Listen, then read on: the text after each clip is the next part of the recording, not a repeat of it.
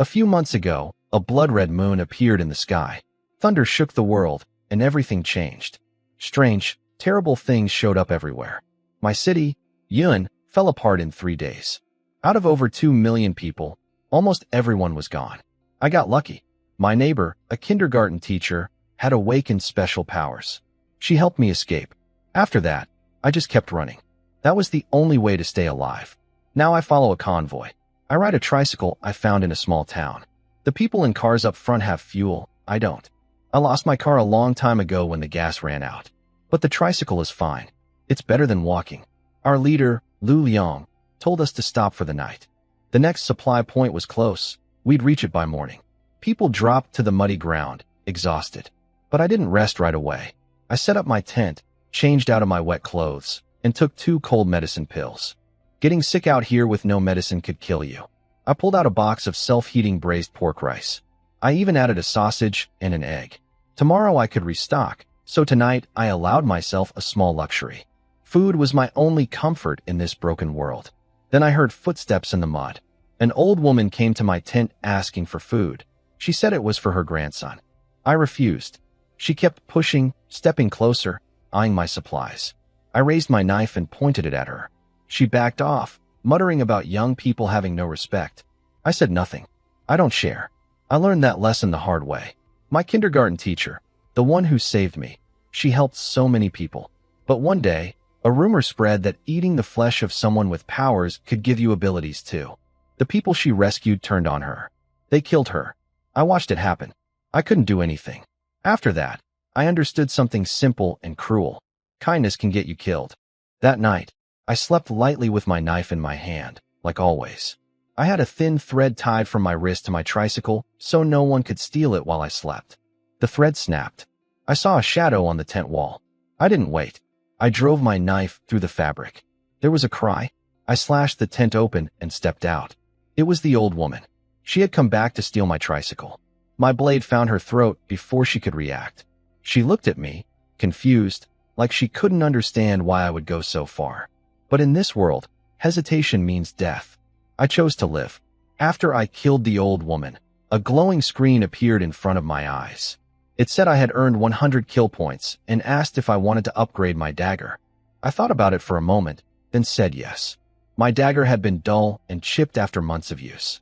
But after the upgrade, it flashed with white light and became sharp and new again, even better than before. All 100 points were spent instantly. I didn't like the thought that these points came from killing people. I pushed it out of my mind. I dragged the old woman's body to a pile of rocks nearby. When I came back, people were already watching. Some looked calm, some shocked. No one said a word. I just gave them a shy smile. A few of them shivered. I wasn't hiding the body to cover anything up. I just didn't want a corpse lying next to where people slept. I still had that much decency. For a moment, I thought about the old woman's grandson. Without her, the boy probably wouldn't last long.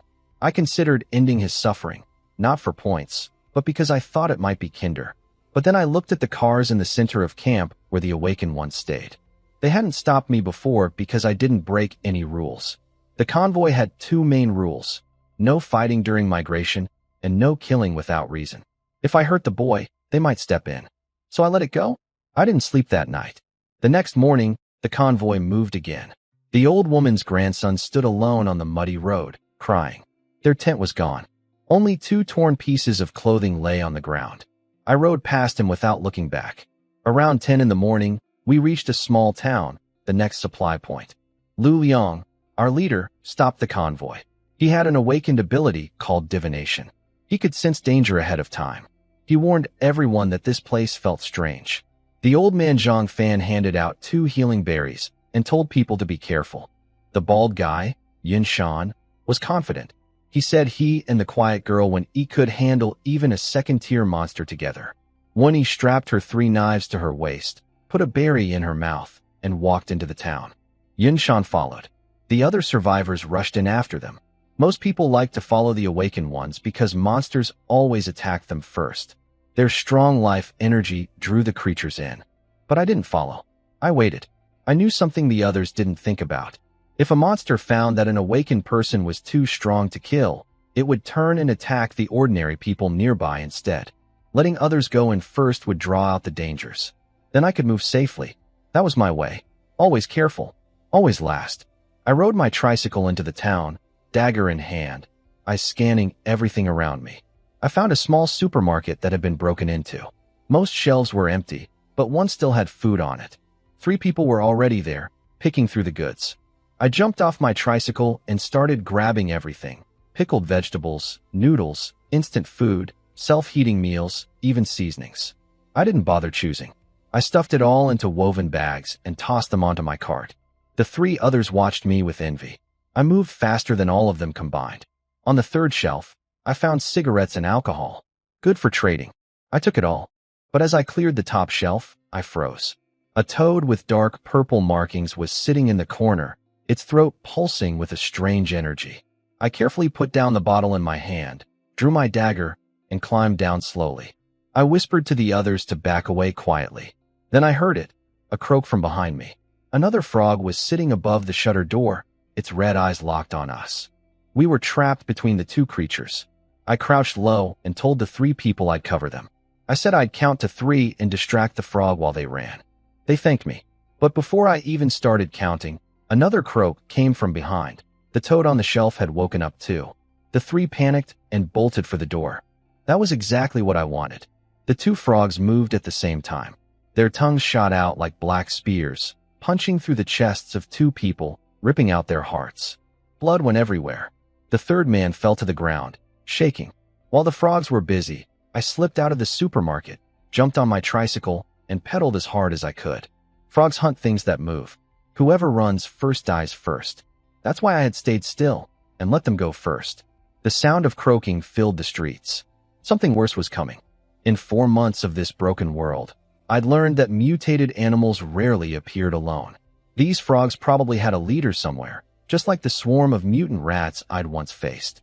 Then a black dog jumped down from a rooftop and blocked my path. Its red eyes glowed. Dark energy swirled around its body. Every step it took made my heart tighten. I didn't run. Running from a dog, even a normal one, was never smart. And this thing was evolved. It would catch me before I got 10 steps. Frogs behind me. Dog in front. No way out.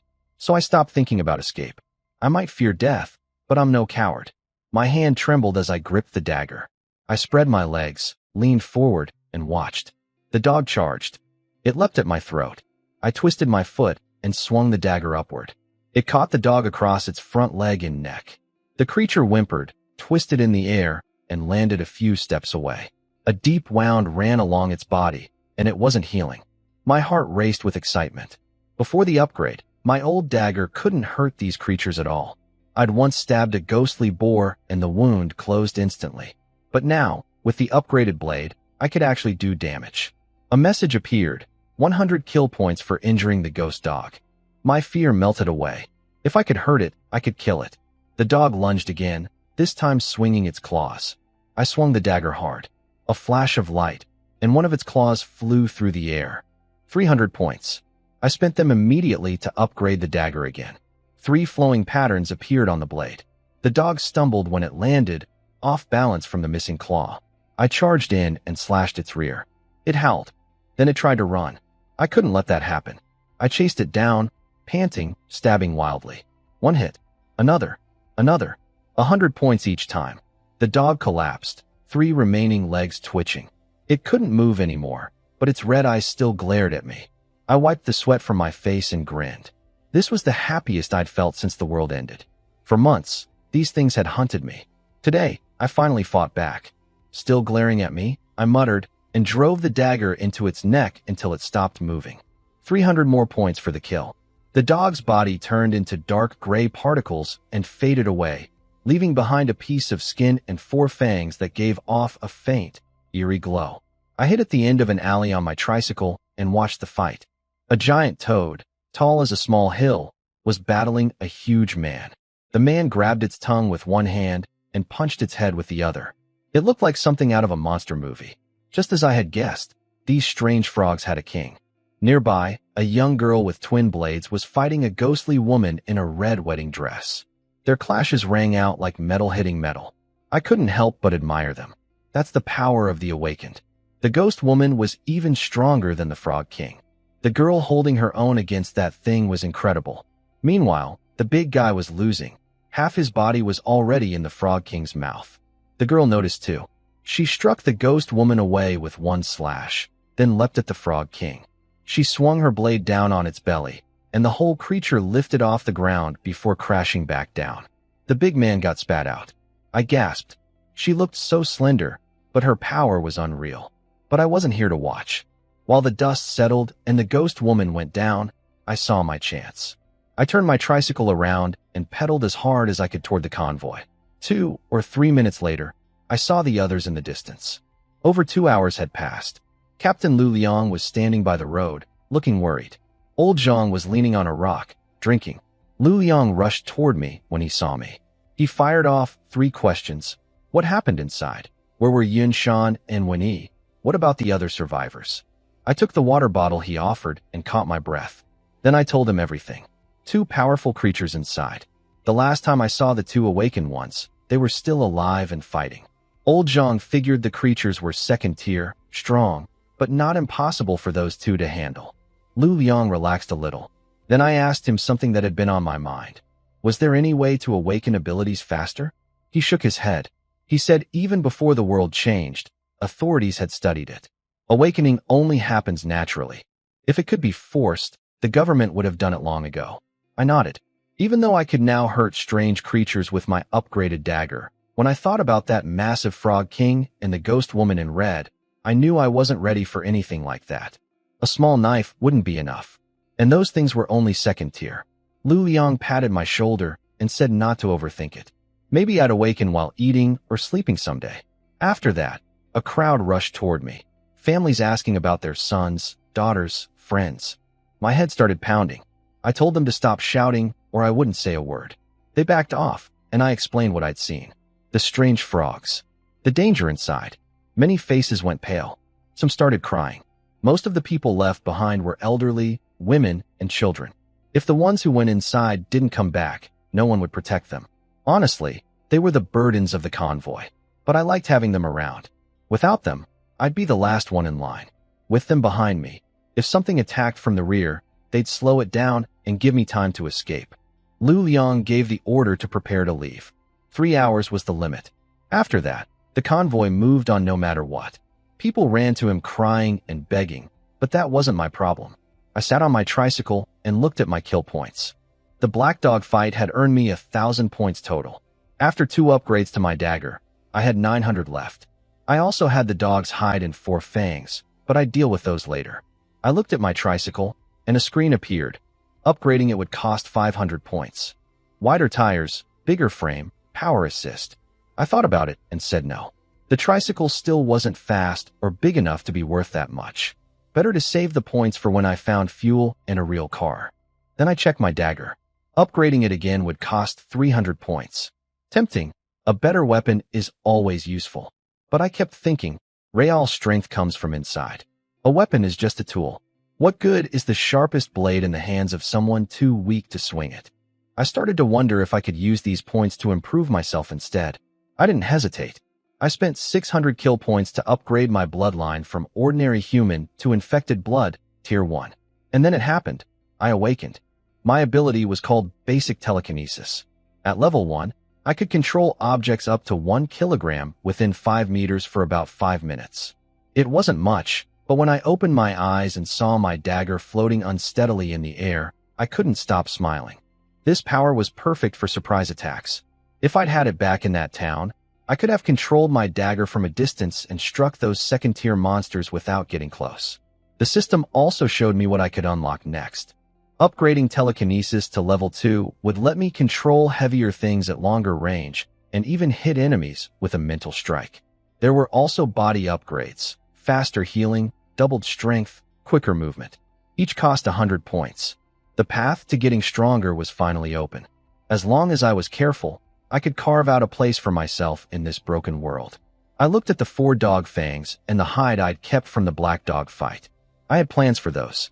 Meanwhile, Yun Shan and Wen Yi made it out of the town alive. From what I heard later, they'd barely escaped the Frog King and the Ghost Bride. Wen Yi had cut off the ghost's arm and grabbed a golden bracelet from it. Yunshan complained that they barely got any supplies, but when Yi kept fighting to protect the survivors behind them. The convoy moved fast after that. Lu Liang's jeep led the way, and I pedaled right alongside it.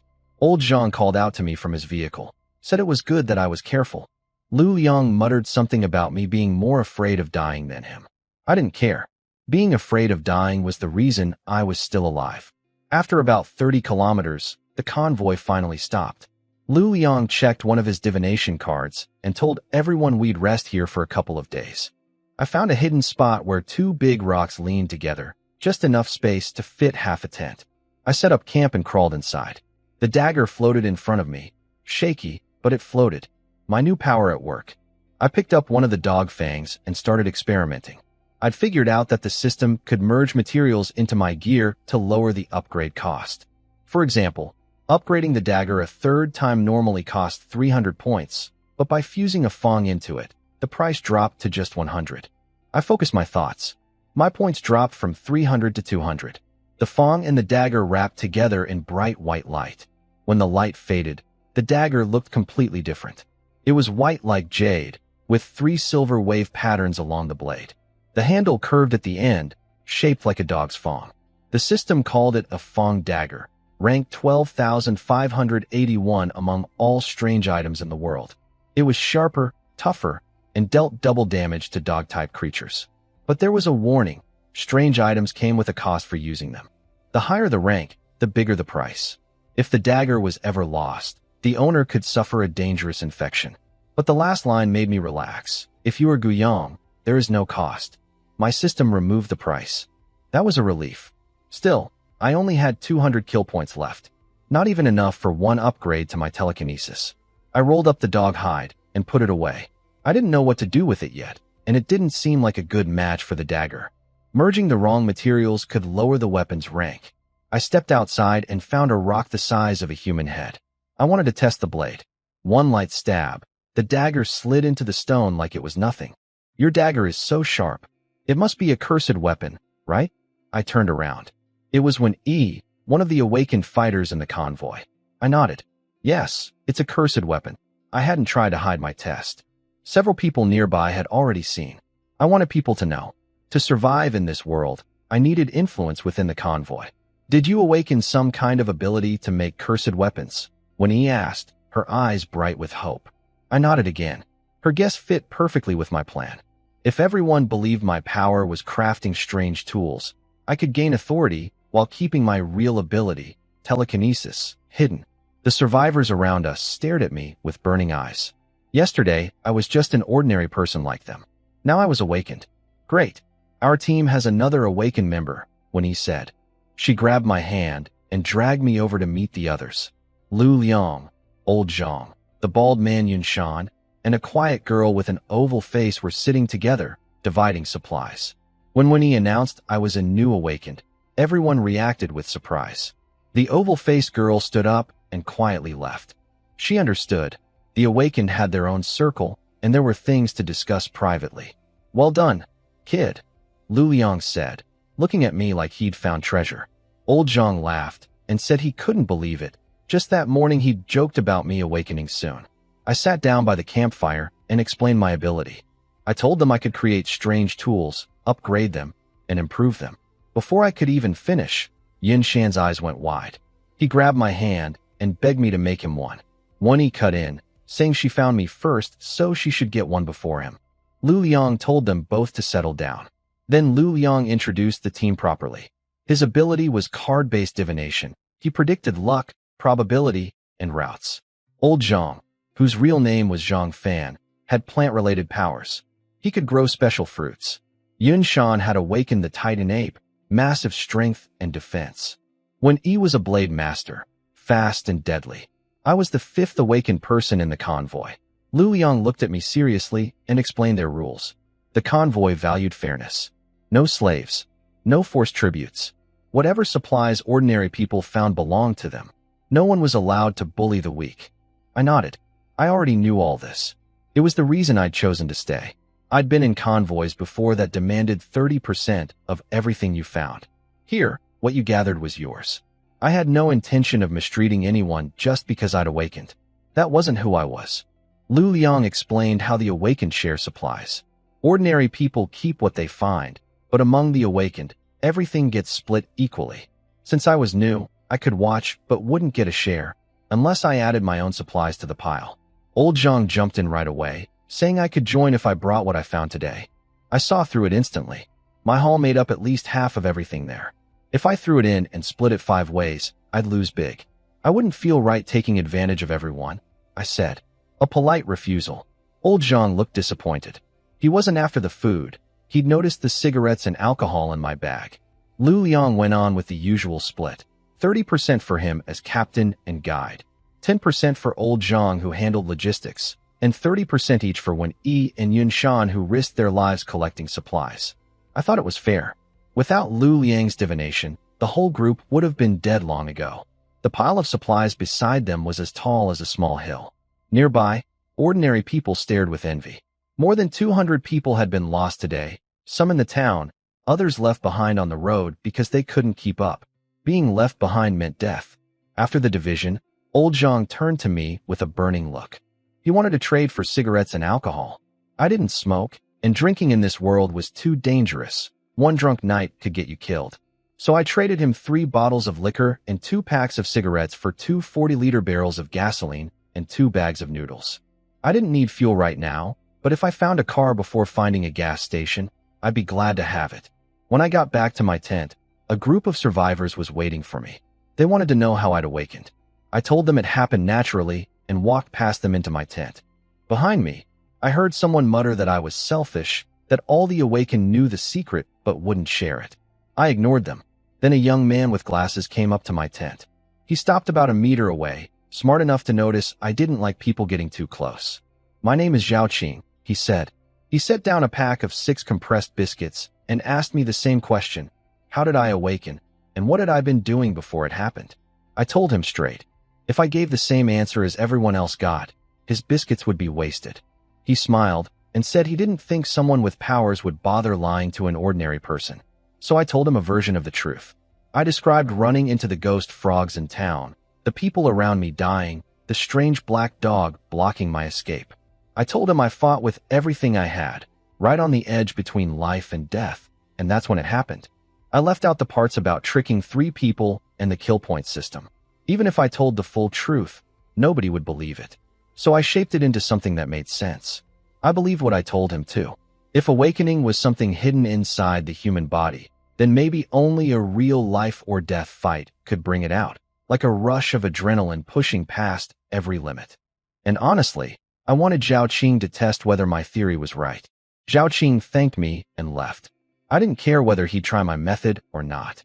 The next morning, Wen Yi was standing outside my tent holding 3 long blades.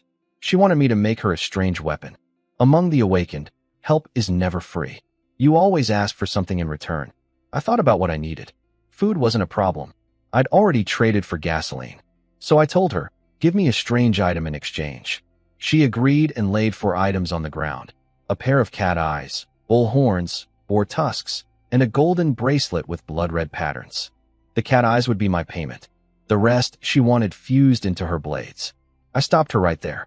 Do you think I'm a factory? 1 strange weapon for 1 strange item. And I can only make 1 at a time. My ability needs to recover. She looked at her 3 knives, torn about which one to choose. I asked why she carried 3 when she only had 2 hands. She said she needed a spare in case one broke mid-fight. I didn't argue. She picked a Tang-style sword with a white handle. Then she asked which strange item would work best for the fusion. I studied the 4 items. The cat eyes didn't match a blade. The horns and tusks might add toughness, but the golden bracelet with the blood-red patterns caught my eye. Metal fusing with metal, that should work best. This one, I said, pointing at the bracelet. She asked if there was any chance of failure. I told her it was 100% success. She sighed with relief. I focused my mind.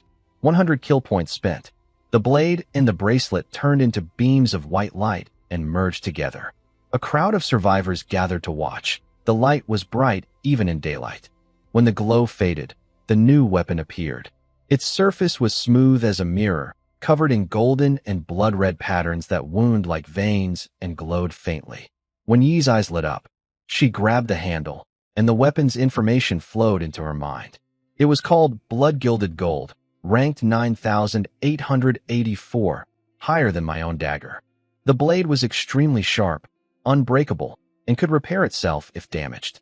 When swung, it left a red trail, and its golden lines could affect an enemy's mind, filling them with guilt and sadness. She was thrilled until she read the rest. Every strange weapon has a cost. The higher the rank, the worse the side effect. Hers would force her to feel fragments of the ghost bride's memories, joy before marriage, despair after being abandoned. It could cause sudden waves of sadness or mental confusion. Wiping the blade with fresh blood could reduce the effect. There was one more line she couldn't see, a hidden attribute. If the weapon belonged to me, there would be no cost at all. I watched Wen Yi's smile fade. She'd never been in love, and now she was stuck carrying the heartbreak of a dead woman. Meanwhile, Lu Liang, Yin Shan, and old Zhang had been watching from a distance. They'd come to ask me for weapons too, but held back when they saw Wen Yi was already there. Old Zhang figured from how happy she looked at first that my creations must not rank very high. Then he noticed she stopped smiling. He knew what that meant.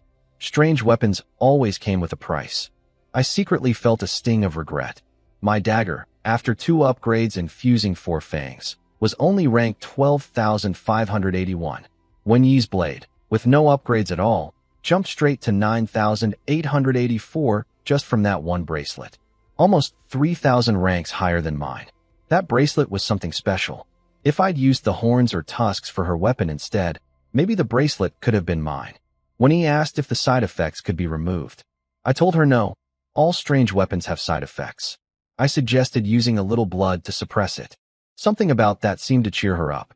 She told me to pick one of the 3 remaining items as my payment. I thought about it and told her to keep them in her car for now. My tricycle was too small. The bullhorns alone were massive, and I still had 2 barrels of gasoline strapped on. I needed to find a real car soon. Having my things in someone else's vehicle made me uncomfortable. Also, honestly, riding a tricycle as an awakened person looked a bit embarrassing. I still cared about that sometimes. After when he left, Lu Liang, Yin Shan, and old Zhang all came over wanting strange weapons too. I shook my head and made up an excuse. My ability needed 3 days to recover between uses. The truth was I wanted to save my resources. One weapon was enough to prove what I could do. Lu Liang asked if my crafting could ever fail. I said no, 100% success. His eyes narrowed, and he muttered that it was beyond normal. He didn't push further, but I could tell he understood more than the others about how rare strange weapons really were.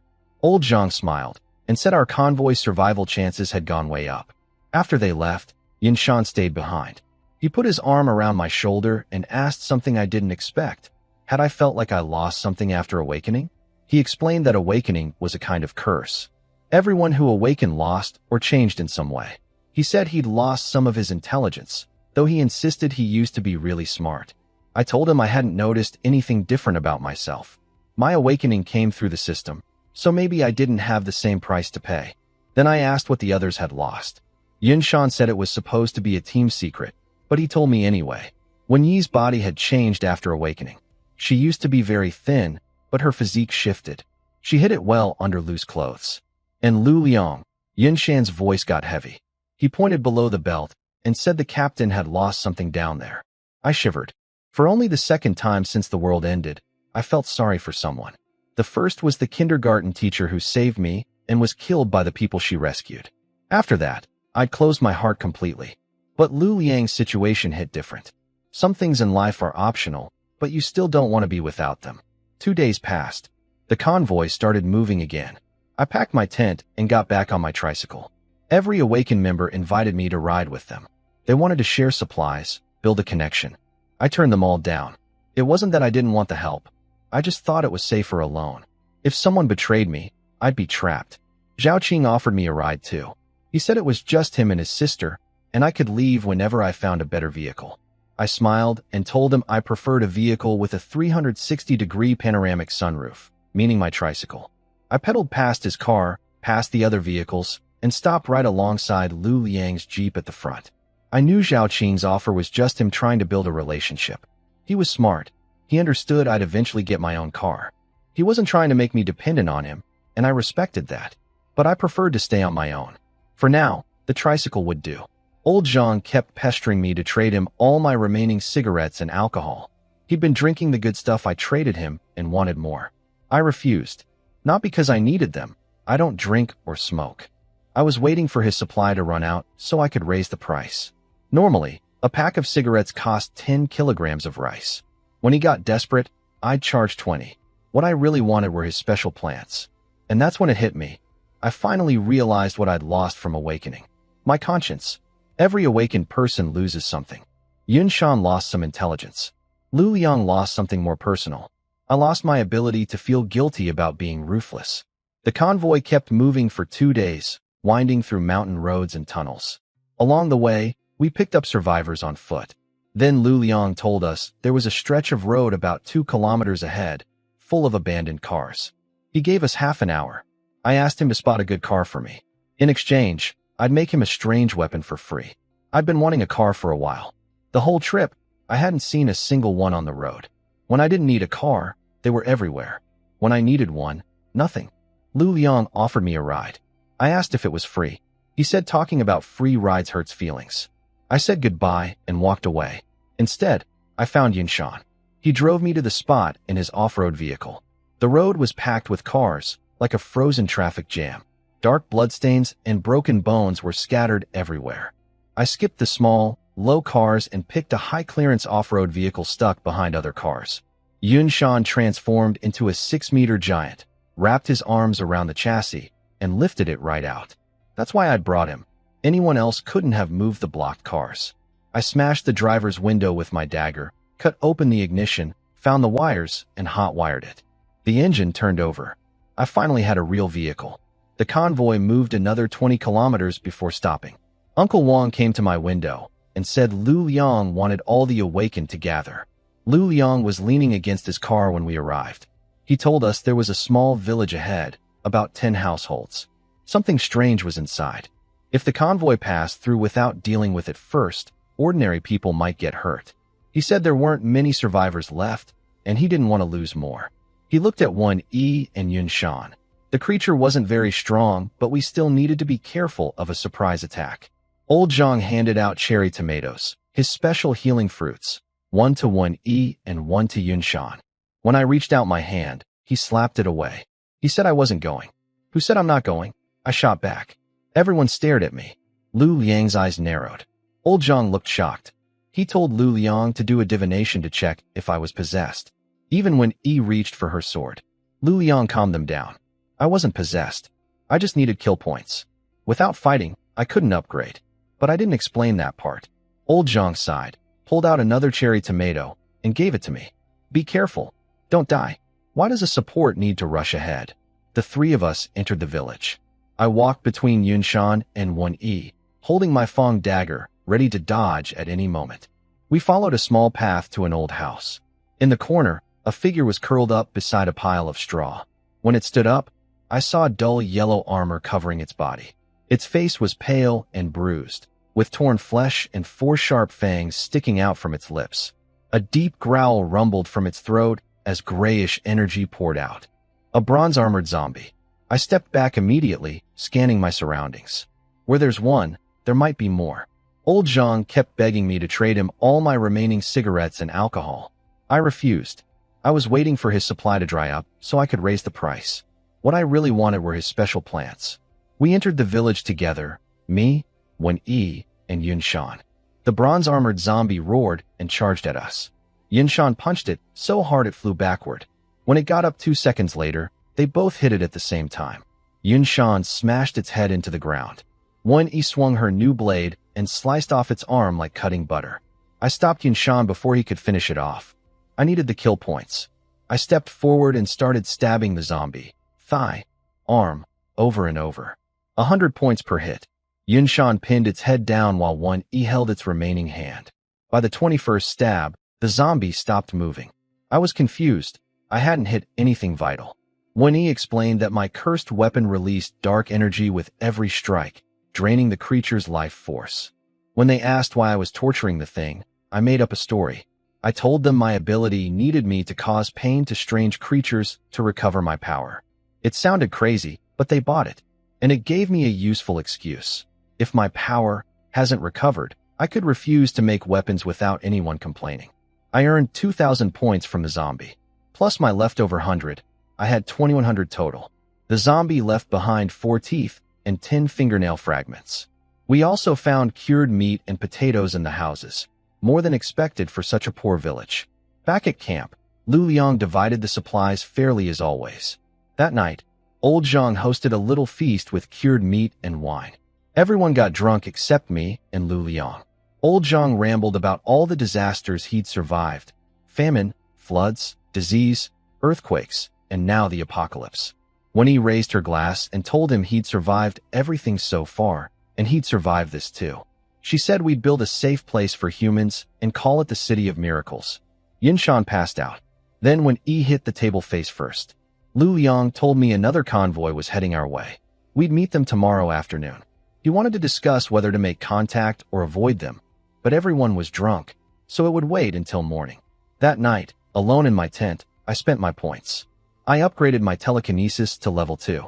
Now I could control objects up to 5 kilograms at 15 meters, and I unlocked a new skill: telekinetic impact, a mental shock that could stun an enemy like a hard blow to the head. I practiced with the dagger, spinning it through the air. My mental energy drained fast, and my face went pale, but I was grinning. Then I upgraded agility, strength, and cell enhancement, 100 points each. My speed hit 15 meters per second. My punch force reached 200 kilograms. My healing speed increased by 50%. The next morning, 5 of us sat around a table in Lu Liang's tent. He explained the situation. Another convoy was approaching, 3 awakened members. Their leader was an old man who slept during the day, abilities unknown. The second was a scarred man with incredible strength. The third was a girl about Wen Yi's age who could control strange creatures. That last one caught my attention. A person who could control strange creatures? My eyes must have flickered, because everyone noticed. Lu Liang asked us to vote. I said no contact at first. Most convoys are dangerous, and people are scarier than monsters. But after hearing the details, I changed my mind. I laid out a plan. If things went bad, Yinshan could handle the scarred man. When E, now at 2nd level after the zombie fight, could deal with the girl, and Lu Liang could face the old leader. I'd stay back and protect Old Zhang. Old Zhang laughed and voted to make contact. Yinshan agreed he needed food. When he agreed too, the vote passed. Lu Liang looked a bit helpless, but accepted it. He reminded everyone, peaceful contact only. No bad intentions. We're all human. Our real enemy is the strange creatures. Then all 3 of them, Lu Liang, Wen Yi, and Old Zhang, turned and stared at me. What? I said, annoyed. You think I have bad intentions? But I knew why they looked at me.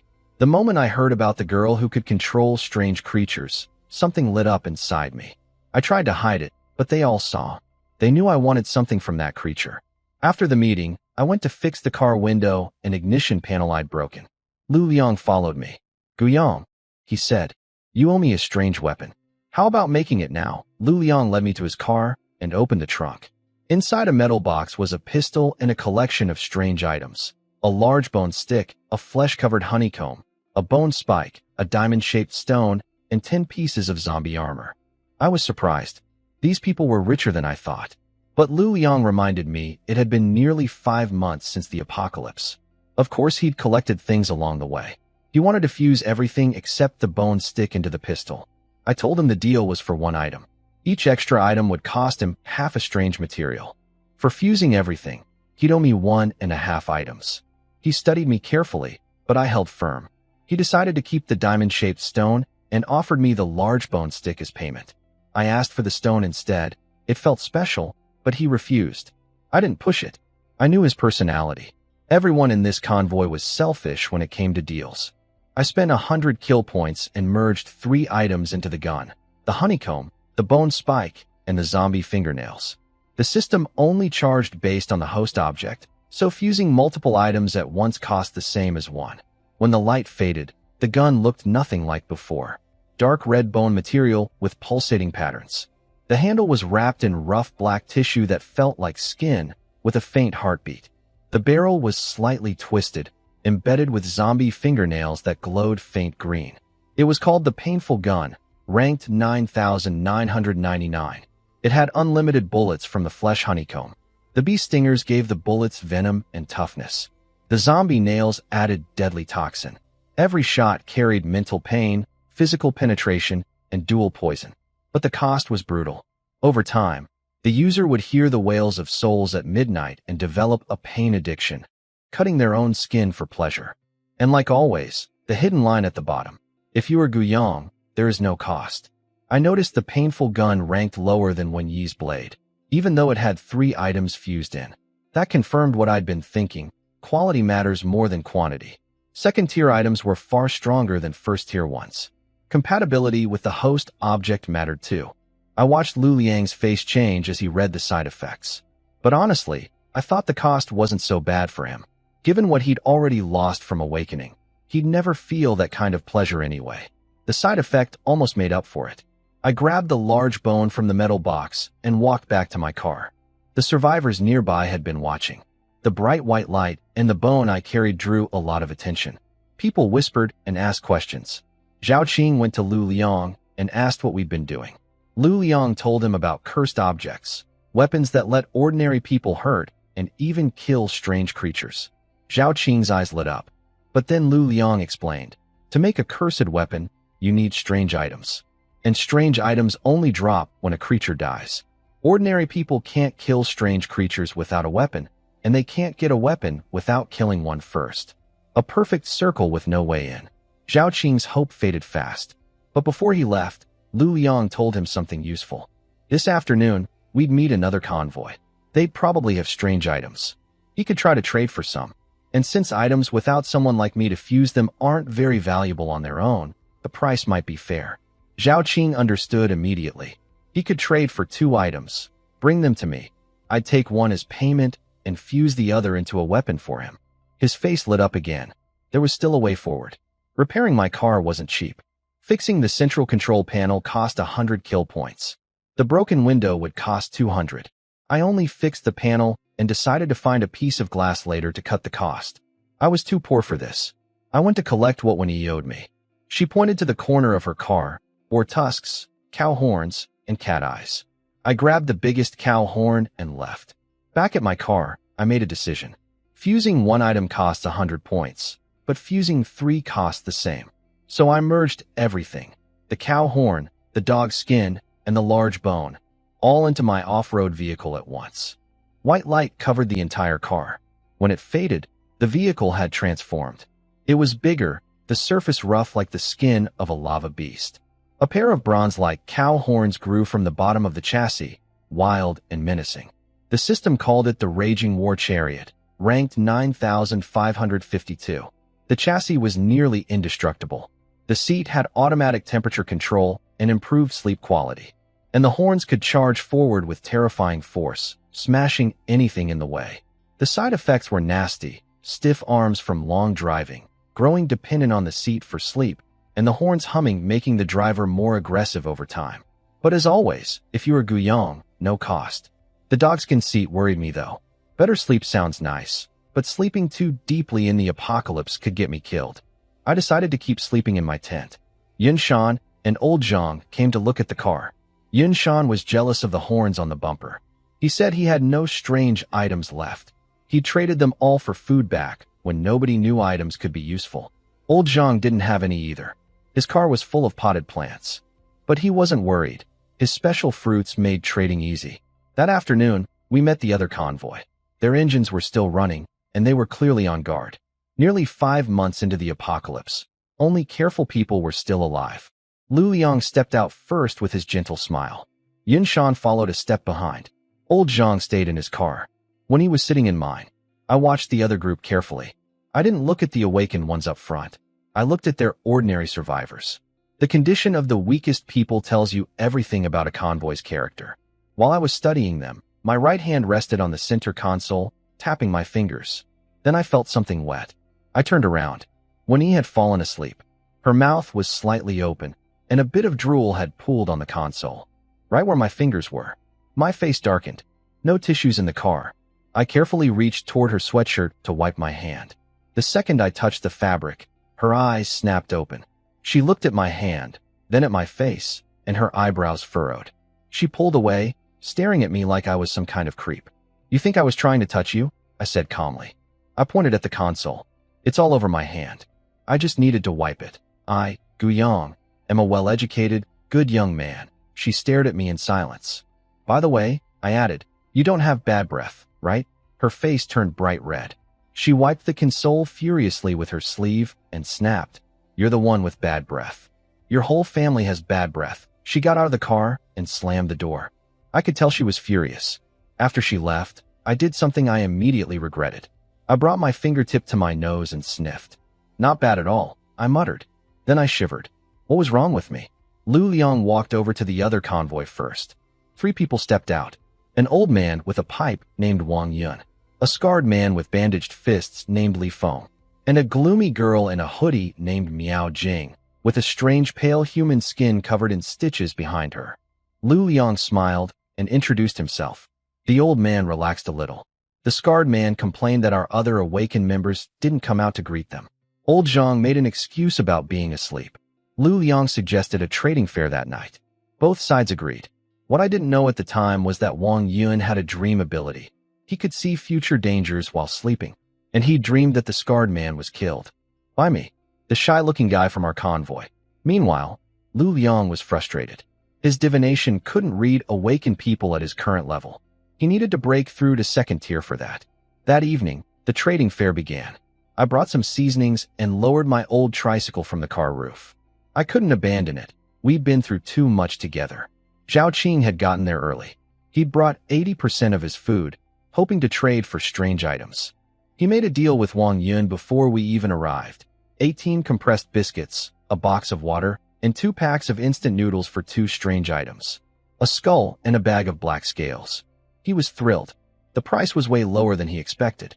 When our group walked up to the trading area, I noticed all 3 of the other convoy's awakened members were staring at me.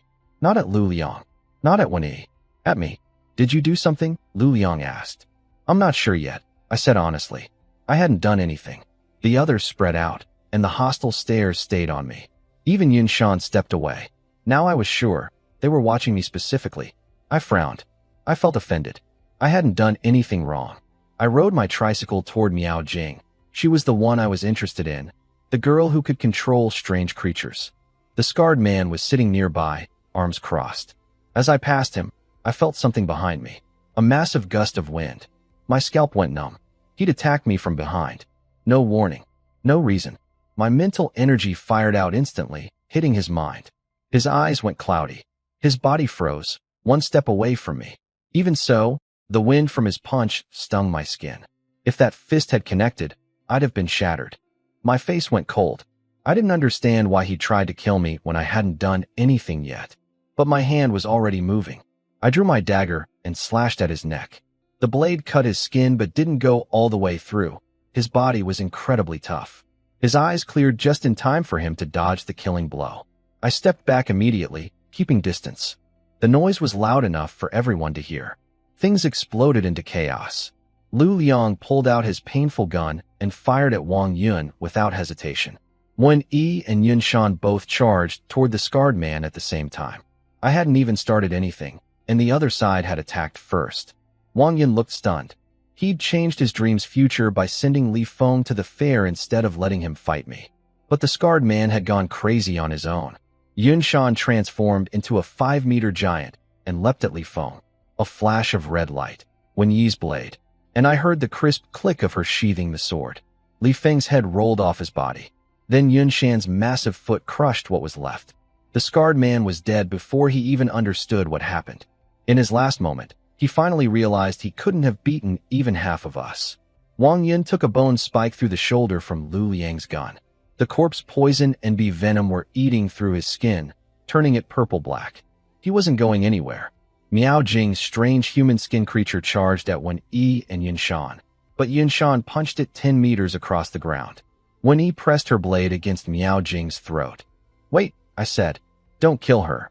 Wenyi looked at me, curious. "What did you do that made everyone want to kill you?" I sighed. I had no answer for that. I turned to Miao Jing and asked calmly if any of them knew me before the apocalypse. She said no. None of them did. I haven't spoken a single word to you people, I said. And you tried to kill me. If my telekinesis hadn't stunned the scarred man for that 1 second, I'd be dead right now. I was furious, but Miao Jing still had value to me, so I held back.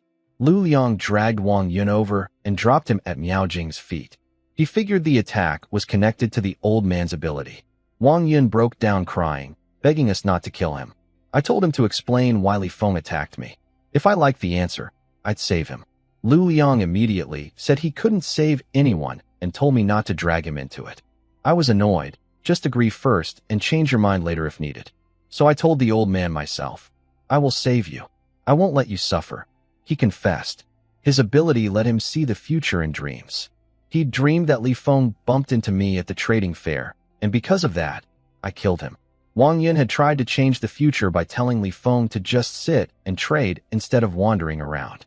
But Li Feng decided to attack me first instead. Lu Liang looked at me. So you really plan to cause trouble? Nonsense, I shot back. I hadn't done anything yet.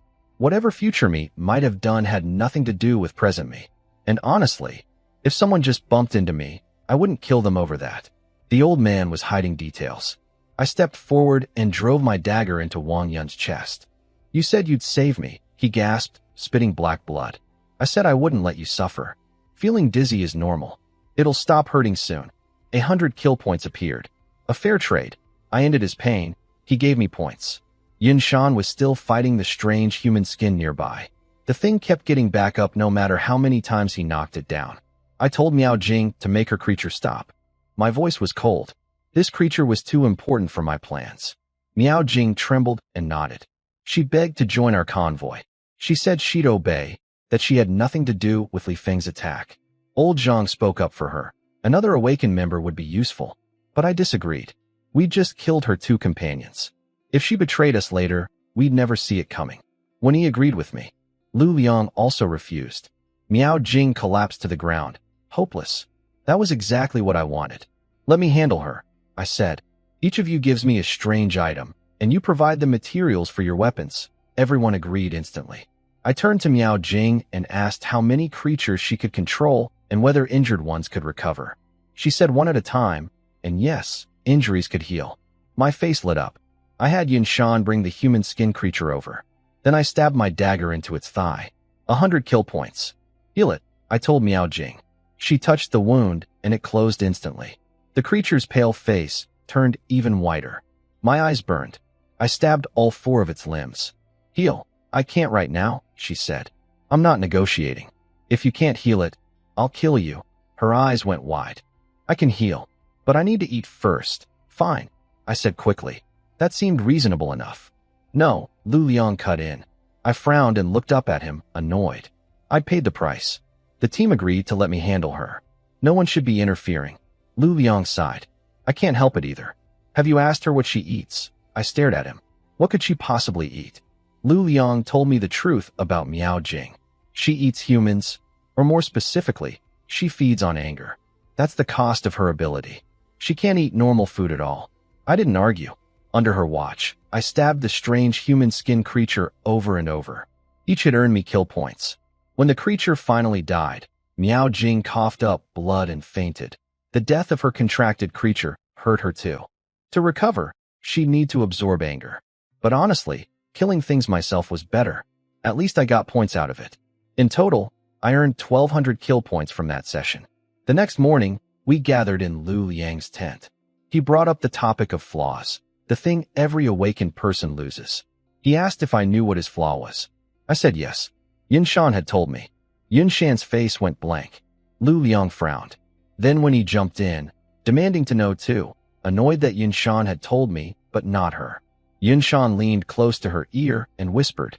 Wen Yi's face twisted into a mess of worry, pity, and confusion. Lu Liang's expression turned dark. Do you think I can't hear you from this close? He was furious. He said the rumor Yin Shan had been spreading, that he'd lost something below the belt, was completely false. He was a normal person and hadn't lost any organs. I stayed quiet. Yin Shan shot me a look, clearly regretting ever gossiping with me. Old Zhang, sitting calmly to the side, said Lu Liang's real flaw was probably that he couldn't lie. Lu Liang corrected him. His flaw wasn't about lying. It was that he couldn't betray his conscience. He physically couldn't act against what he believed was right. In the end times, there aren't that many good people, he said. I'm not a saint. I'm forced into it. That explained a lot about how he ran the convoy. Then we divided the spoils from the fight. 5 strange items total. Old Zhang passed. He said he was just watching and didn't lift a finger. Lu Liang suggested I pick 2 since I was the one who got attacked. The other 3 would each take 1. When he grabbed a still-beating heart. Yun Shan took a roll of burial cloth. Lu Liang took a coin. I got a piece of human skin and an oil lamp. Next came the bigger question. What to do with the survivors from the other convoy? Their team ran on a tribute system, and many had already run out of food. Lu Liang suggested we take them in. We'd lost so many of our own survivors at the last supply point that we needed more people. Everyone agreed. We all understood the unspoken truth. In dangerous moments, having more people behind you gives you a better chance. Lu Liang offered to give up his share of the captured supplies to feed the new survivors. That meant I got 40%, when Yi and Yun Shan each got 30%, and Lu Liang took nothing. He used his own portion to keep the newcomers alive. He really was a good person, even if it wasn't by choice. Uncle Wang counted the new survivors. 164 people. Combined with our original 112, the convoy grew to 276. Lu Liang separated the new survivors into 2 groups, those with supplies and those without. He told the ones without food that they'd be given supplies until the next collection point. The hungry ones were overwhelmed with gratitude. But a middle-aged woman from the group that still had supplies stepped forward, angry. She said it wasn't fair. They'd been careful and rationed their food. The others had eaten through everything carelessly, and now they were being rewarded with free supplies. She had a point. In their old convoy, everyone survived on tributes. Here, this kind of fairness felt broken. Lu Liang glanced at Guyang. Guyang turned around and walked away without hesitation. It's none of his business. The captain should handle his responsibilities. Lu Liang felt a bit speechless. He looked at the middle-aged woman, still wearing a gentle smile. Fairness is for those who are prepared. If you want fairness, you can hand over all your supplies for everyone to share. In this convoy, I will follow my rules. I don't want your opinions, I want my way. That's how I handle fairness. Understand? The middle-aged woman swallowed and stepped back into the crowd. She knew about the convoy's fairness and that the awakened ones were good people, so she dared to speak up. What if she actually received some supplies? Lu Liang finished explaining the 2 rules of the convoy and then left directly. A woman with small eyes rolled her eyes and patted the middle-aged woman on the shoulder. Hey, I think we're almost there. If you say a few more words, that captain will definitely share some supplies with us. Look at him, always smiling. He's probably easy to talk to. The woman with small eyes looked a bit regretful. Really? The middle-aged woman asked uncertainly. Most people had already left by then. Only a few moved closer to the woman with small eyes. Seeing this, she secretly felt proud. The outstanding people are always the backbone wherever they go. Of course it's true. We women need to be a little more assertive to fight for our rights. Among the awakened, only 1 out of 5 is a woman, so our voice isn't strong enough. We've already lost on that front. So, we ordinary folks need to stand up. Get some say in things, or else men will always dominate us. The woman with small eyes spoke confidently, then looked back at the middle-aged woman. Go talk to the captain again. I'll find that awakened person in the convoy and try to bring her over. Only then will life in this convoy be better for us. The middle-aged woman hesitated but nodded. The woman with small eyes looked satisfied and turned toward Wen Yi's vehicle. The middle-aged woman also headed toward Lu Liang's tent, planning to speak with the captain again. Based on the woman with small eyes analysis, she thought it was worth a try. Don't go. At this moment, a hand pressed on her shoulder. Lily is just playing you, using you as a pawn. The speaker was a woman with messy hair, a face covered in dust, and clothes that were dirty. No matter how good the awakened are, they are still dangerous if they get angry. You know the consequences. The middle-aged woman seemed to remember something, shivered, and ultimately didn't dare to go. She said thank you and left. Luohua, I've told you many times, don't interfere in other people's affairs. A similarly dirty woman stepped forward, grabbing Luohua's ear. Big sister, don't pull, my ear will fall off, Luohua begged repeatedly. How many times do I have to tell you to stay low-key? Luo Yuzhu said irritably. Lily is the one on the last team ranking, the Scar-Faced awakened. She's been bossy in the team. Now that the Scar-Face is dead, she probably thinks her days will be tough, and she's starting to cause trouble again. Shameless. I can't stand her. She wants to stir up trouble and drag others into it. If you can't stand it, then prove you have the strength. Do you? You only have your mouth. Anyway, just stay low-key and don't interfere. Luo Yuzhu gave her sister a slap on the head. Did she not understand Li Li's intentions? She just wanted to gather a group of people, represent their interests, and challenge the awakened. But she needed to see if she could persuade the women in the team. Gu Yang was sitting on the roof, holding a bowl of preserved meat porridge, shaking his head. He was a bit disappointed that those women didn't go find Lu Liang. He really wanted to see how Lu Liang, the kind-hearted guy, would handle the situation. After finishing his meal, Zhao Qing came over, eyes slightly red and swollen. Last night, Zhao Qing had obtained 2 strange objects and was eager to craft a mysterious device. Later, when he learned about the battle among the awakened, he started to worry about Gu Yang's safety. He kept watching Gu Yang's vehicle until late, when Gu Yang finally returned. His restless heart finally calmed down. Last night, he wisely didn't look for Gu Yang. Thinking about the mysterious device made him restless again. He started to overthink. Although Lu Liang promised to mention it to Gu Yang, he worried Lu Liang might forget, or that Gu Yang wouldn't help him. What should he do? So he stayed awake all night.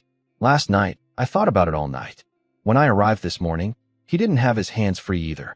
Mr. Gu, Zhao Qing was so confused he didn't know how to address Gu Yang. Should I call him older brother Gu? But I am older than him, so that might seem like trying to get close. What's the matter? Gu Yang finished tidying up his dishes. I want to ask for your help to make a strange device, Zhao Qing said, handing over 2 large packs of instant noodles.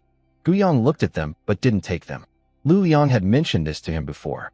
Making a strange device needs a strange object. 2 packs of noodles are not enough. I know.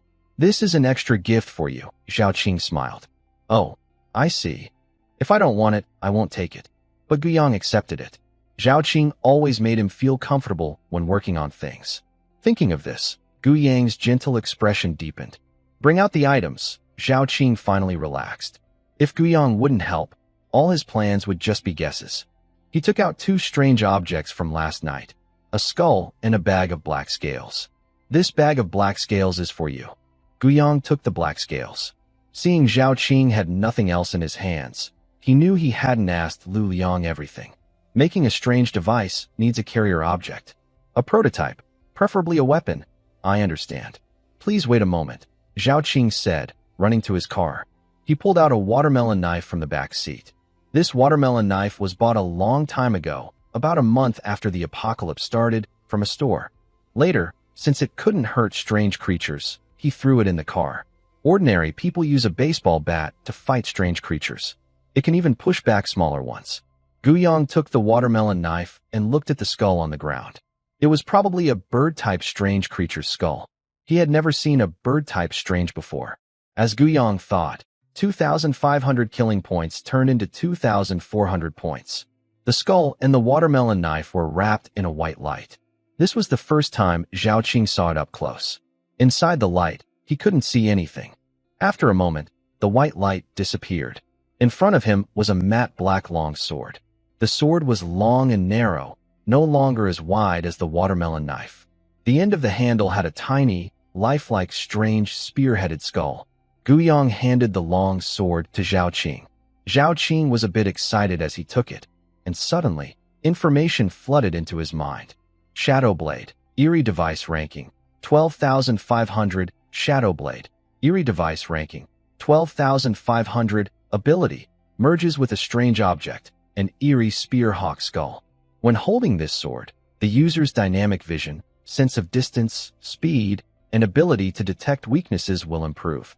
The blade fused with the hawk's beak will be extremely sharp, able to cut through iron easily. Eerie Device, a forbidden item fused with strange objects. Using it always comes with a cost, and higher-ranked items have greater costs. Cost: Hawk's Eye Burning Heart, visual cost. The user's eyesight will become blurry over time until it disappears. Hidden attribute: if you are Gu Yang, you can use it without any cost. Information about the Shadow Blade kept flooding Zhao Qing's mind. Guiyang quietly thought to himself that the Dagger of Fangs ranks 81 places higher than the Shadow Blade. In some ways, the Shadow Blade is stronger than the Dagger of Fangs. It has improved dynamic vision, sense of distance, speed, weakness detection, and attribute enhancement. How much it is enhanced doesn't matter now. At least, it is improved. The Dagger of Fangs doesn't have much enhancement, only double damage against dog-like strange creatures. Guiyang concluded that a lower-ranked eerie device isn't necessarily weaker. Zhao Qing, who had absorbed the information, couldn't fully process it. He forced a small smile. Mr. Gu, does this cost? Mean something like a failed enhancement or a flaw? If it's about failed enhancements, he can accept it for now. Just use it and find materials later. Eerie devices always come with a cost. Since you're carrying those 2 big packs of instant noodles, I'll explain a bit. Here, there's no such thing as failed enhancement. Every eerie device has a cost, and the higher the rank, the greater the cost. Zhao Qing fell silent. At rank 12,500, he might go blind. Further back, he could lose limbs or even his life. He decided not to think about it anymore. When his eyes go blind, he'll deal with it then. Anyway, eerie devices are unavoidable. He wasn't holding an eerie device. He was holding hope for the future. His life would surely get better because of this eerie device. The white glow of the eerie device still attracted many eyes. The original survivors of the convoy only glanced at it and then looked away. The survivors who had just joined the group began to discuss intensely. Many asked about the original team members, but all they received were guesses. The white light faded, revealing a weapon inside. Anyone with a bit of sense knew this was not an ordinary weapon. Strangely, Zhao Qing returned holding the weapon. Many who had previously looked away with indifference now looked at it eagerly. These special weapons were usually in the hands of awakeners, and they didn't usually share information. But now, things were different. Suddenly, many people moved toward Zhao Qing. When asked about the weapon, Zhao Qing simply said calmly, "A strange device, capable of killing strange creatures." Immediately, the survivors started to talk excitedly. Ordinary people couldn't kill strange creatures. Only awakeners could. If they could also kill these creatures, maybe they could be called awakeners too. The Luo sisters nearby widened their eyes in surprise. "Sis, that weapon can kill strange creatures." Luo Yuzhu nodded seriously. Being able to kill strange creatures was a sign of strength. Meanwhile, Guiyang sat inside the car, holding Zhao Qing's scale fragments. On the front seat, there was a piece of human skin and an oil lamp. He thought the scales suited the car, but the oil lamp and human skin seemed out of place. Guiyang got out of the car. With a thought, the scales and oil lamp disappeared, and the entire vehicle was wrapped in white light. Following the principle of not wasting, since merging a few items cost only 100 killing points, and he couldn't figure out how to use them, he decided to merge them anyway. It wouldn't affect his ranking. Now, the off-road vehicle's durability was almost perfect, except for the body and tires. The scales should reinforce the car's frame. As for the lamp, the bright white light from the off-road vehicle once again drew everyone's attention. "You upgraded the car again? Didn't you just upgrade it? You really have a lot of resources." One walked over, holding a box, her eyes full of envy. Guiyang really had a lot of strange materials. "What are you holding in your arms?" "Materials. Seeing your car makes me feel jealous.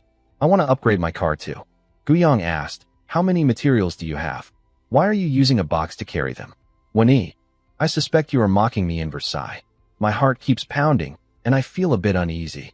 Is there a problem if I put it in a box?" She suspects Guiyang is teasing her about being poor, but she has no clear evidence. "No problem, not at all. I'll help you fix it in a moment. Didn't you say that after helping me for a long time, you can't help others merge? Your white light flickers on and off. Playing tricks with the captain isn't appropriate." Lu Liang's voice sounds from behind Guiyang. Guiyang and Wen both turn around. Not only Lu Liang, but also Old Man Zhang and Yun Shan are there. Guiyang chuckles awkwardly. "It's just that I killed that strange human skin, and it's recovered a bit. Your ability is a bit too powerful." Lu Liang knows Guiyang is joking, but he doesn't argue. He just sighs. "Powerful is good. Maybe I can finally fulfill my wish to die peacefully, without being torn apart by strange things, dying without a complete body." Old Man Zhang laughs happily. At this moment, the white light on the surface of the furious war chariot fades away, and everyone's gaze shifts to it.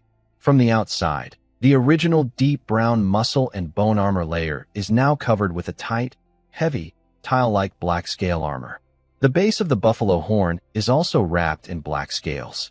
Black armor Furious War Chariot, Strange Device Rank. 8942. Abilities, Rockbone.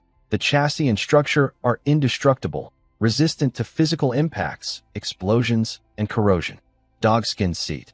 The seat has automatic temperature control, improving sleep quality and providing a strong sense of security, as if guarded by loyal, fierce dogs. Bull Charge. The bull's horns hum and glow with dark red and bronze light. The vehicle will perform a straight, destructive charge with increased speed and power. Enemies and obstacles in its path will be smashed and crushed. The impact is terrifying. Ghostly Oil Lamp. When lit, it emits a faint yellowish glow that barely illuminates the inside of the cockpit.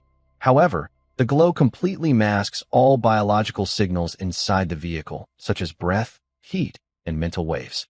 Strange Armored Pangolin Scales provide unmatched physical defense, highly resistant to piercing, cutting, blunt force, high temperatures, and strong acids.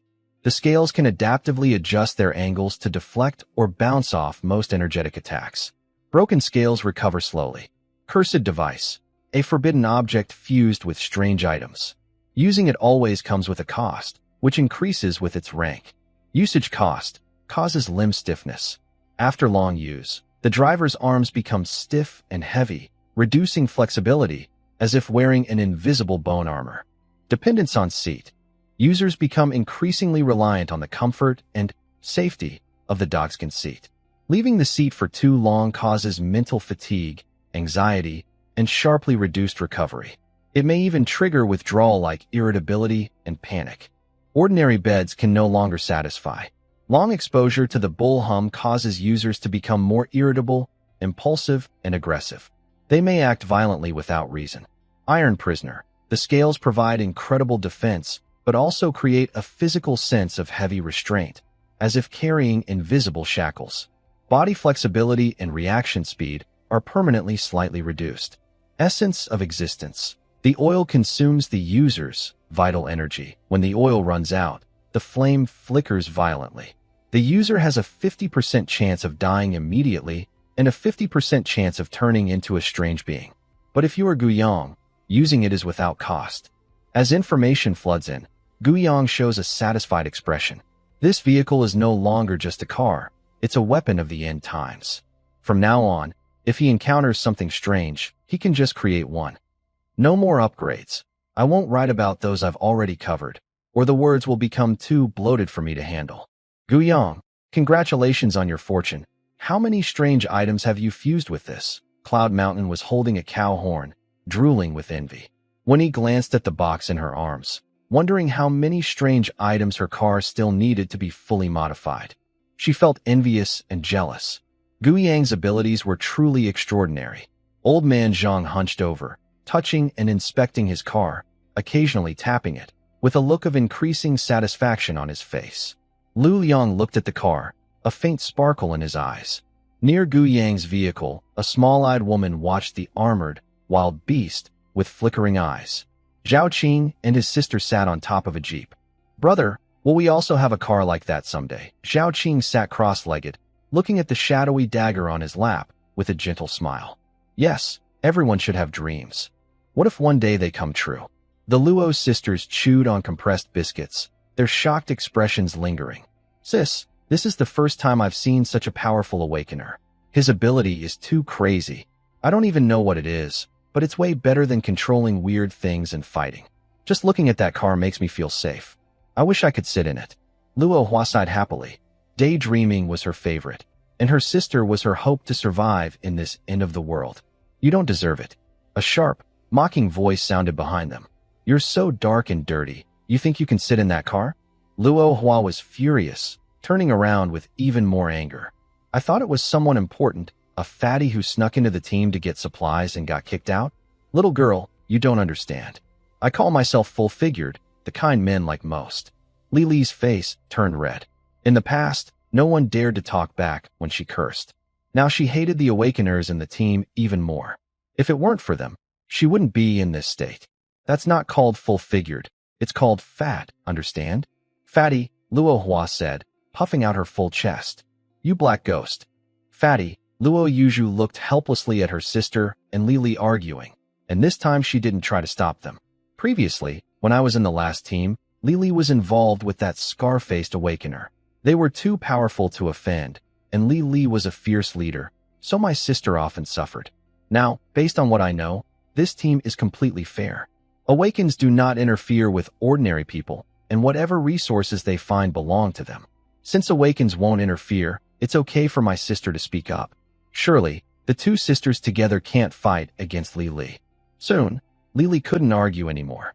Her face turned red as she glared at Luo Hua and angrily left. Feeling better, Luo Yuju raised an eyebrow.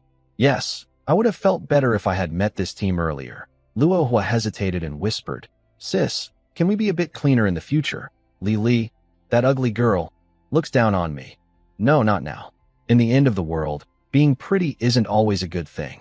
Guyang looked at the beating heart and wild boar tusks inside the box. It's over the limit. I agreed to a strange item, but you have too. Let's owe it for now. No way, no credit, Guyang refused firmly.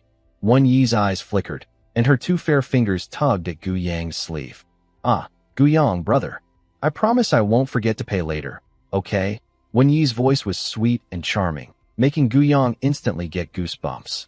Next to them, Lu Liang turned away, and old Zhang smiled happily, his face blooming like a sunflower. Captain, look, has it been possessed by a strange spirit? Yin Shan looked terrified. Lu Liang just rolled his eyes at Yin Shan and said nothing. Hey, don't be nosy. If it's not allowed, then it's not allowed. Guyang shook off Wan Yi's hand and took a few steps back. Wan Yi's face stiffened, and she angrily crawled into the trunk of the car. Guyang, old Zhang called out, giving a thumbs up, and whispered, Back in my youth, I refused many delicate young girls. With the courage of a young master, I believe in you. Is that true? Yin Shan questioned. Of course. Do you think I would lie to you? Old Zhang looked proud. Awesome. Yin Shan was about to say something when Wan Yi, with a cold face, climbed out of the trunk and threw a cat's eye to Guyang. Isn't a pair of cat's eyes supposed to be one's set? Guyang asked suspiciously. Isn't that a strange item? I don't have any prepayment here. The other one will have to wait until next time. Wan Yi secretly vowed in her heart that she would never bring out the other cat's eye. She wanted Guyang to hold just one, making it useless for him. This is the consequence of offending her. She's a beautiful woman, and even when she acts cute and asks to buy on credit, he's unwilling. She's not planning to cheat him, but does she have no pride? Her charm isn't enough to earn her even half a strange item. She feels sad and angry. Guyang didn't understand Wan Yi's complex feelings. He put away one of the cat's eyes in his hand, since the other one would eventually be his anyway. With a thought, his killing points dropped from 2300 to 2200. His beating heart and wild boar tusks merged into the car, which was then covered in a white light. Old Zhang, Yin Shan, and Lu Liang stared fixedly. They also wanted a strange vehicle, but Guyang's car was too far ahead, probably fused with many strange items. The car Wan Yi had, fused with two strange items, was the best option they could consider now. Before the white light fully dispersed, they heard a heavy, wild, primal rhythm pounding. Bang. Bang. Bang. Guyang frowned. The fusion was complete, so why was his heart still beating? As the white light faded, the car's surface showed no obvious change. At the very front of the vehicle, instead of a bumper, two curved, bone-like tusks extended from the chassis, flickering with cold, sharp light. Vascular-like veins stretched from the engine hood along the body. As when E touched the car, its information began to transfer. At the same time, Guyang also received the data, and his face changed. Endless War Vehicle, Strange Item Rank, 9452. Abilities, the strange heart replaced the car's engine, providing a continuous, nearly endless terrifying power. The vehicle no longer needs traditional fuel like gasoline. Wild boar tusks. Tusks symbolize pure physical destruction. Driven by the violent power supplied by the heart, the tusks can easily tear, pierce, and knock aside obstacles in the way. Strange device. A forbidden item that merges mysterious objects. Using it always comes with a cost, and the higher its rank, the greater the price. Eternal power. the power lasts forever, but after the heart beats continuously for 48 hours, it will feel tired. It then begins to draw the user's life force as a supplement. The amount drawn depends on the speed. The faster the movement, the quicker it reaches the tired state, and the more life force is taken. Wild boar fangs. When used to charge forward forcefully, they produce a strong shockwave. This shockwave bounces back onto the vehicle, damaging its structure and causing minor injuries to the passengers, such as internal organ jostling or bone soreness. If the vehicle is shattered, the fused wild boar fangs and the heart of eternity will break free. The wreckage of the broken vehicle will automatically merge to form a new, destructive, steel-like creature called the Iron Fang Heart. Hidden attribute. If you are Guiyang, using this comes at no cost. Guiyang remained silent, realizing that the endless power didn't need gasoline. No wonder the fused heart was still beating. After the apocalypse, fuel became even scarcer than food. Without proper extraction, gasoline reserves at gas stations would run out in less than a year or two. Guiyang had originally planned to upgrade with solar panels, but unexpectedly, the fused heart inside the vehicle could replace the engine. Lu Liang looked at Guiyang, who was silent, and at Wen Yi, who looked like an infatuated girl. He realized this vehicle was extraordinary. Endless power. Endless power. That's amazing. Wen Yi's murmuring voice echoed Lu Liang's thoughts. All four fell silent. Old Man Zhang and Lu Liang's smiles shifted to Wen Yi's face. The pounding of the strange heart kept resonating, striking everyone's nerves. Damn, I want one. I want it. I want a vehicle with endless power. Yinshan stared at Guiyang with fiery eyes. I have a burial shroud and zombie teeth. Can I make endless power too, Guiyang? Endless power probably has big side effects, Old Man Zhang asked instinctively, then suddenly realized something. Sorry, secrets exist among awakeners. Asking directly like that is considered rude. You can guess, but not ask. When he sat in the car, smiling as she spoke. There is a cost. The vehicle cannot run continuously for more than 48 hours. If the speed is too high, the driving time will decrease, and exceeding the time limit will drain the user's life force. Usually, the convoy moves slowly, resting every 3 or 4 hours. At night, they sleep for a few hours as long as there is a break. As long as there is rest, the driving time can be restored. The convoy rarely drives more than 48 hours straight. If it does, it means they are in a life or death crisis. Losing some life force is nothing. If they can't escape, they will only die. Everyone clearly understands this and shows envy on their faces. Yinshan asks, Guiyang, can we really not have unlimited energy? No, Guiyang replies with some frustration. Maybe wrapping cloth and zombie teeth could make a pair of gloves. I think you need a weapon, Yinshan suggests. Yinshan always fights barehanded. If he had a weapon, his strength would improve a lot. Yinshan frowns. I've thought about that, but my subconscious tells me I don't need a weapon. Plus, I don't like gloves. I still want a vehicle, he adds. Well, it depends on fate. I really can't imagine what would happen if you fused those materials into a car, Guiyang says. Then he suddenly suggests, why not give it a try? Forget it. I've finally saved up 2 items. Yinshan shakes his head like a rattle. What about you guys? Guiyang asks Zhang Lao and Lu Liang. Just keep it for now, Lu Liang says calmly. Zhang Lao responds. Same here. He doesn't even have strange items, so he can't fuse anything. He wonders if the plants he's researching can be fused. Thinking of this, Zhang Lao begins to ponder. Guiyang nods. After a few casual words, everyone returns to their own vehicles. Guiyang lies on the back seat, recalling the moment he was ambushed by the scar-faced man. His thoughts start to change. If he had raised his mental power to level 3 back then, he wouldn't have been in danger and could have easily killed the scar-faced man. He wouldn't have looked so helpless. Guiyang closes his eyes. Proficient level mental power LV2 has upgraded to master level mental power LV3, requires 900 killing points. Do you want to upgrade? Yes, Guiyang says. As he thinks, 900 killing points are deducted. Guiyang bloodline, infection blood level 1, cannot be upgraded for now. Superpower awakening, proficient mental power level 3, can control objects up to 20 kilograms. Maximum effective range 50 meters, can maintain for 15 minutes with continuous mental energy consumption. Unlock skill mind barrier, forms an invisible shield in front of the user that can block physical attacks. Weaker against penetrating attacks, can block pistol shots to the greatest extent. Mind perception, even with eyes closed, can sense the shape and movement of surrounding objects through an invisible mental energy field. Level 4 requires 1,800 killing points, can control objects up to 100 kilograms. Maximum effective range 100 meters. Mental power undergoes a transformation, beginning to carry the user's will. Unlock skill telekinetic flight. Can lift oneself with mental power to fly at speeds not exceeding 30 kilometers per hour. Mind barrier. Upgraded from a curved shield to a full surround barrier, providing all-around protection with higher strength. With a transformation of mental power, telekinetic flight, and a full-range mental barrier. Although very tempting, upgrading to level 3 mental power costs 900 points. With only 1,300 killing points remaining, there are not enough points to upgrade again. Guiyang decided to strengthen all other attributes first. Agility enhancement costs 300 killing points. Do you want to upgrade?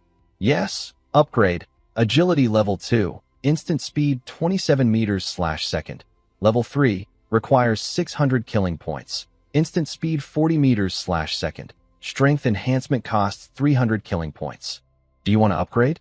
Yes, upgrade. Strength level 2, punch force 580 kilograms. Level 3, requires 600 killing points. Punch force 1,280 kilograms. Cell enhancement costs 300 killing points. Do you want to upgrade? Yes, upgrade. Cell level 2, healing speed increased by 100%.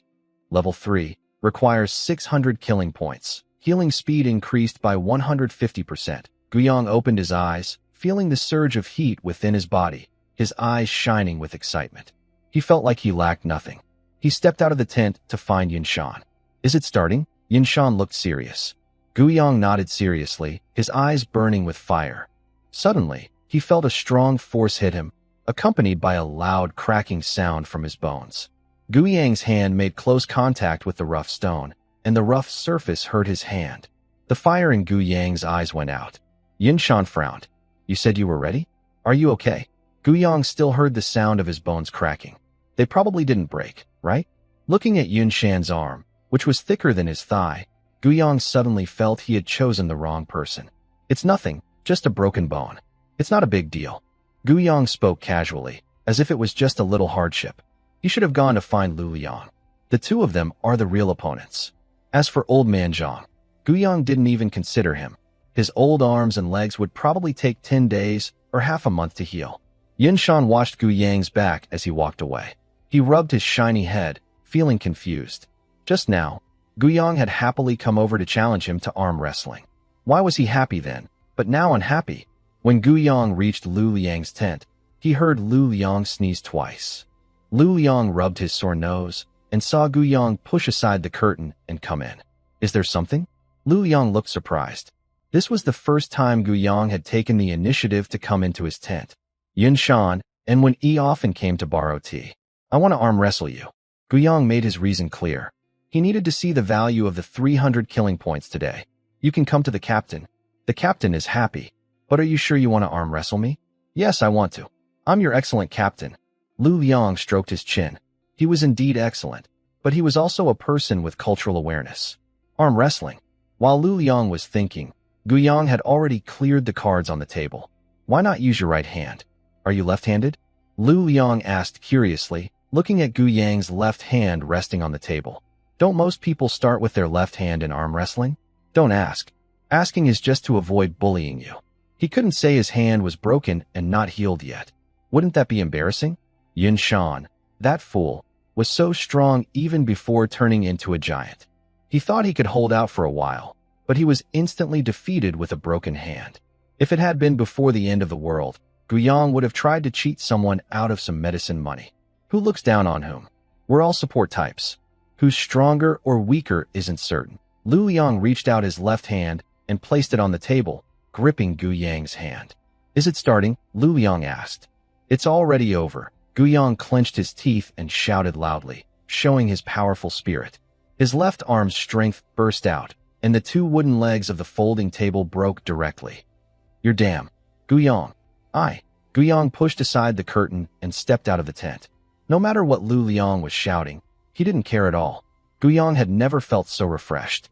He originally just wanted to see how different his pure physical strength was from that of a battle awakener. So he went to Yunshan, thinking that without transforming into a giant, his strength wouldn't be much. It wasn't really to show off. He just wanted to test his strength against Yunshan, holding back some anger. He could only find Lu Liang. As for Wen-Yi, he didn't even consider her. When she was at level 1, she struck the monster frog king's belly with her blade, knocking the giant frog king about half a meter off the ground. Now she's at level 2. He couldn't tell whether she used her abilities when arm wrestling, and it would be embarrassing if she did. The road to strengthening is long and difficult. Fortunately, he could see his experience points. Other awakeners could only level up by using their abilities more, going with the flow. Night fell, and the red moon hung high. The Luo sisters each nibbled on half a compressed biscuit. Resources in the end times were hard to find, so they had to save every bit of what they found, eating a little more when they were traveling. When they weren't traveling, it didn't matter whether they ate or not. Lily carried a small bag of supplies past the two women. Big sister, what is that bad woman going to do now? Who cares?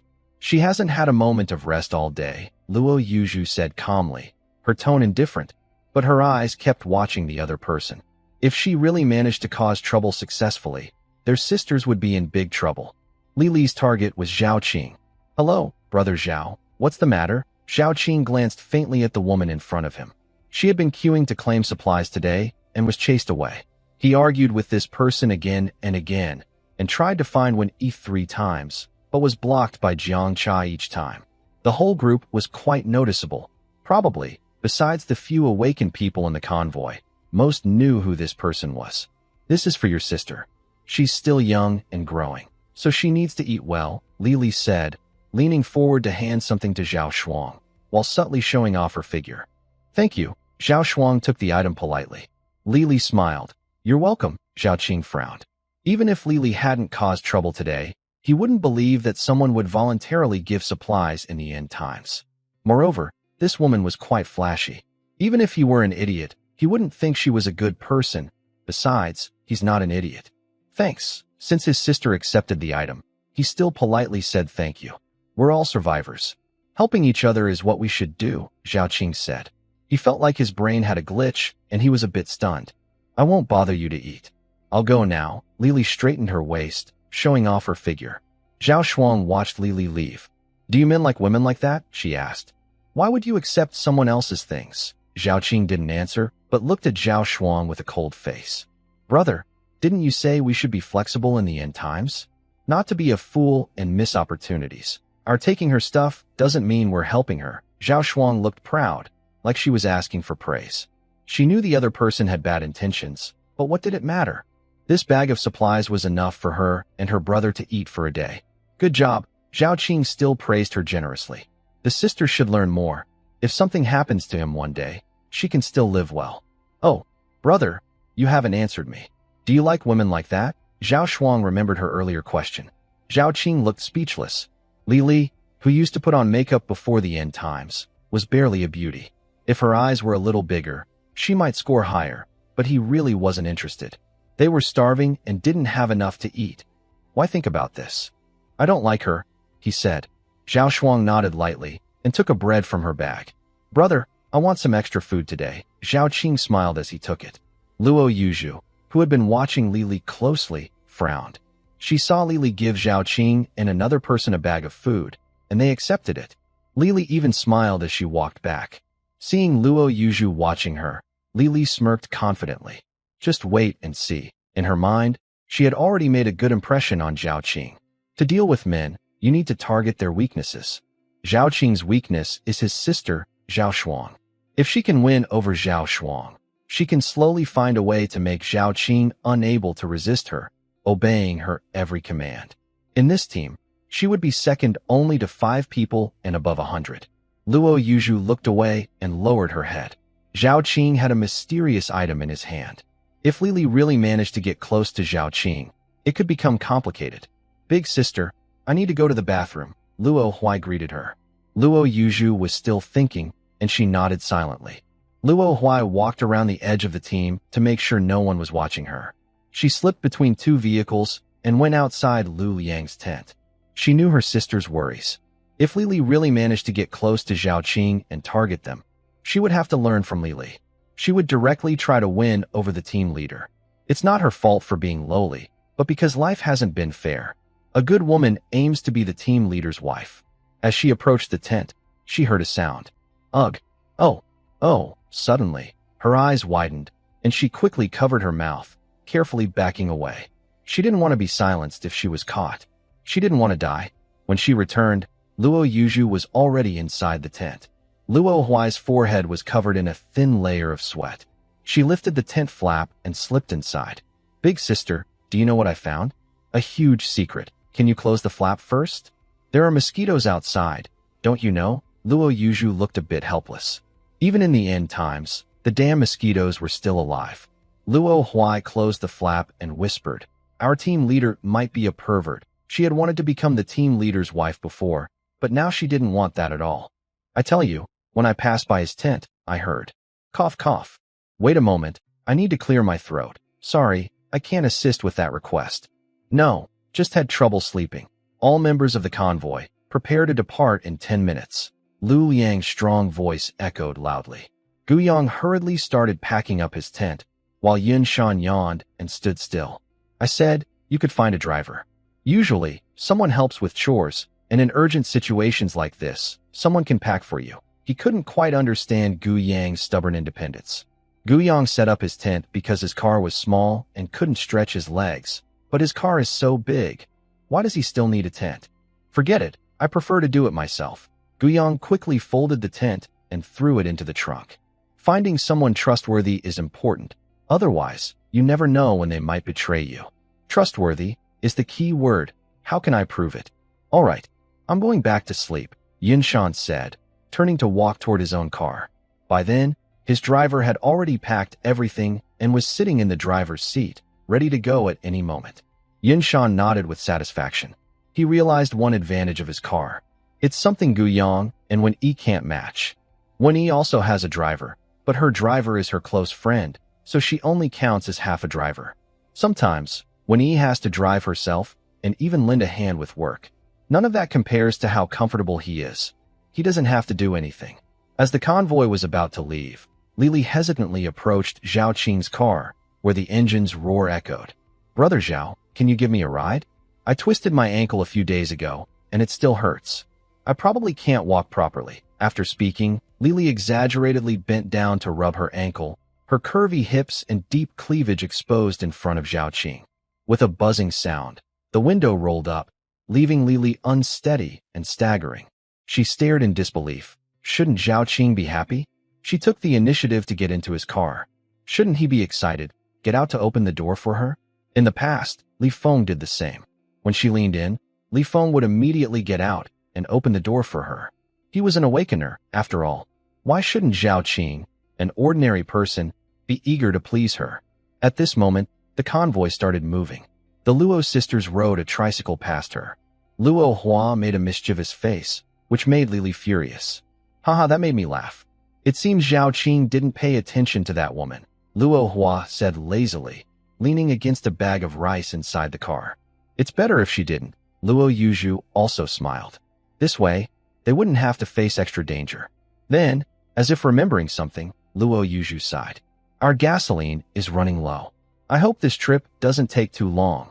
Luo Hua thought for a moment. There's still a barrel in the car. We'll see who's more reasonable when we exchange it. We might just swap barrels. At worst, we'll lose some supplies, but it's unavoidable. Usually, they save and ration everything to prepare for emergencies, like money before the end of the world, knowing they might need a large sum suddenly, so they have to be careful. Behind the convoy, a small-built middle-aged man rode a tricycle past Li. His eyes were full of greed as he looked at her. Beautiful girl, want to ride in my car? Your vehicle is too hard, Li said, crossing her arms and glancing at the battered tricycle with disdain. What kind of level is that? I have a thick cotton coat. I can put it under you, and it won't be hard anymore. The small middle-aged man got off his tricycle, rummaged through his bag, and pulled out a thick coat, folding it neatly on the seat. He patted it and said, See? Not hard now, right? Lily looked behind her. There weren't many other vehicles. All right, I guess I can sit for a bit, but only because I'm feeling generous. Li, proud like a peacock, climbed onto the tricycle, feeling superior. The man liked her confident attitude. He, a small middle-aged man, was happy inside. Before the end of the world, he worked in a factory, but they fired him because he was too old. He struggled to find another job, but then the disaster happened. Now he's barely survived. Someone like Li, a beautiful woman, wouldn't have paid attention to him before the chaos. The small man smiled politely, then pedaled to catch up with the main group. Beautiful girl, what's your name? Li, do you think my tricycle is fast? Lily was a bit speechless. Compared to those four-wheeled vehicles up front, do you think it's fast? Hi. The thin middle-aged man coughed twice. The drivers are all important people. I can't compare to them. Look at your potential. You'll probably spend your whole life riding a tricycle and not trying to improve, Lily said bluntly, teasing him. Miss, don't look down on tricycles. The boss of our team started out with a tricycle. Maybe one day, I'll wake up and become something more. The thin middle-aged man looked hopeful. Who used to wake up from riding a tricycle? Lily was a bit doubtful. Boss Guyang. Of course, the team traveled for 4 hours and then stopped. Lu Liang was the first to get off the vehicle, followed by Guyang, Old Zhang, Yun Shan, and Wen Yi. They gathered together, and Wen Yi spoke first. Captain, which way should we go from here? We'll pass a gas station this afternoon. Just enough to refill the gas, Lu Liang said with a smile. Everyone except Wen Yi looked bored, but the others had smiles on their faces. Especially Guyang. He was almost out of gas and had to swap some with Lu Liang, who tried to cheat him. Luckily, Old Zhang traded him cigarettes and alcohol, and Guyang got double the value back. They were all pretty sneaky. Guyang had many empty bottles and 3 40-liter fuel cans on his vehicle. Filling them all should last a while. As the team continued, they reached a bend in the road. The red outline of the gas station appeared in sight. The gas station hadn't been maintained for over 4 months. The ground was covered in thick dust, with dry leaves and twigs everywhere. In some hidden corners, you could see dark brown scabs and dusty bones. It was a medium-sized gas station with 8 fuel pumps. Everyone, line up to refuel in an orderly way. No pushing or fighting. The team will stay here for an hour, enough for everyone to fill up. Lu Liang's voice came to the back of the team. Great. Sister, when you're sleepy, someone will send a pillow, Luo was said happily, carrying a fuel can and walking toward the station with the others. The 2 sisters found a less crowded line and queued up. 5 awakened people each took a fuel pump. The places where awakened people stood weren't crowded, but the other 3 pumps had long lines. No matter if gasoline is needed or not, as long as your hands are free, you will choose to add a little gasoline. If you don't need it yourself, you can exchange it with someone who does. Li, do we really need to carry so much gasoline on that tricycle? Zhao Kun, I told you, can't you be more ambitious? Riding the tricycle is just temporary. Soon, I'll get a 4-wheeled vehicle to drive. Zhao Kun is the name of a thin, middle-aged man. Lily thought for a while. She initially just wanted to use Zhao Kun temporarily, but now she felt she needed someone who would listen completely. Chasing after Zhao Qing was too time-consuming and not worth it. She thought Zhao Kun was a good choice, an honest person. Where can we find a 4-wheeled vehicle? I haven't seen many around here. Without keys, and after all this time, the battery might be dead. It would take a lot of time to break into one. Enough. Stop talking, Lily said impatiently. Just wait and listen to me. If she had better options, she wouldn't have chosen this coward. He lacked ambition and had no desire to improve himself. Zhao Kun hesitated for a moment and then nodded. After loading the gasoline onto the vehicle, Lily looked around and leaned close to Zhao Kun's ear. Later, you go over there, and then, got it. This might not be good. What if you get caught? Zhao Kun's face changed. I'm helping you. As long as you listen, this convoy will have a say for you in the future. If you don't want to climb higher, forget I said anything. I'll leave right now. Don't. Zhao Kun quickly grabbed Li's hand. The soft touch strengthened his resolve. I'll do it. His tone was firm and confident. Good. Don't mess up. Lily nodded with satisfaction. Zhao Kun took a wrench from the vehicle and headed toward the dense woods, as Lily instructed. Lily pulled her collar down slightly and walked to a black pickup truck. Sitting in the truck was a short, fat man, currently smoking and blowing clouds. There were 2 women in the truck, which Lily had observed earlier. Big brother. I've been walking all day. My feet hurt so much. Can I sit in your car? Lily's voice was full of grievance. She also bent down to rub her ankle, giving the short, fat man a good view. The short, chubby man swallowed hard, feeling this was much better than the luxury items on his car. Are you willing to do something special with me? He asked directly. Big brother knows why my sister came to see you instead of others, Lily said shyly, her cheeks blushing. Before the apocalypse, she could act shy, cry, and pretend to be innocent, easily slipping into the role. Why? The man asked, eyes full of desire. Lily kept her gaze steady, and he stared at her intently. Of course, because I like you. What else could it be? Lily spoke softly, her shyness exaggerated.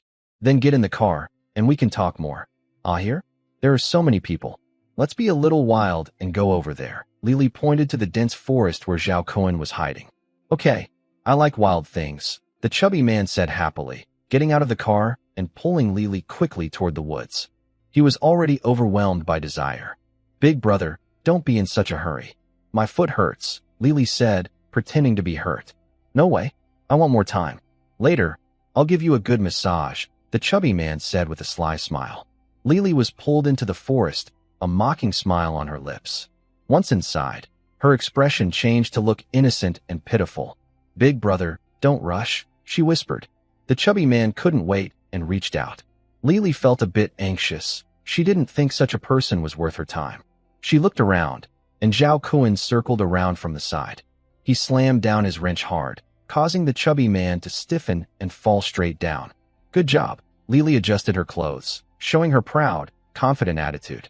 Fix him up a bit, she said, then turned to walk out of the forest. Zhao Kuan also threw away the bloodied wrench and quickly followed Lily. Are you sure we won't be caught? Zhao Kuan asked worriedly. No, Lily replied calmly. The convoy was about to leave. The chubby man was in the car with only 2 women. They could scare him later when they returned. The awakened ones wouldn't care if someone was missing behind them. Go move the stuff from the tricycle to the pickup truck, Lily ordered, then sat in the passenger seat of the pickup.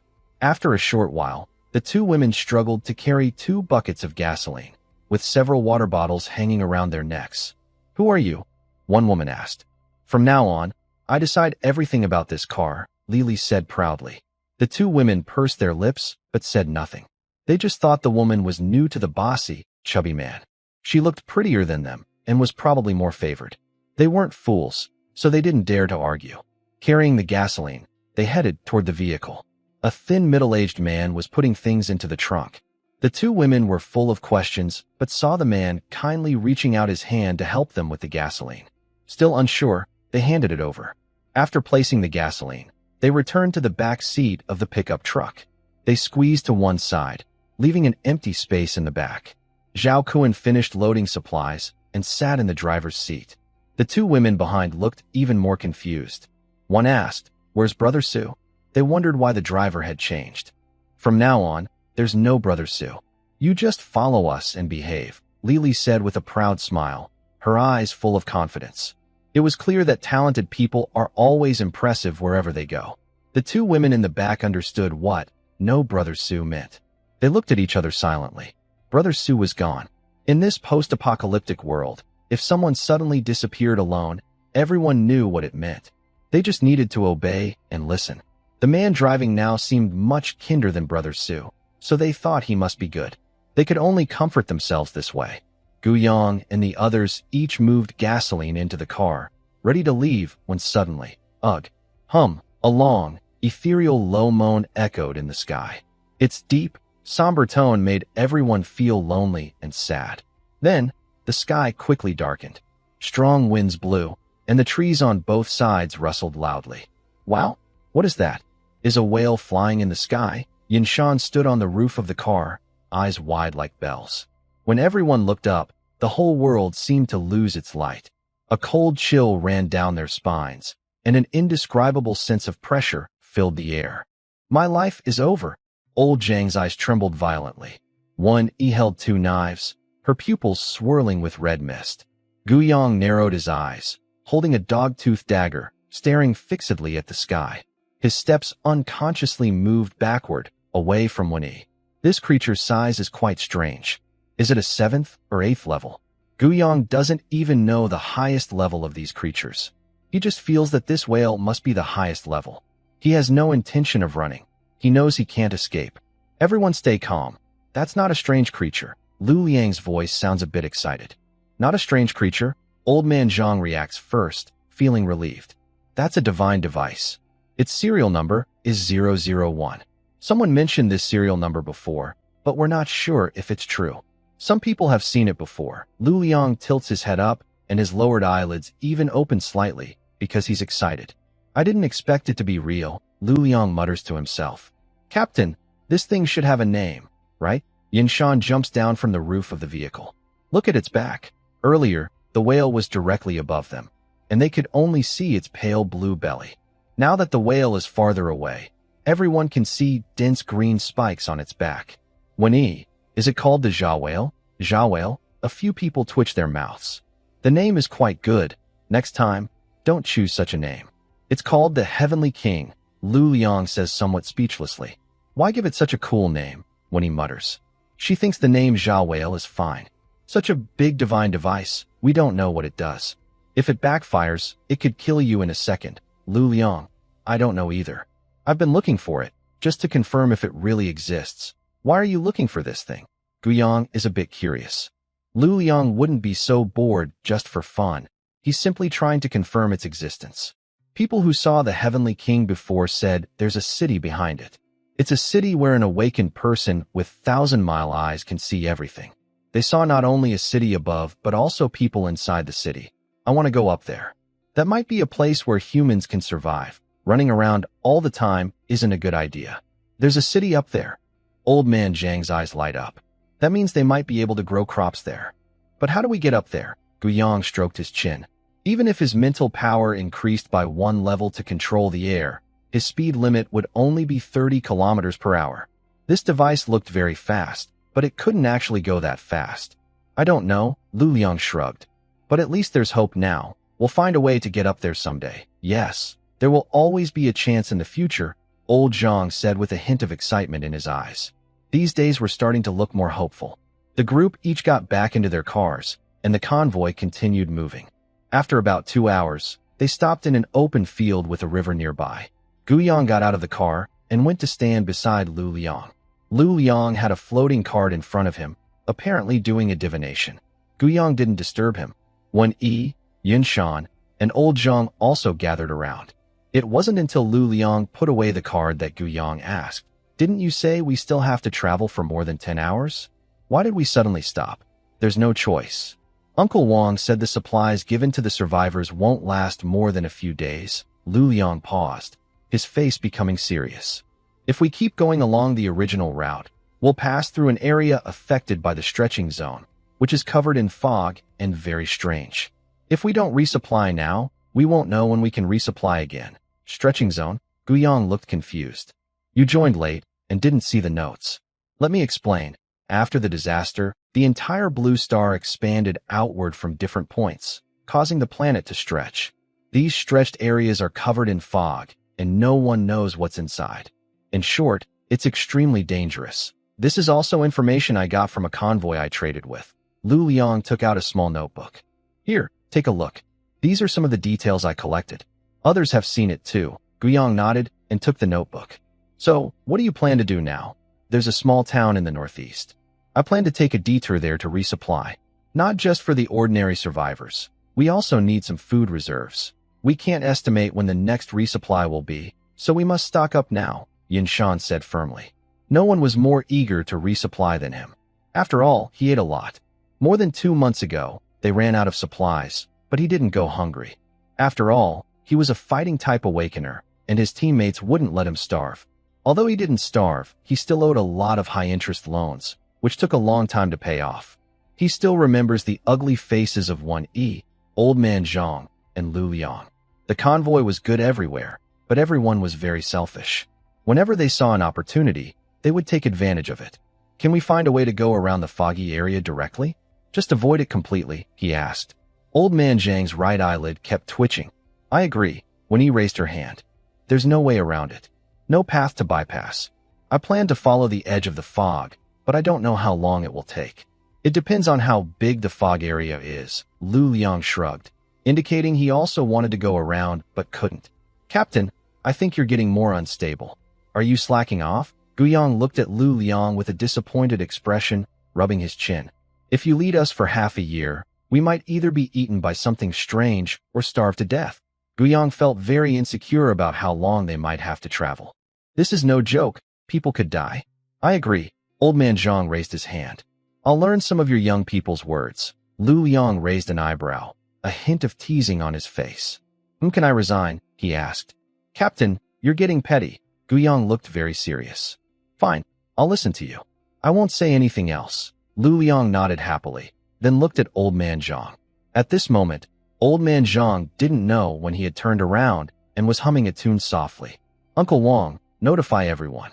We leave in 10 minutes. Those who need to resupply, get ready. The convoy continued for another 2 hours. After crossing a small hill, a row of houses came into view. The style of the buildings suggested it was a small village. Although there was a supermarket in the village, supplies wouldn't be abundant. Also, the rural roads were complex and narrow, so going in would be a waste of time. The convoy didn't stop and kept moving for another half hour. Tall buildings appeared in everyone's sight. The survivors at the back started to become restless, especially those who joined the convoy later.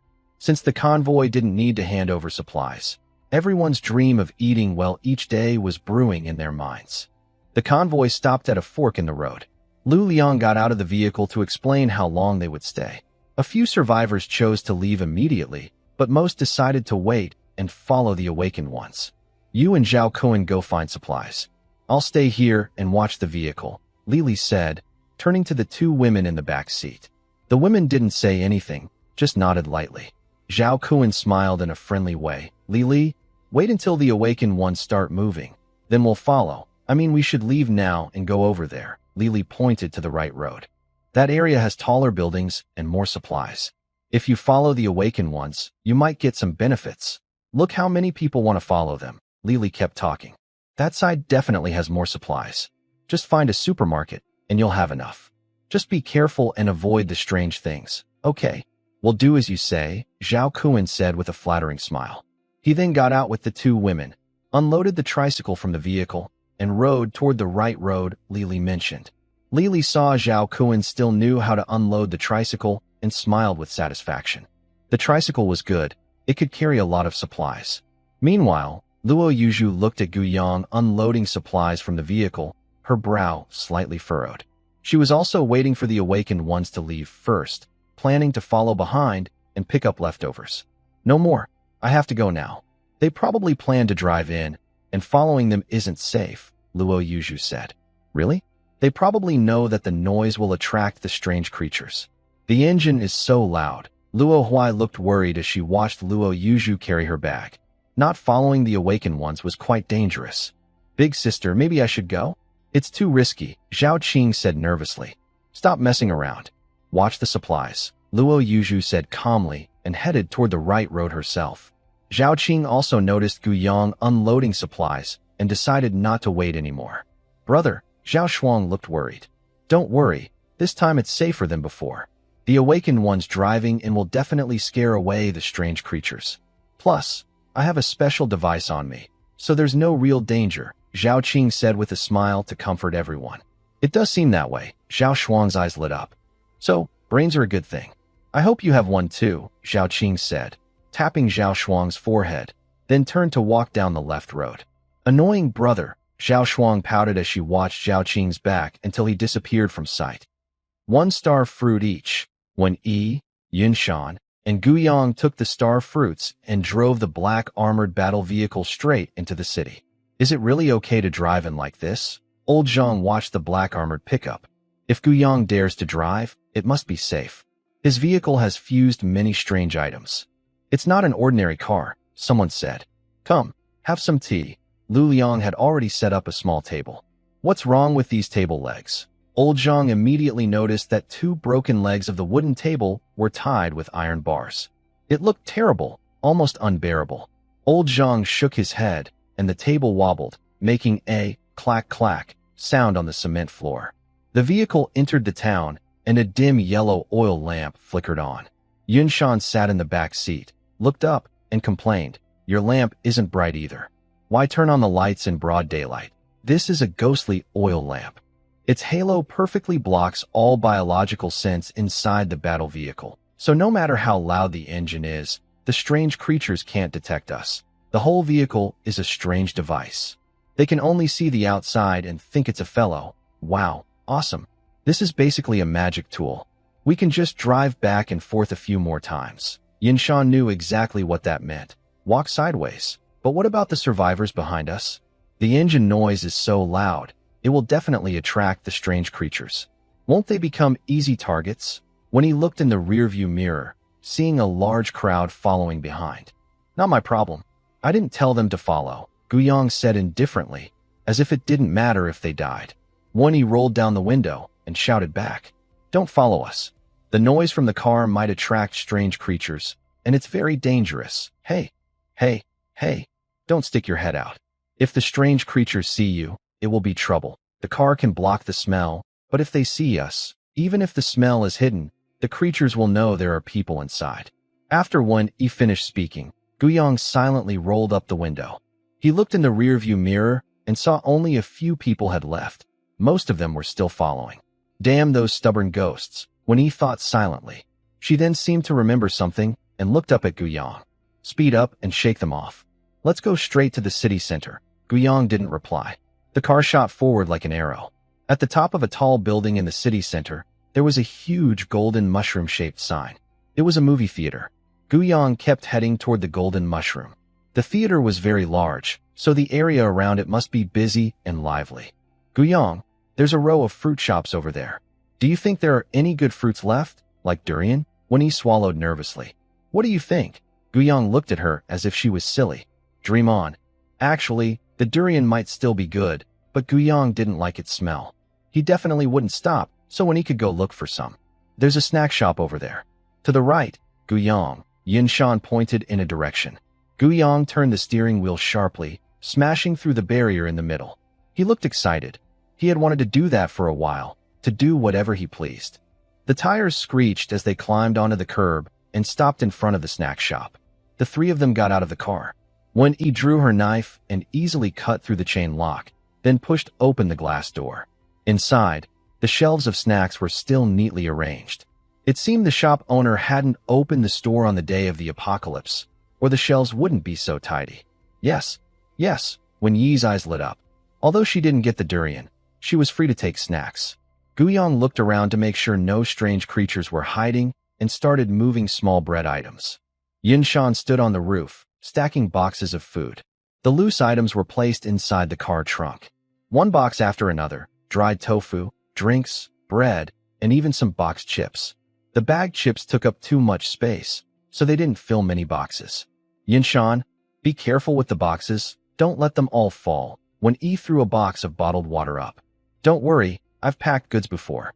I know how to do it. I'll fix it with a rope later, so it'll be secure." Yunshan put down the water and patted his chest to reassure. "Almost done. We still need to leave some space. We can't carry a whole truck of snacks back, so we should look for a supermarket to buy rice and flour." Guyang spoke, looking at the crowded goods inside the shop with a worried expression. This snack shop was medium-sized. Even a truck might not be enough to fill it. The two helped Yunshan secure the boxes on the shelves, then got into the car, which continued heading toward the place with the golden mushroom. There must be a large supermarket there. Strange, the car is making so much noise, but no strange creatures have appeared. Guyang was a bit surprised. "Isn't that good?" Yunshan smiled. "No, it's not." Guyang shook his head, and the car suddenly jolted. When he asked, "Did we run over something?" "It should be a speed bump," Guyang said casually. "Crushed a strange black cat and gained 200 kill points, huh?" Guyang was stunned. He hit the brakes sharply. "Damn, I ran over a strange creature." He turned around and saw a flattened object in the middle of the road. The flat thing twitched twice, then stood up, with red eyes glaring at the group. Meow. The sound was angry. It didn't understand why its kind was being hurt. While confused, the creature in front of it charged straight at them. The black cat's fur bristled, and it leapt to the side. "This isn't fun." Guyang stepped on the brake. "Good news. Hitting a strange creature gives kill points. Bad news. The cat is too fast to hit." Meow. The strange black cat leaned forward, warning. Gu Yang's face lit up with joy. He knew this posture meant the black cat was about to attack. Hold on tight, Gu Yang warned, then shifted into reverse gear, pushing the back of the car forward. Meow. The strange black cat roared angrily and leapt at the armored, furious vehicle. Its claws scraped the surface, sparking on the black scales. In the next moment, the cat let out a scream and was thrown to the side, crashing onto a round stone pillar. Struck by a mysterious black cat, gaining 400 kill points, Gu Yang kept his eyes on the black cat. He turned the steering wheel, and the engine roared. A stone block flew into the air. It hit the bronze statue in the middle of the square like a cannonball. The strange black cat staggered and ran into the bushes in the greenery, then disappeared. Gu Yang didn't plan to chase after it. It was too late to get out of the car now. Such a pity, Yun Shan muttered, watching the black cat disappear into the bushes. He felt a little sad. He needed strange materials. The car kept moving to the area with the golden mushroom. It was a shopping mall. Gu Yang followed the signs to a big supermarket entrance. The supermarket looked huge, at least 2,000 square meters. It had so many supplies it was unbelievable. The three of them went inside and split up. Gu Yang headed to the snack section, grabbing chocolates and candies, high in sugar and calories, and carried them outside. Yun Shan carried a big tray filled with rice and flour. Wen was covered in bags, dried mushrooms, dried black fungus, dried shrimp, squid, salted duck eggs, sausages, and ham. Rich now, they worked for a little while, and the car quickly filled up. Many survivors had also found this place, carrying lots of bags. Such a waste. If we took everything, we could eat for years, Yun Shan said, looking regretful. Gu Yang nodded. Almost. There's a warehouse behind here. If only they had some kind of space storage, it would be amazing. Before the apocalypse, Gu Yang had stored billions of supplies. He had seen such things before. Yun Shan asked, "Where's Wen? She's still moving things, and the car is full." Gu Yang replied, "When I came over, she said she found a warehouse and went to check it out." Suddenly, a loud bang echoed through the supermarket. Oh. A skinny, yellow-faced young man ran over, looking terrified. Yun Shan grabbed his collar and frowned. "What's wrong? Why are you panicking? Did you see something strange?" "I didn't see anything strange. I was collecting supplies when a wall suddenly collapsed. I ran away," the young man said, still shaken. Gu Yang pointed in a direction. "It's near the warehouse. Let's go see." Yun Shan nodded and hurried over. Gu Yang followed closely behind. The two of them walked toward the source of the noise. They saw a collapsed gypsum wall with a clean cut, and dust was still settling. "Wow, that scared me. I thought something strange was happening," said Wen, pulling a large flat cart out of the opening in the gypsum wall. "Look at this. It's my modified cart. Later, I can tie him to the back of Gu Yang's car and take him away," Wen said, patting the box. "It's wrapped in cling film, so it's secure." Wen looked proud. Yun Shan asked, "What is this big cart?" Wen replied, "It's a Snickers bar. I just checked. Actually, it's better to move faster." If there's nothing strange, Gu Yang hadn't finished speaking when loud exclamations came from outside the supermarket. "Jinxed," Wen said, a bit speechless. Gu Yang wanted to say that without anything strange, they could go faster and make more trips. The three of them stepped outside the supermarket. The bluestone street was already crowded with survivors. Some survivors sat on the ground, others bent over, hands on their knees, all gasping heavily. Seeing the three awakened people at the supermarket entrance looking happy, the survivors gathered around them. "What's going on?" Gu Yang asked calmly. "There's a rat. The rat is chasing us," Zhao Qing said, walking out of the crowd with a shadow blade in hand, beads of sweat on his forehead. "And what about the rat?" Yun Shan looked at both ends of the street. Zhao Qing frowned. "The rat chased us here, but then stopped. Are all of you in the same situation?" Gu Yang looked over each survivor. All survivors nodded. At the fork in the street below, people kept appearing, panting and gathering toward the crowd. "What do you think?" When he looked at Gu Yang, serious. Anyone who saw this situation would think it was unusual. Gu Yang fell into thought, looking toward the cinema above the street. Below, the three streets were densely filled with rats, but there was no sign of the strange rat king. 90% of the rats were just ordinary strange creatures, with only a few reaching the first level. The group of mindless strange creatures moved in unison, which could only mean a powerful strange creature was controlling the rat swarm. This powerful strange creature is probably not the king of mice. Why do the mice need to be driven away when they are hunting humans? Why not just rush forward together? Listen to me. Guyang stood on a stone pillar by the roadside and shouted loudly. The mice are coming. Run upwards. The three of us will hold off the mice. We don't have much time, so whether you can escape depends on your skill. The crowd immediately became restless, many people shedding tears of excitement. Great, we're saved. The awakened ones in this convoy are amazing. 90% of the survivors hurried toward the cinema. There are entrances on both sides of the cinema, and by turning left, they could avoid the mice and return to the convoy. Yun Shan looked expressionless, while Wen Yi showed a flicker of compassion, then quickly calmed down. The three of them quietly watched the survivors running toward the cinema. Guyang looked back. The mice at the three-way intersection below had already flooded onto the cobblestone road. This scene confirmed his suspicion. The mice were trying to force them upward. Thinking and guessing was one thing, but Guyang wouldn't risk his life. Although the mice moved slowly, he still got into the vehicle.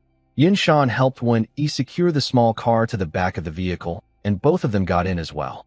Whether these supplies could be saved depended on luck. Zhao Qing glanced at the dense mice below, swallowed hard, and hesitated to go up. He knew the awakened ones wouldn't be so kind. Why would they sacrifice themselves to protect a group of ordinary people? Staying here would make it impossible to escape once the mice got too close. He forced himself to walk to Guyang. Mr. Gu, can I hitch a ride? I just need to hold on outside the car, not get in. Sure, Guyang paused. Go to the roof and help me carry some supplies. Thank you. Thank you. After thanking him, Zhao Qing climbed onto the roof along the car's edge. Nearby, 3 men and 1 woman, including Luo Yuzhu, also decided not to head toward the cinema. They realized Zhao Qing's plan. After all, they had survived so far without blindly rushing into danger. They all thought carefully. Luo Yuzhu took the lead, gritting her teeth as she took some supplies from a small bag. Most of their supplies had been lost to avoid the mice.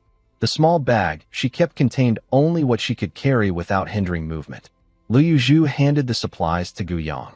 After getting into the car, the remaining 3 men, who had no supplies and didn't want to die, gritted their teeth and got in.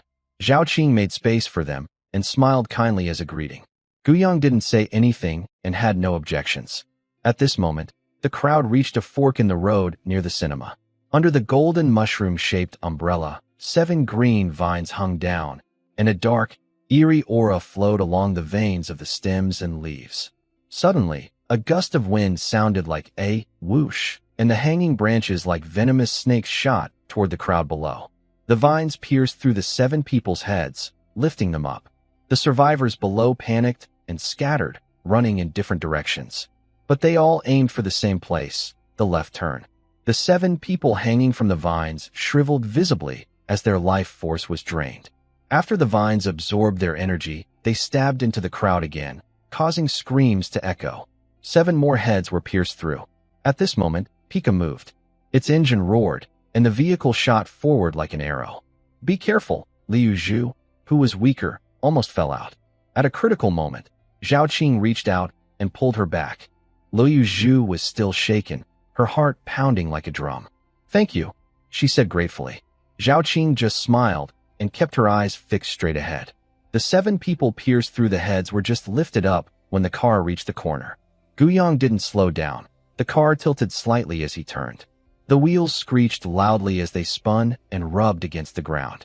The scene shifted. On the same stone-paved road, at the end of a T-junction, Guyang was supposed to turn left according to the direction, following the concrete road to bypass the rat swarm. As the car approached the intersection, Guyang's alarm sounded loudly. Yin Shan, Wen Yi, there's something underground. Guyang's mental awareness was constantly active, especially since he had been sensing the rat swarm pushing people forward. He hadn't noticed the vines under the golden mushroom umbrella because they remained static under his mental influence. All of this felt very strange to him. The rat swarm was forcing people forward, so there should be something powerful and strange above. But under his perception, everything was still too strange. He didn't expect it to be plants causing the strange phenomena. This was his first time seeing such a plant-based anomaly. At this moment, under the influence of his mental perception, Guyang clearly sensed something moving underground. Cloud Mountain and Wen Yi asked nothing. As teammates, they should trust each other unconditionally, but the ground was shaking. Guyang stepped on the brake. If they kept going, that strange creature climbing up from below might cause the entire car to be lifted off the ground. At the end of the intersection, the bluestone bricks cracked, and dirt, sand, and small stones splashed everywhere. A furry hand reached out from underground. "Thank you, 2. Come have kanji for the update charm, and 2. Love steamed beans with sauce for the 3 love power donations. If anyone has good ideas for strange devices, please leave a comment here. Thanks everyone." 3 hours have passed, and not a single person has returned. Lu Liang looked down at the town with a calm expression, holding his teacup lightly. Although he was nervous, he had to stay calm. If he panicked, what would happen to the survivors behind him? "Hey, you should change the tea leaves. It's all tasteless now. We need to save supplies. We didn't replenish the tea last time, so I have to be careful. Oh, I forgot to tell them to bring some cigarettes and alcohol," Old Zhang said, patting his head. But with Guyang around, it should be fine. Guyang probably wouldn't let him down, Old Zhang thought. Lu Liang shook his head secretly. Old Zhang was too naive. The more you care about something, the easier it is for others to take advantage of you. He, on the other hand, liked tea but didn't show it. When dividing supplies, he didn't mind if others took more. He'd rather let the tea go to waste in their hands. Over time, no one wanted the tea anymore. But cigarettes and alcohol, Wen Yi and Cloud Mountain always fought over them. It was just to kill pigs, after all, and they kept killing pigs, which made them more and more addicted over time. More than 3 hours had passed, and no one had returned. Many in the convoy started to worry. "Stop looking. Your sister is probably dead inside," Lily teased. Luo Yao turned around, clenched her fists. She tried to hold back her worries, but couldn't help feeling anxious and angry. Before the apocalypse, there were many disgusting people who trampled on feelings. After the apocalypse, such people should be the first to die. Why was Lily living so well? Why don't you care about your lover? If you don't, you'll just find another one. They're all worn out, Luo Huai sneered coldly. "Little brat, what did you say?" Li Li's eyes widened in anger. She hated it when others used words like worn out or similar. Who's the idiot here? You dare to say that? At least we are clean and pure, huh? Basically, it just means no one wants us. We're dirty and dark, and when we're presented to men, they won't even look at us. It's disgusting. If you were like me, you'd be eager to get close, Lily sneered. Acting so high and mighty, she then twisted her waist and walked away. Luo Huai turned to look at the town, silently praying in her heart. Inside the town, creak, a shrill scream sounded as a furry giant creature emerged from underground. King of the Strange Rats, Guyang narrowed his eyes. No wonder it hadn't appeared earlier. It was hiding below. In the world of strange creatures, there is competition. The King of the Strange Rats is a second-tier creature. If it could surrender its energy and blood, that means the vine is more powerful than the king. What tier is it? 3rd tier? Attack with all your might. Guyang's face was serious. Behind him, the vines had already thrown down 7 mummified corpses. One vine even aimed at Guyang and instantly pierced through a man's head. Blood and brain matter splattered out. Yun Shan and Wen Yi exchanged a glance, and both attacked with full force. Just as the King of the Strange Rats was about to raise its hand to fight back, Guyang's mental energy surged like a tide. The King of the Strange Rats fell into a daze, losing control of its body, like a machine that hadn't been turned on. Wen Yi, also a second tier, fought with all her strength. Her eyes glowed red with mist, and a fiery red tail of golden blood streaked like flames. In a flash, it shot out from behind the King of the Strange Rat's neck. A giant fist followed, and the head, with its neck cut open, tilted to one side. The flesh and blood were torn apart, and the head hung by a small patch of skin and fur at the waist. The huge body fell straight down, and the flesh and blood turned into blackish-gray particles that dissipated. The second-tier King of the Strange Rats was instantly killed. Dealt mental damage to the King of the Strange Rats, gained 500 kill points. The King of the Strange Rats was dead, leaving 3 items on the ground: a piece of gray-black fur, a small, pulsating purple-black sack about the size of a walnut, a jet-black, oily-looking vertebral tailbone. The two people quickly picked up the 3 items that had fallen on the ground and immediately jumped into the car. The vehicle roared loudly, and the sound of tires squealing and spinning could be heard. Guyang looked in the rearview mirror. He saw a bright green vine wrapped around the back wheel, stretching straight. "Your way of fighting looks so ugly. Do you want to keep all of us here?" he said. Clearly, the strange rat king had fallen to the ground, and the weird vine was getting anxious. Guyang clenched his teeth and pressed the accelerator to the floor. The vine snapped loudly, and Guyang's mouth curled into a slight smile. Did I really fuse so many strange items for nothing? Just one vine trying to hold us back? The vehicle turned along a small, undamaged part of the road and sped down the cement path. The strange vine could only hold 7 people at once. It couldn't keep everyone, so some survivors managed to escape. Some of the survivors who ran out climbed onto the back of the small car. "Why do you think the Rat King didn't run away? Why stand there and let us fight? Is he not afraid?" Yinshan asked, finally voicing his thoughts.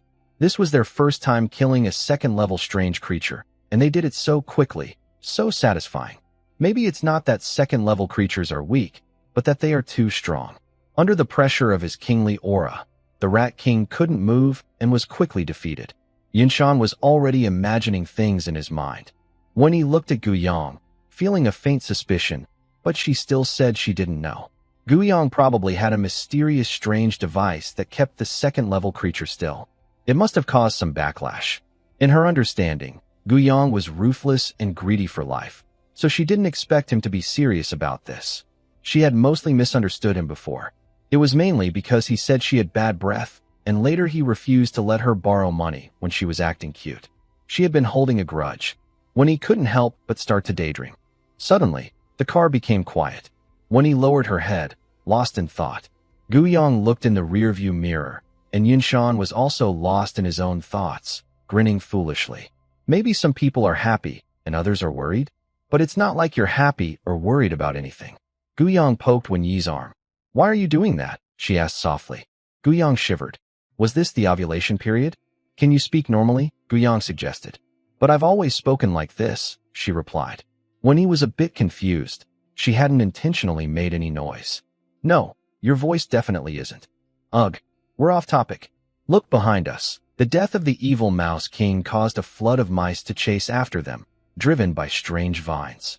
The front few first-level evil mice bit tightly onto the vehicle, following closely. The most troublesome were the mice behind, because if the vehicle stopped, they would be overwhelmed in an instant. High-level awakened ones like Guyang hadn't seen or understood this before. For people like them, just stopping would cause the mice to pile up and crush them. The survivors on the small vehicle at the back looked at the dark gray flood behind them, their faces pale. A few first-level evil mice were just a step away from them.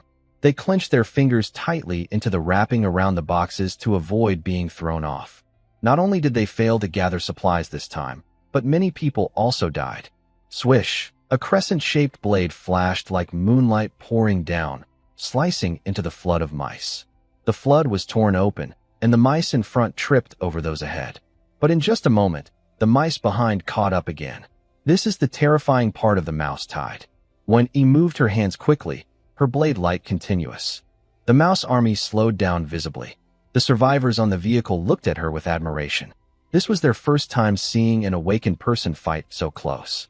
Before, they could only watch from afar, worried about being caught in the crossfire. Zhao Qing's eyes lit up as he looked at his shadow blade. It seemed that just having a strange weapon wasn't enough. When he kept attacking the mice behind her, she was cautious of the few first-level evil mice biting tightly, but she didn't pay much attention to them. As long as she suppressed the mouse tide, those first-level mice wouldn't be a big problem. Outside the city, Lu Yang sat in the car, eyes closed, tapping lightly on the window frame. The uneven rhythm of his taps showed his unease. "Uncle Wang, as soon as you see people, just drive away." "Understood." Uncle Wang nodded softly, his gaze fixed on the town ahead. The atmosphere in the convoy was very heavy. The roar of the engine touched everyone's nerves. "Husband, why haven't you come out yet? I asked my grandfather to go in and find supplies. He still hasn't come out. I am the same. My grandmother didn't come out either. Usually, I can quickly grab discounted potatoes at the supermarket, so I believe I could bring supplies out." Lily sat in the driver's seat, looking unhappy.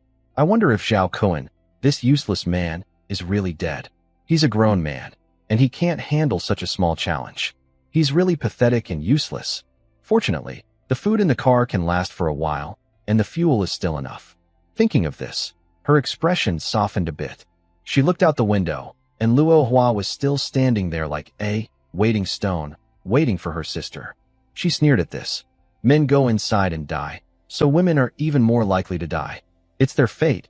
They should all die. Because the Luo sisters always target her, anyone who targets her deserves to die. Not far from the convoy, the roar of engines broke the silence in the air. Lu Liang's car was the first to move, followed by old Zhang's car. Yunshan looked in the direction of the convoy and shouted, "It's almost time."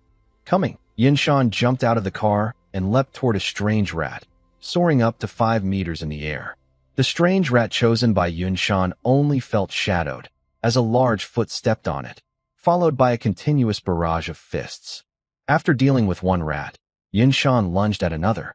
When he held 2 knives, constantly fighting off attacking rats, she calmly swung her knives, sometimes leaning forward, sometimes turning sideways, tearing the rats' bodies like a meat grinder. Die, die. Yunshan also went crazy with killing, grabbing a rat, and then unleashing a series of punches. Violence, bloodshed. In contrast, Wen Yi's fighting style made sure the rats died without much pain.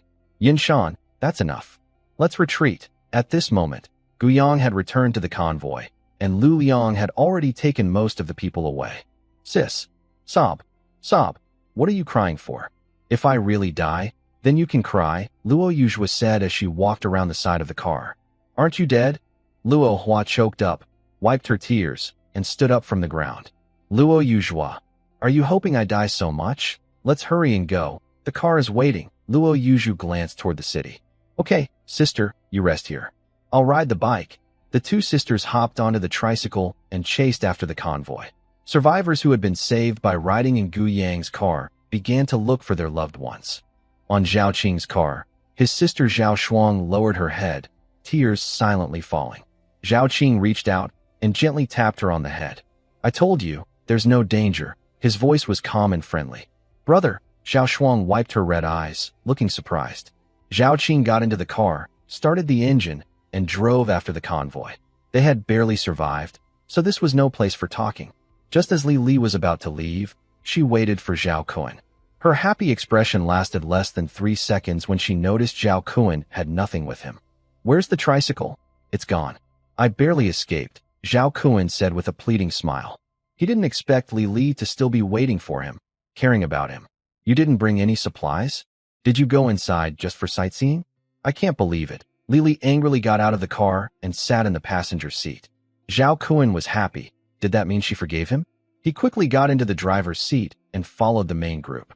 Many people, not having found their loved ones, vented their emotions freely, crying, shouting, and arguing. Some refused to accept reality, pulling survivors back and asking endless questions. The scene was chaotic. Old Wang, have you seen my husband? Your husband is dead. Before he died, he asked me to take care of you. From now on, you should stay with me. The man called Old Wang put his hand on the woman's shoulder to comfort her. Brother Wang, what about my husband?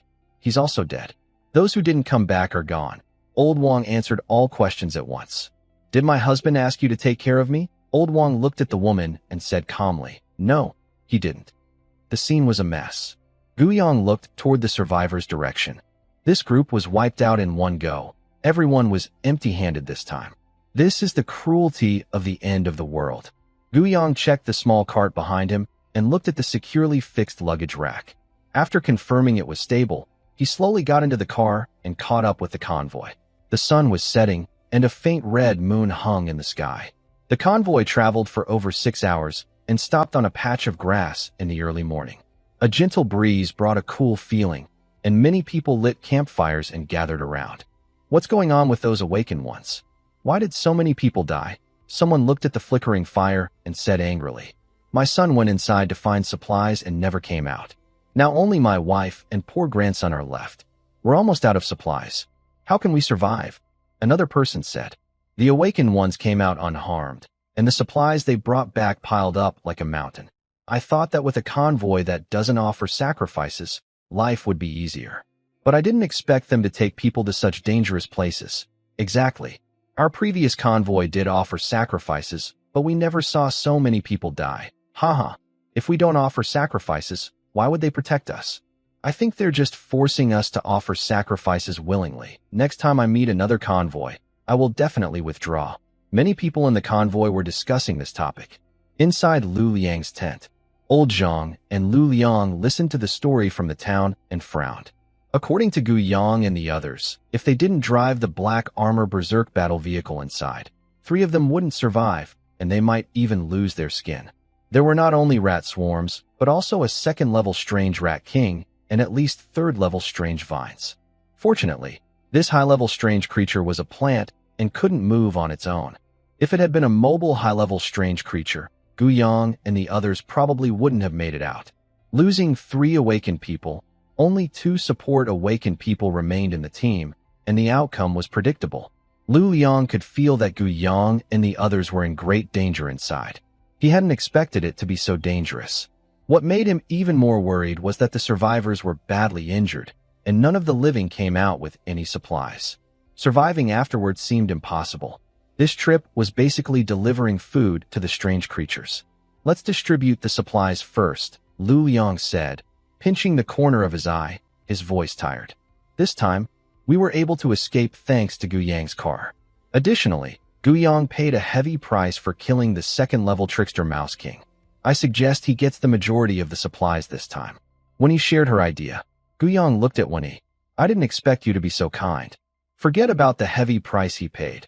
His contribution is indeed significant. Suddenly, Gu Yang felt that since joining this team, he had been unlucky, especially when searching for supplies. The first time was normal. The second time was more dangerous, fighting the Trickster Frog King and the Bride Trickster, all second level. The third time involved a mouse swarm, with the second-level Trickster Mouse King and at least third-level Strange Vines. The difficulty shot up sharply. In the past, searching for supplies was risky, with about a 40% chance of death. But these last 2 times, the death rate reached 90%.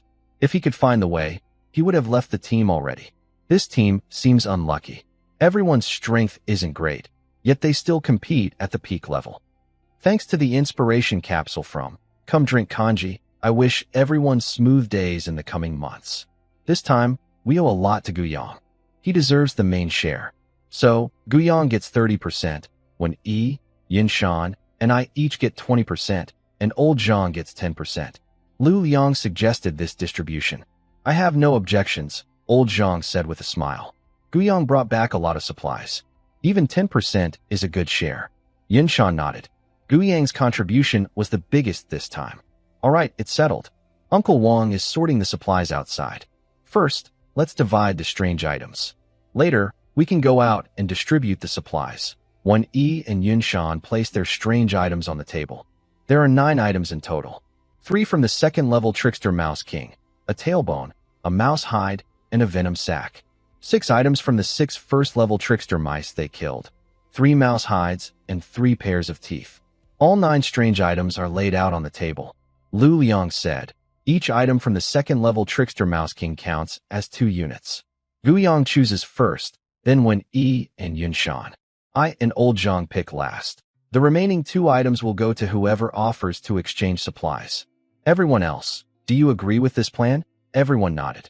Gu Yang took the tail vertebra of the evil Mouse King and a pair of first-level evil mouse teeth. One was the second to take, directly taking the remaining 2 pairs of first-level evil mouse teeth. Yin Shan had no choice and took the skin of the second-level evil Mouse King. Lu Liang looked at Old Man Zhang, raised an eyebrow, and signaled him to choose first. Old Man Zhang glanced at the poison sac, helplessly picked up a piece of mouse skin. Although he wanted the poison sac, his share wasn't enough. Lu Liang took the evil Mouse King's poison sac under Old Man Zhang's gaze. On the table, there were 2 rolls of mouse skin. Who wants this mouse skin? Later, you can exchange it for other supplies that everyone is satisfied with. Gu Yang felt Lu Liang's gaze and shook his head. Currently, strange items are very precious. If someone wanted them, they would definitely be taken advantage of by others. Every time someone asked him to make strange devices, he would get a strange item in return. He wasn't short of strange items, so there was no need to be the fool who gives everything away. We are about to pass through the mist zone, and supplies are very valuable. I don't want it. Wendy shook her head. She had the second most supplies among the girls. Since they were 2 girls and 8 little, exchanging some supplies for a strange item was fine, but the mouse skin wasn't what she needed. She felt she had no use for it, and could only give it to Gu Yang as a reward. I don't want it anymore. Yin Shan, like a deflated balloon, was about to take the mouse skin but thought that he had the least supplies and ate the most. He didn't deserve to take it. Old man, I don't want it either, Old man Zhang said with a smile, shaking his head. Then I'll keep it for now. When the next strange item distribution happens, I'll take it out. Besides Yin Shan, no one else wanted to be the fool who took everything. After distributing the strange items, everyone left the tent. Gu Yang's car was surrounded by piles of supplies on the ground. Uncle Wang had already sorted all the supplies. The 5 of them ignored the eager looks of the survivors around and walked over to the supplies. Old man Zhang glanced around. Gu Yang, you guys didn't bring out any cigarettes or alcohol. How is that possible? Gu Yang replied. Old man Zhang immediately relaxed. I knew I wasn't mistaken about you. You understand me. Don't get too happy yet, Gu Yang said calmly. Uncle Wang, I remember there was half a cigarette in the supplies. The cigarette was taken from the snack shop counter, probably by the shop owner. The remaining half was casually taken by him. He remembered it very clearly. Here, Uncle Wang handed half a cigarette to Gu Yang. Just half? Old man Zhang felt like the sky was falling. What about the alcohol? Old man Zhang looked hopeful. I didn't bring alcohol. I was cleaning the candy area, Gu Yang explained, taking responsibility. When they set out, Old man Zhang specifically reminded him, and he agreed. Now, he only had half a cigarette, so his honesty was barely maintained. I was cleaning the rice and flour area. I took quite a bit of rice and flour, Yin Shan said proudly. Old man Zhang looked at Wenyi. Wenyi recalled. I went to the dried goods section. I took a lot of dried mushrooms and similar items to add fiber to our diet. That's all. Wenyi awkwardly scratched his cheek. Dried mushrooms are great. I love eating dried mushrooms. Mushroom and cured meat stew rice. Lu Liang cheered, stepping forward and patting Old man Zhang's shoulder. Old Zhang, quitting smoking and drinking is good for your health. Maybe you'll live longer than me. Well, that's hard to say. Before the end of the world, my neighbor was just like you. Like tea and health, didn't smoke or drink. He died at 38. They say he was a health expert. I even helped with his family's banquet once. Old man Zhang squinted and looked at Lu Liang. Quitting smoking and drinking? He'd rather just die. His health depended entirely on cigarettes and alcohol. I'm still young. Lu Liang smiled and lowered his hand from Old man Zhang's shoulder. So, you probably don't need this cigarette, Old man Zhang said, slipping half a cigarette into his pocket. That's not okay. Old man Zhang glared at Gu Yang. You don't smoke. Why do you want cigarettes? I don't smoke, but I like the smell. Putting it near my pillow at night helps me sleep, Gu Yang said seriously. Hey, me too. I didn't expect we have a shared hobby. When he gave a thumbs up and nodded at Gu Yang. No wonder every time you give me cigarettes, they're already opened and moldy. You know that ruins the taste, right? Old man Zhang looked annoyed. Gu Yang glanced at Wenyi. He was just pretending, but when he really enjoyed the smell. Old man Zhang saw everyone was determined to take his cigarettes, so he reluctantly divided 2 packs among each of them. As supplies were gradually divided, it was soon the turn for the tea leaves. Old Zhang's cloudy eyes flashed with a glimmer of sharpness. Yesterday's actions led to today's consequences. He remembered that Lu Liang had said yesterday that the tea was almost gone and that they shouldn't be the only ones exploited. He also wanted to fight back. Gu Yang and the others all said they didn't want to take part. Lu Liang was about to take everything for himself, but old Zhang stepped forward, his aged hand pressing down on the tea cake. Wait a moment. The old man has recently developed a tea addiction. He can't sleep without drinking 7 or 8 pots a day. They don't want it. Let's split it between us. We each get half of the supplies as compensation. Lu Liang was surprised. You say you rely on tea to sleep, and you drink 7 or 8 pots a day? That's none of your business. Everyone has their own way of sleeping. Old Zhang suddenly appeared and took half of the tea leaves, a proud smile on his face. He already knew that when Lu Liang asked for his share, he would either be exploited or be harshly taken advantage of. Lu Liang remained expressionless. Old Zhang was still too young to realize how much tea he had stored. Thinking about exploiting him was just wishful thinking. This supermarket was quite large, with many types of supplies, including some uncommon items like palm oil, milk powder, energy bars, and multivitamins. The supplies behind Gu Yang and the others were piled up like small mountains.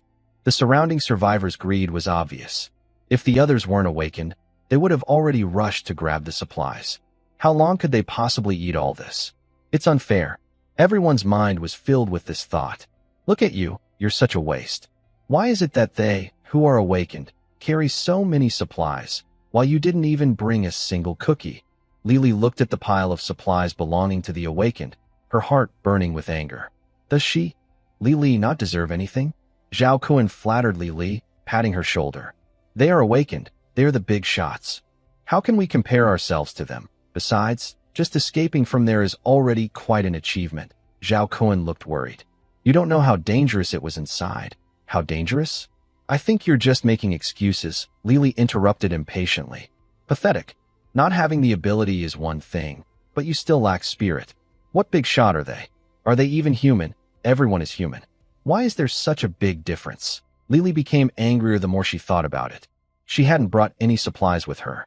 Luckily, the two women in the car had died inside, so there were two fewer mouths to feed, and the supplies could last longer. Seeing so many supplies, Lily felt a strong urge to take some for herself.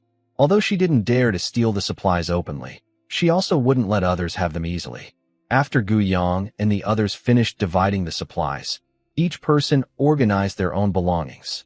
Once Gu Yang finished, he went into the tent to rest. Lu Liang planned to leave early the next morning. It was already late at night, just a few hours before dawn. Early the next morning, a loud argument broke out among the team. Why aren't you giving out supplies? Everyone else is empty-handed, but you, the awakened ones, have so much. Exactly. Last time, you promised to give us supplies until the next gathering point. But what happened? No supplies found, and so many people died. Our supplies are also gone. We demand to get some now. Many survivors gathered at Lu Liang's tent door. If Uncle Wang hadn't stopped them, they would have rushed inside. Uncle Wang was sweating heavily, looking very anxious. But he wasn't the only one worried. Inside the tent, Lu Liang was tossing and turning in his sleeping bag. He had expected this kind of situation. He didn't think that even a peaceful day would be so short before chaos broke out. Right now, those four guys were probably just watching the scene. Although he was the team leader, he had no right to force others to share supplies with the survivors. He himself didn't want to give out supplies either. Outside the tent, the four men watched the chaos for a while before walking toward Lu Liang's tent. The scheduled departure time was almost here. Lu Liang was still hiding inside. Watching the commotion was fine, but safety was more important. If they were surrounded by strange creatures, no one would know how they died. Seeing Gu Yang and the others approaching, Uncle Wang's tense face relaxed a little. The survivors blocking the doors saw the group, and, seeing Lu Liang wasn't there, directed their anger at them. Give us supplies. They had traveled a long way last night and hadn't rested well. Now the team was leaving early, and they were exhausted and hungry. Without supplies, they might die on the road. They decided to take a risk. Move aside. Gu Yang raised his dog-toothed dagger, ready to act without wasting words. The shiny, white blade reflected a faint light. Several people close to Gu Yang swallowed hard, afraid to shout, and all stepped back. Not far away, the surviving people who weren't involved in their commotion all smiled at the same time. A group of cowards, yet they still dare to ask for supplies. They're too timid. If they all work together and fight hard, they probably can't kill everyone, said Luo Hua, excitedly. You just have a mouth. Luo Yuzhu said calmly. Big sister, why do you always pick on me? Am I wrong? Luo Hua said, unhappy. If they fight back, that man might really kill them all, Luo Yuzhu replied in a flat voice. The scenes at the supermarket entrance kept flashing in her mind, very clear. No way. Luo Hua couldn't believe it. After all, so many people. Luo Yuzhu shook her head, a bit speechless. This is the end of the world. You keep chattering every day. Your theory about encouraging your company's employees to strike doesn't work here. Your boss can't afford to lose you all, so you succeeded. And what harm is there if these people die to the awakened ones? At this moment, The survivors blocking the tent's entrance made way, and Gu Yang and the others entered without obstacle. Have you waited long? Have you enjoyed the show? Lu Liang sat on the bed, hands clasped under his chin, elbows on his knees, looking in control. Gu Yang looked annoyed. If you're good at pretending, then solve the problem instead of just showing off. You all know about this, and the importance of the tale. We and the survivors are mutual. Protecting their safety also gives us the final guarantee, he said. Right now, we can't do without the tale. I'm the leader, but you can't just take without giving, right? I can't just give out supplies, Gu Yang said directly, making his stance clear. You're right. The tale can't be broken, but we're about to enter the fog zone. You're not sure about the timing. With so many mouths to feed, how much supplies do we need? I don't agree either, Yun Shan said in a low voice. Gu Yang agreed strongly, saying he wasn't sure how long they could stay around the fog. He himself was already hungry. I can share some supplies, Wen Yi said clearly. Gu Yang and Yun Shan looked at Wen Yi without saying anything. They didn't feel guilty. They were already struggling to take care of themselves, so they didn't worry about their conscience. Still, one, you have a kind heart. In the end of the world, there aren't many humans left. If one day everyone dies, and only a few of us are left, what's the point? Are you just here to complain and not want to share supplies? Gu Yang crossed his arms and sat on a chair with a teasing tone. He talked about kindness, but didn't mention supplies at all. That's so petty. Who cares about supplies? I have a way to solve everyone's food problem and make sure they eat enough. Old Zhang looked at Gu Yang and snorted, feeling proud. In this end-of-the-world setting, the words, all survivors, and eat enough, are now connected. Are you serious? Lu Liang stood up excitedly. In this world, everyone can eat enough, so they don't need to risk going out for supplies. Their attitude toward survival can shift toward enjoying life. Going out for supplies is like knowingly walking into danger. Yes, I am serious. Great. Tell me more. Lu Liang quickly stepped forward and excitedly shook Old Zhang's rough hand. They looked at each other, and Old Zhang felt that Lu Liang's eager eyes were a bit too intense. Gu Yang, Wen Yi, and Yun Shan also looked seriously at Old Zhang. Old Zhang pulled his hand back from Lu Liang and understood what they were thinking. I've developed a type of grain, he said, then took out a handful of grains from his pocket. The grains looked like short, dark gray rice, with uneven sizes and a light purple powder on top. The grains emitted a strange smell, sweet and greasy mixed with a muddy scent, very different from the usual fresh grain smell. It didn't smell very good. Everyone leaned in to look at the grains in Old Zhang's hand. Gu Yang wondered if it smelled bad but tasted good. Seeing their curiosity, Old Zhang continued to explain. Just half a bowl of this can keep an adult man working hard all day and feeling full for up to 24 hours. A sharp intake of breath sounded inside the tent, and everyone looked surprised. This one feature alone was priceless in a world short on food. Why didn't you bring this out earlier? Yinshan was the most excited. How does it taste? As long as it filled them up, Yinshan started caring about the flavor. Have you ever had bubble tea? Old Zhang asked. Yinshan. Yes, I have, Old Zhang. It's the texture of the tapioca pearls inside. Wen Yi, it's wonderful. Too bad there's no milk, or I could make my own tea. You're getting too excited too early. This thing is still experimental and toxic. If it weren't, I would have brought it out sooner. Toxic? Yes, toxic. The enthusiasm in their eyes immediately dimmed by half. Can you focus on the main point next time? Were you a marketer before the apocalypse? You only talk about the good side, never the bad, Gu Yang said, feeling speechless.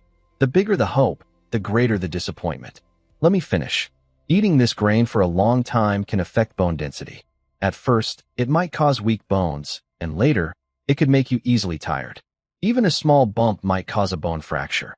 Although it's probably toxic, reducing how much you eat and only consuming it for a month or so shouldn't be a problem. Once you stop, it will recover naturally. Everyone just needs to contribute some rice and flour, add a little grain when cooking, and the food problem for survivors will be solved. We can save supplies. That's a good idea, Lu Liang nodded. Gu Yang also nodded. If it weren't for necessity, he wouldn't want to give up these people, especially when traveling through dangerous, unknown places like the mist. He would be afraid if there were too few people. Seeing Gu Yang agree, Yinshan nodded too. Since everyone agreed, he couldn't refuse. Anyway, they wouldn't get much supplies. Ahem, since everyone has no objections, let's do it that way. But, Old Zhang sighed after saying this. Lu Liang, is there a problem? Yes, it's a bit difficult. Growing this grain consumes a lot of resources, Old Zhang said seriously. Lu Liang felt this sounded familiar and looked at Gu Yang. Suddenly, it felt even more familiar. It's about needing supplies. The survivors no longer shouted and stood outside the tent feeling helpless. Lily, is this okay? Of course, we just need to make sure they give back some of the supplies. Lily sat in the passenger seat, arms crossed. We ordinary survivors don't have much power, but we have many people. With so many resisting, even the awakened ones have to be careful, but these people are very scared. When that guy, Gu Yang, took out his dagger, they all backed off. They lost their confidence. Zhao Kuan twitched his mouth. Lily was good at everything, but she was too naive. Under Lily's watch, Uncle Wang, the driver of Luliang, was called inside. After a while, he came out and said a few words. The survivors outside dispersed. Why did they all leave? Lily was anxious. What about the supplies? Was it all for nothing? She got out of the car and grabbed someone, asking, why did you all leave? The awakened ones promised to supply us with food, so we left. We should thank you. If it weren't for your idea, we would be dead. Lily is really amazing. She even convinced those 5 awakened ones. Zhao Kuan praised her beside him.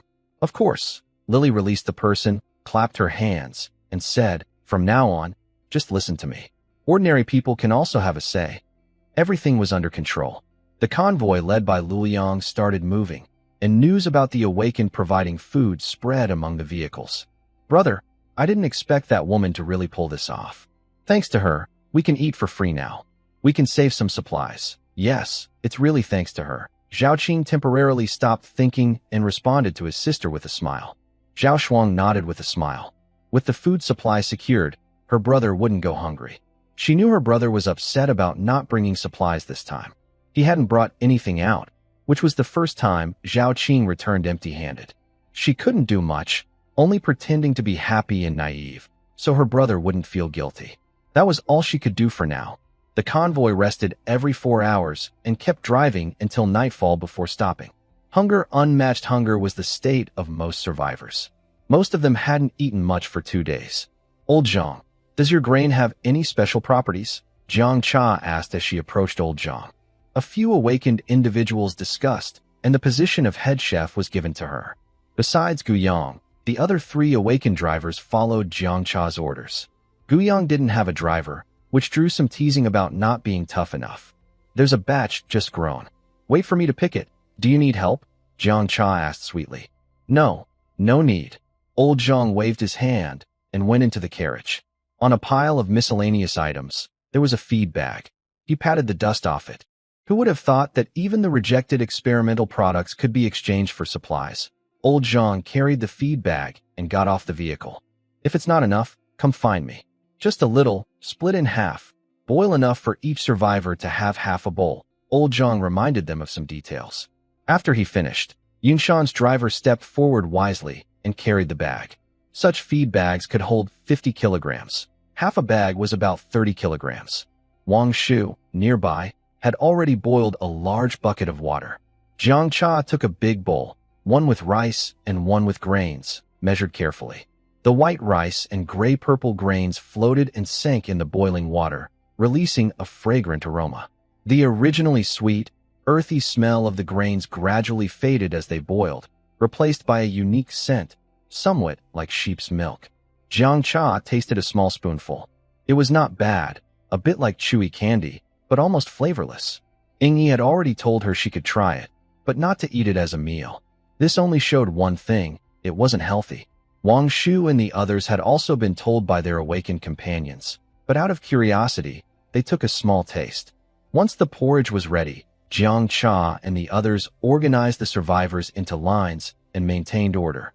Wang Shu held a large iron spoon, responsible for serving the porridge. The first survivor happily carried a big basin and came forward. Next time, just use a small bowl. Wang Shu, with a professional smile, scooped a spoonful of porridge and poured it into the iron basin. Next, that's all. Ancient court disaster relief often gave more than this. Is this enough for anyone? The man shook the bowl of porridge, looking very surprised. He had guessed that the free food wouldn't be much, but this was too little. He had expected this situation. Captain Lu Liang told him to handle this matter, and he didn't have to worry about it. This isn't ordinary food. It's extraordinary food. This small amount is enough to fill you. Extraordinary food. Really? The man looked suspicious. He picked up the bowl and drank all the porridge in one sip. That amount was truly just a sip. The man chewed the grains in his mouth and surprisingly realized he was no longer hungry. His whole body felt full of energy. Wow, amazing. I'm really full. I never thought I'd eat extraordinary food one day. It's so incredible. Will eating this make me wake up faster? Before he finished speaking, a strong man behind him pushed him aside. There are still so many people waiting in line behind. The strong man also carried a bowl. Uncle Wong scooped some porridge for him. The man didn't care if it was hot and hurriedly drank it. Are you not hungry anymore? Someone behind asked impatiently. I'm really not hungry. I feel full of strength, like I could punch a cow to death. The strong man smiled excitedly, then left the line. His bowl still had some porridge on it, and he planned to rinse it with mineral water and finish it. Everyone behind looked happy. At first, they still doubted, but after two people spoke positively, most of them believed it. Now, everyone was excited inside. The porridge was served quickly. In less than 10 minutes, everyone received a spoonful. Some people tried to sneak another serving, but Jiang Cha and others caught them and sent them away from the line. They really threatened to give out another portion of food, and it's extraordinary food. Wait, let me try first. Luo Yuzhu held her bowl and muttered softly. Luo Huai followed behind, listening to her mumbling but not hearing clearly, so she asked, Sister, what did you say? I said, wait for me. Luo Yuzhu turned around. Luo Huai was licking rice grains from her lips and stopped her words. I asked, is it tasty? It's tasty, and the flavor is pretty good. After drinking it, I feel full of strength. Luo Hua showed off her non-existent muscles. Are you full? If not, you can have this bowl too, Luo Yuzhu said helplessly. Her younger sister was a typical foodie who never left a single bite. Since the world had fallen into chaos, she hadn't had a proper meal until now. I'm full. This food is really filling. I even feel a bit stuffed, Luo Hua said seriously, pushing Luo Yuzhu's bowl toward her, signaling her to finish it. Luo Yuzhu drank the porridge. A warm feeling spread through her body, and even her fatigue disappeared completely. This food truly deserved to be called extraordinary. It was the first time since the apocalypse that they had eaten their fill. Night had completely fallen. A crimson moon hung high in the sky. Guiyang lay on top of the car, looking a bit helpless. He had reduced the range of his mental perception so he wouldn't see unpleasant scenes anymore. However, he could still clearly hear the sounds of people laughing and talking cheerfully from the tents and the swaying cars nearby. People always relax when they're full, Guiyang sighed. In the end of the world, everyone lived under great pressure, never knowing if they would survive the next day. Over time, the stress became unbearable, and there were only a few ways to release it. Cigarettes and alcohol were rare and expensive. Human desires, however, cost the least. In this world, even a piece of bread could buy a moment of comfort. It was boring. After hearing it so often, Guiyang lost interest. He decided to listen to something else and extended his mental sense toward old Zhang's car. Nothing. Next was Lu Liang's tent. As soon as his perception reached it, he heard muffled sounds of frustration mixed with laughter. Guiyang chuckled. If he could record this, he wondered how the usually calm captain would react. He kept listening for a while, then switched targets again. In Yunshan's tent, loud snores echoed. Finally, he turned his attention to Wen Yi's tent. Don't come over. Stop. That was Jiang Cha's voice. Guiyang's ears twitched. What was going on? Then came Wen Yi's mischievous voice. Hee, Cha-cha. Don't worry, I'll help you. No, it's fine. I can do it myself. A moment later, there was a startled gasp, followed by silence. Hiss, Guiyang withdrew his mental power. I can't go on. If I listen any longer, I might want to see it. He is a person with a strong personality. The sky brightened, and Guiyang slowly brushed his teeth. Lu Liang said there was nothing strange following them, and the convoy would rest here for 2 days. Oral health is very important. Gulp gulp. Guiyang tilted his head and rinsed his mouth. Guiyang, combine some materials, Lu Liang approached. Combine the Sacred Mother? Guiyang said unclearly. Lu Liang took out a purple-black pouch. You still owe me a chance to fuse once, right? Guiyang nodded, gargled twice more, then spat out the water. "Give it to me." Guiyang took the painful spear and the poison pouch of the cunning Mouse King, handed over by Lu Liang. He thought, and 1,500 killing points turned into 1,400. A white light wrapped around the painful spear and the poison pouch. They chatted for a few words, and the white light disappeared.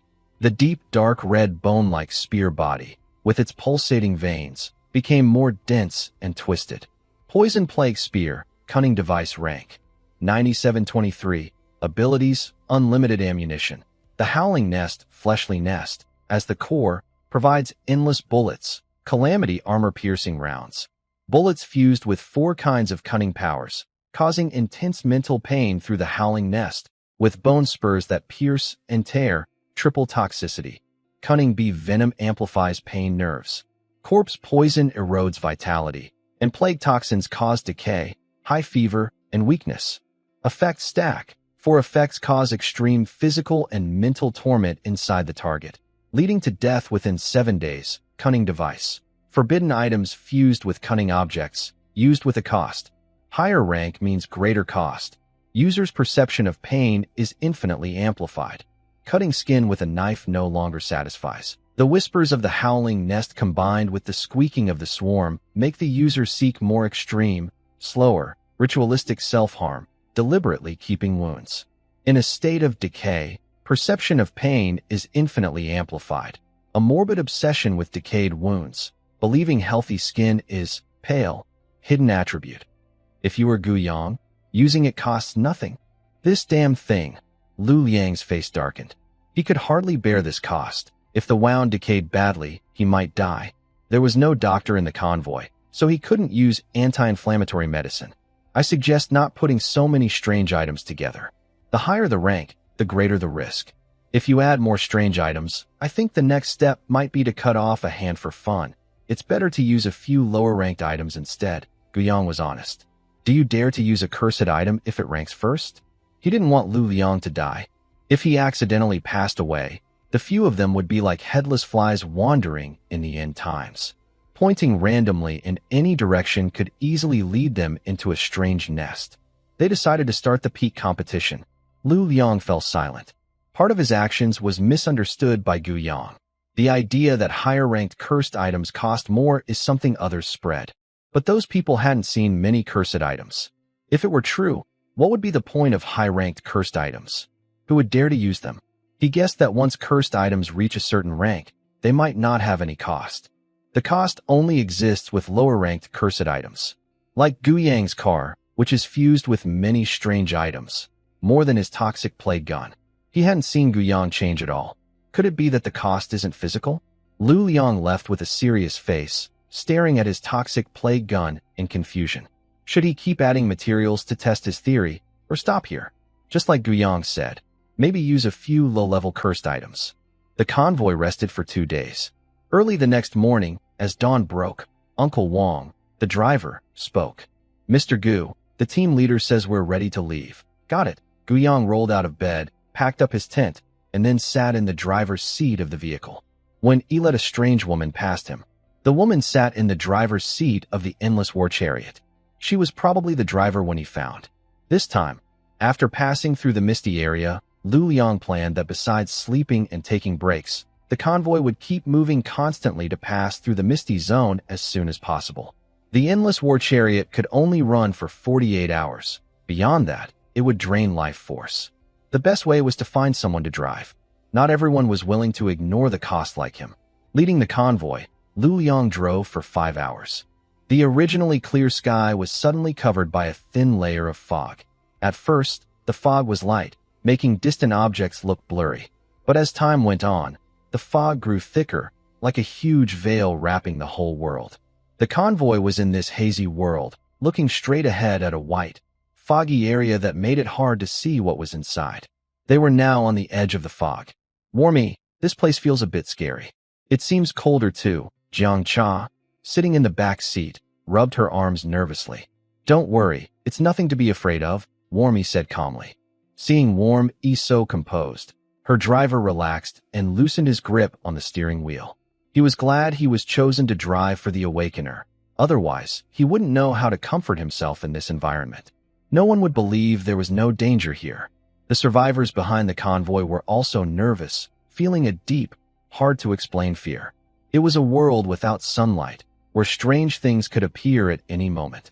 Guyang turned on a dim oil lamp, filling the car with a soft glow. If danger appeared, he planned to drive away quickly. Better to leave than risk being caught. Right now, Guyang was calm and steady, like an old dog. He took out a box of potato chips, tore open the package, and placed it on the center console. The crunching sound of chewing filled the quiet car. Through the window, Guyang saw Lu Liang walking toward him, so he rolled down the window. That place ahead looks a bit thick with fog. I can't see the road clearly inside. I want you to take me in for a look, Lu Liang explained. After his divination, he sensed no strange presence nearby, not even the weird things that usually follow them. They had stopped far away and dared not come closer. There must be something very frightening inside that fog. Driving his ordinary car into the fog felt risky. Even at the edge, he felt uneasy. Guyang's vehicle was a special device, so it was safer to ride in. Captain, you know, this device consumes a lot of energy, Lu Liang said with a dark face. I'll give you a barrel of gasoline.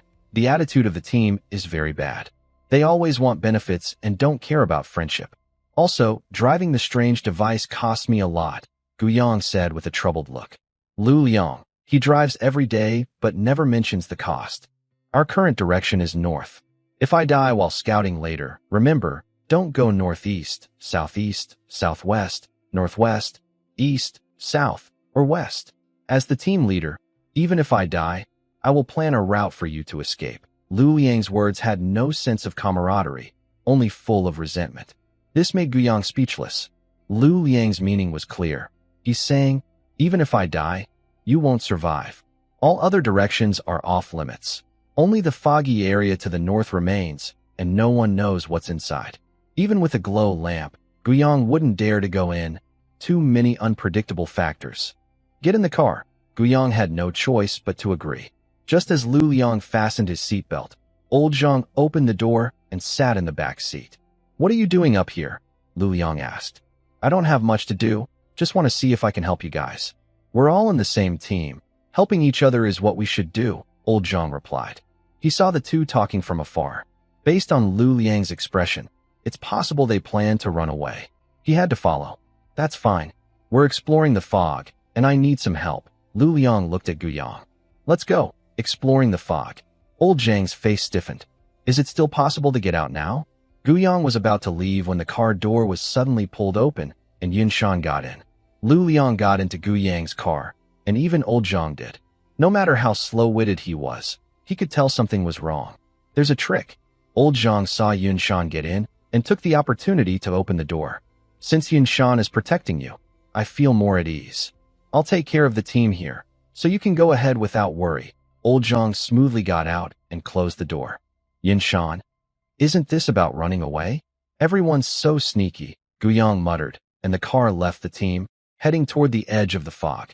Thick fog blocked the view, and everything around was very quiet. Besides the roar of the engine, there was no other sound, as if they were inside a dark, enclosed space.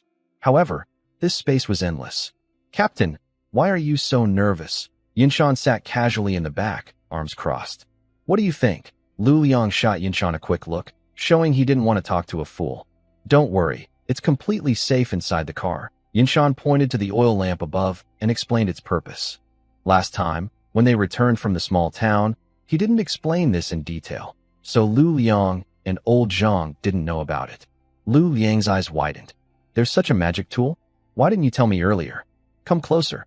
Why are we so far apart? There's no need to fear strange dangers. With the breath cut off, they could do anything inside the car without being noticed by the strange presence. He didn't know about this before. If he had known, he could have eaten 2 more pieces of compressed biscuits during the meal. He decided to keep a close eye on Guyang. From what he knew about this guy, if there was danger, he would definitely run away immediately. Or, it might be safer to stick directly to his car. If he didn't get out, could Guyang really leave him behind? Lu Liang found the road and drove around the fog edge for a kilometer. Nothing dangerous was found, so the 3 of them turned back the way they came. At that moment, the fog started to churn. Through the car window, everything was completely obscured, and visibility was blocked. Gu Yang's eyes widened. He raised a finger to make a shushing gesture. The swirling air currents tore open a large gap in the fog, and suddenly two huge red lanterns appeared in Lu Liang and Yunshan's line of sight. As the fog spread to the sides, they finally saw clearly. It was a giant snake. Its eyes were fixed tightly on the windshield. All three held their breath, afraid that the next moment the giant snake would open its mouth and swallow the car whole. Fortunately, the giant snake only looked for a moment before swinging its massive body and slipping into the fog. The car remained stationary for several minutes. After no other strange events occurred, Gu Yang started driving away. Another day survived. Lu Liang patted his chest. "You said you'd rely on the car. Now you're scared?" Gu Yang said with a look of disdain. Lu Liang did not argue. This time, he finally understood how powerful the blocking aura really was. After returning to the convoy, Lu Liang told everyone to rest there for the night and set out again the next day. The group went into the tent for another meeting. Lu Liang mentioned the encounter with the giant snake to Wen Yi and Old Zhang. Old Zhang glared and immediately cursed. The meeting didn't last long. When they all came out of the tent, everyone looked serious. The expressions of the awakened people made many survivors feel uneasy. Those walking, riding bikes, or tricycles abandoned their vehicles and paid the price to get into the cars for safety. Many people, scared at first, grew braver and approached the awakened to get on the cars, even just lying on the shelves, which offered some safety. Except for Gu Yang, everyone else took in some survivors and let them lie on the shelves. Gu Yang obviously wouldn't bother with them. If he took in survivors to lie on the shelves, his ghostly oil lamp would be useless. Most people spent the night in fear. The next morning, the sun was still not visible. The convoy started moving along the planned route. Leading the way was Gu Yang's black armor berserk war chariot. Gu Yang drove. Lu Liang sat in the front passenger seat, and Yunshan and Old Zhang sat in the back. All three had abandoned their vehicles. They brought the most important strange materials onto Gu Yang's car. Behind the black armor war chariot was Wen Yi's vehicle. On the shelves, 4 or 5 people were lying, men and women. The driver was inside, and Wen Yi sat in the passenger seat. Jiang Cha and Wen Yi, to ensure her safety, placed her inside Gu Yang's vehicle with the supplies. If her own vehicle hadn't been a strange device she was reluctant to part with, she would have followed Gu Yang. The convoy moved straight along the riverbank. On the other side was dense fog, thicker and more intense. The survivors behind felt like they were looking into a deep abyss just by glancing at the fog. The fear of gazing into the abyss grew naturally. "Don't drive so fast," Lu Liang said, looking at Gu Yang's odometer. The speed reached 80 kilometers per hour. On this side of the river, the fog was lighter, but even with the awakened's eyesight, visibility was less than 3 meters. Gu Yang drove so fast that he was worried about reacting in time and falling into the river. The river here was about 8 meters wide. Indeed, 9 out of 10 accidents happen at high speed. "Don't race with death." Old Man Zhang said a slogan from before the end of the world. Yunshan crossed his arms and looked indifferent.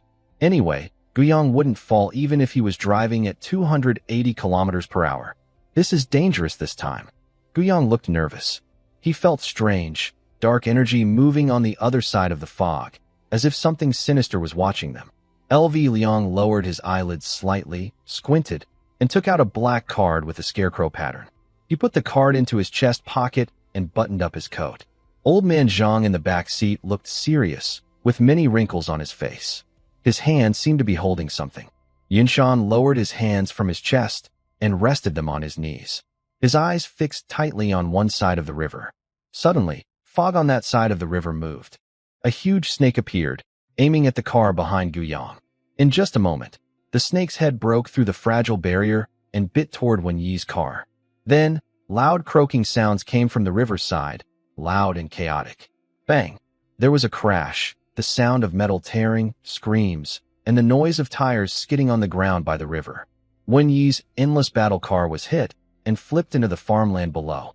Gu Yang's car was also affected. The snake hit the back of the car, almost causing it to roll into the field. From the fog, black spear-like tongues shot out rapidly. Strange frogs. Who knows how many there were? Gu Yang didn't hesitate. He stepped on the accelerator, and the car sped up suddenly. The giant snake chased after the flipped battle car. The other cars behind had no obstacles, and the drivers, terrified, turned pale and pressed the gas pedal. People hanging on the car or on the roof screamed as the snakes' tongues kept taking their lives. Feeling the strong life energy, strange roars sounded from the fog. All the creatures rushed toward Gu Yang's convoy, ignoring him and his friends as if they couldn't see them. Bang! Gained 400 kill points for hitting the strange frog. The enemies tried to block the road ahead, but it was too narrow. Gu Yang couldn't avoid them, so he crashed into the strange creatures, knocking them away. Bang! Gained 300 kill points for hitting the strange wolf. Bang!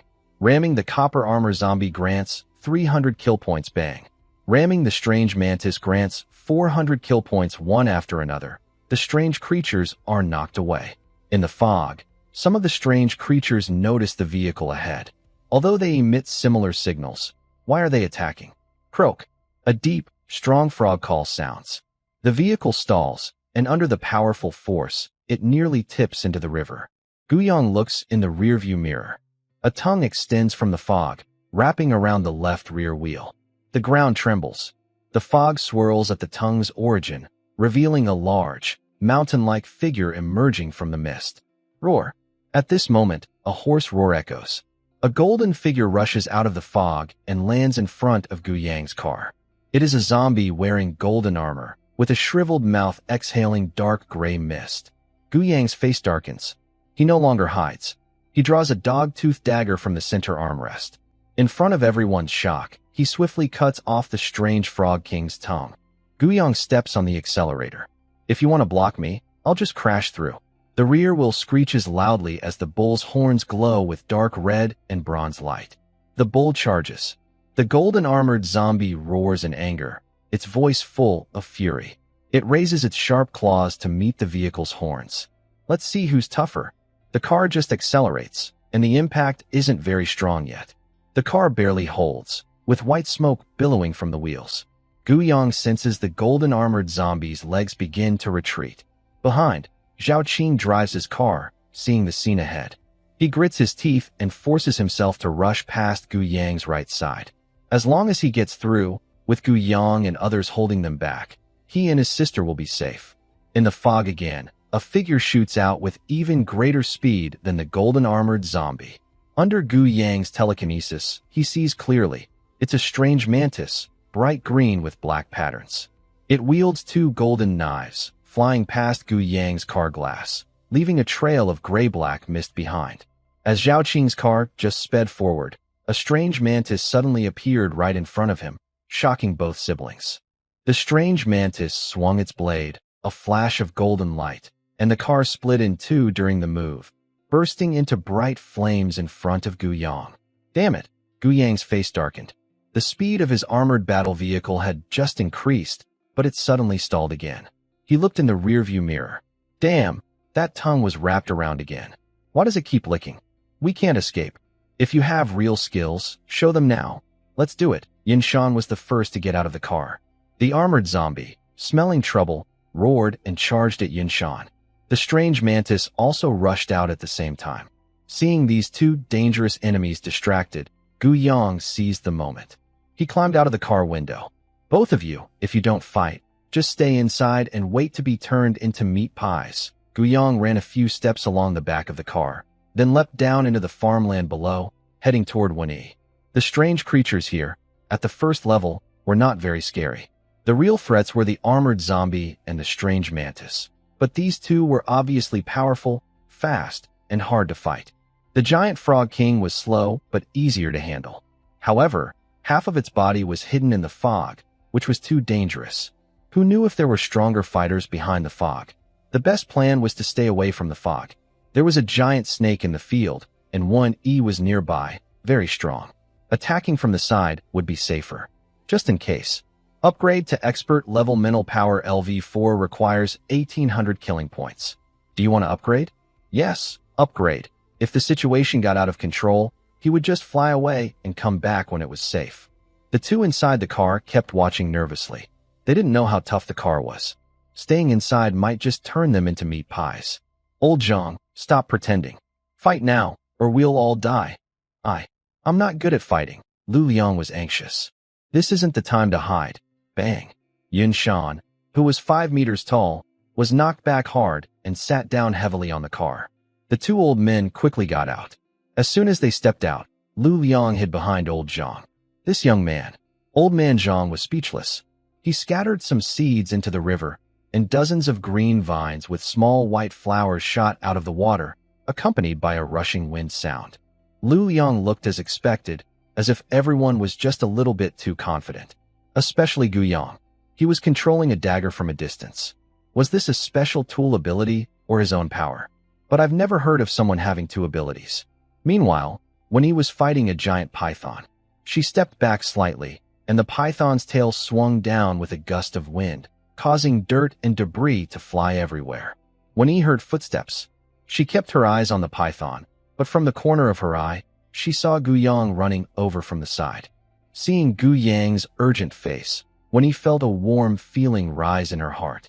She thought the others had already driven away, but Gu Yang came to save her. Gu Yang took a few quick steps behind the python, but didn't get too close. When he saw the many fierce wounds on its body, he smiled happily. The python looked at Gu Yang from a distance, then suddenly lunged at Wen Yi, who was closer. Gu Yang controlled a dagger to stab the python. Under the influence of level 4 mental power, the dagger pierced through the snake's scales and sank into its body. Injured the strange giant python, gained 300 killing points. The python, in pain, turned and bit at Gu Yang. Seeing this, Wen Yi quickly charged forward with her twin knives. The python was prepared and swung its tail to push her back. Gu Yang took the chance to stab again. Injured the strange giant python, gained 300 killing points. The python chased Wen Yi, and Gu Yang controlled the dagger to strike it again. The python chased Gu Yang, and Wen Yi ran up to cut it with her knives.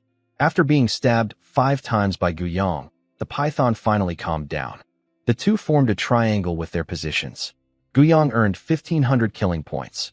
The python's eyes, glowing like red lanterns, flickered with red light, and it let out a loud roar to the sky. Something's wrong. Is it calling for help? Wen Yi's face changed, and she tightened her grip on her twin knives. Attack, Gu Yang said with a focused look. Wen Yi held her twin knives, glowing with a red and gold light. Suddenly, she disappeared from the spot, leaving a red streak in the dark field. Gu Yang's eyes sharpened. He seized the moment and launched a mental attack. He had never used this before, but he was waiting for this moment. Dealt 600 points of mental damage to the strange giant python, earning killing points. The giant python, with its mouth wide open, froze for a moment, and the part of its body that was raised fell downward. Gu Yang nodded in satisfaction. As expected from the transformed mental power, using mental force against the strange giant python only used about 1/10 of his mental strength. If he used all his strength, he might be able to directly crush the python's consciousness. But the situation is too dangerous now. It's best not to use mental force unless necessary. In an instant, Wen Yi had already reached the front of the python. She swung her long sword, creating a fan-shaped ripple of red in the air. The ripple passed through the snake's body. The giant snake's body and head separated. Just when everyone thought it was over, the snake's head, falling, suddenly opened its mouth wide and bit at Wen Yi. By the riverbank, old Zhang controlled vines, wrapping them around the strange frog king's body, especially its mouth. The vines were very tough, and the strange frog king couldn't break free for a while. Lu Liang was not idle either. Hiding behind old Zhang, he kept firing the plague gun, making the huge body of the strange frog king look almost like a pincushion. Under the continuous corrosion of toxins, the strange frog king collapsed with a loud crash. Its belly was still rising and falling, indicating it was not dead yet. Old Zhang sent half of the vines to support Yun Shan. At this moment, Yun Shan was fighting alone against the golden-armored zombie and the strange mantis. He had injuries on his arms, legs, and even his head, some of which had already scabbed over. All of this was thanks to the Titan gorilla's strong defense and healing ability, allowing him to barely withstand the attack. If it were an ordinary awakened person, they would have been cut into 8 pieces by now. Roar! A roar came from nearby. The golden-armored zombie's body surged with strange energy, and its aura suddenly intensified. The originally resilient Yun Shan was knocked flying by a punch from the golden-armored zombie and spat out blood near Lu Liang. This guy must be on some kind of stimulant. Feeling the overwhelming pressure, Yun Shan was startled. Wow, it turns out it was just teasing me earlier. Lu Liang's face was serious as he raised his gun and fired 2 rounds of disaster armor-piercing bullets at the golden-armored zombie and the strange mantis. The golden-armored zombie allowed the armor-piercing bullets to hit it, then turned and charged into the nearby field. The strange mantis swung its golden knife, knocking away the bullet that was aimed at it, then kicked off with both legs and disappeared instantly. As Lu Liang's 3rd bullet just shot out of the gun, the strange mantis's golden blade appeared in his eyes. Under his shocked gaze, it cut through his body.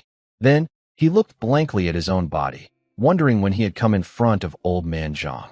Lu Liang, Old Man Zhang, and Yun Shan shouted at the same time. At this moment, the strange mantis raised its arm again, but found it couldn't move. Old Man Zhang had already seized the mantis's hands and feet during the brief moment, and the remaining vines wove into a cage in midair. Yun Shan, Old Man Zhang's face turned red. The strange mantis struggled fiercely. If the vines hadn't been so tough, they would have torn apart by now. Yun Shan roared angrily. In the next moment, his 5-meter-tall body grew to 8 meters, then broke through 10 meters, with eyes burning red like fire. Old Man Zhang was pleased. Had he broken through? With Yun Shan throwing a punch, Old Man Zhang released the vine cage, leaving only the vines binding his hands and feet. The mantis couldn't dodge and was smashed into the ground. Half of the concrete road cracked and disappeared into the river. Yun Shan kept punching without holding back. The surrounding air surged, stones and dust flew everywhere, and the mist was blown away by the rushing air. Old Man Zhang exhaled heavily, his face darkening. If he had broken through earlier, Lu Liang wouldn't have died. Without Lu Liang leading the way, their future would be a life-and-death struggle. Yun Shan, I leave this to you. I'll go help Gu Yang and the others. Old Man Zhang shouted loudly and headed toward the fields. Right now, the king of strange frogs was almost defeated. After Yun Shan had hit the mantis dozens of times, it probably wasn't doing well either. But the danger was on Gu Yang's side. The golden-armored zombie's rising momentum seemed to have surpassed the 2nd stage. The team couldn't afford to lose more people. He had thought about driving Gu Yang's car away, but where could they run to? Humans are a very mysterious species. When there is no way to retreat, a kind of courage, engraved in their genes, to fight to the death, will be unleashed. At this moment, the surviving vehicles were linked along the riverbank. Many survivors leaned against the cars, holding various weapons. The vehicles could effectively resist the sudden attack of the Black Spear emerging from the fog. The vehicle could only block the strange frogs. They also had to face more than 20 bizarre praying mantises, white wolves, and zombies. Luahua, Lu Yuzhu, Zhao Qing, and others hid in the grass in the field. From time to time, they heard screams and the cracking sounds of bones being bitten. Brother Zhao, maybe we should just give up. Let's hide here. Luahua stopped Zhao Qing from going out.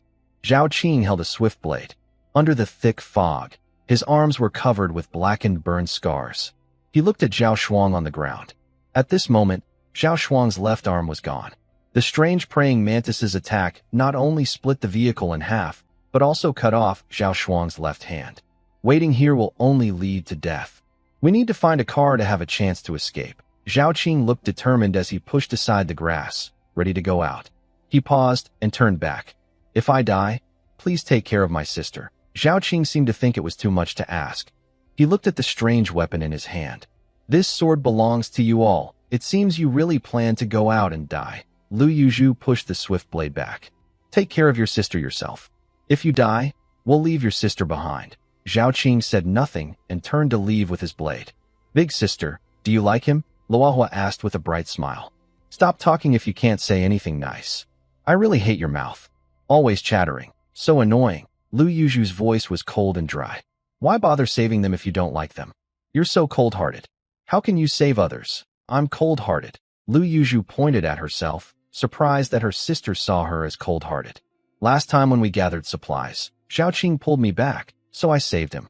Do you understand? Luahua said. See? I told you good people get good rewards. When I help others, they help me too. Lu Yuzhu didn't want to listen and interrupted her sister. It's not the same. In the end of the world, helping others voluntarily is foolish. Being helped by others and returning the favor is also foolish. Anyway, don't copy me. She knew her actions were foolish, but she just acted on impulse and saved someone. Luo Huai.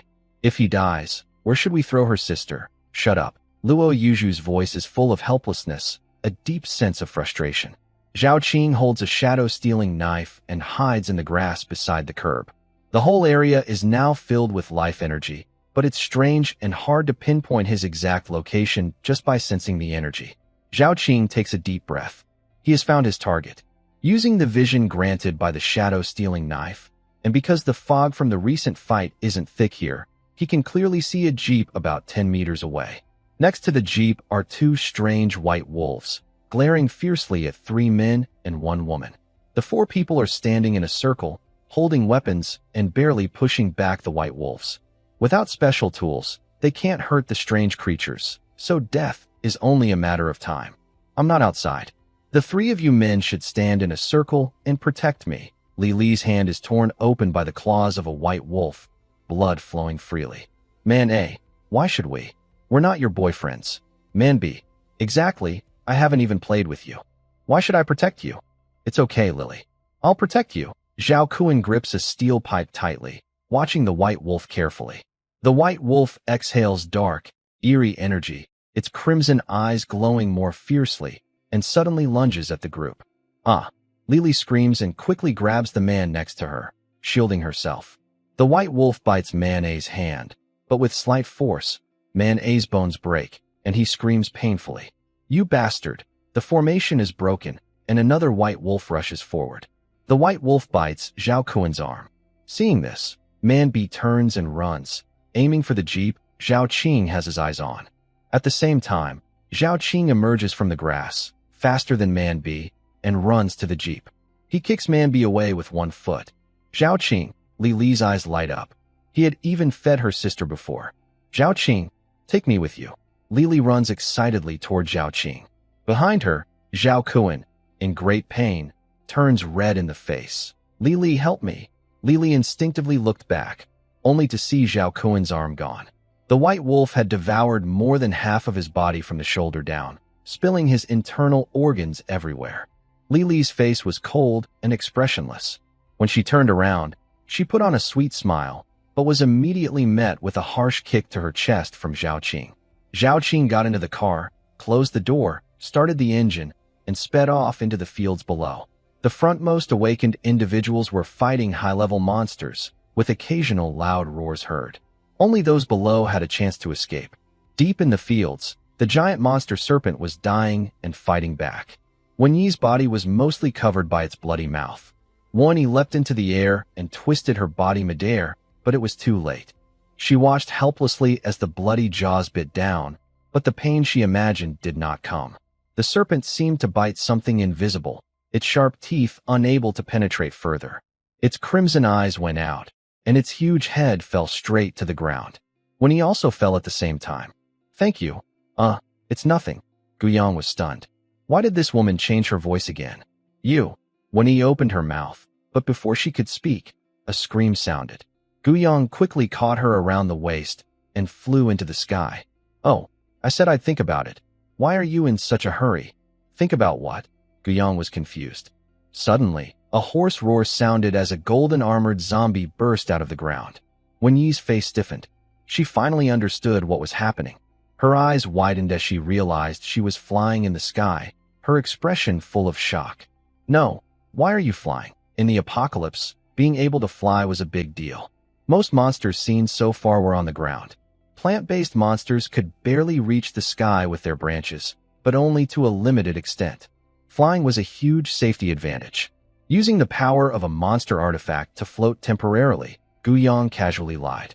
The abilities of monster artifacts were unpredictable, and no one could easily see through his lie. When he nodded, then let's go down quickly. After all, the side effects of the monster artifact must be severe. Guyang had already used its power several times to save her. Wait a moment. Under Guyang's telepathic perception, Old Zhang was approaching from this direction. The golden armor zombie looked at the 2 people flying in the air. It jumped a few times in place, almost reaching them, and Guyang would also lift slightly whenever they moved upward. This made the golden armor zombie roar in frustration on the ground. Old Man Zhang came close to Gu Yang and saw him holding Wen Yi as they flew in the sky. He also widened his eyes in surprise. Gu Yang is really good at hiding. Unlike Lu Liang, who was very sneaky and skilled, I thought Lu Liang was the best at hiding, but he ended up dying unexpectedly. Now, I feel quite regretful when I think about it. Roar, the golden armor zombie, unable to reach Gu Yang and Wen Yi, turned its fiery eyes toward Old Man Zhang. Wow, Old Man Zhang shivered. Gu Yang, come down and take me up too. Old Man Zhang waved his hand, and vines surged like waves toward the golden armor zombie. Wen Yi and Gu Yang were also shocked by this scene. The golden armor zombie swung its claws nonstop. Each time, 10 or 20 vines were torn apart, but because there were so many vines, soon the zombie's feet were tied up. Vines also wrapped around its shoulders and neck, trapping it for a short time. Are you ready? Wen Yi nodded. Gu Yang immediately threw Wen Yi down from the sky. Wen Yi held a blood-engraved golden dagger and fell rapidly. Her messy hair floated behind her, and her eyes were filled with red mist. The golden armor zombie spread its arms wide and let out a violent roar. A strange energy burst out from its body, and the vines within 3 zhang, about 15 meters, were shattered and thrown into the air. The ground beneath the zombie sank into a deep, curved pit. A sharp, buzzing sound echoed in Wen Yi's ears. After just 2 or 3 seconds, blood flowed from her ears. The blood-engraved golden dagger slashed toward her, but its blade stopped just a centimeter from the zombie's forehead. The violent sound waves continued to sweep outward. Gu Yang was surprised. He didn't expect the golden armor zombie to have a mental attack move. Wen Yi spat out a mouthful of blood and was sent flying backward. The golden armor zombie stopped roaring. It pointed its toes and, like an arrow released from a bow, charged straight at Wen Yi, who was flying backward. Gu Yang quickly created a full protective barrier around Wen Yi.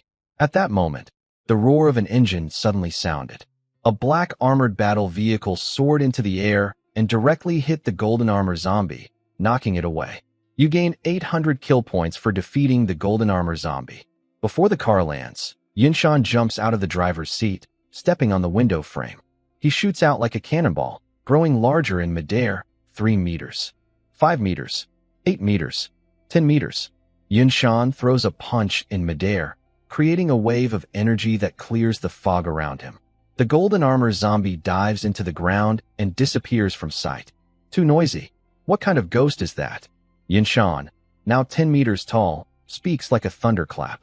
At this moment, Old Man Zhang is affected by a mental attack, kneeling on the ground and gasping for air. Wen Yi, facing the roar, faints. Just because it's not your car, you treat it like this? Gu Yang floats in front of Yinshan, pointing at the car on the ground, which is upside down. If it were an ordinary car, it would have been shattered into pieces by now. Sorry, I'll help you lift it. It's my first time driving a flying car in the apocalypse, so I'm a bit excited. Yinshan gently taps with a finger. Roar. The golden armor zombie leaps out of the ground and rushes straight at Yinshan. Yinshan quickly slaps it away. The zombie, acting crazy, keeps charging at him. Yinshan shrinks his size and starts fighting the zombie hand-to-hand. No matter how much the zombie gets knocked down, it gets up and charges again. Yinshan is having a lot of fun fighting. Although he can't keep up with the zombie's speed, he just needs to punch when he's close enough. His skin is thick, so he can afford to make many mistakes. Even a 3rd rank isn't a match for me, a 2nd rank. Yinshan thinks proudly, but he can't dodge if the zombie circles around him. Gu Yang places Wen Yi in the passenger seat, then looks at Old Man Zhang with a puzzled expression. Where's Lu Liang? Old Man Zhang's expression darkens. You don't know? He's dead. He explains how Lu Liang was cut in half by a strange mantis. Gu Yang frowns. First, deal with the golden armor zombie. The noise here is too loud, he says. Since the zombie is a 3rd rank, Yinshan probably can't kill it with a few hundred punches. This place is near the fog, and if more strange creatures come out, it will be trouble. Gu Yang is already thinking about splitting up. Lu Liang is dead, so they've probably decided to part ways and share the supplies. Old Man Zhang used vines to bind the golden-armored zombie. With Yinshan's help, Gu Yang used Wen Yi's blood-engraved gold to cut the zombie into 7 or 8 pieces before killing him. The group followed the direction planned by Lu Liang, but they did not stay on the main road. Instead, they chose to go through the fields, only using the road when there was no other way. They traveled a bit on the road, then turned back into the fields. Although it was bumpy, it was still safe. They traveled for more than 10 hours before stopping at the foot of a mountain. Guiyang got out of the car, followed by 5 other vehicles, including Wen Yi's endless war chariot. Old Man Zhang's car also came out. When he saw Xiao Li, he was overwhelmed with emotion and quickly opened the trunk to check his treasures. The remaining 3 cars belonged to survivors. Their bodies were battered, covered with dried blood and torn flesh. Only 9 people survived in the 5 vehicles, which was almost like total loss. Guiyang thought these 9 probably wouldn't last long. Without Lu Liang leading the way, they didn't know how many strange dangers they would face ahead. When Yi was still unconscious, Guiyang, Old Man Zhang, and Yinshan went to a nearby signal tower and dismantled the door of the machine room to get inside. They needed to discuss what to do next. Zhao Qing got out of his car, ready to light a fire for warmth. Sensing something, he turned around and saw Li Li coming down from the 3rd car behind him, looking at him with resentment. He thought, they didn't die? Zhao Qing frowned. Luo Ruo also got out of her car and looked in Zhao Qing's direction. At this moment, Li Li looked extremely miserable. She had lost one arm, and half of her face was torn by a claw mark. Her blood had dried into a scab. Li Li walked up to them, her face full of hatred. She made a gesture as if she was cutting her throat, then headed toward the signal tower where the awakened was. Wow, I just felt sorry for her. What does her action mean? Luo Ruo was angry and a little regretful for not mocking her earlier. Zhao Qing watched her go into the machine room, but didn't come out. His brow furrowed so deeply it seemed he could crush a fly. Why are you here? Guiyang looked at Li Li at the door with a cold attitude. He was annoyed. I've awakened, Li Li said straightforwardly. Guiyang, you say you've awakened. What have you awakened? Cloud Mountain and Old Man Zhang also looked curious, but their annoyance at being interrupted quickly disappeared. I've awakened a goal, Li Li said. It's like I can identify a direction.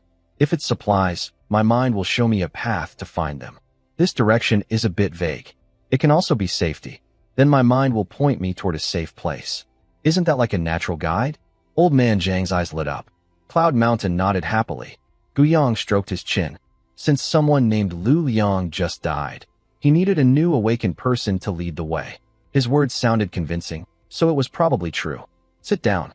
Guiyang's expression softened. Cloud Mountain moved closer to Old Man Zhang, making space for Li Li. They discussed again. Li Li's ability was good for leading, and the team leader is usually someone with a guiding ability. So, they decided to let Li Li take the leader's role. Guiyang had no objections. As long as she listened, she could be the leader. If she didn't, it would be hard to say. The leader had little real power, and there were many worries. No one would want that job. Outside the control room, Zhao Qing watched the flickering flames, glancing constantly at the room. The Luo sisters sat across from him, and Luo Shuang was still unconscious in the vehicle. Zhao Qing recounted how he had kicked Li Li. We also had a conflict, but it was just a few words, Luo Yuzhu said. They chatted for a while. Luo Hua patted her chest. We're all healthy and able-bodied, so we're not afraid of her even if she's missing a hand. About 10 minutes later, Li Li came out of the room feeling refreshed. She walked close to Zhao Qing and the others. Let me introduce myself. I'm Li Li, the new team leader. We'll leave at 9 tomorrow morning. After saying that, Li Li strolled over to them, kicked the campfire between the 3 of them, causing sparks to fly and burn Luo Hua's hand. Are you crazy? Tonight, no fires allowed. We might attract strange creatures. Li Li said calmly, but we used to be able to make fires. Why can't we today? Luo Hua looked annoyed and challenged her directly. Zhao Qing and Luo Yuzhu looked grim. No matter how they calculated, they didn't expect Li Li to suddenly become the team leader. How the former captain did things is none of my business. Now I am the captain, and my rules are the rules. Li Li spoke clearly, her voice full of pride. You. Luo Hua hesitated but ultimately said nothing. Very good. A few annoying people gathered together. Watch me crush you all, Li Li whispered threateningly, her tone full of menace. She glanced at their unhappy faces and happily walked toward her car. The others who started the fire were not spared. Li Li kicked the campfire away, causing sparks to fly everywhere. The group looked at each other in silence, angry but unable to speak. Damn it! Could she be lying to us? Luo Huai clenched her teeth, holding on to hope. Zhao Qing shook his head and comforted her. The team has a rule. Awakeners can't bully survivors without reason. As long as we don't provoke her, nothing will happen. Luo Huai asked, but she's now the captain. What if she changes the rules? Luo Yuzhu quickly covered Luo Huai's mouth and apologized. Sorry, my sister doesn't usually speak well. Inside the control room, after Lily left, the group discussed for a while. When they finished talking, Guyang stepped out of the control room, with old Zhang following close behind. As for Yunshan, he had nothing and could only sleep in the control room. Guyang set up his tent and went inside. Although this was dangerous, he gained a lot. Just from the golden armored zombie, Guyang earned 10,000 kill points. Plus, the strange creature he hit earlier and the giant snake, minus 1,800 points for upgrading his level 4 mental power. Guyang's current kill points balance was 13,900. After this event, Guyang felt the need to improve his strength even more. Upgrade to master level mental power LV5 requires 5,400 kill points. Do you want to upgrade? Yes. Despite knowing the high cost, Guyang didn't hesitate. Guyang, Bloodline, Infectious Blood Level 1. Upgrading to Infectious Blood Level 2 requires 5,000 kill points. Superpower Awakening. Master Level Mental Power LV5 can control objects weighing up to 1,000 kilograms, with a maximum effective range of 800 meters. Mental Power undergoes a second transformation, making the use of telekinesis almost instinctive. Unlock skills, Telekinesis Restraint. Strong mental energy can trap one or more targets, making them difficult to move. Internal damage. No need to break defenses. Telekinesis can directly squeeze and twist biological organs and brains. Tons of force can even tear apart heavy armor tanks. Level 6 Domain Level Telekinesis requires 31,000 kill points, and second stage Contaminated Blood Control changes from physical to conceptual, no longer limited by weight. Unlock skill. Telekinesis Domain. Create a spherical area with a radius of 50 meters. Inside this area, telekinesis is everywhere. Telekinesis is you, and you are telekinesis. Within this domain, you seem like a god. Material decomposition. Use high-frequency vibrating telekinesis to directly break down materials into basic particles.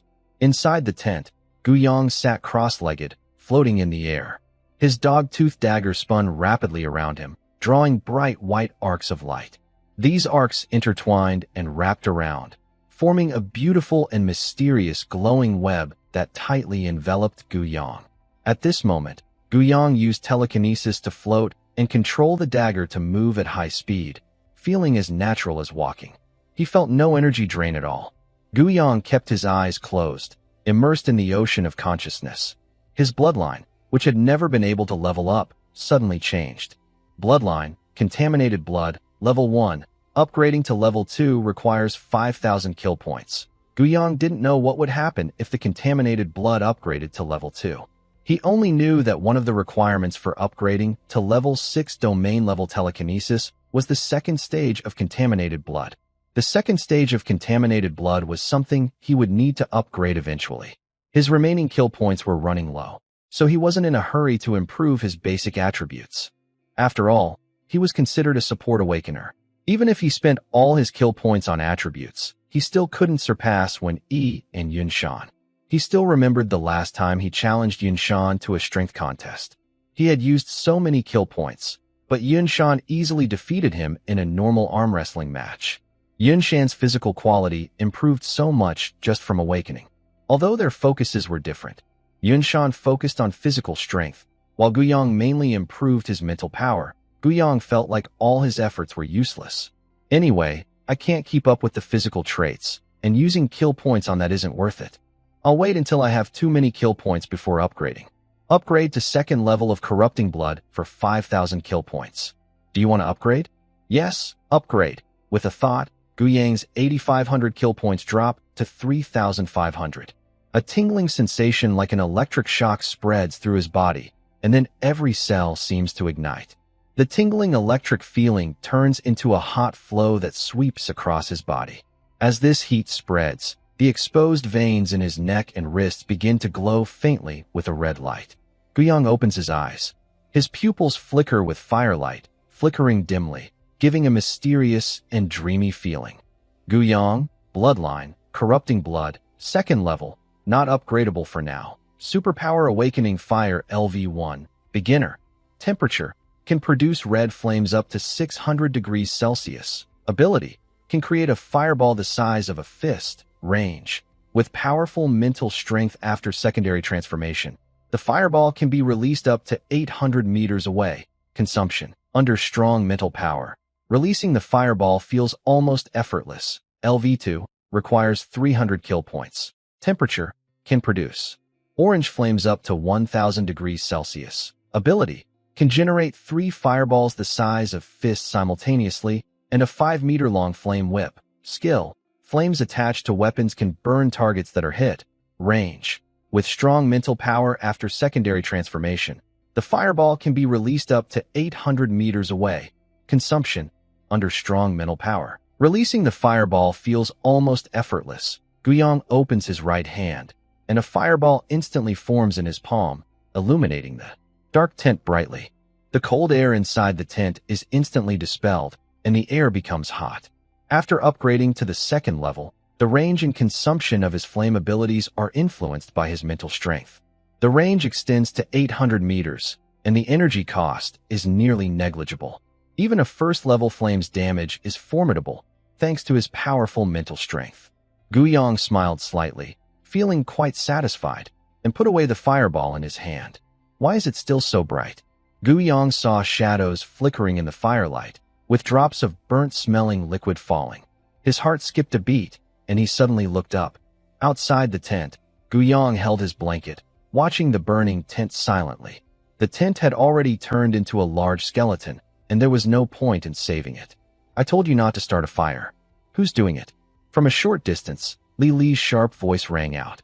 In the dim environment, a bright spotlight shone directly at them, making Guyang squint slightly. Li Li strode over aggressively. Seeing Guyang in black casual clothes with a cold expression, Li Li felt a sudden jolt of fear, but quickly steadied herself. You can't start a fire at night. Who said we can't? It's so cold at night, and winter is coming soon. It's even colder now. How can we survive without fire? Guyang sneered. You're not saying I can't start a fire, are you? Li Li's heart tightened. She was a bit scared by Guyang's imposing attitude, but she remembered she was the team leader. I said no fires because they attract strange things. As the team leader, I have to be responsible for everyone's safety. Li Li stood on the moral high ground. Guyang smiled. Yes, fires could attract strange things, but common sense was also important. If the strange things are attracted by the firelight, it means they are very close. Does it matter whether you start a fire or not? The strange things could follow the life energy to find us. Did you discuss the rules with everyone before making them? Guyang paused, his tone turning cold and sharp. Or do you think being the team leader means you can do whatever you want? Every rule in the team was decided after discussion among the awakened members. Except for the team's direction, the route, Lu Liang had almost no real power. Guyang didn't expect this woman to be so ambitious. She had just become the team leader, and she already wanted to rule alone. If she weren't somewhat useful, she would have already earned 100 killing points. I'm the team leader. What I say should count, Li Li said loudly. At this moment, Yun Shan and Old Zhang, who had heard the noise, had already walked to within 2 or 3 meters of them. At this distance, even an ordinary person could hear clearly, let alone the 2 awakened individuals. Both of them furrowed their brows at the same time. Old Man Zhang saw that Guyang's face was already looking very unhappy, so he quickly sped up and hurriedly moved between the 2, smiling warmly to smooth things over. Everyone is in the same team. If there are any disagreements, let's sit down and talk. Old Man Zhang gently pressed his aged hand on Guyang's right hand, which was gripping the handle of a small dagger. He was really worried that Guyang might get angry and directly kill Li Li, then drive away. Among the 4 of them who awakened, Guyang needed Li Li the least. He could hide himself using a special oil lamp, making it very unlikely to be discovered. As long as no strange incidents occurred that caused suspicion, he wouldn't be found. Our team doesn't need disobedient members. Li Li thought Old Man Zhang was on her side. so she spoke even more harshly. To her, what use was a support-type awakener like Guyang? If it were fighters like Yinshan or Wenyi, she might give some respect. But Guyang? She didn't need to hold back. Damn it, what an idiot. Li Li's words made Old Man Zhang's head almost explode with anger. Shut up. Old Man Zhang didn't care about politeness anymore. Politeness is for smart people. Fools like her don't deserve it. From now on, any rules we make must be discussed with us. I don't agree with banning fires at night. You just need to lead the way. You don't need to worry about anything else, Yinshan said coldly from the side. Although he was broad-minded, this woman almost tore the team apart. Since the apocalypse, he had never disliked anyone this much. He missed Lu Liang. If Lu Liang were here, the team would be much more harmonious. Old Man Zhang saw Li Li still wanted to argue and said calmly, "It's getting late. Go back to your car and rest. And don't get lost. No mistakes this time." A flash of sharpness appeared in Old Man Zhang's cloudy eyes. He started to suspect that Li Li's awakening might be fake. Before Guyang joined, someone had pretended to be an awakener in the team. Li Li returned to her car with a cold face, turned off the high beams, and the surroundings became dark again. Only the flickering light from Guyang's campfire nearby could be seen. It was one thing if a few awakened people targeted her, but just now, passing by Zhao Qing and the others' vehicles, the laughter coming from inside was especially harsh and grating. She only had one hand left, gripping the steering wheel, which creaked loudly. After Li Li left, Old Zhang kept trying to comfort Guyang with words, until Guyang finally agreed not to run away secretly. Only then did Old Zhang stop. Yinshan was also relieved. He wasn't good at talking, so he just listened nearby. Without a tent, Guyang had to go back to his car. When he was lying inside, still unconscious. How could she sleep with him? Guyang quickly picked her up and threw her back into her own car. Back in his car, Guyang locked the door. The air was quiet. Thinking about his conversation with Old Zhang, he knew he could promise to stay, but if things got worse, he would still run away. This convoy was no longer the same as before. Guyang thought for a moment and used all his remaining killing points. Upgrading to Proficient Fire Level 2 requires 300 killing points. Do you want to upgrade? Yes, upgrade. Upgrading to Master Fire Level 3 requires 900 killing points. Do you want to upgrade? Yes, upgrade. Upgrading to Expert Fire Level 4 requires 1,800 killing points. Do you want to upgrade? Yes, upgrade. Fire Level 4, Expert. Temperature. Can produce blue flames up to 3,000 degrees Celsius. Abilities. Can generate 3 fireballs the size of fists at once, a 5-meter-long flame whip, a flame spear, flames gathered at the fingertips. Flame pillar. A column of fire rising from the center of the body. Flame wall. A wall formed by condensed flames. Fire fist. Arms turn into flames to punch. Skills. Flames attached to weapons can cause burn damage to targets. Flames also have explosive properties. Range. In front of the powerful mental force of secondary transformation, the fireball can be released up to 800 meters. Consumption. Under the strong mental power of secondary transformation, the release of fireballs feels almost effortless. Guyang's pupils flickered with flickering blue flames. The next morning, the convoy moved forward slowly, led by Li Li. Behind her was Old Zhang's car, followed by Yinshan's. Yinshan woke up early and chose the best among the 3 surviving vehicles. The original owner, Xiao Zhao, was directly recruited by Yinshan to be the driver. Xiao Zhao was very happy and immediately crossed social boundaries, feeling protected by the awakened ones, which made him feel safer. Moreover, Yinshan was tall and strong, with arms thicker than his thighs, adding to his sense of security.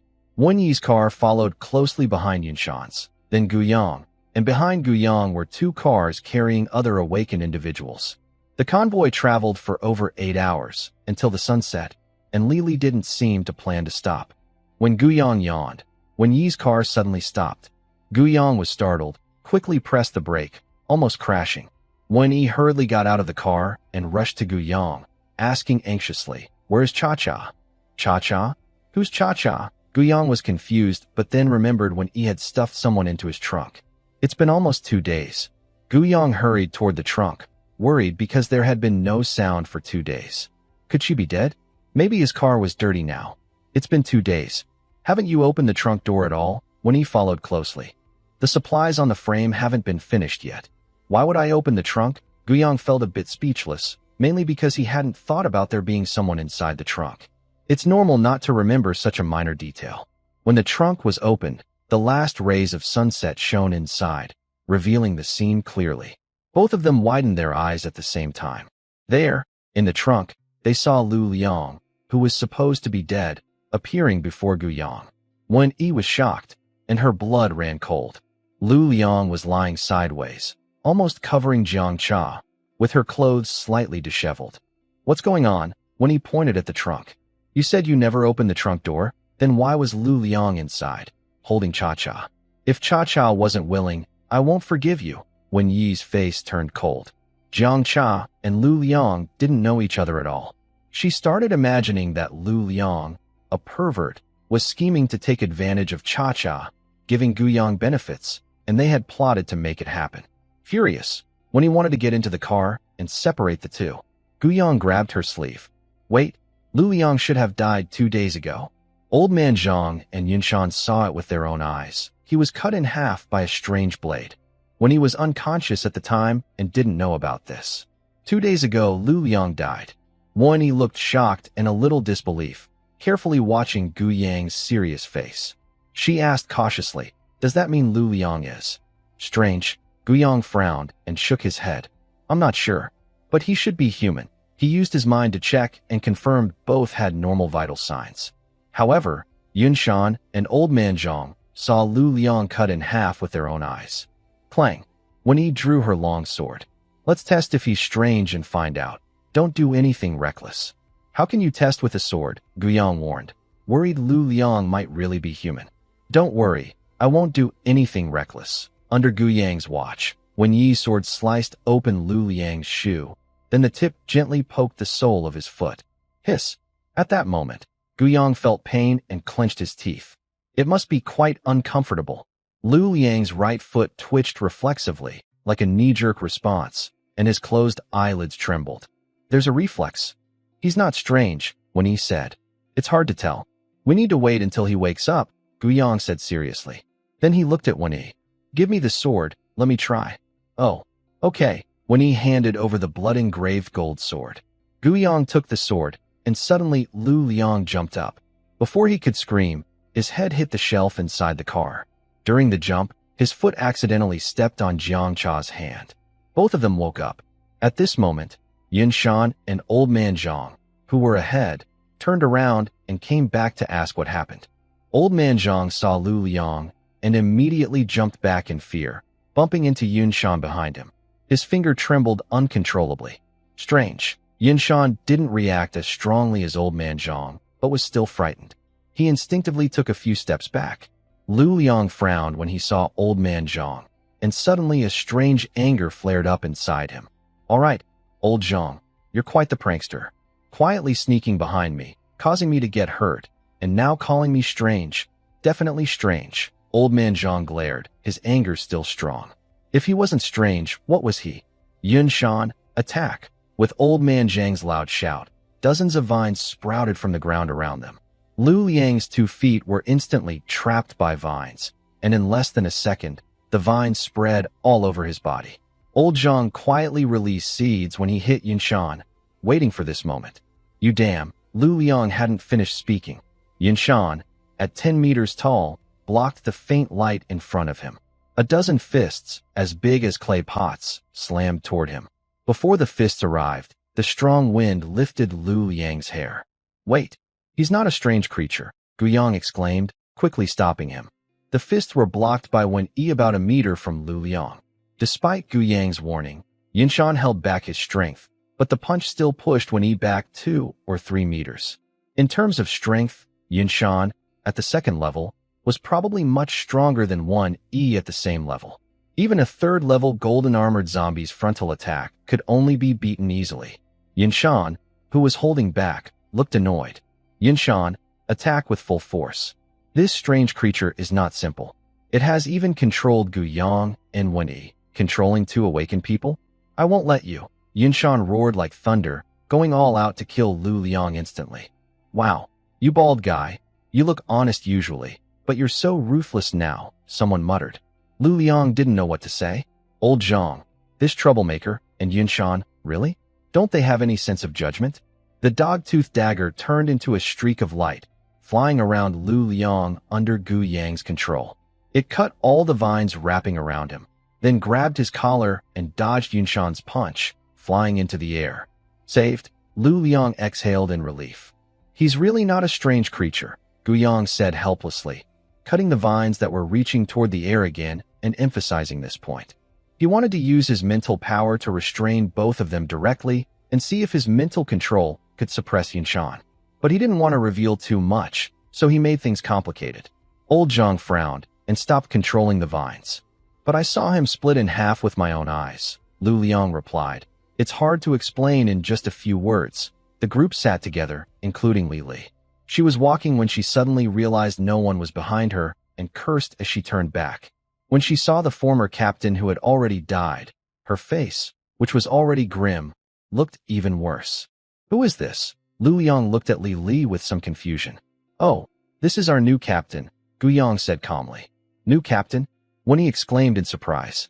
She had just taken a nap, and when she woke up, Lu Liang was said to be dead, and now there was a new captain.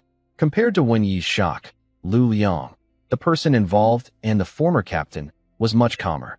He wore his usual friendly smile and nodded politely. Lu Liang coughed twice and looked at Old Zhang. So you're the one spreading rumors that I'm dead. Well, weren't you? Old Zhang replied confidently. Yunshan nodded in agreement. Lu Liang glared at him. What are you nodding for? You usually seem so honest, but the moment we meet, you hit me like you're trying to finish me off. What grudge do you have against me? If it hadn't been for Gu Yang, that punch from Yunshan might have really ended him. Yunshan stayed silent. Why are you holding Cha-Cha? What did you do to her? When he suddenly demanded. I wasn't holding her. Lu Liang glanced at his swollen right hand and at Jiang Cha, who sat beside when he looking wronged.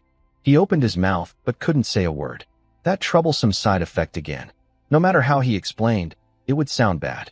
From the outside, it really did look like he had held her and even hurt her hand. You didn't hold her? Then did she hold you first? When Yi turned to Jiang Cha shook her head blankly. She really hadn't.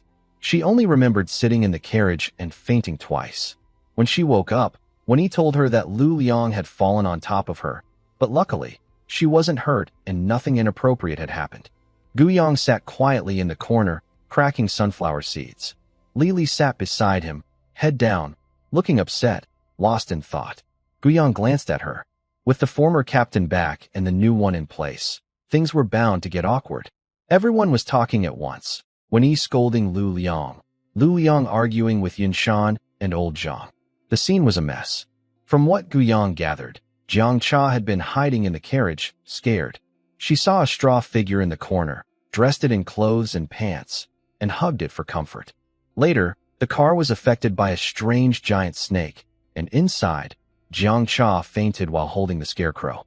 Lu Liang was killed by a strange mantis, which triggered the death substitution card. The scarecrow was the target Lu Liang had set up in the car as a substitute to die in his place. That's why the two of them were hugging each other. Lu Liang managed to save his life. The original cost was 3 days of unconsciousness, but he woke up early due to pain. Jiang Cha, who was in the car, fainted for the first time and was about to wake up but was knocked out again. She has been unconscious ever since. Gu Yang guesses it was probably caused by the moment Yunshan was flying the car. After sorting out the cause and the events, everything became quiet. I think now is the end of the world. We've been together for a while, and everyone should show their cards openly. Hiding too much or showing weakness might make us afraid to fight strange creatures. Like protecting teammates in front of yourself. That's not right, Lu Liang said, looking at Old Man Zhang. Old Man Zhang awkwardly coughed. He thought it was right to step back behind Lu Liang, but the only mistake he made was not stepping back far enough. Everyone, speak up. Starting with Gu Yang, Lu Liang said, looking at Gu Yang, who was munching on sunflower seeds. Gu Yang paused his eating. Well, I'm like this. You know me. I have more strange tools, and some unusual skills are normal, Gu Yang said. Lu Liang looked a bit helpless. You should be a dual ability awakener. Dual ability awakener. Lu Liang finished speaking, and the others were all surprised. Although I've never heard of dual ability awakeners, it doesn't mean they don't exist. The end of the world has happened. So what's strange about dual ability awakeners? Lu Liang said calmly. Exactly. Guiyang can even fly in the sky. I thought it was because of his strange tools, Yinshan murmured. You're not being honest, Old Man Zhang said with a chuckle. Because Guiyang had the ability to create strange tools, Old Man Zhang didn't think about dual abilities. Jiang Cha, who was attending this kind of awakening meeting for the first time, looked at Guiyang with some envy. He had 2 abilities, and she had none. If when he hadn't taken care of her everywhere, she probably would have died long ago. If she could awaken an ability too, she wouldn't need Wen Yi's protection. She could help her instead. She really didn't want to be a burden. Lily kept suppressing her emotions, afraid to show them. How could Guiyang be a dual ability awakener? Why? The worst part was that Lu Liang was still alive, which greatly increased her risk of exposure. Guiyang said, Fine, I won't hide it anymore. I'll come clean. I am indeed a dual ability awakener. Lu Liang slightly raised his mouth, but he wasn't sure. He was just trying to bluff Guiyang. He thought Guiyang would pull out some strange tools, but it turned out he really was a dual ability awakener. What is the other ability? What level? Lu Liang took out a small notebook. The others looked at him with interest. What level? Guiyang didn't really know what level his mental power was, but don't ask. The answer is level 1. Mind power. Level 1, just awakened recently. Both abilities are level 1, Lu Liang asked. Tell me more. It's perception. Barrier. Air control. Impact. Guiyang briefly explained 4 simple abilities. When he looked thoughtful, no wonder you can find things underground. Suddenly, the strange rat king and the weird snake stopped moving. That made sense. She felt a little empty inside. She had thought Guiyang was using strange tools to constantly take on backlash for her. Your ability is really over the top, Lu Liang said with emotion. Then it was Wen Yi's turn. Her ability hadn't changed. It was still at level 2. Yun Shan had advanced to level 2 after Lu Liang's death. Lu Liang cursed a few more times. Captain, you won't level up until you die, right? Do you want him to die a few more times? Lu Liang recorded this in his notebook, then looked at Old Man Zhang. Old Zhang, it's your turn. The one hiding the deepest. Me? I'm just an ordinary old man. I don't hide as much as Guiyang. I'm also level 2. The only skill I have is that vine. Old Man Zhang chuckled, showing a few big yellow teeth. Really? Lu Liang looked suspicious. He suspected Old Man Zhang was hiding something, but since he wouldn't say, there was nothing he could do. Guiyang was honest, revealing so much information. He used to think Guiyang and Old Man Zhang were similar, but now he saw Guiyang was much more. Next was Li. Seeing Lu Liang look at her, she steadied her mind. My ability is to roughly identify a vague direction, such as supplies or safety. It's a first-level skill. Oh, Lu Liang drew out a long sound. Li felt nervous but tried not to show anything unusual. Can your ability find the Heavenly King? Lu Liang thought Li might not know what the Heavenly King is, so he explained.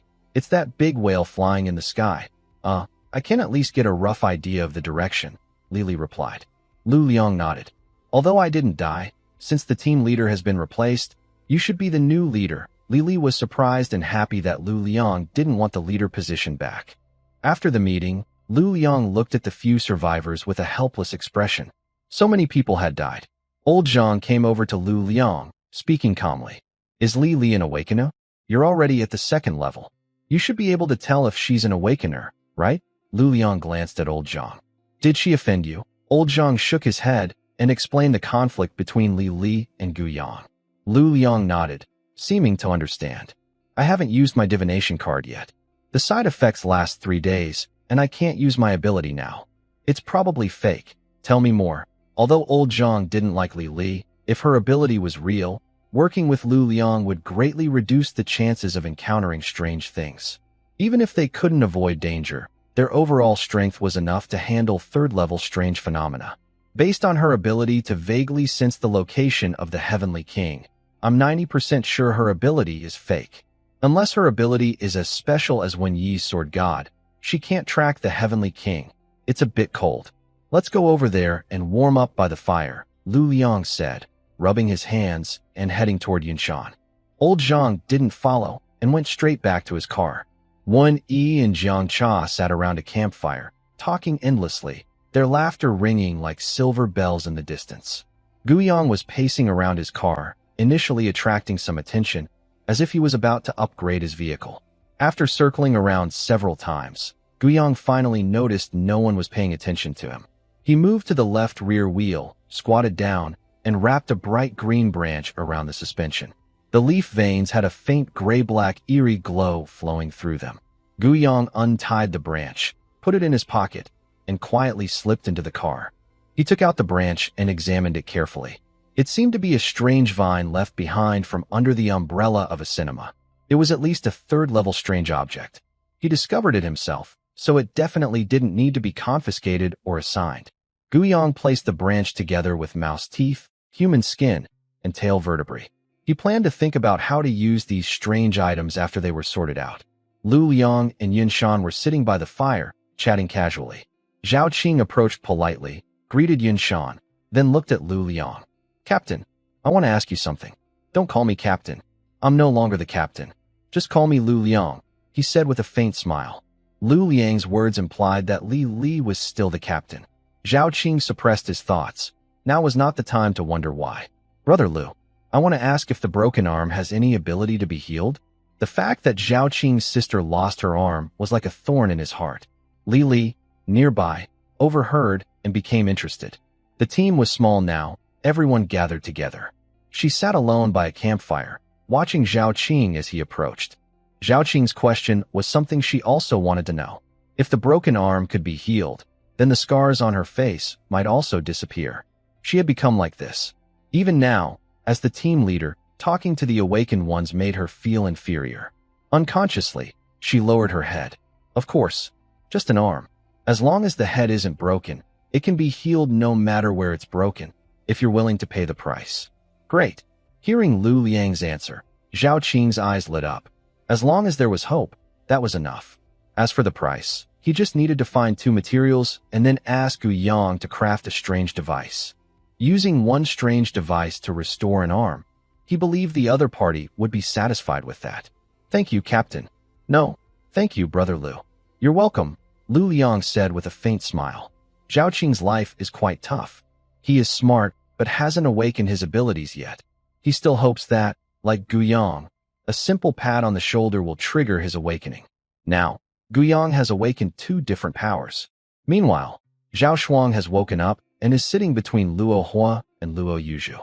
Don't worry, the wound can be healed. It's the end of the world, and there are many awakened people with healing abilities.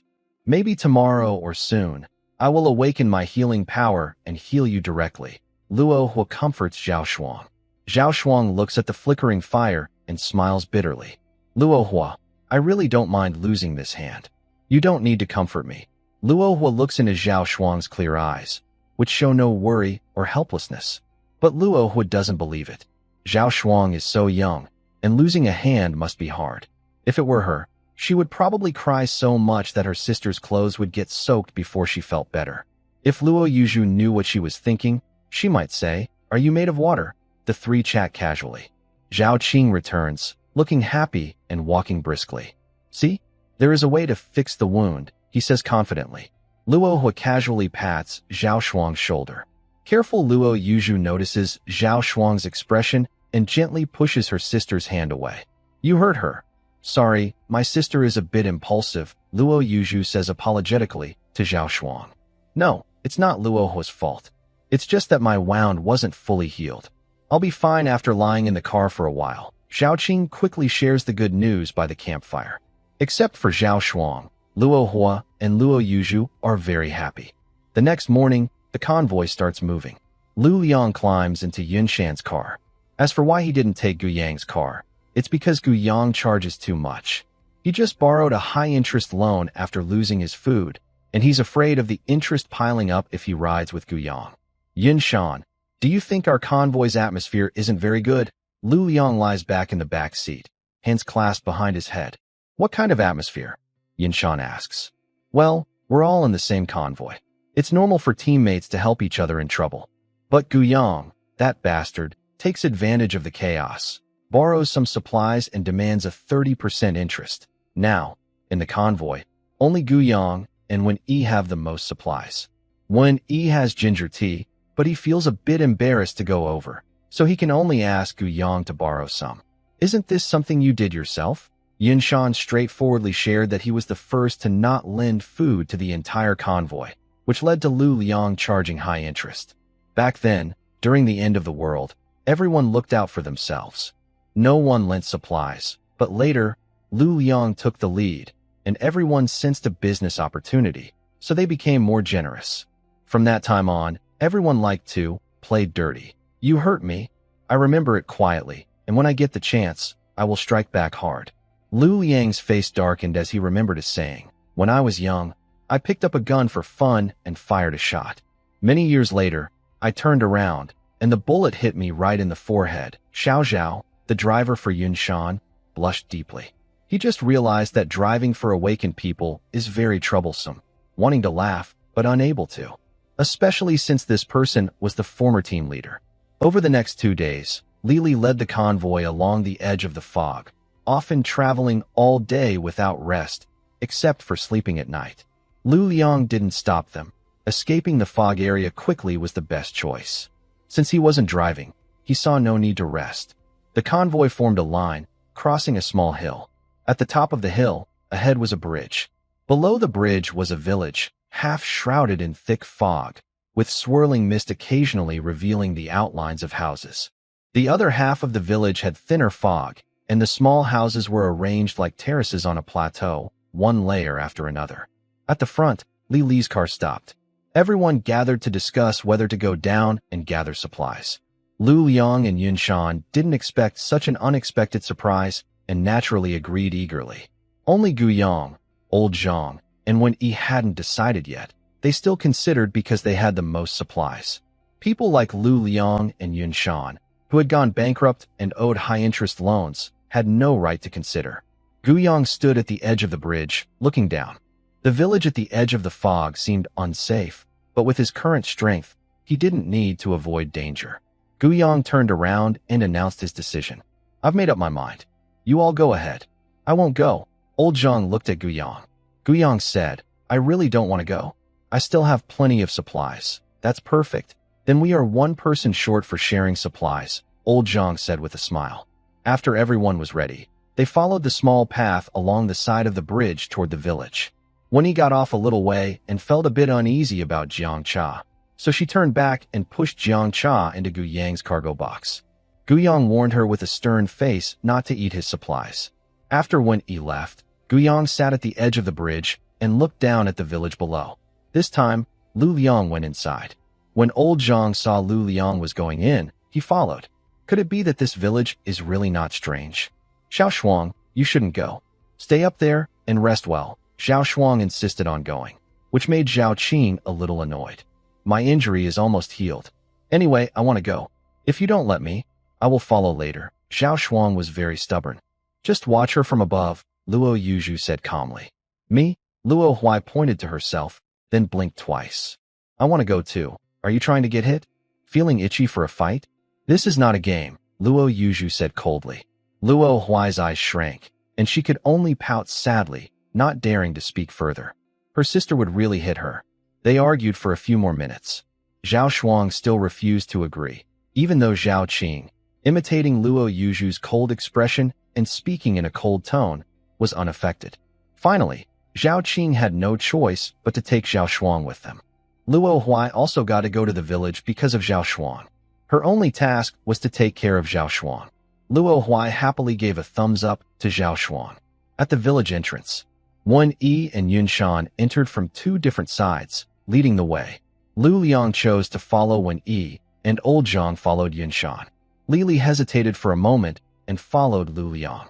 Behind them, Zhao Qing and 3 others arrived at the entrance. Zhao Qing gave some safety instructions, holding a shadow blade and walking at the front, carefully observing the surroundings. They saw a large rural villa. When they reached the door, Zhao Qing easily cut open the lock with the shadow blade. When pushing open the villa door, Zhao Qing cautiously observes the yard. After confirming it is safe, everyone heads toward the small shed in the corner of the yard, which is usually the kitchen. They open the red-painted door, revealing a half bag of rice on a straw mat and 2 smoked pork legs hanging on a shelf in the corner. Luo Hua's eyes light up. This is her first time searching for supplies, and she feels like she is on a treasure hunt. These 2 pork legs will last us a long time for meat, she says excitedly. She feels her mouth watering. There are also about a dozen packs of salt here. Xiao Shuang picks up one and looks at it. This family probably doesn't know how much salt the authorities have stored. When foreign conflicts happen, people stock up on salt like crazy. This pack has been expired for 5 years, so they must have stored a lot back then. Take it quickly. After this, we'll go to the next house, Zhao Qing says with a smile. The kitchen has only a few items. The group quickly gathers everything and then searches the entire villa again. Zhao Qing carries half a bag of rice on his left shoulder, has 2 bags of bean skins hanging around his waist, and holds a 5 kilograms bag of flour in his right hand. Luo Hua carries 2 pork legs. Luo Yuzhu holds 2 bags of vermicelli, and, thinking about winter, has 2 quilts on her back. Zhao Shuang is busy too, holding a bag with 4 cotton jackets inside. After searching several households without much, they find a tricycle. They load the supplies onto it, leaving their hands free for easier movement later. After searching more than 10 families, the tricycle is full, with supplies hanging on both sides, including a few flowering cabbages, an abundant harvest. Nothing unusual happens along the way. Luo Hua is satisfied, happily pedaling the tricycle, while Zhao Qing, Zhao Shuang, and Luo Yuzhu push from behind. Meanwhile, when Yi, Lu Liang, and Li Li find the local supply and marketing cooperative, which has a small supermarket, they begin to raid it. Old Man Zhang and Yun Shan look at the dense vegetable greenhouses in silence. Most of the vegetables are out of season, flowering, or old, but they are still edible. The 2 start harvesting. Yun Shan lifts the greenhouse's insulation film to use as a bag for vegetables. 3 hours later, Guiyang gets out of the car, looking at the piles of supplies on the ground with a complicated expression. So, am I really a very dirty person? If I don't go, nothing strange will happen, right? Are you jealous? Lu Liang looked at Gu Yang's unwell face and smiled gently as he spoke. Gu Yang shook his head and said, "You owe me supplies. Yinshan also owes me supplies. My vehicle probably can't hold all that." Lu Liang's face stiffened. So, all the supplies they worked hard to bring up were actually for Gu Yang? Dreadful capitalism. Gu Yang looked at the supplies arranged around him. The village's supplies weren't many, and few people shared them. The convoy was left with only a small number of people. If a large group of 100 or 200 people suddenly rushed into the village, each person wouldn't get much. This time, everyone had a good harvest. Seeing everyone return, Lu Liang decided to start dividing the supplies. After dividing the supplies, came the strange materials. A large pile of odd items was laid on the ground, including 14 items in total, 2 scrolls of rat skins from the last time. The strange mantis left behind a pair of golden double blades, a pair of shoulder armor, and a pair of silver wings. The strange frog king left a dark purple skin membrane, a piece of backbone, and a section of tongue. The strange giant python left a roll of snake skin, a pair of eerie eyes, and a pair of venomous fangs. The golden armor zombie left a set of golden armor, an ancient pendant, and a pair of poisonous fangs. How should we divide this? Old Man Zhang looked at the materials on the ground with eager eyes. Some of these items were what he needed, and just getting them would confirm his suspicions. Lu Liang paused and then said, "Let's first decide the shares. Yun Shan, Wen Yi, and Gu Yang each take 6 units. I and Old Man Zhang also joined the fight, so we take 5 units. 2 scrolls of rat skins count as 1 unit each. Each item from the golden armor zombie counts as 2 units. The rest are all 2 units each. Is that okay?" Lu Liang looked at everyone. Then his gaze fell on Li Li, who was watching eagerly.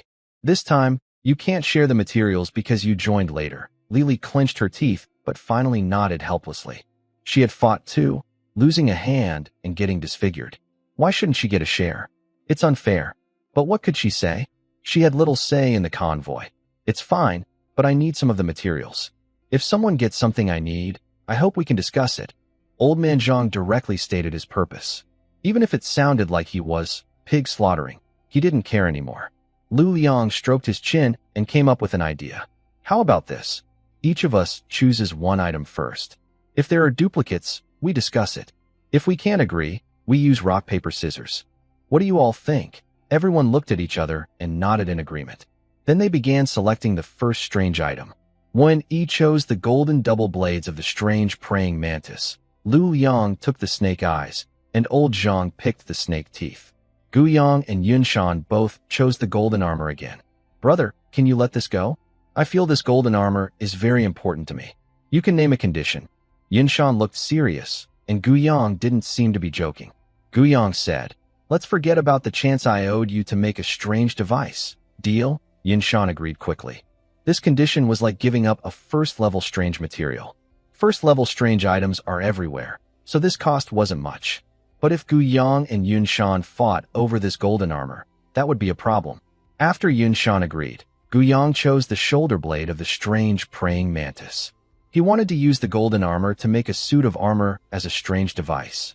Since he was giving it up, he decided to pick some suitable parts to assemble an armor. Once Gu Yang finished choosing, the first round of selection ended. Everyone started the second round. Lu Liang chose the pendant of the golden armor zombie, and Old Zhang took the venomous teeth of the golden armor zombie. Their shares were used up. Gu Yang took a pair of silver wings from the strange praying mantis. When he took the tongue of the ghost frog king, and Yunshan took the dark purple skin membrane. Yunshan had one share left and took a roll of rat skin. Gu Yang and Wen Yi still had 2 shares each. Gu Yang took snake skin, and Wen Yi took the backbone of the strange frog king. All the items on the ground were chosen, leaving only a lonely roll of rat skin. Rat skin? Who wants it? I'll trade it for supplies. Lu Liang thought it should be a formal exchange. Last time, no one wanted it, and this time, probably no one would either. I want it. I want it. Li Li's eyes lit up.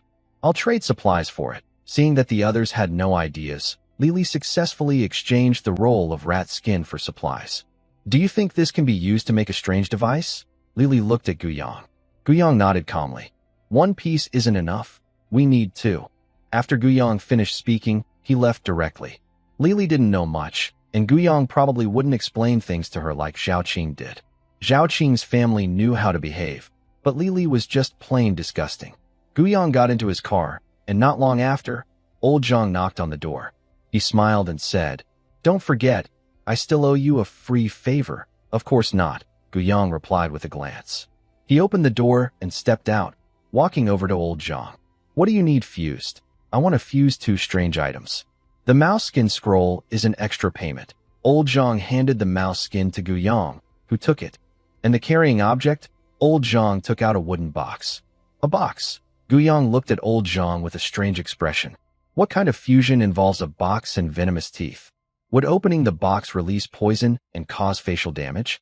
"Do you think that's possible?" Old Zhang rolled his eyes at Gu Yang. He opened the box, revealing a small seed about the size of a soybean, lying quietly inside. "Use this seed as the carrying object." Gu Yang stroked his chin. "The seed should be a living thing, right? Can a living thing serve as a carrying object?" He didn't waste time. Using his mental power, he lifted the seed. As he focused, the teeth of a second-tier venomous snake and a third-tier armored zombie's venomous teeth sank into the white light cluster. As the white light dispersed, the surface of the seed gained 2 rings of patterns, one greenish-blue, one black. But then Gu Yang frowned. He didn't get clear information. To be precise, he got some, but it felt like he didn't. Strange plant seed, unknown. Old Zhang picked up the seed, feeling its life force still present. He smiled contentedly. Then he hurriedly got into his car. This old man, what is he messing with now? Such a sneaky guy. Gu Yang felt a restless itch in his mind and started muttering to himself. But he didn't get nothing. The seed, which carried the strange item, still maintained its vitality. What if it was a person? Would a human body carrying a strange item also survive? If the heart was pierced, could they replace it with a strange heart? Gu Yang didn't continue thinking. He knew he wouldn't experiment on his own body. He glanced at the strange materials at his feet. First, he needed to handle the matter properly. Gu Yang gathered the human skin, vine, and mouse teeth from his car and piled them together. There are a total of 8 strange materials. Gu Yang also found a leather trench coat from the trunk to use as a carrier. With a thought, a pile of strange materials on the ground was enveloped in white light. As the white light gradually faded, a row of fierce bone spines appeared. After a moment, a humanoid armor materialized in Gu Yang's view. It was covered in dark silver snake scales, with green-black vine veins seeping through the gaps. A row of gray-white bone spikes protruded along the spine, and sharp horns extended from the heavy, menacing shoulders. 2 pairs of folded silver wings were embedded on the back. The chest and abdomen armor layered over each other, outlining a lively, biological shape. When Guyang opened his hands, the armor turned into tiny light particles that surged toward him, forming the outline of the armor around his body. Once the armor was fully integrated, Guyang felt an incredible surge of power. He slowly raised his arm, joints covered with jagged, interlocking structures that made a faint, click sound when moved. Guyang's body floated in midair, like a demon emerging from the abyss. He twisted his neck, and a pair of curved silver wings spread behind him, like a pair of blades. The information of the armor began transmitting into Guyang's mind. Silver Ruins Set, Eerie Device Rank, 7,000. Silver Ruins Set, Eerie Device Rank, 7,000. Abilities, Silver Wing Assault. The silver wings spread out, humming loudly and tearing the air. The user transforms into a streak of silver lightning that cuts through reality and appears within 100 meters instantly. All form mimicry. The inner lining shields and absorbs all life energy and mental ripples, while the outer layer mimics environmental colors and shapes. Symbiosis. When attacked, damage is dispersed and absorbed by an internal vine network, which can heal quickly at damage points. Life Devourer. Claw attacks carry effects of armor breaking and nerve corrosion. Eerie Device. Forbidden items fused with eerie objects. Using them always comes at a cost, with higher ranks demanding greater sacrifices. Cost of use. The armor is not a lifeless object, but an ecological hybrid. Every tremor of the silver wings, every screech of the claws, every distortion of light and shadow requires devouring the user's vitality. Under normal conditions, it draws from the flow like a stream. When fully activated, the armor's power causes the vitality to flood like a river breaking its banks. Every mortal has an end. A normal young man can only sustain 30 seconds of full armor activation. But if you are Guyang, using it costs nothing. Powerful. Unmatched power. This is how Guyang feels most directly right now. Each time he merges with a strange device, its power initially can only be imagined. Later, through repeated experiments, he begins to understand how strong it really is. The power of the Silver Ruins suit can be felt directly. It responds to him physically, even more impactful than words or written information. The convoy has only a few people. In the foggy environment, the dim light makes the white glow from the merging strange devices very noticeable and loud. At this moment, everyone around looks at Guyang standing in the air with wide eyes. All of them, including a few awakened people, feel a strange sense of facing something bizarre. The appearance of the Silver Ruins suit is even stranger than the strange devices themselves. Lu Liang narrows his eyes as he looks at Guyang. Wen Yi instinctively grips her blood-engraved gold at her waist. Yun Shan strokes his chin, thinking that Guyang's armor is almost okay, but it's definitely not as good-looking as his golden armor. Don't ask why. Gold is simply more noble than silver. Old Zhang walks out of his carriage happily, looking at the figures standing in the air. His cloudy eyes narrow slightly. Guyang has come up with something incredible again. From several meters away, he can feel the pressure coming toward him, clearly surpassing that of a third-ranked golden zombie. At this moment, everyone's supplies are organized, and the convoy continues to move forward. After traveling for 2 more days, Guyang drives the vehicle. He clearly feels the fog thinning and the sky brightening. This means the convoy is about to leave the foggy area. Everyone breathes a sigh of relief. Being in such a dark environment for a long time has made them all feel depressed. Hope is on the horizon, and everyone feels relieved. In the dark night, to celebrate leaving the fog, everyone no longer holds back and takes out their preserved meat. Many families in the village store dried meat.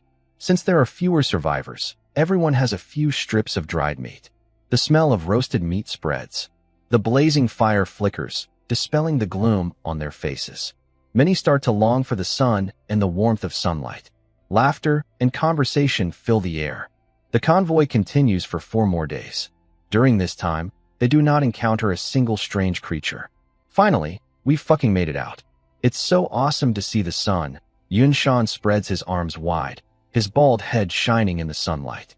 How long has it been since you last washed your hair? It's so shiny. When Yi, also enjoying the sunlight, frowned and turned her face. I don't have hair, so I don't need to wash it, Yunshan replied, sharing his honest thought. Hearing this, when Yi turned her head again, looking surprised. So, you've never washed your hair? Not exactly. I do wash myself when I take a bath, Yunshan said, stroking his smooth chin thoughtfully. The last time I took a bath was before the end of the world. No wonder his hair was so shiny. It was just a layer of grime. When he felt a bit speechless. Although they weren't short of drinking water now, they lacked other water sources for daily use. Shi and Jiang Chai used a basin of water and a towel to clean themselves, which kept them from smelling bad. They couldn't go back to shower like before the end of the world. The group relaxed and chatted. Lu Liang looked at Gu Yang, who was staring in one direction. Gu Yang, what are you looking at? There's something coming. It's a small building in a residential area. Gu Yang pointed in a direction. What? Lu Liang was surprised and started using a card to predict. Recently, they had been moving along the edge of the fog. The only danger was the fog itself. As long as nothing strange came out of it, they were safe. He hadn't done daily predictions lately, but just after leaving the fog, something happened. He was being careless. As the team leader, he shouldn't have let this happen. Wait, he wasn't the team leader anymore. He was naturally a hard worker. Gu Yang looked at Li Li and asked seriously, "Is there danger?" Li Li's ability was sensing danger. She was set to detect threats in the direction she sensed. If the floating building was dangerous, she should be able to feel it. No danger. Li Li looked a bit upset. Gu Yang didn't know that Li Li's awakening was actually fake. Only old man Zhang knew the truth. Others hadn't asked, and Lu Liang hadn't said anything. He kept Li Li around because she was useful. The title of team leader wasn't very safe in the end of the world. He still needed Li Li as a target. The building is flying in the sky. Where is it? I don't see it. Yunshan looked in the direction Gu Yang pointed. The building is floating very slowly. Gu Yang paused, thinking about how to describe it, then said after a moment of silence. It's about the speed of an old village cart. You'll probably have to wait a little longer to see it. Wouldn't it be safer if they floated in the sky? When he held her straight sword at her waist. Gu Yang shook his head. Their flying height is about 50 meters. Some more powerful strange creatures might be able to jump up directly, but that awakened person's ability is also quite strong. After all, it's a tall building. His mental energy can lift objects off the ground, but his level 5 psychic power can only support up to 1,000 kilograms. A building weighs over 10,000 tons, so he can't lift it with his psychic power. Even if they can fly high, it doesn't mean it's safe. Do you think there are no strange creatures in the sky? To live safely up there, you'd need to be like a heavenly king. Lu Liang put away his cards and stepped in front of the others. Those people don't have any bad intentions. They're good people. Real good people. Hearing this, Li Li nearby let out a sigh of relief. Luckily, her cover hadn't been blown. The group stood in a line, gazing at the sky, as a gentle breeze brushed past their ears. Old village carts are so slow. Yunshan looked at Gu Yang. I used to race them when I was a kid. Don't lie to me. How old were the cows you raced? Gu Yang asked Yunshan. I'm not sure. Old village carts are this slow. If you think they're fast, maybe the cows are quite young. Gu Yang looked serious. At this moment, Lu Liang added, when cows and horses realize that working hard means they can't rest or eat much grass, they start to slack off. Are you talking about those cows and horses? Or this cow and horse? Gu Yang looked suspicious. Yunshan, Lu Liang stayed silent and started humming a little tune. Little cows and horses love eating pre-made food. Old cows and horses have mortgage payments. The boss of the company is a tiger, and might even be a scammer. Little cows and horses are happily eating biscuits. That's off topic. When he turned her gaze aside, it seemed like she had thought of something. She pursed her lips. Have you reflected on whether you're not working hard enough in your usual work? As soon as when he finished speaking, Yunshan, Gu Yang, and Lu Liang all looked at her with fierce eyes. You, a recent college graduate, what right do you have to say that? They're coming, old Zhang said calmly. In their view, a large building floated in the air. The broken steel bars at the base looked like giant claws reaching toward the ground. 1.2.3.14.28.40. Yunshan pointed at the floating building and counted its floors. Guyang stroked his chin. Stop counting. There are a total of 52 floors, with 14 units per floor, assuming 2 people per unit. Roughly, Guyang thought not all rooms would be full, so he took an average based on 2 people per unit. 728 units. 1,456 people. When he quickly calculated the number, looking a bit proud. Quick thinking with no hesitation, Guyang smiled. Exactly, Yin Shan said sourly. When he was a little speechless. She just mentioned that someone wasn't working hard enough. Why hold a grudge? Actually, she was thinking of someone who had said that phrase, wanting to make a joke, but they took it seriously. So petty. The group discussed the building. As they got closer, the scene became clearer. At the top of the building, a bearded man stood with one foot on the edge of the wall, holding a large sniper rifle on his raised leg with both hands. Old Zhang and Lu Liang wanted to step back behind Yun Shan, but bumped into each other. They glared at each other. Lu Liang, respecting elders and caring for the young, stepped behind Wen Yi. But after thinking a bit, he felt it was not appropriate and moved behind Guyang, since a man shouldn't hide behind a woman. Although Li Li couldn't see clearly what was happening upstairs, she saw old Zhang and Lu Liang hiding and quickly rolled her eyes, hiding behind Wen Yi. Wen Yi was a bit taller, just enough to block her. Didn't you say it was safe? Guyang was asking Lu Liang. He said it was safe himself, and the people on the other side were good. Now, the other person had a sniper rifle, and Lu Liang was hiding behind him, clearly afraid. Now, in this end-of-the-world situation, being cautious is normal. I'm cautious too. Don't hide. Lu Liang grabbed Guyang, who was swaying from side to side. You wear your armor, and I won't believe that an ordinary sniper rifle can break through. To Lu Liang, that thing could only be used against humans. Guyang looked up at the top of the building, a cold smile on his face. He admits he looks pretty cool this way, but besides dear reader, he hates anyone being more handsome than him. At the top of the building, a bearded man suddenly screams and falls to the ground. Brother Feng, Brother Feng. 2 exclamations are heard. A small man quickly helps the fallen bearded man to his feet, then looks at a girl in pink cartoon pajamas nearby. Xiao Kuei, you need to go down quickly and leave here. The girl in pink pajamas doesn't hesitate. She turns and runs away. If the other person can silently take down Zhao Feng, they can also silently take her down. If she faints, the entire building will fall straight down from 50 meters high. The consequences are easy to imagine. The small man, wary, glances at the people below, then carries the bearded man and heads downstairs. In room 5201, Xiao Kuei rushes in, panicked, pushing open the door. Suddenly, her face stiffens, and the air seems to freeze. A man in a sharp black suit lies on the sofa, his hair messy, eyes full of panic, cheeks flushed with embarrassment. The man's legs are spread apart. A full-figured woman in a black tight dress, wearing black stockings, has her right foot on the man's legs, leaning forward, almost pressing down on him. Her delicate white hand rests on the man's cheek, her beautiful eyes soft and tender. Hearing the door open, the woman jumps up quickly, hurriedly puts on her high heels, and collapses onto a nearby sofa, turning her head away, one hand covering her face, her skin red and hot through her fingers. Jie Chen Ting, Brother Lin Fan. I can explain. I really have something important to do. Xiao Kuei looks embarrassed, her cheeks flushed, stammering as she speaks. Explain what? Nothing happened. The man sits calmly on the sofa, arms crossed, supporting his chin, showing no sign of panic. I know, you guys definitely weren't doing that kind of thing. Xiao Kuei quickly nods. Lin Fan's face darkens, and he falls silent. Something happened. Before Lin Fan could finish speaking, a small-framed man carried the unconscious Zhao Feng into the room. Wang Yun, what's going on? Lin Fan's calmness disappeared. He got up from the sofa, quickly took Zhao Feng from the small man's arms, and laid him gently on the sofa.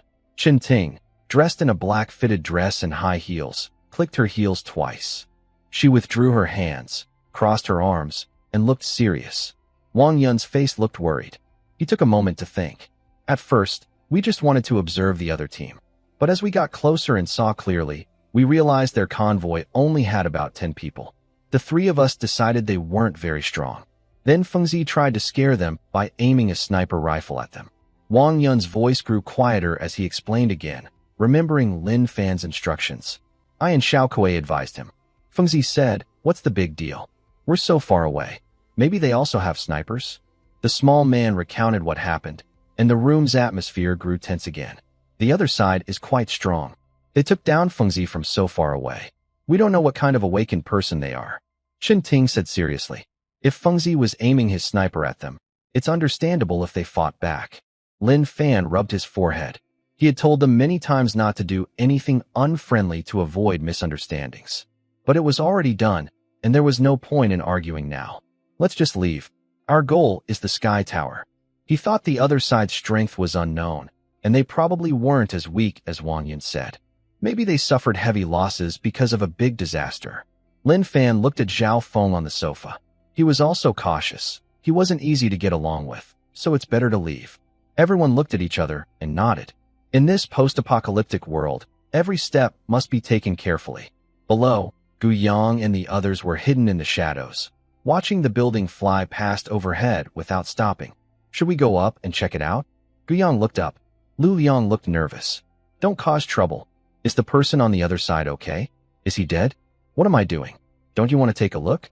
Gu Yang pulled his sleeve away from Lu Liang and scolded him. Two grown men. How can this be proper? Oh.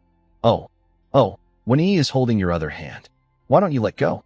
Lu Liang looked at him with disdain. Gu Yang glanced sideways, when he quickly pulled her hand back and hesitated. I thought you wanted to go up. I also want to go. To see. Are we going to fight for something up there? Yin Shan pointed at the sky. If we don't go now, we'll fly too far away. Gu Yang suddenly turned around, looking at Yun Shan with disbelief. I didn't expect you to be like this. Lu Liang grabbed Gu Yang's arm again. No, you can't go. We're not bandits. Darn it. Gu Yang laughed helplessly. Then Lu Liang said again. Yin Shan used to be a very honest person, but after meeting you. Before Lu Liang finished, Gu Yang shook his head with regret. If I had known earlier that he was going to punch you to death, I wouldn't have helped you. After saying that, Gu Yang let out a long sigh and walked away with his hands behind his back. Lu Liang. The convoy was driving along a mountain road.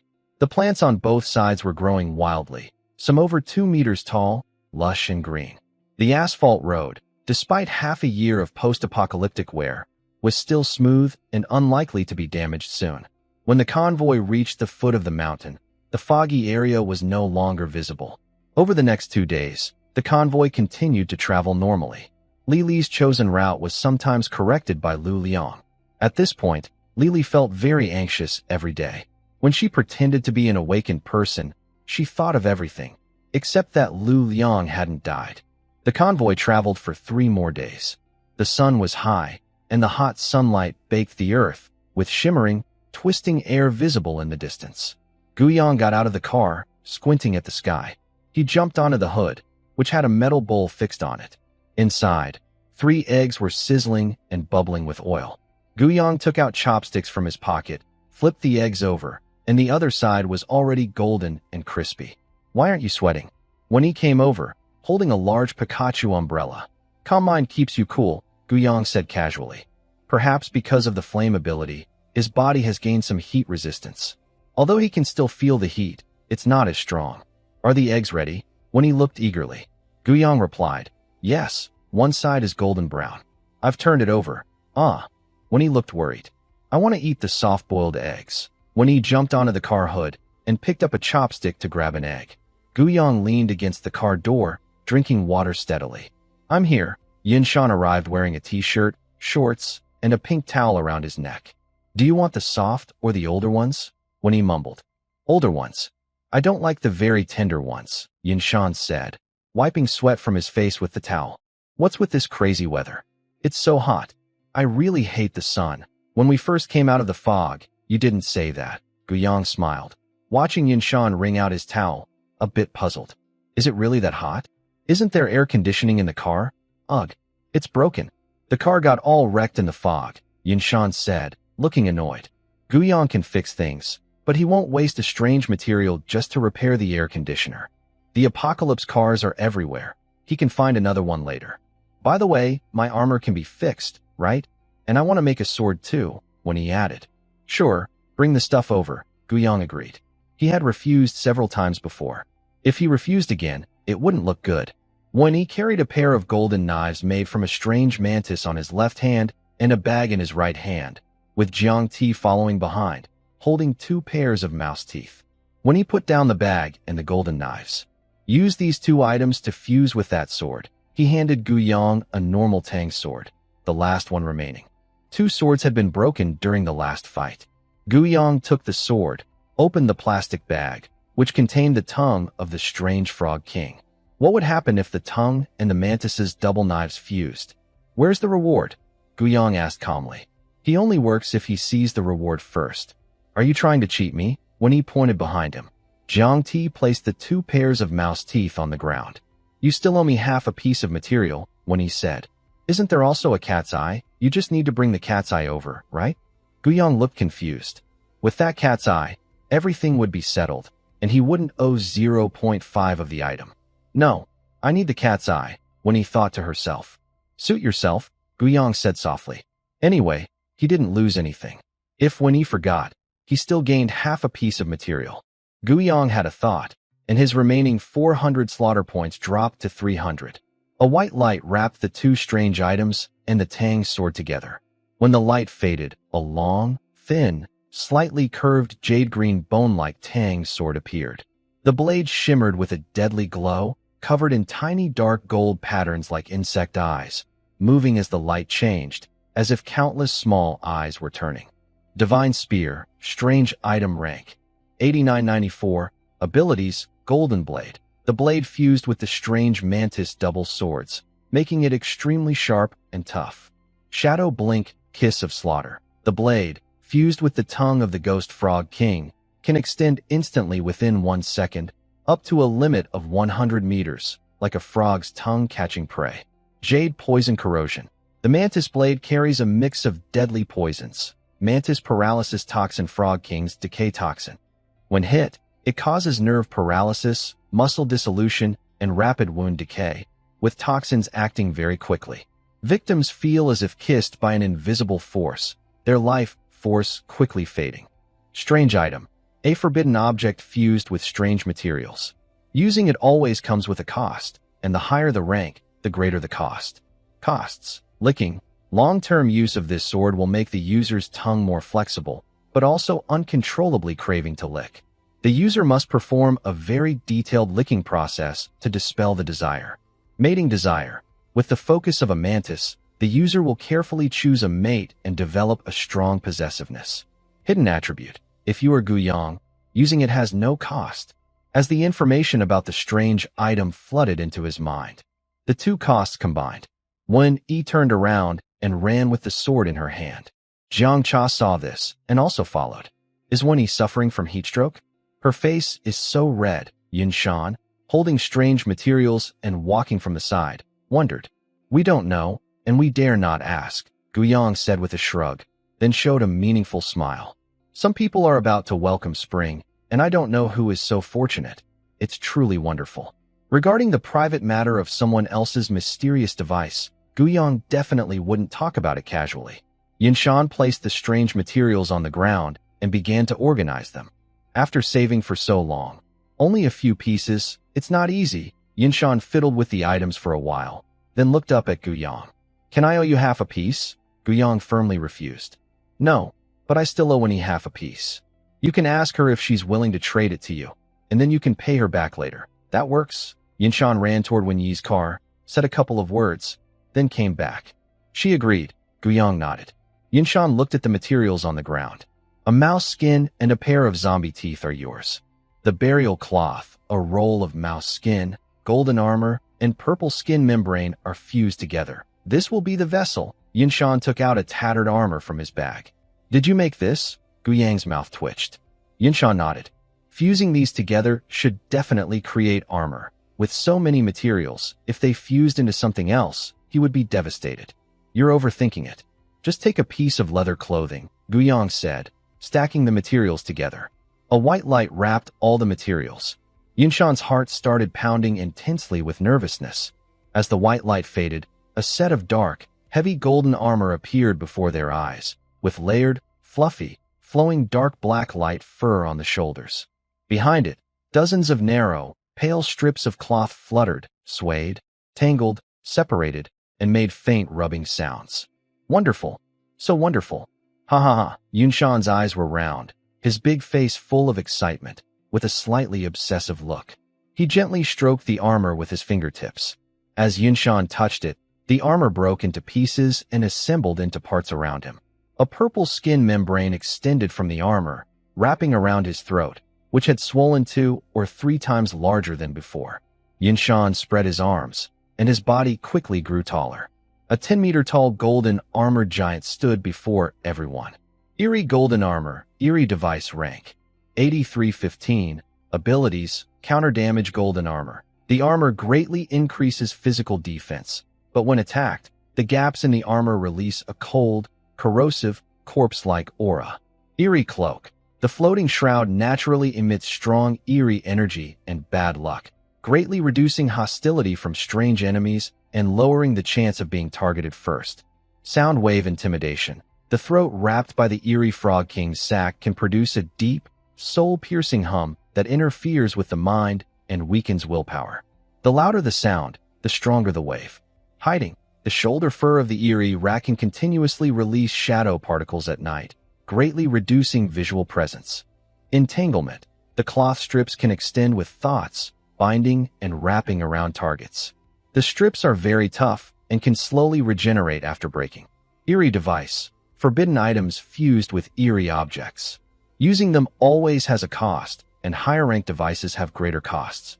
Costs. Using these devices consumes a lot of energy, and after use, the user falls into a coma for a period depending on the amount of energy used. In battle, the user's will is affected by the golden armor zombie, making them irritable and quick to anger. Your fighting will become reckless. Do not eat glutinous rice, or the zombie's residual soul might bite you to death. Hidden attribute. If you are Guyang, using it has no cost. After reviewing the eerie device information, Guyang began to think. The cost is energy consumption, which is troublesome for most people, but for Yunshan, he has plenty of energy. He even has old Zhang's holy maiden fruit to restore stamina. As for falling into a coma after battle, that's not a big problem. Just need a trustworthy person to collect the body. But for someone like him with paranoia, that's impossible. The second cost is becoming irritable and losing rationality. During battles, Yunshan has never really thought things through. As for the third, if he can't control his mouth, then let it be destructive. Analyzing this way, these costs might be deadly for others, but for Yunshan, they are tailor-made. Tailor-made. Perhaps all eerie device costs can be avoided or offset. Guyang thought of a word. Compatibility. Lu Liang's poison plague gun might be better used by an awakener who is immune to negative effects or curses. Wouldn't that mean there's no cost involved? Guyang remembers reading in Lu Liang's booklet about an angel of holy light who is an awakener. One of her abilities is to remove negative effects, curses, and diseases. This holy light angel awakener fits perfectly with the poison plague gun. Guyang feels like he's discovered a new world. He begins to think about each strange device he handles and what conditions are needed to make their costs completely free. While Guyang is lost in thought, Yunshan has already shrunk back to his original size. Lu Liang walks over holding a paper fan. Old Zhang, with his hands behind his back, follows behind Lu Liang, looking drunk. Last time, near the foggy village, there were 2 taverns selling roasted wine. Old Zhang found a lot of wine there. Since that day, he has continued living a life of drunkenness and indulgence. It's so hot. What kind of crazy weather is this? Why not open a bottle of water to drink? Lu Liang looks at Guyang. Guyang shakes his head. Lu Liang, you're so stingy. I didn't even eat your eggs. What's wrong with giving me a bottle of water? Guyang, the eggs were made by Wenyi. I just asked if you wanted to eat, but you didn't. Wenyi then gave me 3 eggs. Old Zhang and Lu Liang exchange a quick look. They both think Guyang's request to share eggs must have some hidden purpose, so they decide not to eat. Lu Liang, by the way, I have something to tell you. A convoy is chasing us up ahead. Actually, they're after a strange creature. That creature is heading toward us. So, please handle that strange creature. That's great. Yunshan's eyes light up. His golden armor is about to see some action. Where is it? Lu Liang points in a direction, and Yunshan immediately runs off. It's time for a fierce battle, ha ha. As Yunshan laughs loudly, a wave of sound waves spreads out in all directions. Guyang is okay, Though he didn't actively resist, his mental strength is strong enough that it doesn't affect him much. Lu Liang and old Zhang feel uncomfortable, their ears buzzing loudly. A few survivors nearby kneel on the ground, their faces pale. Zhao Qing, holding a shadow blade, struggles to stand. Lu Hua and Lu Yu, the two sisters, sat on the ground with pale faces. They didn't understand anything. They only knew that the power of the Awakener was completely beyond their understanding, once again shocking their perception. Just the sound of laughter almost made them faint. Xiaoshuang, are you okay? Xiaoshuang stood still, frowning slightly. She looked much calmer than them, simply sitting down on the ground. Meanwhile, on the dull yellow ground, a 10-meter-tall golden-armored giant was rushing wildly. Strange. Where is the strangeness? Below the ground, Gaiang followed behind, holding a dagger controlled by his mental power, pointing at a spot. Yinshan raised his arm and punched the ground hard. Boom! With a loud noise, dust rose from the ground, and cracks like a spider web spread about 5 or 6 meters from Yinshan's fist. From the dust, a strange creature with 2 horns on its head jumped out. Gaiang looked carefully. It was a rabbit with 2 horns and black bumps on its cheeks. Focusing on the rabbit, Yinshan turned and swung a punch across. The rabbit dodged, and Yinshan threw several more punches, all missed by the rabbit. Yinshan's eyes were bloodshot as he roared at the rabbit's direction. An explosion and a sonic wave shook the air, intimidating the rabbit. Yinshan then punched the rabbit, knocking it away. Before the strange rabbit hit the ground, the dagger stabbed forward, piercing through its head. Defeated the strange double-horned rabbit, gained 1,000 points of killing. Guiyang's face lit up, but not because of the 1,000 points. It was because, after the rabbit died, the strange heart on the ground was still beating. That was a material for endless energy. When Gaiang used his mental power to lift the strange heart from the ground, a loud shout rang out. Gaiang reached out and caught the strange double-horned rabbit's heart. This is ours. 3 figures approached from directly ahead of Gaiang and Yinshan. 2 men and 1 woman. One of the men was strong and tall, over 2 meters. The other was thin, with a youthful face, white hair, and a cigar in his mouth. Smoke billowed from his nostrils. One of his eyes was red, while the other was normal black. A white-haired, red-eyed young creature steps on a white wolf. Smoke drifts from its nostrils, forming fierce-looking white wolves that seem almost real. The girl wears brown combat boots, revealing long, white legs. She has pink hair and holds a long sword in her hand. 3 people face off against Guiyang and his companion. The white-haired, red-eyed young creature exhales smoke and glances nervously at a towering golden-armored giant 10 meters tall. Then, it shifts its gaze to Guiyang. "Brother, we've been chasing this strange one for a while," it says. Guiyang smiles and asks, "And?" The cigar-smoking man taps ash from his cigarette, squinting with a cold look. Was his hint not clear enough? Guiyang responds, "Is this strange thing your pet? Whoever kills it owns it." The white-haired, red-eyed young creature looks at the muscular man nearby. "Can you hold off that golden-armored giant?" The muscular man looks at the giant and swallows. "I think I can hold it for a little while." "Good. Once Ching and I deal with that man, we'll come help you take down the giant," the young creature says. It then looks at the girl with pink hair and long legs. Ching, attack. As soon as it speaks, 5 white wolves rush toward Guiyang from behind. Guiyang tips back on his toes, stepping backward and jumping into the air. The pink-haired girl seizes the moment. Her sword rings out sharply, stabbing directly at Guiyang. In midair, Guiyang's body is covered in dark silver snake scales, and he wears a silver armor set. He raises a dark silver hand to meet the girl's sword. A clash of metal sounds rings out, sparks flying from his palm. Guiyang grabs her sword with his hand. She flips backward, kicking her long, white leg at his chest. Guiyang suddenly clenches his right hand, breaking the sword's tip. At the same time, her foot lands on his chest. He stands quietly, as if a soft pillow pressed against his chest. He feels nothing, though he sees it. The girl with pink hair pulls back, creating space. Her face is serious. Her broken sword tip shows no scratches. The sword isn't a cursed weapon. It can't even break his defense. Roar! 4 white wolves attack Guiyang from all sides, front, back, left, and right. The white-haired, red-eyed young creature shows a triumphant smile. The next moment, A loud buzzing sound tore through the air. In the middle of the four white wolves, there was no longer any sign of Gu Yang. Under the frightened eyes of the white-haired, red-eyed cub, a hand suddenly pressed down on his head, forcing him to the ground. His back of the head hit the ground with a thud, and the powerful force pushed him forward, carving a deep trench into the earth. Bang! Next to Gu Yang, a completely red, naked man flew past him, kicking up a cloud of dust. Along with Yunshan's cheerful laughter, a wave of sound attack echoed out.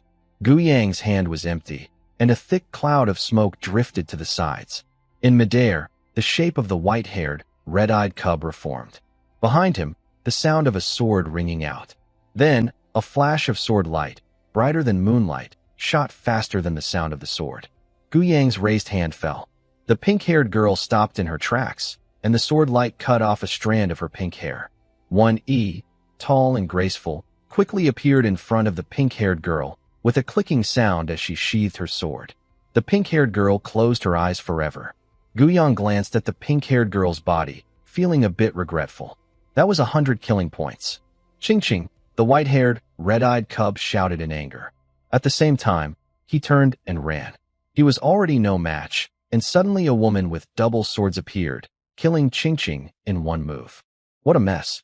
Fortunately, he was a second-tier cultivator, and his body could turn into smoke. No one could kill him.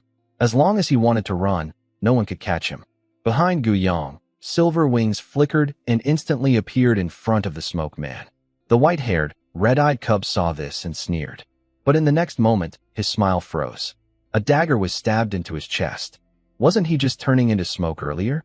Gained 100 killing points. Showy tricks, Gu Yang said as he walked over and pulled out the dagger from the white-haired, red-eyed cub. Did he ask if he could turn into smoke? Gu Yang was dressed in a silver armor set. His wings fluttered twice, and he cut the dying strong man's neck. Gained 100 killing points. Just kill him. I haven't had enough fun yet. Yunshan shrank his form and said with a smile, I didn't expect to meet someone with abilities similar to mine. Wen Yi, carrying double swords at her waist, walked over.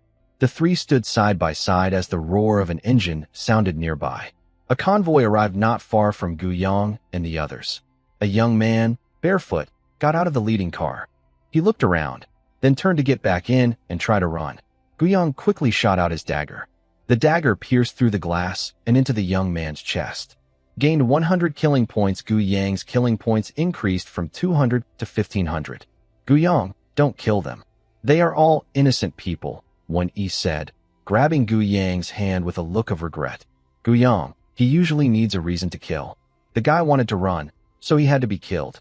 Bang! Just as Gu Yang was about to say something, Yunshan suddenly collapsed, startling Wen Yi. What's wrong with him? Is he hurt? But he had been holding the opponent down the whole time. No, probably just tired.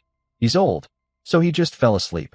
At night, the blood moon hung high, and the temperature suddenly dropped. Ugh, this is definitely not Blue Star anymore. It's hot during the day and freezing at night. The group sat around a campfire. Old Zhang, arms crossed, took a sip from a nearby bottle. Much warmer now. My armor keeps me warm, so I'm not cold at all, Yunshan boasted. Every time Yunshan wears his mysterious golden armor for battle, he falls into a deep sleep. The sleep duration depends on how much he expends. This time, he didn't use much energy, waking up after about 5 hours. This battle was almost like a thunderstorm. Plus, old Zhang's sacred fruit was still unconscious for nearly 5 hours, which Gu Yang didn't expect. If it had been a fight like the one in the fog, it would have taken at least a week. Be careful. Don't get too hot, and let Gu Yang strip you, old Zhang said, annoyed by Yunshan's bragging. I already have a way to solve the extreme heat, Yunshan said confidently. You have a way? Old Zhang blushed. What could you possibly do? Everyone knew Yunshan's mind was a bit affected by his awakening. Relying on him for solutions wasn't realistic. Yunshan, I took a nap and found my mind is sharper now. I have a good plan. Gu Yang, tell us. Wen Yi blinked twice, watching Yunshan. Isn't the captain good at divination? Just have him find out where the water source is, and we can go directly there. Gu Yang, Wen Yi. Old man Zhang choked on his drink. Lu Liang's face darkened. I'm a fortune teller, not a wishing well. Luo Huai sat by the tent, glancing occasionally at Li Li, who was sitting alone by the fire. Big sister, do you think Lily has been acting strange lately? She hasn't been with the other awakened ones and has been sitting alone all the time. She's the team leader. If she wants to sit alone, that's her choice. I'm just happy she's not causing trouble. Why should I worry about her? Luo Yuju hugged her blanket and urged, is the setup done? I want to lay out the bedding. Almost done. Almost done. Luo Huai fixed the last corner of the tent.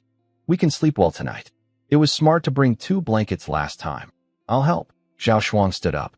Luo Yuju didn't refuse because Zhao Shuang only had one hand. She often asked for her help. Big sister, I think the awakened ones in our team are really strong. I heard that originally there were 4 awakened members in this team. We only sent 3 people, and we managed to defeat all 4 of theirs, and they don't look hurt. Yunshan fainted, but a few hours later, she was lively again. The 3 girls chatted as they finished setting up the tent, then crawled inside together. The tent belonged to the other team's awakened members. After they died, Gu Yang and the others collected the loot, then traded some of what they didn't need. Zhao Qing thought that sleeping 4 people in the car was uncomfortable, so she changed a tent for them and slept in the car herself. Finally, I can stretch my legs. Zhao Qing took another blanket from the trunk and climbed into the car. Lily sat alone by the campfire, refusing an offer from a survivor who came to be friendly. She had already refused several others. As the visible leader of the team, she wasn't lacking in admirers. But she didn't care. She looked down on them all. She glanced sideways at Gu Yang and the others, who were dividing supplies. Her face was expressionless, but inside she cursed hundreds of times. They made her the team leader, but why weren't the supplies shared with her? It was all because she wasn't an awakened one. If she ever awakened someday, she would make them regret it. The first one was Gu Yang. Ever since he found out she was a false awakener, he had been excluding her and not allowing her to join internal meetings. Then there was Lu Liang, who used her for his own benefit. Did he really think she didn't notice? Achoo! By the fire, Gu Yang sneezed and rubbed his nose. It was getting a bit cold. Right after that, Lu Liang sneezed too. Lu Liang said, "You passed it to me. Shouldn't you give me 2 pills as compensation? You're always trying to take advantage of people. It's in your bones." Gu Yang complained, then stood up, took a pack of cold medicine from the car, and handed 1 pill to Lu Liang. Even poison takes half an hour to take effect, Gu Yang said irritably. Then, a fair hand, a strong hand, and an old wrinkled hand all reached out toward him. Gu Yang looked around helplessly. These people always wanted to share everything. He rarely acted generous, and there were exactly 3 pills left, 1 for each of them. Anyway, they were going to expire in 2 days. Gu Yang casually tossed the empty package into the fire. A puff of black smoke rose with a faint, burnt smell. The sound of people swallowing water echoed nearby. There are still 2 strange artifacts in this convoy. Let's discuss who gets them, Lu Liang said, turning serious. On the ground lay a pair of glasses, a radio, and a still beating heart. The heart came from a strange horned rabbit that Gu Yang had defeated. Everyone except Wen Yi stared eagerly at the heart. Seeing their expressions, Gu Yang knew it would be hard for him to keep it. At least now he knew where that endlessly beating heart came from, the horned rabbit. Lu Liang said, "Old Zhang and I have already checked the artifacts. You can take a look too. Just touch them to learn their abilities and the cost." Gu Yang picked up the glasses. They didn't look special, but he thought the design was quite stylish. Transparent glasses, artifact rank, 19999. Ability, a pair of seemingly ordinary gold-rimmed glasses that possess a mysterious power, insight and vision that can reveal the structural weaknesses of a target.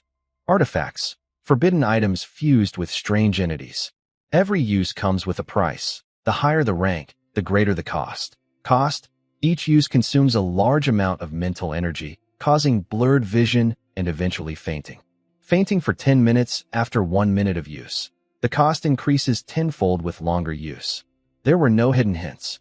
This was the first time Gu Yang had encountered a strange artifact whose cost he couldn't resist.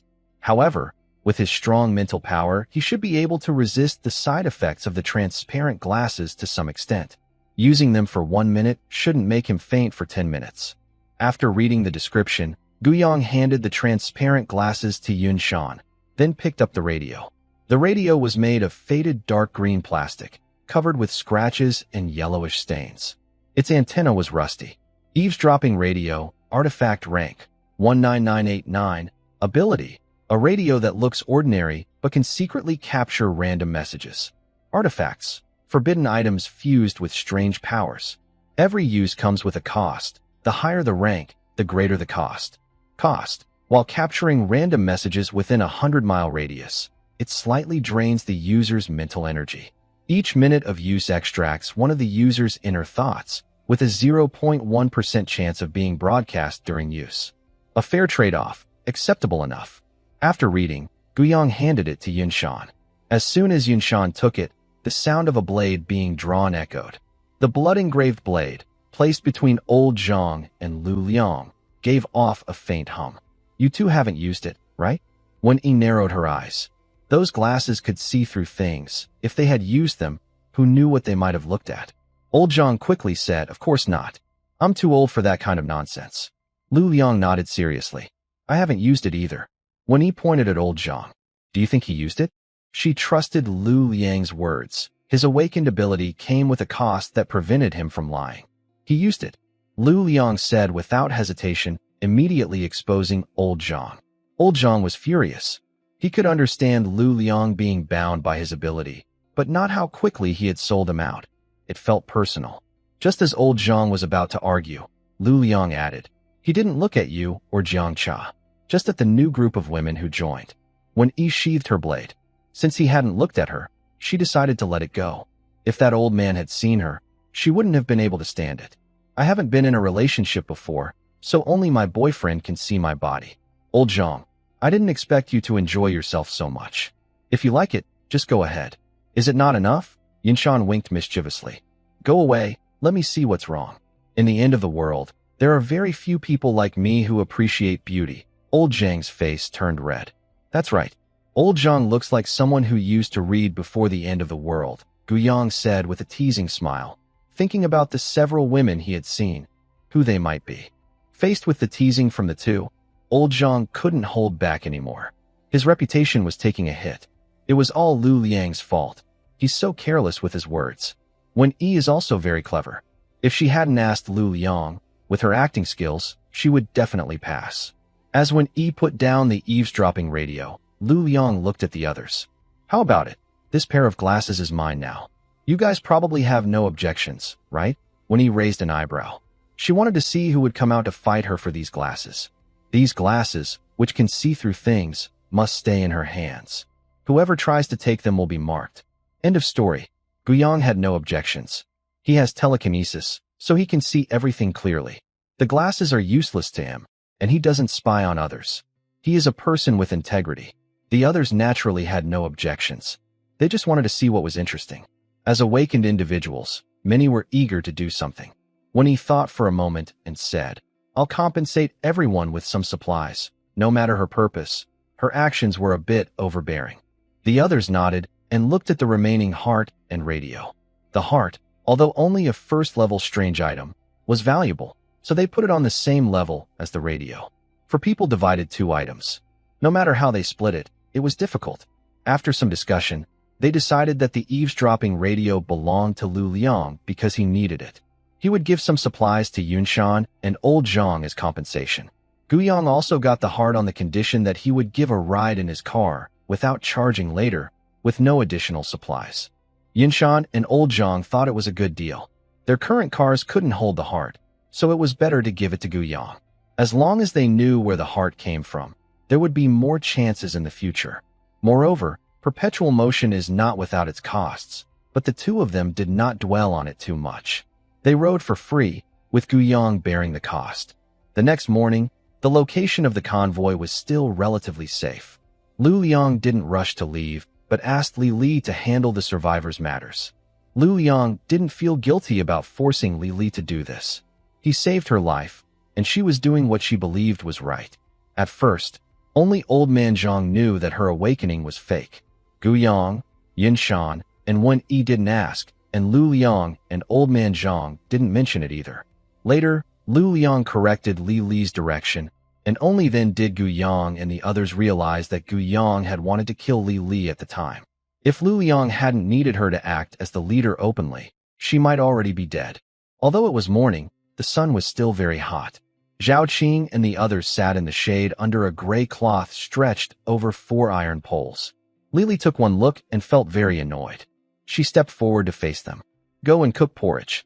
Get the ingredients from that car," she said, then turned and left without lingering. She knew she wouldn't win an argument with Luo Yao. As long as she made them uncomfortable, her goal was achieved. That Jiang Cha was feeling unwell and didn't cook porridge, even though she was just an ordinary person like herself. After Lily left, Luo Yuzhu looked at Luo Yao with a helpless expression. "What did I say last night?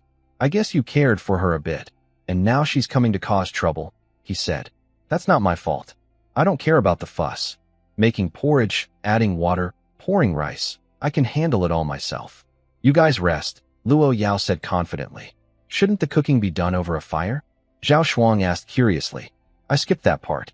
"Of course, I know how," Luo Yao replied with a glare, as if to say, "Do I look like I don't?" "Forget it. I'll go with you," Luo Yuzhu said, standing up. "The young lady before the apocalypse probably doesn't know how much rice or water to add." "Luo Yao, don't underestimate me." "Zhao Shuang, I'll help too." Seeing the situation, Zhao Qing knew he couldn't stay out of it. He looked up at the sky. This sun was really fierce. Yun Yi handed over the iron pot, rice, and grains to a few people, explaining the approximate amounts. Once they understood, they left. Zhao Qing started a fire, with Zhao Shuang helping nearby. Luo Yuzhu and Luo Huai began pouring water into a barrel. The water was river water from Zhang Laoda's irrigation, and since the weather was so hot, it was impossible to cook porridge with clean water. River water still wouldn't cause harm. Lily sat under a withered tree, smiling as she watched this scene. At that moment, a middle-aged man approached. "Captain, I used to drive for the convoy leader. Can I join your team?" The man clearly stated his purpose and took out a small, watch-like object from his pocket. It had a glass cover with circles drawn inside, and a single pointer in the center. "What is this?" Lily asked with some interest.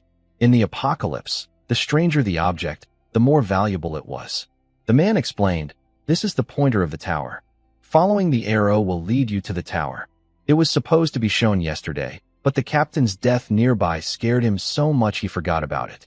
Our team's destination is the tower. It's said to be a good place for humans to live, with many awakeners." The man spoke confidently. Lily nodded. "Our vehicle is short of a driver. You can stay." Even if he didn't join, she needed a driver. Though she was officially the captain, she still wanted to maintain some dignity. The man was very happy. He had helped the previous convoy driver, and now he would help her. The team was stronger than the last one. He had made a good deal. Lily didn't plan to reveal this. She quietly put the pointer into her pocket. From the man, she learned that inside the tower, there were awakeners who could repair severed limbs. She was very excited. The tower.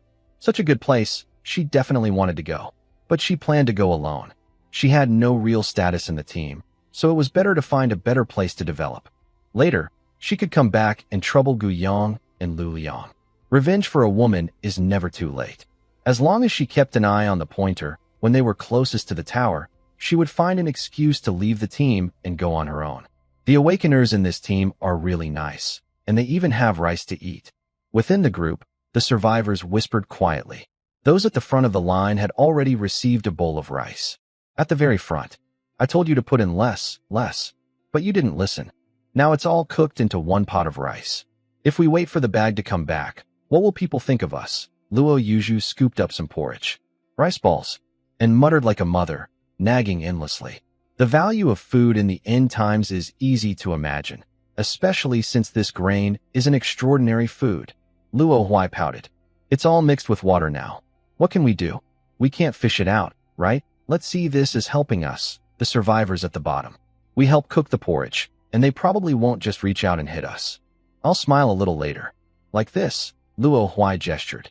"That looks so bad," Zhao Shuang chuckled. If a few awakened people knew Luo Huai's thoughts, they might think she wasn't helping them, but actually wishing them harm. Under normal circumstances, these people could survive for a month. With a different cook, only half a month. Their bones would become weak, and if caught by the strange creatures, they might even find the taste unusual. "Strange creature, crispy, what's so bad about it?" Luo Huai glared, then looked at the long line behind and couldn't help but speak. "Should we save some for ourselves?" That works too, Luo Yuzhu nodded. That's the chef's privilege. Zhao Qing said, I think we shouldn't eat this. Let's wait and see. About 10 minutes later, no one was left in the line for porridge, and a few remained in the bucket. Are we going to eat it? Luo Huai looked at Zhao Qing, wanting to understand why they shouldn't. The last time, I felt something strange. When survivors cause a fuss, awakened people produce food, supernatural food that fills you up. To be honest, they probably wouldn't be so kind. Remember when we took the grains? When Yi's warning? Everyone nodded. The amount of grain should be kept small. But there's no poison, right? Eating it gives us strength, and we don't feel unwell. Luo Huai clenched her fist. Zhao Qing said, Anyway, we have plenty of food. It's better not to eat it. Luo Yuzhu thought for a moment and nodded. Better safe than sorry. Several people returned the porridge bucket. When he didn't check if anything was missing, she just sat in the car and said thank you. Xiao Yi, I think I am going to die. When I do, please bury me. Make sure it's deep. I'm afraid something strange might dig me up. There's no paper money here. If I get the chance, I'd like you to burn some for me. I'm worried I'll run out of money after I go down. Jiang Cha mumbled weakly, her voice tired.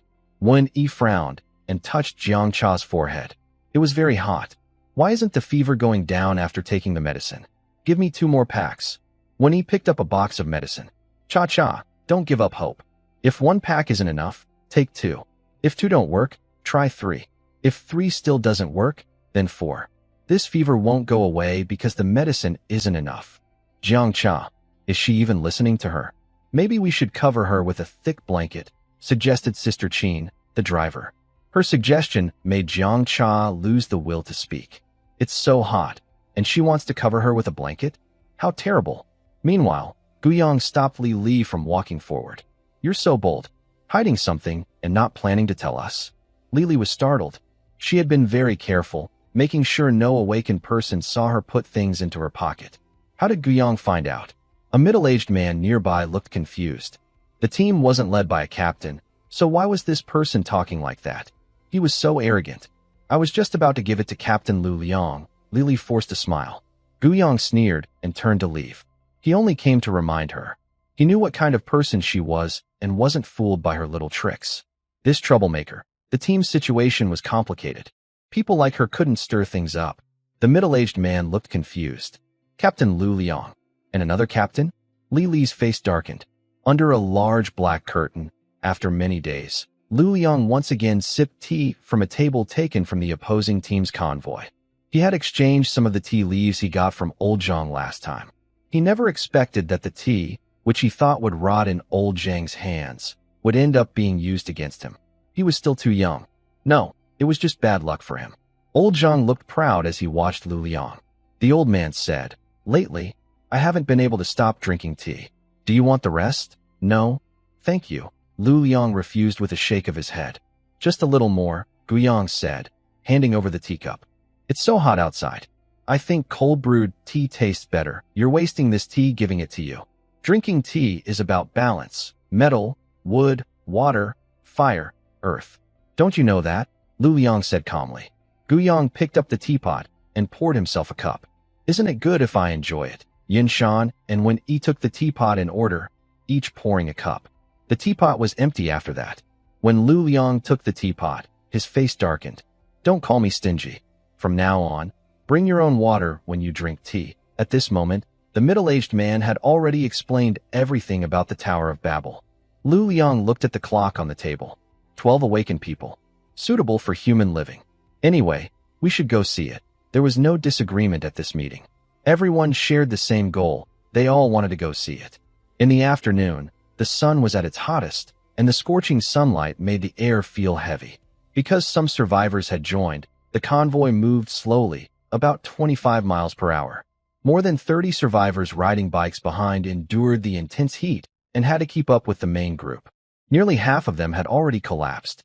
Inside the vehicle, it was like a steamer, but still better than being directly under the sun. Xiao Yi, even though I might die soon, I want to die comfortably. Can you turn on the air conditioning? And also, can you take off the blanket? No way. Wen Yi wiped the sweat from her face. Only sweating can reduce your fever. Your illness will only get better that way. Thank you. Jiang Cha said, feeling utterly speechless. Not only was she sweating, She was practically drenched. One E kept watching her, and every time Jiang Cha tried to lift the blanket, when E would quickly cover her back up. Under the pain, Jiang Cha felt a bit wronged, tears welling up in her eyes. She quickly closed them. Outside the vehicle, Yunshan cursed as he got out. Are we at the fire mountain? Are we going to borrow the banana fan? It feels hotter and hotter every day. How far is that Tower of Babel? We might really die of thirst here. I wish it would rain a little. It's raining. What are you thinking about? Old Zhang, wearing a white tank top and gray shorts, stepped down from the car, wearing a pair of gray-yellow slippers. He was holding a wooden bamboo fan. Maybe you should do some calculations. Yunshan looked at Luoyang. I told you, fortune-telling and making wishes are two different things. But don't worry, I won't die here. Yunshan felt something was off. Suddenly, blue raindrops fell from the clear sky, cold and refreshing on Yunshan's face. It's raining.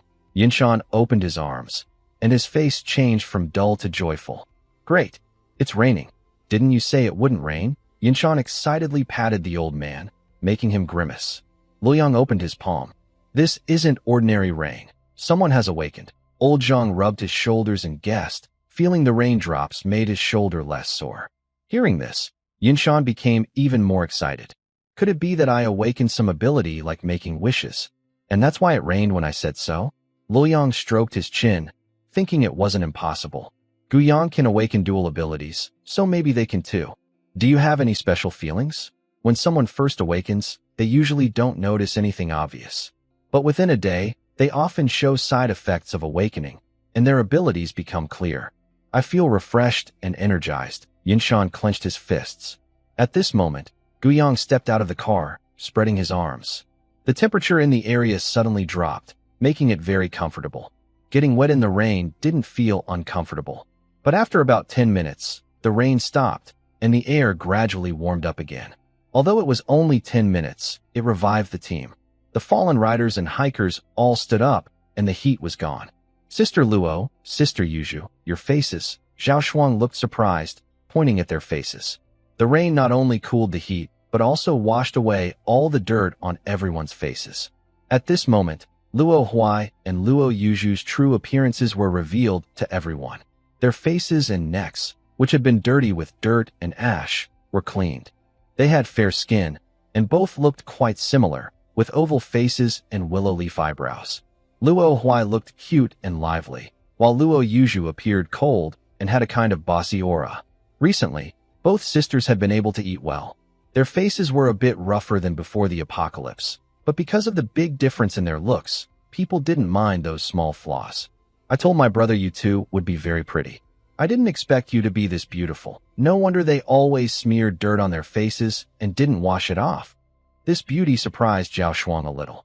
In that moment, Zhao Shuang thought the sisters looked even more attractive than 1E and Jiang Cha, mainly because Jiang Cha and 1E kept themselves looking neat every day, while Luo Huai and Luo Yuju seemed to have a natural, stunning beauty that was like a pearl hidden under dust. They were thought to be ugly ducklings, but turned out to be elegant swans. Zhao Qing looked at Luo Yuju and was momentarily stunned. After all, being too good-looking in the apocalypse isn't always a good thing, Luo Yuju said with a smile. In the previous convoy, if the two hadn't smeared dirt on their faces, they might have been taken by that awakened person named Li Feng. Things probably wouldn't have turned out this way after that. Big sister, do we still need to smear mud? Luo Huai asked nervously. Girls love beauty. Even in the apocalypse, they still want to stay clean. No need.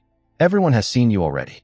What's the point of smearing mud? They had been with this convoy for a long time, and none of the awakened people had been involved in messy relationships.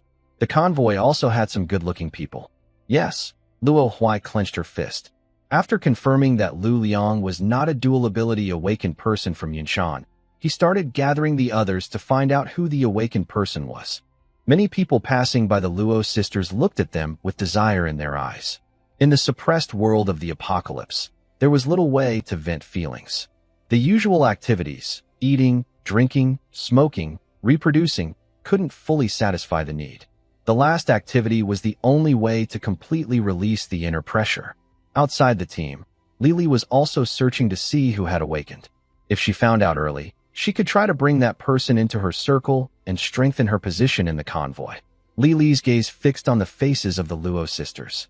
It seemed that the survivors in the convoy didn't look this good usually. Although the rain had washed everyone's faces clean, these two gave her an impression of being stunning. As she pondered, she noticed Zhao Qing and Zhao Shuang behind the two women. After thinking for a moment, she seemed to understand something and showed a hint of jealousy in her eyes. She raised her only remaining hand to gently touch her cheek. The rough, hard feeling was strong. The wound on her face was so deep that even now, scabs hadn't fallen off. Li knew very well that her face was likely to be disfigured. Thinking of this, her jealousy grew even stronger. Soon, it was Luohua's turn. How do you feel? Any strange sensations? Lu Liang looked up and was a bit stunned when he saw Luohua. A strange light flickered behind her lowered eyelids. No, I feel refreshed in the rain, but now it's very hot. Luohua wiped her sweat. Next, Lu Liang said calmly. He asked the same question, received similar answers, and hoped he wouldn't have to ask the last person. His luck probably wouldn't be that bad. In the convoy, Yin Shan said he couldn't sit still. Gu Yang didn't want to. Old Zhang was drunk, and when he was busy taking care of Jiang Cha. So, he had to check everyone himself. The team leader behind the scenes still had a tough job. After asking Luo Yuzhu, it was Zhao Shuang's turn. She simply said she felt nothing. Next was Zhao Qing. Lu Liang's eyes lit up. The person he was most interested in was here. Could it be Zhao Qing? He asked the same question. Zhao Qing shook his head. Lu Liang patiently asked again. Take your time and really feel. Is it okay if my eyes are a bit blurry? Yes, Lu Liang's eyes brightened. The side effects of an awakener showed. Then he saw the shadowy dagger in Zhao Qing's hand. This dagger was almost always with her. Lu Liang knew it was a cursed weapon. Your blurry eyes have nothing to do with this cursed weapon, right? Lu Liang didn't ask about the cursed weapon's secret directly, but hinted. Zhao Qing replied, It does. She couldn't tell her sister that the cost of the cursed weapon was because she was worried. There was nothing she couldn't tell Lu Liang. Lu Liang understood, and a flicker of disappointment passed through his pupils. All right, you can go now, Lu Liang called out to the next person. There were only 10 people left in the group, and they still hadn't found the awakened one. Could it really be this unlucky? Lu Liang looked at the short man at the back of the group. Someone at the back stepped forward and joined the line. The survivor in front of Lu Liang quickly stepped back to make space.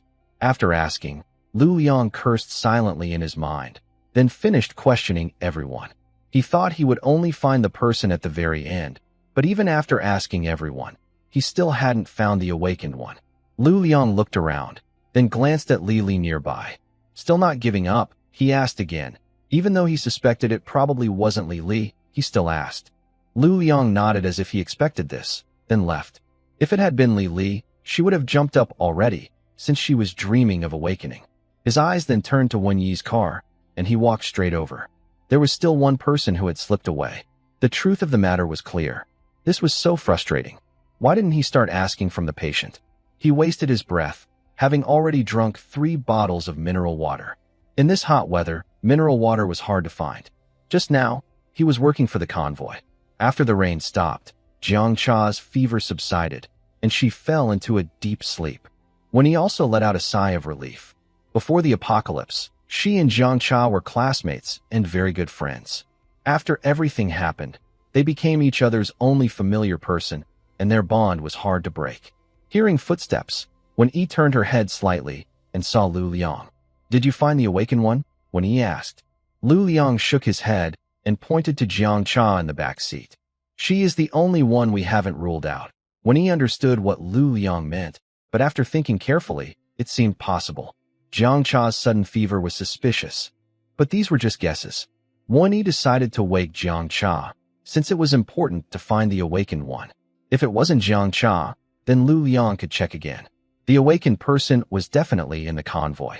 Wen Yi climbed into the back seat and gently shook Jiang Cha, who was just waking up. Jiang Cha frowned and let out a soft meow-like sound. Xiao Yi, is it already dark? Jiang Cha rubbed her eyes. No, it's not, Wen Yi almost answered instinctively. But then she felt a sudden jolt in her heart because Jiang Cha had already opened her eyes. Upon closer look, Jiang Cha's once bright black eyes now appeared dull and gray, losing their shine. Lu Liang sighed quietly, almost certain that Jiang Cha had awakened. Otherwise, no one would suddenly lose their sight. Do you feel anything strange in your body? At this moment, Jiang Cha was still feverish and dizzy. When she heard Lu Liang's voice, she felt a small spark of hope, but that hope quickly faded. Her heart was filled with fear. Tears welled up in her eyes, then started to fall like broken pearls, accompanied by soft, choking sounds and sobs. Good news, she had awakened. Bad news, the price was losing her sight.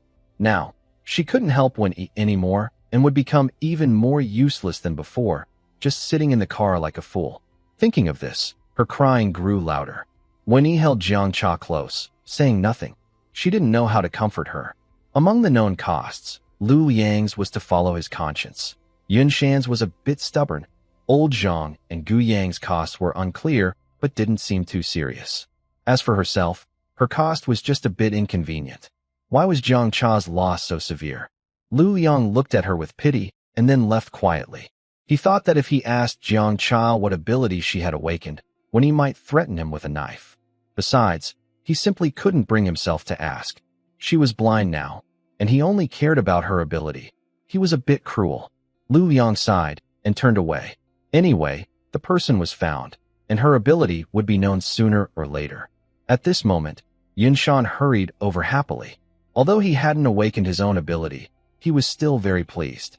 With this ability, he wouldn't die of thirst, and his golden armor wouldn't be taken by Gu Yang. Did you find out who awakened? He still remembered how refreshing the rain was earlier. He wanted to get soaked a little longer. Lu Liang said nothing, just raised his thumb and pointed behind him. Yun Shan looked in the direction of the gesture and immediately understood. He felt that after getting soaked in the rain, his mind was working faster. Although he didn't know why Lu Liang was silent, as long as he understood, it was fine. Lu Liang often said that with smart people, there was no need for many words. Cloud Mountain happily ran over. Congratulations on awakening. It's about time. Cloud Mountain approached the car window, where 3 people were sitting inside. No matter who they were, it was good to offer congratulations. However, all Cloud Mountain received was a cold look from Wen-Yi, which instantly cooled his enthusiasm. At that moment, he heard crying from inside the car. No need for words. Cloud Mountain turned and left.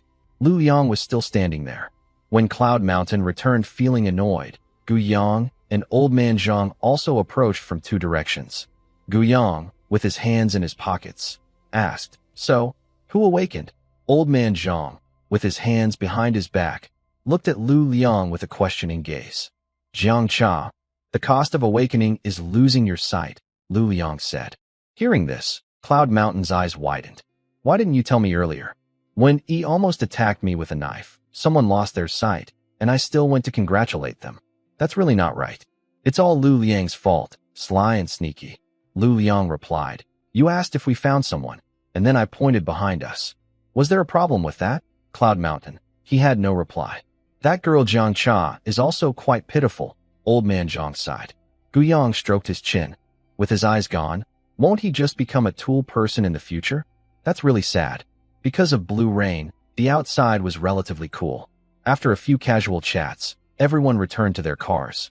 Gu Yang took out the heart he had swapped yesterday. The fuel in the car's tank was almost gone.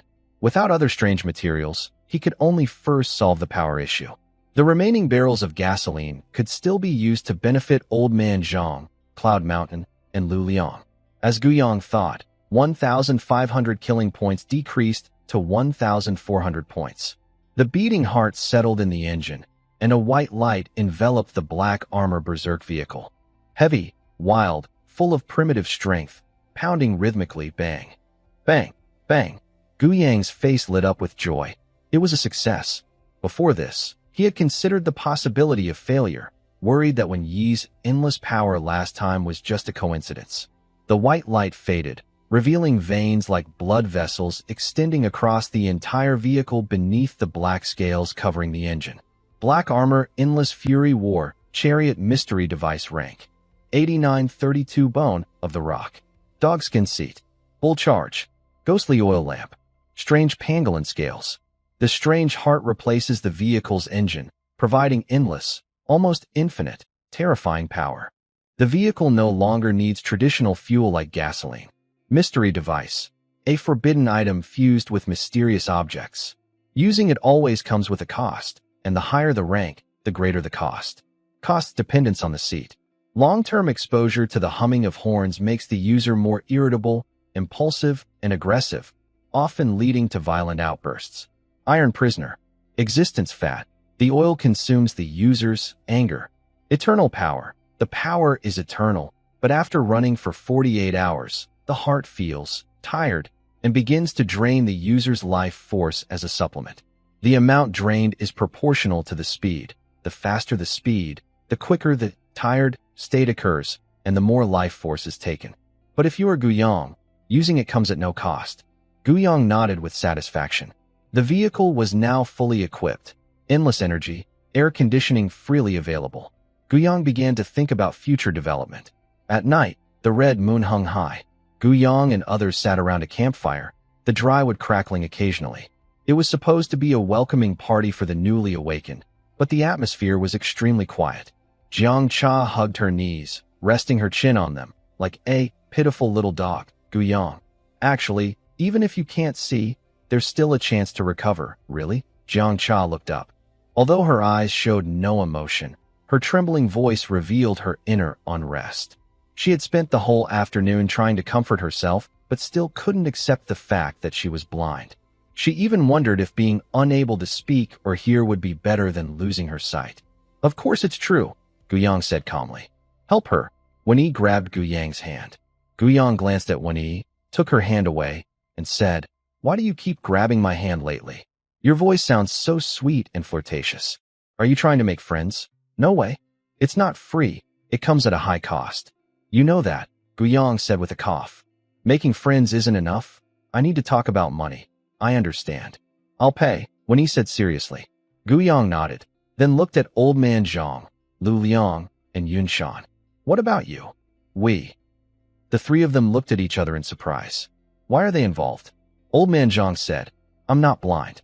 I don't see any cost to pay," Lu Liang said casually. "Guyang, your habit of extorting others is really deep-rooted. Whenever you see a chance, you try to extort. Now there's no chance, so you're just forcing it. Whether it's extortion or not, don't imitate me. What I do is fair trade," Guyang said unhappily. "Next, I want to share my knowledge. Do you think you need to pay a little price to listen?" Lu Liang raised his eyebrows. "So, now listening to you talk costs money. What I have to say next is not ordinary," Guyang said confidently. "How not ordinary?" "Guyang, I really didn't expect you to be so sneaky. I didn't charge you for showing you my little booklet, which contains a lot of useful information. Do you have the nerve?" Lu Liang started to moralize. But Guyang had no morals. "That was you voluntarily showing me. I didn't force you," Guyang said. Lu Liang hesitated and suddenly remembered his annoying ex-girlfriend. He deleted the words, "Look at this," and said the same thing. At this moment, Guyang showed a mysterious smile. "The information in the booklet can be gathered slowly. My set of knowledge and theories are something you can't get no matter what. Are you sure you don't want to listen?" Guyang was telling the truth, unless someone had abilities equal to his. "Your knowledge sounds advanced. Can I understand it?" Yin Shan asked quietly. He was worried about wasting money on a lecture he wouldn't understand, making the expense pointless. Guyang looked relaxed. "Don't worry, you'll understand. It's just a few words. It's just selling a lesson. He understands." Old Man Zhang and Lu Liang looked at each other. "What do you want?" "Don't go too far," Lu Liang said cautiously. "Guyang." "A strange item, level 2. Old Zhang. "Can I borrow it?" "I don't have anything right now." Guyang. "Of course. But only this once. This time, it's basically a freebie. He's allowed to buy on credit and get a strange item. If he can't borrow, he gets nothing. He understands this clearly. As for not paying back the debt, he hasn't thought about it, since he knows a bit about fighting." Lu Liang doesn't speak, just nods slightly. Old Zhang owes him, so he also owes. He'll just wait until he finds a strange item he doesn't need to give to Guyang. Right now, he has some top-quality items. Seeing everyone agree, Guyang begins to share his guesses. First, he talks about how strange items can be merged into seeds to keep them alive forever. Since this doesn't really invade Old Zhang's privacy, only he knows what kind of seed it is.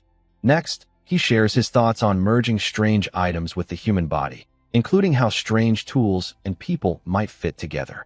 Lu Liang's eyes flicker with tiny lights. This is worth it. He's glad he listened. Old Zhang falls silent, thinking for a moment. Based on your logic, if I'm close to death, and you replace my heart with a strange one, I might not die. So, am I still human or strange? Lu Liang strokes his chin. If it's about lifespan, it's hard to say. If the heart is replaced, but you're not fully dead yet, it might work. He continues, if life energy doesn't fade, what if I gather a full set of strange materials and replace all my parts? Lu Liang's eyes shine even brighter. If one day I'm about to die, I could be an experiment for you guys, Old Zhang says happily. If the experiment succeeds, he keeps living. If it fails, he just dies or becomes strange. It doesn't matter. He's already dying anyway. Guiyang, right now, it's the end of the world. Everyone is an awakener. Maybe everyone's lifespan limit has changed. Old Zhang, at your age, you might live longer than a newborn. Old Zhang nods. Indeed, in this end-of-the-world world with strange things and awakeners, normal rules about lifespan don't really apply. Yun Shan sits quietly nearby, listening and digesting the information. He doesn't want to waste a strange item. I want to try. Jiang Cha made a firm decision. Anyway, her eyes no longer worked, and this was the worst possible outcome. Trying wouldn't make things any worse. When he looked complicated. After all, this was just a theory. If people and seeds are different. But Jiang Cha had already decided to try, so there was nothing more to say. Guiyang, give me that cat's eye in your hand. As for the reward, I won't let you lose out. If she hadn't insisted on holding back that cat's eye earlier, Guiyang might have already fused it into some unknown strange device. The next time she could get another eye, she didn't know when that would be, and she would need to choose the right kind. Dog eyes, for example, definitely wouldn't work. Under Gu Yang's telekinesis, 2 purple cat's eyes floated toward Jiang Cha's dim eyes. Then, her eyes began to emit a white glow. Everyone watched intently. What was once just a theory was now becoming real. The white light faded, revealing a pair of eyes glowing with a strange purple hue. When he looked at Jiang Cha nervously, Cha-Cha, how do you feel? Can you see anything? If she couldn't see, Jiang Cha would be very disappointed after her hope was dashed. Jiang Cha blinked excitedly and nodded, her fair face slightly flushed. I can see. Tears slipped from the corner of her eye naturally. Human anicaps pupil, strange device rank. 12510. Abilities, has cat-like vision, able to see clearly even in the dark. Eye contact can cause some charm over the opposite sex. Strange device, a forbidden item fused with strange objects. Using it always comes with a cost, and higher ranks mean greater costs. Cost, when used, the original eyeball is replaced. The user will suffer the pain of eye removal and become sleepier, like a cat. Hidden attribute, if you are Guiyang, using it has no cost. Jiang Cha used her own eye as the carrier, so she didn't have to endure the pain of eye removal. By the campfire, the atmosphere finally improved. Jiang Cha began to talk about the most important issue everyone cared about, her awakened ability. My awakening ability is called Blue Rain. Drops of rain can seep into the body, restoring energy and mental strength. During this process, the rain cleans dirt from the surface of the skin and helps heal wounds. Can it remove negative curses? Lu Liang thought of his poison weapon, but Lu Liang was ultimately disappointed. Jiang Cha blinked her lively purple eyes and shook her head. There's nothing I can do. Jiang Cha looked a bit down. She felt her ability wasn't very strong. Maybe reaching the 2nd level would make her stronger. That's all she could think. Yin Shan asked, how long can this rain last? It depends on the area. If it covers the whole convoy, my current ability can only last half an hour. If the area is smaller, it can last much longer. Jiang Cha raised one finger. Blue rain droplets fell from above Yun Shan's head, just covering him. This way, I can keep it up for over 10 hours. One E rested her chin on her hand, watching Yun Shan's shiny head. Under the firelight, it didn't shine as much. It wasn't reflective anymore, which meant it was very clean. By noon, it should be very clean. Yun Shan felt the blue rain on his head. He thought it would be very cold, like at noon, but now it was warm and comfortable. This cow, when it's hot, it's cold. When it's cold, it's hot. Jiang Cha shook her head. Not exactly. Blue rain has no temperature. It adapts. It feels how you want it to feel. At noon, it was cool because you wanted a bit of coolness in your mind. Jiang Cha thought of a simple way to explain. Your mental expectation determines how it feels, the adaptive ability. Old Zhang was thinking secretly. If he used blue rain to water his plants, what would happen? It would definitely be better than regular water. Li Li, watching nearby, looked coldly at this scene. She was thinking about who had awakened and tried to make friends early. She didn't expect it to be Jiang Cha. Out of over 200 survivors, why was she so lucky? Li Li felt more and more annoyed. A feeling of frustration grew inside her. She looked at a middle-aged man nearby and said calmly, "Get in the car." The two got in, and soon the car started to shake. Gu Yang's gaze by the campfire flickered briefly, and his mental energy withdrew like the tide going out. His mouth twitched unconsciously. A few people chatted casually. At midnight, under Lu Liang's arrangement, the convoy started moving again, the engines roaring one after another. Inside Zhao Qing's car, "As long as the convoy moves at night, I feel scared for no reason," Luo Yao said, sitting in the back seat, wrapped in a thick down jacket. "Actually, you don't need to talk. I'm not that scared," Luo Yuzhua said, shrinking his neck, closing his eyes, and speaking calmly. Zhao Shuang sat in the front passenger seat, glancing sideways at Zhao Qing in the driver's seat. Zhao Qing propped his face with his left hand, occasionally glancing at the rearview mirror. The two sisters in the back started to argue, with Zhao Shuang occasionally chiming in. The convoy traveled for over 5 hours before stopping for a break. After half an hour, they continued on. "Zhao Qing, let me take over," Luo Yuzhua said, opening her eyes and yawning. "No need," Zhao Qing refused with a smile. At Luo Yuzhua's strong request, they switched places. "Brother, you sit in the front. Luo Yao and I will squeeze together to stay warm." Zhao Shuang quickly got out of the car and gave the front seat to Zhao Qing. She climbed into the back seat herself. Luo Yao was already sleeping deeply, her lips slightly parted, with faint snoring. Zhao Shuang sat in the back, closing her eyes and pretending to rest. From time to time, she opened one eye. Luo Yuzhua drove the car alone, and Zhao Qing remained serious as ever. Zhao Shuang looked at him with a helpless expression, suspecting that Zhao Qing might not be her real brother. "You had a chance, but you're useless." The convoy continued on until the afternoon of the next day. The sun was high, scorching the earth. Inside the convoy, people were wailing and complaining loudly.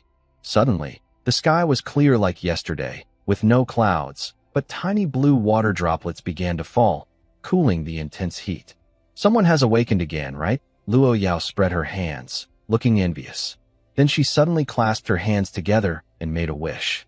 "Next time, I want to awaken too." "Big sister Luo Yao, what ability do you want to awaken?" Zhao Shuang asked with a bright smile. I definitely want my combat power to max out, to cut through strange creatures like slicing fruit, to become an unmatched sword immortal. I don't want support-type abilities," Luo Yao said to herself. "You still pick that one." Luo Yuzhu feels both angry and amused. "Without dreams, how is that different from a salted fish? I don't want to rule forever. I just want to be a top sword immortal. Can't I have such a small wish?" Luo Huai argued. "Brother, what about you?" Zhao Shuang looked at Zhao Qing. Zhao Qing smiled cheerfully. "Me? I can be whatever, but I still want to have some fighting ability so I can protect you. All of you." Zhao Shuang held her head high. "Then who do you think will awaken first?" "Of course, it's me." "If I don't awaken first, how can I protect you?" Zhao Qing said without hesitation. Zhao Shuang asked. "Then can I awaken first and protect you?" Zhao Qing replied. "As a brother, how can I stand behind my sister?" At this, Zhao Qing started to gently ruffle Zhao Shuang's hair. Under the influence of blue rain, her hair no longer looked greasy, but became soft and smooth, like before the apocalypse. The convoy stopped to rest. Lu Liang approached Gu Yang. "I want to talk to you about a deal," Lu Liang said straightforwardly. Gu Yang put down his compressed biscuits and adjusted his seat to sit upright. "Go ahead." Gu Yang picked up a can of soda and took a sip with a loud gulp. "I want to use this to exchange for 3 chances to fuse, and I'll also cancel the debt for the second-level strange material I owe you." Gu Yang looked at the black, faceted stone in Lu Liang's hand and smiled. "You probably know some secrets about this stone and want to trick me, right?" "I actually want to trick you guys, but I can't do it," Lu Liang said with a bitter smile. Gu Yang said, 3 fusion chances are too many. Just 1 fusion chance plus the cancellation of that second-level strange material. You're really dark?" Lu Liang shook his head in disbelief. "Having seen so many strange materials, you should realize this stone is extraordinary. 3 fusion chances plus a second-level strange material is practically a bargain. Can I ask why you suddenly want to trade it to me? Guyang asked suspiciously, since earlier he thought Lu Liang was impossible to deal with, and now he suddenly wants to sell cheaply. There's definitely something fishy, 99% sure. Lu Liang said. I want to kill you. Guyang. Just joking. Lu Liang smiled slightly, then sighed. Actually, I don't really want to give this to you, but you know, this stone isn't ordinary, and the strange device fused from it won't be ordinary either. I think it could be deadly in just a few minutes. Based on your previous experience with compatibility and some theories about counteracting side effects, I've thought of a few things. Low-level users can't handle high-level strange devices. If we exclude the existence of your bug, the current rankings of these devices are all quite low. I think this is a hint. At this time, everyone's strength is low, so only low-level devices can be used. Because of you, we're all doing something like ants carrying a big elephant. So, to be realistic, I decided to give this stone to you. But only if you're brave enough to use it. Guyang raised 2 fingers. No, that's too much. Only 2 chances to fuse. Lu Liang didn't say a word and turned to leave, seeming to have made a firm decision. Guyang glanced at Lu Liang with a calm look. He really wanted this stone, but it wasn't worth such a big cost.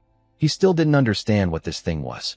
Lu Liang took a few steps, then slowed down, full of doubt inside. Why didn't he stay? Guyang was quite interested in this stone. What went wrong? Lu Liang looked at the black, faceted stone in his hand. He really didn't dare to use it. Keeping it in his hand wasn't a good idea either.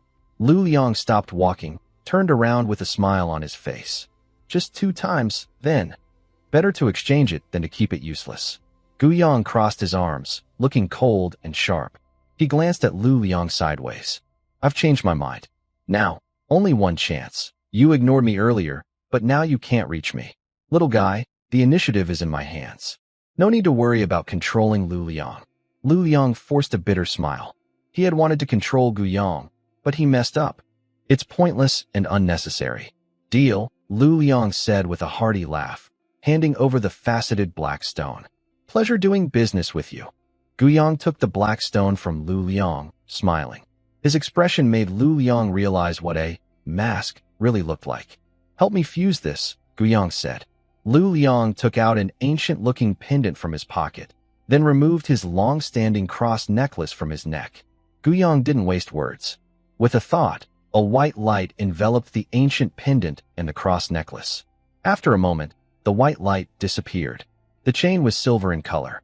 The surface of the cross was wrapped with dark red fine threads, like a spider web, tightly entwined around it. In the center of the cross, there was a blood-red teardrop. Tear of Protection, Evil Artifact Rank, 8882.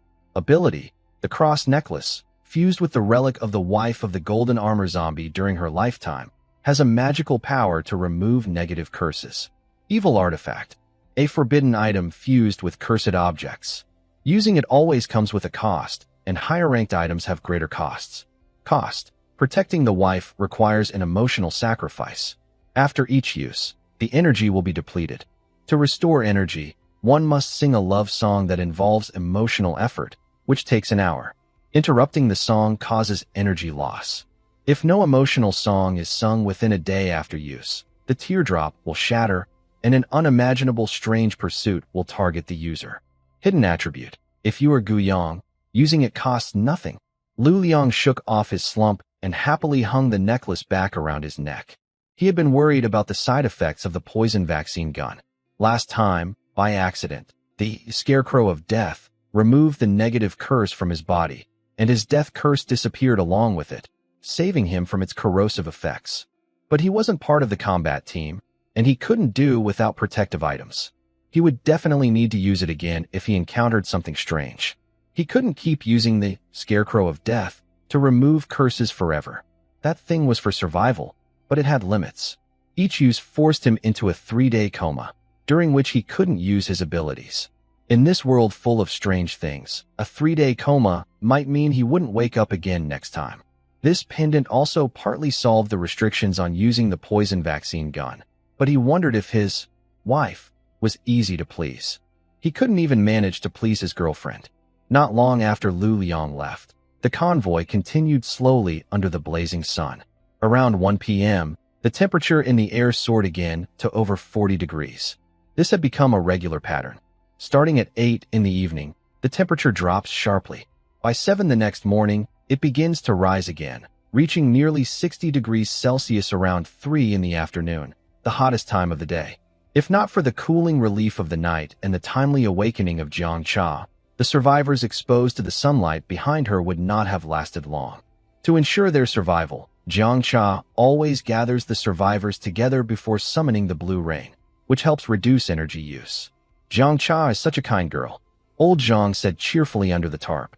Not far away, Wen Yi was keeping order while Jiang Cha performed the blue rain. Yun Shan stood among the crowd, but unlike the others, there was plenty of space around him. No one dared to get too close. Lu Liang squinted as he sipped his tea. You know, he said, tea brewed with blue rain tastes sweet and refreshing, quite special. Of course, the best part was that it was free. Jiang Cha never charged anyone, unlike those greedy convoy leaders. After the blue rain ended, the three of them gathered under the tarp. Lu Liang poured each of them a cup of tea. Yun Shan finished his cup in one gulp and was about to ask for another when he saw Lu Liang quietly set the teapot down by his feet, his face expressionless. Lu Liang cleared his throat and got to the point. About 80 kilometers ahead, we'll reach a city. We need to restock our supplies. According to my reading, the place is full of strange things, but nothing too dangerous. What's unusual is that another convoy is heading there too. They're probably after supplies as well. There might be some conflict. It wasn't the first time two convoys had clashed over resources, though most disputes happened among ordinary survivors. Awakened ones rarely fought over small things, but they often had to step in to settle problems, which sometimes led to confrontations between them. That night, under the blood-red moon, the campfire burned low, and the night was unusually quiet.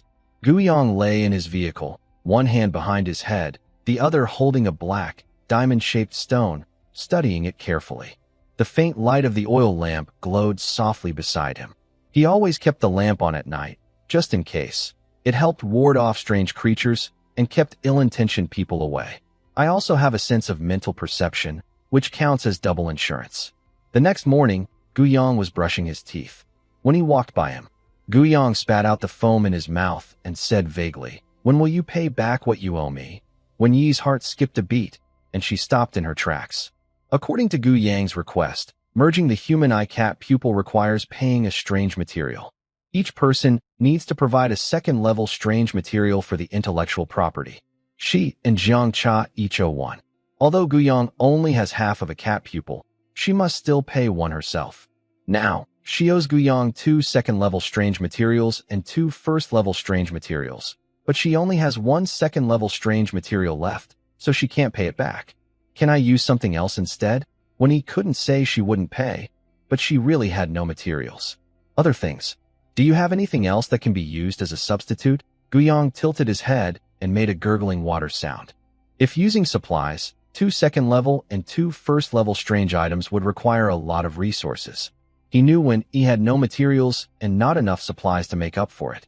His goal was just to collect some interest. Can I use myself? When he gritted her teeth, looking determined. Puffed, cough, cough. Guiyang bent over, patting his chest repeatedly, his face turning red. Amid Guiyang's dry coughs, a clattering sound came from afar. On one side of the convoy, 2 shiny iron tracks materialized, shining brightly in the sunlight as if they were real. A train with a whistle roared from a distance, stirring up a strong wind. The train had 14 cars besides the engine.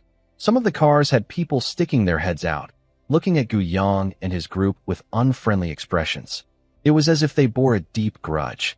Lu Liang, Old Zhang, and Yun Shan gathered from one side toward Guiyang and Wen Yi.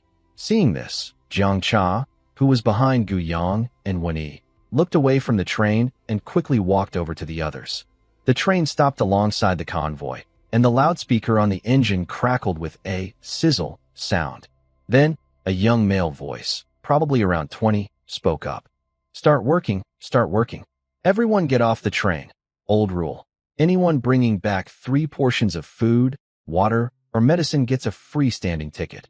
Anyone bringing back 10 portions of food, water, or medicine receives a hard seat ticket.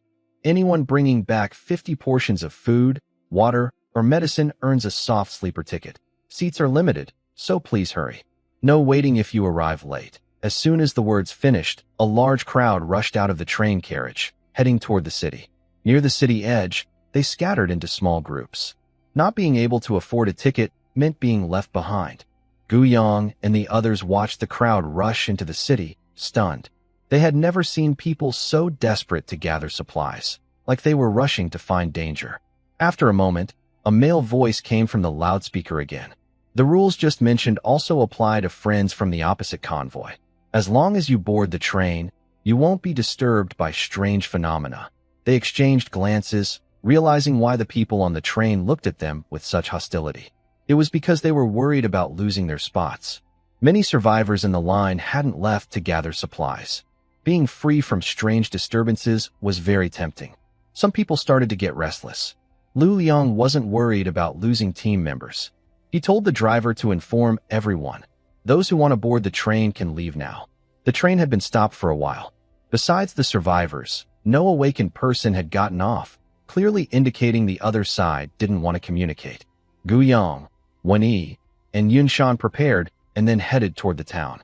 After they left, a girl limped off the train. She approached Lu Liang, Old Zhang, and Jiang Cha, who were drinking tea. The girl immediately saw that these men held important positions in the convoy. Her face was pale as she staggered toward them and knelt down about 2 meters away. "Please, I beg you. I want to borrow a piece of bread. I'm so hungry. I promise I'll return it." Her stomach made a loud gurgling sound. With her current strength, going into the city to gather supplies was a death sentence. She simply couldn't earn enough to buy another train ticket. Jiang Cha got up from the car and took out 2 pieces of bread, handing over a sausage. The girl gratefully accepted it, tore open the package, and ate quickly, tears falling onto the bread. Jiang Cha saw the girl choking and kindly poured her a cup of tea. "Eat slowly, don't rush." "Thank you, you're so kind. If it weren't for you, I would have starved." "Don't worry, I'll pay you back for the bread." The girl solemnly promised and handed back the sausage. "I don't need this. I've eaten enough." Lu Liang squinted and smiled warmly. "Can you tell us about what's happening on the train?" No one had come down from the train to talk, but he still wanted to know some details. The girl hesitated, about to stand up, then paused and pressed her lips together. "Okay, but I don't know much." Lu Liang thought for a moment and asked a few questions he wanted to know. The girl thought for a moment. "There are 2 awakened people. The train has 16 cars. 6 are hard seats, each holding 118 people. 2 are soft sleeper cars, each with 36 beds. The rest are standing tickets. 1 car is for medical use, with some doctors. They also need supplies to treat people. I don't know much about the other cars. The train still follows some rules from before the apocalypse. Fighting is not allowed because tickets are expensive. Without supplies, you can't buy a ticket, so you have to get off. Crew members maintaining order, doctors, and others don't need tickets." The girl looked a little envious. She was among the first passengers on the train. When they were hiring, she even applied to be a crew member. They required a height of 1.75 meters, but she was only 1.6 meters tall and was rejected. After answering a few questions, she left. Jiang Cha watched her limp toward the city, feeling a mix of sadness and pity. She hadn't collected supplies herself, but she knew how dangerous it was inside. She had seen many people die there. Someone like her, limping in, probably wouldn't come out again. She wanted to ask the girl to stay, but in the end, she held back. The girl was pitiful, but she wasn't the only one in need. She couldn't help everyone. This is the cruelty of the end times. If it weren't for Wen Yi, she might have already died. Wen Yi always protected her, and she couldn't let Wen Yi find another burden. Inside the city, Zhao Qing and Luo Yuzhu were in front, while Luo Huai and Zhao Shuang sneaked behind them. "Isn't this dangerous? Maybe we should go back," Luo Huai said nervously. If Zhao Shuang had been as brave as before, she might have felt safe to follow. But now, if her sister found out, she would definitely get a harsh scolding. "Shh, don't talk," Zhao Shuang whispered, grabbing Luo Huai's clothes. Luo Huai felt a strong force and staggered, hiding behind a billboard. "Come out." The reflection from the corner sign is showing, Luo Yuzhu's cold voice sounded. Luo Huai nervously peeked out, smiling awkwardly. "Sis, listen, It was Xiao Shuang who insisted on coming. I had no choice but to protect her. I really didn't want to come. It's just the situation. You should understand. Xiao Shuang remained silent. Suddenly, loud, heavy, and wild heartbeat sounds echoed, full of raw strength. In the sunlight, a dark-scaled chariot approached along the road. Zhao Qing and Luo Yuzhu quickly hid behind the billboard, watching the vehicle carefully. Isn't that Gu Yang's car? Why is it turning back? Zhao Qing observed for a moment, but didn't see anything strange behind. I don't know. Luo Yuzhu shook her head. Luo Huai said, if only we could drive in too, then we could carry more supplies. Luo Yuzhu lightly tapped Luo Huai's head, making her shrink back in fear. Sorry, sis, Luo Huai said sadly. Forget it. Since we're already inside, let's just take what we can, Zhao Qing said, trying to smooth things over. He had already decided not to go deep into the city. He planned to look around nearby, and then leave for safety. If danger appeared, it would be easier to escape. Outside the city, why are you guys already out so fast? Lu Liang asked, puzzled, as old Zhang followed behind. They were still not used to how quick everything was. Yun Shan opened the car door, took the supplies out, and threw them on the ground. Have someone organize these, he said. Then Yun Shan got back into the car, which sped away like a sharp sword. Lu Liang and old Zhang each instructed their drivers to organize the supplies. A girl got off the train and approached the two men. The girl wore a white t-shirt and dark blue fitted jeans, with the pant legs opening over her white shell shoes. She smiled lightly and said, Hello, my name is Bei Weiwei. I am one of the awakeners on this train. I'd like to invite you both to come aboard and chat. Lu Liang stepped back behind old Zhang and smiled faintly. Why not let your team leader come down to talk? Bei Weiwei replied. Our team leader can't come down because of her abilities. So, I'm here to ask you both to come up. If that's inconvenient, I'll be honest. Our leader wants to invite some of your team's awakeners to join us. Inside the city Lao Wang's frozen goods shop, Zhao Qing cut a small opening in the rolling shutter door, and a foul smell immediately wafted out. A few people frowned but endured the smell. Zhao Qing tightened his grip on his blade, alert as he looked inside. He kept opening the shutter wider, letting more light into the shop. The shop, about 40 to 50 square meters, had 2 rows of ice cream freezers in the middle, with additional freezers along the walls. Inside the freezers, skewers, hot dogs, and other foods had rotted, and the ice cream had completely melted. The freezers on the walls contained bottles of fruit drinks and milk, which had expanded and burst, making them unusable. Only some preserved drinks like cola remained drinkable. Because of the hot weather, Luo opened a cola, twisted the cap, and started drinking loudly with a ton sound. Burp. Luo let out a big burp and then handed a bottle to Xiao Shuang, since she only had one hand and found it inconvenient. I don't want it. I never drink soda. Xiao Shuang shook her head. Luo rolled her eyes. It's the end of the world. Who cares about health? Cola is high in sugar and can quench thirst. It's great, but you're holding a sugar-free one. Xiao Shuang pointed to the words on the bottle. Maybe I haven't had soda in a long time, so even the sugar-free tastes sweet, Luo said awkwardly, squatting down to pack up the cola. Fool, Luo Yuzhu muttered lightly. Luo Hua's small face turned red with embarrassment. She clenched her fists, got angry briefly, then continued packing the drinks. Zhao Qing shook his head with a smile. If he scolded Xiao Shuang like that, he would probably get a headbutt in return. Thinking of this, Zhao Qing suddenly felt that his sister was not as lively as before. She always seemed gloomy now. He blamed it on her missing hand and secretly vowed to help her restore it. Let's pack up these drinks and take them with us. We won't go to the back anymore. It's so hot outside. We can use these drinks to exchange for food. There's no need to take more risks. Zhao Qing was already planning to leave. He felt a little uneasy inside. Help! Help! Across from Lao Wang's frozen food shop, a woman was running away in a panic. Behind her, a strange grayish baby with a torn mouth that stretched to her ears, revealing sharp, terrifying teeth. Dark, eerie tendrils floated around like feelers. The strange baby crawled with its limbs, moving slowly. Suddenly, it lunged forward, leaping up to grab the woman's neck with its claws, then bit down fiercely.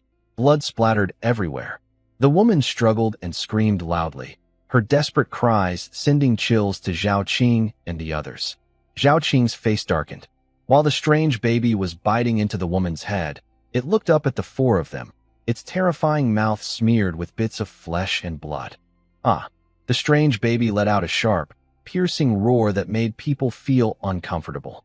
It ran on all fours, quickly approaching the four people. Zhao Qing clenched his shadow blade tightly, his expression calm. This wasn't the first time he faced something strange. With the shadow blade's enhanced vision, sense of distance, speed, and ability to find weak points, the strange baby's speed was not fast. Compared to a ghost cat, it was nothing. Zhao Qing bent his knees slightly, then pushed off with both legs, rushing toward the strange baby. He slashed diagonally with his shadow blade. The strange baby let out a miserable scream, rolled to the side, and had a fierce wound on its shoulder, from which dark, eerie energy kept escaping. Zhao Qing moved his feet closer to the strange baby.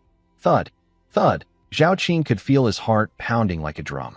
The creepy baby gritted its teeth and looked at the group, then turned away unwillingly. Zhao Qing still kept a cautious eye on the creepy baby's direction. Only after it left did she finally breathe a sigh of relief. Behind Luo Hua, Zhao Shuang's golden glow in her eyes dimmed quickly as Zhao Qing turned around. "Brother, you're so brave." Zhao Shuang gave a thumbs up. "This place isn't safe. Let's leave first." Even though the atmosphere was heavy, Zhao Qing still managed a small smile for her sister. Inside a cake shop, Guyang threw away a moldy loaf of bread.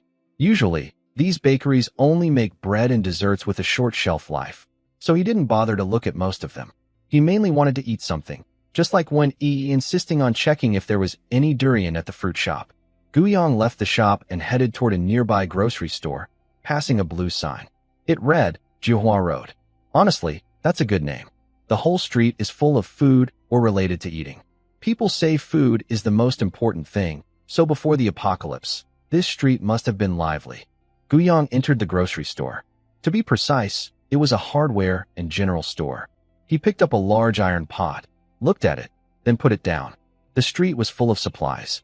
The three of them split up to cover more ground, staying close enough to help each other if needed. So far, they hadn't seen any strange creatures. Guyang wandered around the hardware store, picking up a kitchen knife. Its shiny blade reflected a shadow. He saw a grayish-white baby with blue eyes, grinning with a mouth full of saw-like teeth. Saliva dripped from its teeth. Guyang stepped back, and a silver-black scaled armor appeared on his body, covering him completely. The saliva landed on the armor. The blue-eyed creepy baby knew it had been spotted and started to smile. Its creepy laughter echoed through the store. The blue-eyed baby, hanging upside down from the ceiling, slowly disappeared, leaving only its unsettling laughter behind. "Your laugh is really unpleasant," Guyang said calmly. His right hand, covered in silver-black scales, suddenly shot out like a venomous snake toward his shoulder. The creepy baby's figure slowly appeared again. Between Guyang's fingers, its blue pupils were full of surprise. Guyang forcefully smashed the strange infant's head onto the ground, then delivered more than 10 punches. The tiles within 5 meters cracked completely. Gained 400 killing points. Gained 300 killing points. Gained 300 killing points. Guyang felt satisfied. No wonder Yinshan liked to hit from above. This felt surprisingly good. While enjoying the moment, he also gained killing points. After these punches, Guyang earned a total of 1,700 killing points. The blue-eyed strange infant leapt away into the distance, quickly disappearing from sight. A second-level strange infant capable of invisibility, with strong abilities, but unfortunately encountered Guyang. Its invisibility was useless against him. Not giving up yet, Guyang punched behind him. With a loud bang, a burst of air sounded, causing the blue-eyed infant's face to sink in. Its body flipped in midair and was thrown out, crashing into a nearby hardware store with a jingling noise. Gained 1,100 killing points. Guyang raised his hand. The blue-eyed infant, trying to escape, was held in midair by his mental power. Its eyes were full of fear. The dagger from its waist flew out and stabbed into the infant's forehead. The blue glow in its pupils quickly dimmed, and its body turned into gray-black particles that dispersed. Gained 600 killing points. The strange power classification, besides sensing the strength of strange energy, also includes a way to distinguish by killing points. Second-level strange beings usually give over 3,000 killing points. The stronger they are, the more points they earn. Among the second-level strange beings Guyang has seen, the strongest is the golden knife mantis, followed by the strange giant python, the strange frog king, and finally the strange rat king. He once encountered a third-level strange creature, a golden armored zombie, that provided nearly 10,000 killing points. The strange vines in the cinema, for now, are not counted by rank. After the blue-eyed infant died, it left behind a piece of pure white, shriveled brain tissue about the size of a walnut, with a stone-like texture. Only one strange item? Since this is a second-level strange being, Guyang frowned and thought. It seemed he had seen this situation before in Lu Liang's journal. Bang! A loud noise came from outside the hardware store. Guyang quickly put the items into his pocket and headed toward the door. He grabbed a handful of steel needles from the cabinet as he entered. He felt that the dagger didn't seem suitable for his mental power to control. In the future, if he found a better strange item, he would fuse this steel needle into strange material. This one has about 40 or 50 of them, enough to turn the strange creature into a sieve. Outside the hardware store, opposite Yunshan's huge figure, there is a similarly enormous strange baby. It is entirely golden, with a fierce mouth, and emits cold, creepy laughter. Yunshan punches out with a loud bang, the fist hitting the strange baby's body with a clanging sound of metal. The golden-eyed strange baby stumbles back a few steps and leans against the house behind it. Damn, that hurts so much. Yunshan shakes his fist, his voice like a muffled thunder. Guyang's full-powered attack turns his dog-toothed dagger into a streak of black light, stabbing directly at the golden-eyed strange baby. There is a sharp clang as sparks fly from the dagger, which then breaks in half. Not only did it fail to break through the defense, but the dagger also broke. It was only a first-level dog-tooth dagger, and its hardness, sharpness, and toughness couldn't keep up. The strange creature is getting more powerful, and Guyang's mental energy is also increasing. It's time to upgrade. The golden-eyed strange baby grins mockingly at Guyang, as if mocking him. Guyang retracts the broken dagger, expressionless. He opens his right hand, and his mental energy surges wildly, solidifying into blue-white lightning that continuously pierces into the strange creature's body. This is the first time he has used his mental energy with all his strength. Gains 600 kill points. The number of kill points keeps increasing. The corner of the golden-eyed strange baby's mouth stiffens, and it spews out a large cloud of gray-black strange aura. Guyang smirks coldly, thinking that even the internal organs are as tough as the skin. At this moment, when E, covered in dirt and soot, rushes out from a smoky house nearby, she leaps high a few steps away, holding a divine spear and stabbing straight ahead. In midair, a green blade wrapped in red mist instantly extends. The blade pierces through the chest of the golden-eyed strange baby, exits from its back, and strikes the ground. Seeing this, Yunshan leaps forward, kicks the strange baby's face, and forces it into the ruins of the house. The golden-eyed strange baby turns into particles of gray-black and disperses. Yunshan shrinks his body and picks up the golden flesh lump on the ground. Why is there only one strange item? This thing is so hard. It's at least a second-tier item. Yunshan is disappointed. Fewer strange items are obtained, and one per person isn't enough. Winnie digs into her pocket and pulls out two strange items, a soft blue gel like water and a red stone shaped like a flame. Did you not read Lu Liang's little booklet? Winnie glanced at Guyang, then brushed the dust off her face and continued speaking. Strange phenomena are usually divided into three types: plant mutations, creature mutations, and undead mutations. Materials dropped from undead mutations are rare, usually 1 or 2 items. The more common ones are strange objects carried by the deceased, like the wedding dress ghost I mentioned earlier, which I cut off one of its hands and found a gold bracelet. Yes, the pendant from the armored zombie also counts, but zombie types are quite special. Sorry, I got sidetracked. Basically, this second-level strange phenomenon is born after the event, not from the apocalypse. There is a mother entity here. These 4 second-level strange phenomena were all born from that mother. I think we should leave quickly. Guyang nodded seriously, recalling a case from a small notebook. The mother of strange phenomena. Can a mother entity that nurtures second-level strange phenomena be ordinary? On the other side of the city, 3 ghost infants were attacking a middle-aged man. The disturbing sound of chewing filled the air, and panic spread through the street instantly. Lily hurriedly ran through the bushes in the park, screams ringing behind her, pushing her to keep moving. In the middle of the lake ahead, a round altar sat submerged. At its center, a 3-meter-high red stone glowed faintly, flickering with light that matched the purple glow above the altar. Inside the red stone, a pair of eyes suddenly opened. Lily gasped heavily, her shoulders rising and falling. Her coat, which once covered her severed arm, was gone. She held a bag of supplies with her remaining arm, which was scratched with branches. Her eyes were involuntarily drawn to the glow of the red stone and the altar. Suddenly, a sharp pain tore through her eyes. The pain came quickly but faded just as fast. Just as she worried she might go blind, her eyes saw the light again. In that moment, she felt overwhelming joy. Clear words appeared on the altar. Altar, strange device rank, 6666. Abilities, this altar connects to the endless abyss. As long as you offer enough sacrifices, more flesh and blood are better. This mysterious altar will reveal its astonishing power and abilities, whether it is strength, power, love, or anything else you desire. As long as you pay enough price, the altar can make it happen. Lily looked extremely happy, her eyes filled with bloodshot veins, and her body trembled uncontrollably. She suppressed her excitement and decided to try first. She took out a bag of bread and threw it onto the altar. "Help me heal the wounds on my face." At the center of the altar, the red stone flickered twice. The bread disappeared, and a red light floated out toward Lily's face. After a moment, the fierce scars on her face vanished. Lily tremblingly raised her remaining hand and touched her cheek. The familiar smooth and soft feeling told her face was completely healed. She was excited and overjoyed inside. Is this a mysterious device? It's truly wonderful. If Guiyang doesn't help me, I will do it myself. Just wait. Lily threw another piece of bread onto the altar.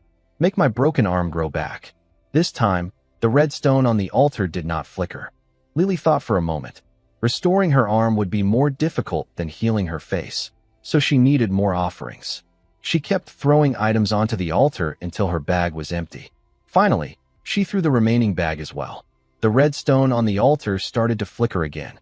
A stronger, richer red light floated toward her broken arm. Lily felt an itching sensation where her arm was missing, followed by a sharp pain. Lily fell onto the grass, twisting her body like a worm. After a while, the pain disappeared, and her arm grew back. Phew. Lily stood up. Calm down. Now I need offerings. I must awaken. I need to get revenge.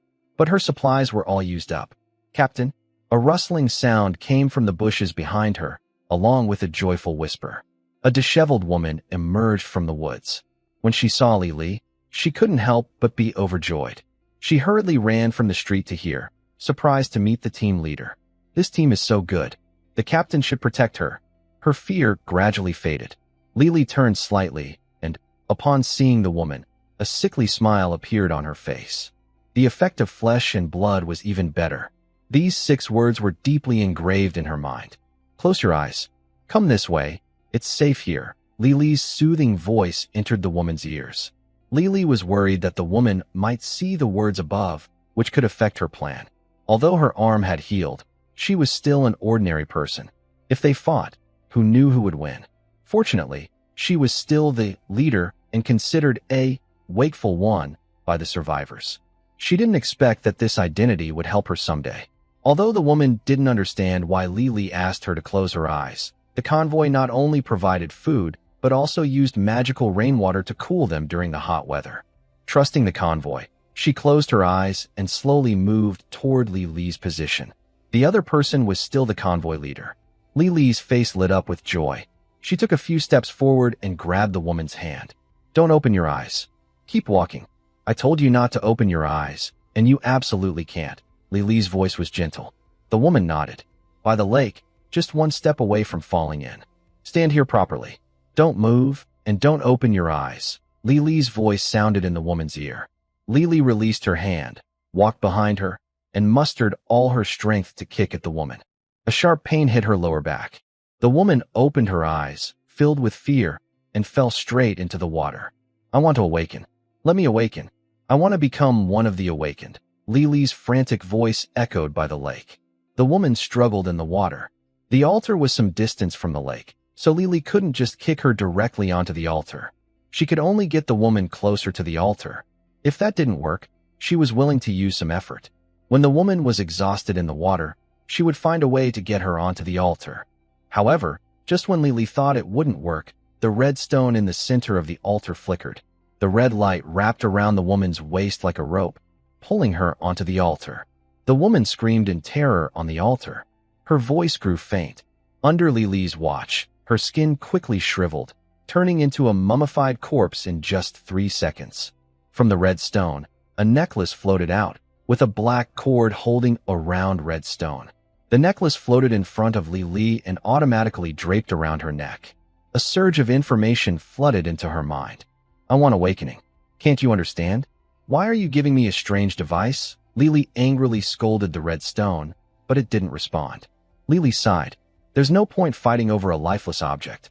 She opened her right hand, and a small flame flickered in her palm. Having a strange device is fine. It should be similar to an awakener. The world has already changed. Lily turned and walked out of the bushes. To prevent anyone lucky from discovering the altar like she did, she directly set the entire park on fire. The flames rose high, and thick smoke billowed.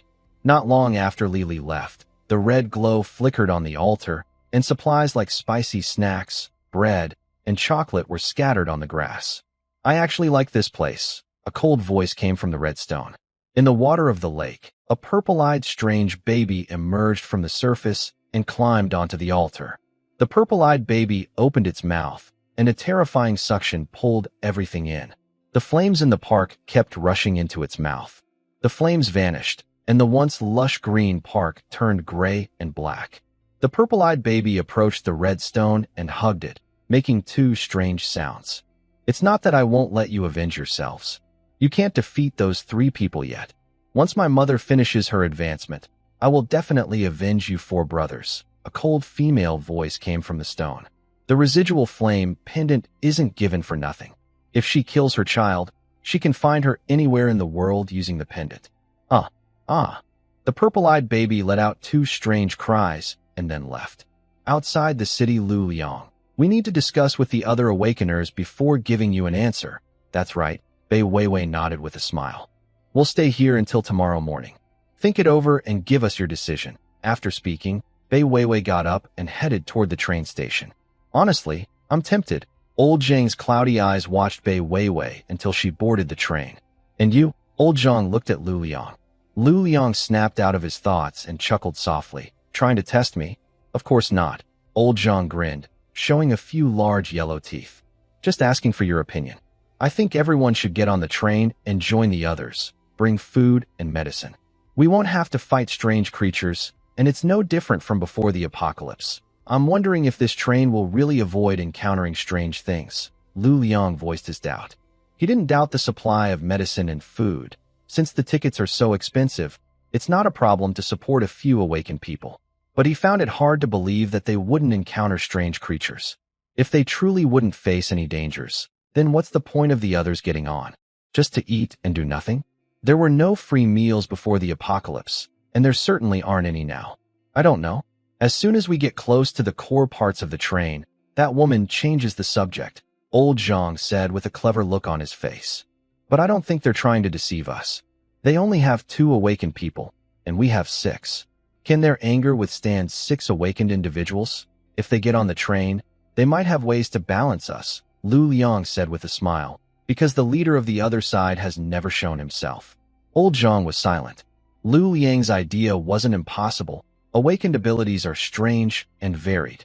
Maybe once they get on the train, the other side already has means to counter them. If that's true, then they're walking into a trap. The 2 stopped talking and each went back to their cars, planning to discuss more when Gu Yang and the others returned. As for Jiang Cha, because of her cat-like eyes, she had already gone to sleep on the train.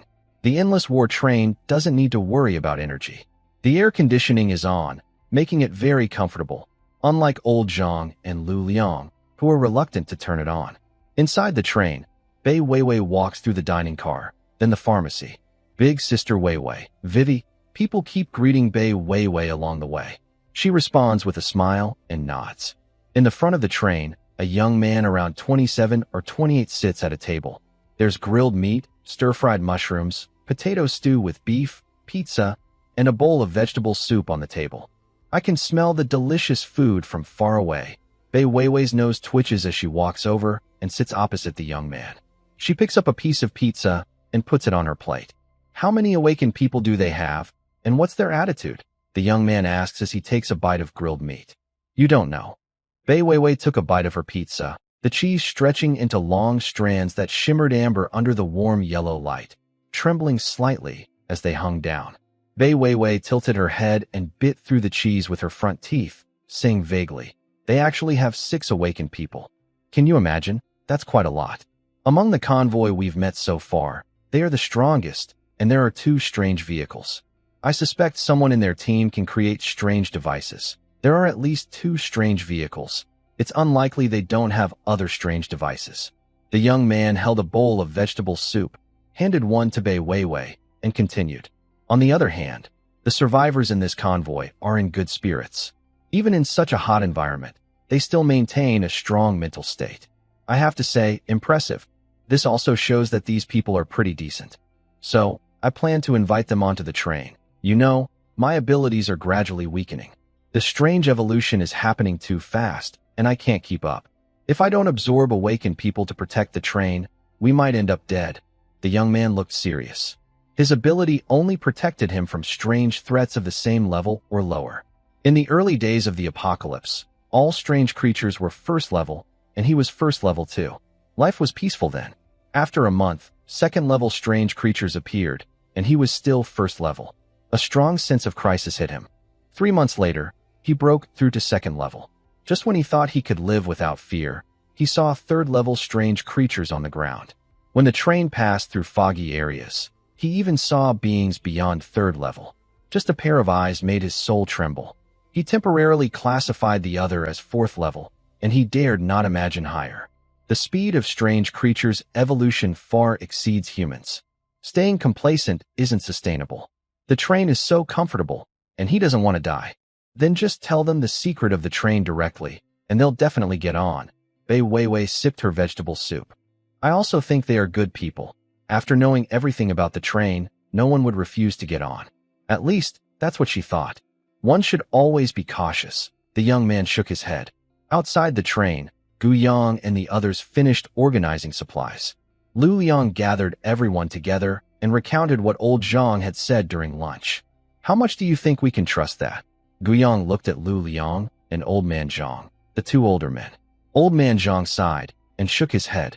Although he didn't want to think badly of others, he knew he had to be cautious because it was the end of the world, and everyone needed to stay alert. Lu Liang smiled slightly and took out a hidden listening radio, then pressed the play button. The sounds caught by the listening device could be saved. Just tell them the train's secret and let them get on. But it's wise to be cautious. First, the train's secret is good for us.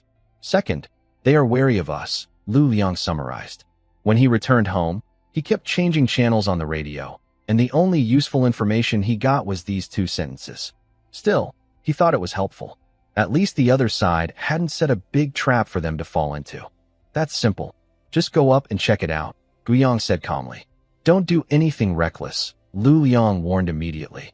Gu Yang smiled and pointed toward the supplies. Why don't you, Captain, go help check that pile of supplies? I'm worried there are too many, and they might lose count. That could affect how we share things and hurt the team's unity. You're right, Lu Liang said seriously, then added, but promise me you won't do anything stupid. I promise you. I give you my word, Gu Yang said seriously. Lu Liang nodded with satisfaction and left. You're sending him away, Old Man Zhang said with a smile. Gu Yang replied, Lu Liang has hinted many times that we should ignore some of his advice. Today, this situation just proved it. Old Man Zhang and Wen Yi both nodded. What are you planning to do? Old Man Zhang asked. Go check out the train, Gu Yang answered. It's difficult, Old Man Zhang said honestly. Getting on the train isn't hard, but doing it secretly without being noticed is quite challenging. Gu Yang said, let's talk about what kind of reward you'll get for taking this risk. I'm risking my life for the team. Old Man Zhang laughed and said, looks like you're just after money. Guyang replied. You can do it if you want. I'll give you the chance to risk your life. Old Man Zhang was speechless. This terrible attitude? Old Man Zhang asked. Guyang glanced at the crowd of people buying tickets beside the train and smiled lightly, saying, Now is a good time. Then, a silver mist appeared around Guyang's body. Suddenly, the light seemed to flicker, and Guyang, who was sitting in the chair, disappeared. Guyang. Old Man Zhang's eyes flashed with sharpness as he called out. He knew Guyang was still nearby. What do you want? Guyang's voice came from about 3 or 5 steps away from his chair. It's nothing. I just want to say, I haven't offended you anywhere, have I? Old Man Zhang grinned. Guyang replied, Not for now. That's good. Be careful, said Old Man Zhang. He reached into his pocket and pulled out a handful of cherry tomatoes, about a dozen. By the way, take these and eat them. Safety first. Guyang appeared and took all the cherry tomatoes from Old Man Zhang's hand. No need to leave any behind. Guyang understood his intentions clearly. Old Man Zhang was just worried that his invisibility might cause trouble. Was he really that paranoid? His paranoia was almost as bad as his. After Guyang left, Yinshan reached out his hand. Give me some too. Me too. When he blinked and also reached out.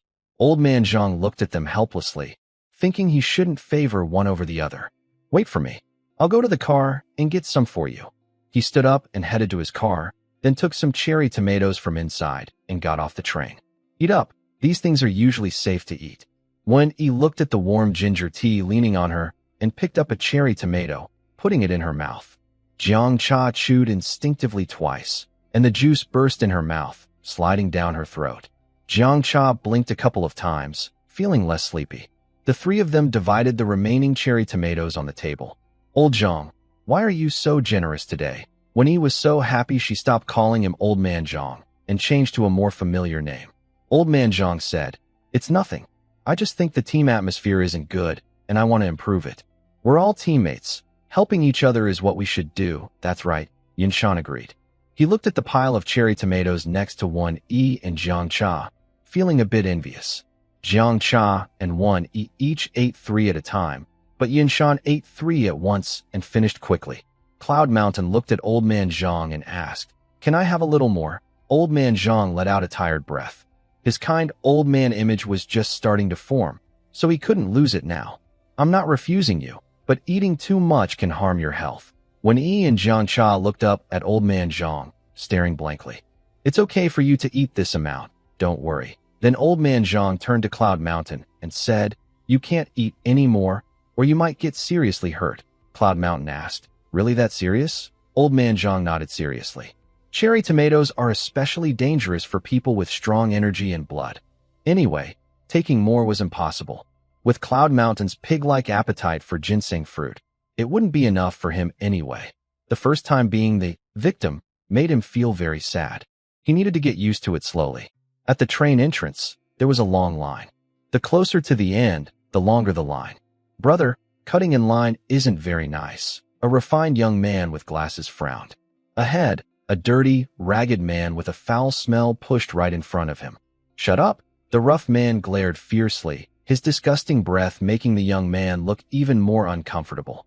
Suddenly, a shadow darted out. With one kick, it sent the rough man flying out of the line. The force was so strong he couldn't get up right away. Register him. Take away his right to get on the train. Don't let him have any supplies either. Bei Weiwei sat on the roof of the train, her voice firm and unquestioning. I was wrong, Weiwei. Please don't take away my chance to get on the train. I finally saved enough supplies for a ticket.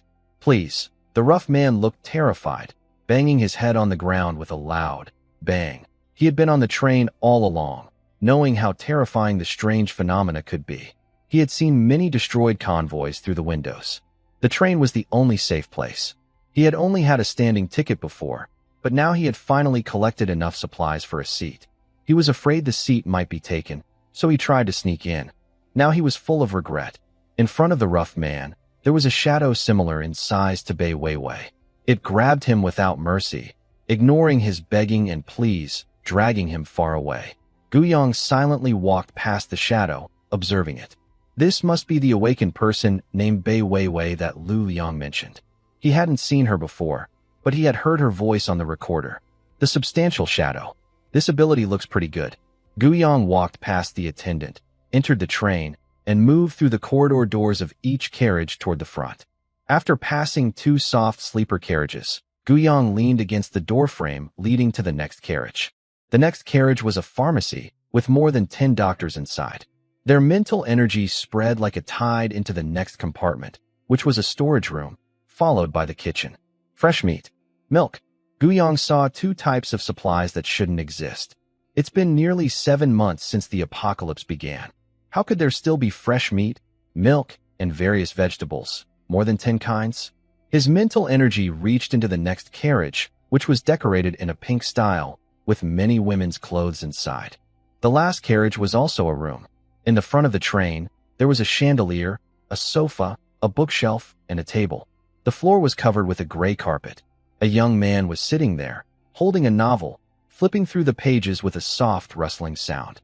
Above, the chandelier cast a gentle light. Guyang thought of a word, cozy. This word doesn't usually belong in a post-apocalyptic setting. Friend, I think you've seen enough, the young man said, lifting his head and putting the book down on the table. The book cover read Survival Guide in the Wilderness. Was I discovered? Guyang frowned. He decided not to pretend anymore. He didn't get on the train just to look around. Guyang revealed his form and swaggered into the carriage through the door. Dressed in a silver armor set, he looked like a demon god, more strange than scary. Inside the pharmacy, a dozen doctors screamed in terror as their mental energy surged out, and one by one, they collapsed to the ground. In the dining car, a few chefs with spoons in their hands rushed out, but the same fate awaited them. Guyang moved through 2 more rooms and reached the front of the train. The young man looked at Guyang with a smile and opened his hand. Please, have a seat. The young man stood up, picked up a glass from the table, and said, the chef was knocked out by you, so I can only offer you some tea. Only? Guyang smiled. Your life really is luxurious. Honestly, I'm a bit jealous. You're quite bold not to introduce yourself first. I am the captain of this train, Su Ming. Guyang. Su Ming smiled. I should be a bit older than you, so I'll just call you Brother Gu, whatever, Guyang said indifferently, twirling his teacup with his finger. Brother Gu, you probably already know some about the train. I can share some details I've been avoiding before. The train is an evolution of my abilities. The food, water, and medicine inside refresh once a week. As long as you join us, you can eat freely without getting off to deal with strange creatures. My current strength is at the 3rd level. The train can prevent 3rd level and lower strange creatures from invading. Even if higher level creatures attack, it's no problem. On the train, my abilities are 2 levels higher than my actual level. That means even 5th level strange creatures can't harm me inside. Brother Gu, have you ever seen a 5th level strange creature? Guyang looked up, squinting. Just joking. Such high level creatures, if I saw one, I wouldn't still be alive. But is Brother Su really so powerful? Are you lying to me?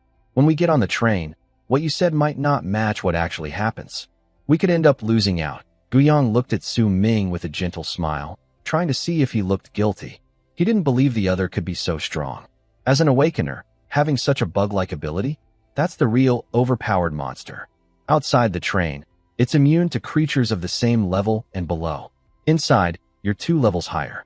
Su Ming picked up his teacup and took a sip, smiling lightly. Then I'll take the liberty to offend Brother Gu. He put down the cup, and an indescribable pressure suddenly hit. It wasn't gravity or intimidation. His abilities were weakening. This pressure came quickly and disappeared just as fast. Guyang's breathing became a little irregular, mainly because the sudden change startled him. Sorry, Su Ming said with an apologetic smile. The food and medicine refreshment can't be shown now, since it just happened. I can only show some other abilities. If I've offended Brother Gu, I apologize. Later, in the dining hall, you can take whatever ingredients you like. Consider it an apology. Guyang remained silent. Su Ming's words were so precise, it was hard to find any flaws. Everything seemed real. Guyang really wanted to say, why are your abilities so amazing? You're practically unbeatable. There's no point in continuing the conversation. Then let's go get it now, Guyang said with a smile. Honestly, he was quite interested in those ingredients. Ah, Su Ming was surprised. He didn't expect Guyang to really go to the restaurant to get things. Then a smile appeared on his face again. I was hoping Brother Gu would stay for dinner. Since that's the case, never mind. I'll take Brother Gu to the kitchen. Su Ming stood up and gestured for him to follow. The two of them left the room. Bai Weiwei was standing outside. Su Ming gave her a look. He led Gu Yang toward the kitchen, with Bai Weiwei following closely behind. "Brother Gu, are these people okay?" Su Ming pointed at the scattered people in the restaurant. "They're fine. They'll wake up after a while," Gu Yang replied. He wouldn't go so far as to kill anyone. They had no grudges. He just found them too noisy. Su Ming nodded in relief. Inside the kitchen, on both sides of the corridor, one side had a sink and a prep area, and the other side was for cooking and steaming. It was similar to the layout of a train before the apocalypse, but the space was larger, with more refrigerators and preservation cabinets. "Brother Gu, there's a bag here." Su Ming pointed to the edge of the cleaning station. Gu Yang looked at the small bag, shook his head, then walked to the trash can, grabbed a black trash bag, and headed toward the fridge. Su Ming's mouth twitched. That trash bag could hold dozens of jin, a Chinese weight unit. He estimated his kitchen was probably done for. He could only hope Gu Yang wouldn't take too much. Gu Yang happily opened the fridge and started filling the bag with all the ingredients inside. Yes, he was sweeping everything in. Various vegetables were packed into the bag. Next, he took another fridge filled with chickens, ducks, fish, and geese, and put everything into a separate bag. He even didn't spare the freezer. After leaving the kitchen, he looked at the snacks and drinks on the shelves. Gu Yang said, "You probably don't eat these." "Eat." "I will," Bai Weiwei said with a faint smile. If you looked closely, you'd see she was smiling uncomfortably. "Oh, I see." Gu Yang felt a bit disappointed. But he wasn't really interested in those snacks and drinks. Everyone had their own. The two watched Gu Yang get into the car. Bai Weiwei was about to say something, but Su Ming raised a finger to gently cover her lips. After a while, once the feeling of being watched disappeared, Su Ming withdrew his finger and let out a deep breath. Bai Weiwei knew she could speak now. "When did you reach level 3? When Gu Yang appeared, she hurried to catch the car. The pharmacy and restaurant were full of people lying on the ground. When she reached the front of the car, she found the door was locked. She knew Su Ming didn't want her to go in. The train was a manifestation of Su Ming's ability, so he had the right to lock certain doors to keep her out. I'm just joking, or I wouldn't be able to scare him. He was only joking about being 2 levels stronger. Luckily, inside the train, he could suppress others' abilities a little. If not, he might have been caught. Then why lock the door? The two of you inside could still look out for each other, Bai Weiwei said angrily. Su Ming looked helpless. If she went in, he would be worried. About looking out for her? There was no need. If they both died together, that would be fine. This man was terrifyingly strong. He could only hold back for a few seconds with all his strength. All right. Hurry up and help maintain order. I'm a bit tired and want to rest, Su Ming said before turning to walk toward the front of the train. Bai Weiwei glared angrily at his back. All the ingredients had been taken. What would she do for her evening black chicken soup and beer duck? Gu Yang carried bags of supplies back to the convoy, tossing the ingredients onto the car and turning the air conditioning to the lowest setting. It was about 4 in the afternoon, and the temperature in the air was still very high. The fresh vegetables and meat left outside would spoil quickly. He planned to hold a private trading event tonight, exchanging leftover vegetables, fruits, and meat for other supplies. The rest would be salted and stored for later. These supplies were earned at great risk, so Gu Yang had no intention of sharing them. Back under the tarp, Gu Yang recounted everything he knew about the situation on the car in detail. After all, he was paid to gather information, so he should have some useful details. Everyone's expressions were different. Lu Liang and Old Zhang both frowned, clearly deep in thought. Cloud Mountain felt a little excited. He usually ate a lot, and it would be best if he didn't have to fight for food. But he didn't say anything yet. He wanted to see what others thought first. Jiang Cha didn't mind either. Although she was a bit interested, she would go wherever when he went. They couldn't be separated. Gu Yang was also indifferent. He could rely on his black armor and endless fierce battle vehicle to survive alone. The reason he hadn't acted yet was to learn more about the end of the world. He didn't want to relax on the train, and honestly, could he really relax? Lu Liang relaxed his eyebrows and took a sip of tea. Everyone, share your thoughts. We've been together for so long, there's nothing to hide. Whether to stay or leave, just follow your own wishes. I'll start. My goal is to understand the end of the world and find a way to reach the King of Heaven. I don't consider other forces. I have no interest either, Gu Yang said with a shrug. Both of you can survive alone in the end times, but we're stuck. We can only go with the flow. Old Zhang shook his head and chuckled. He was telling the truth. Lu Liang could avoid strange creatures, and Gu Yang relied on his glowworm kerosene lamp, so they were safe in the end times. I won't go either. The train is too narrow for me. Old Zhang thought the situation on the train was still unknown, just one side of the story. He knew the team well and didn't need to worry about supplies or fighting for survival. If they encountered strange creatures on the road, they could just hide on Gu Yang's train. Last time in the foggy area by the river was just an accident. If they hadn't run into those creatures, they probably would have escaped anyway. The outcome would be the same, and all 5 of them were safe. Now, with Jiang Cha included, there are 6 awakened people, which is a big force in the end times. Compared to that, the train has too many uncertainties.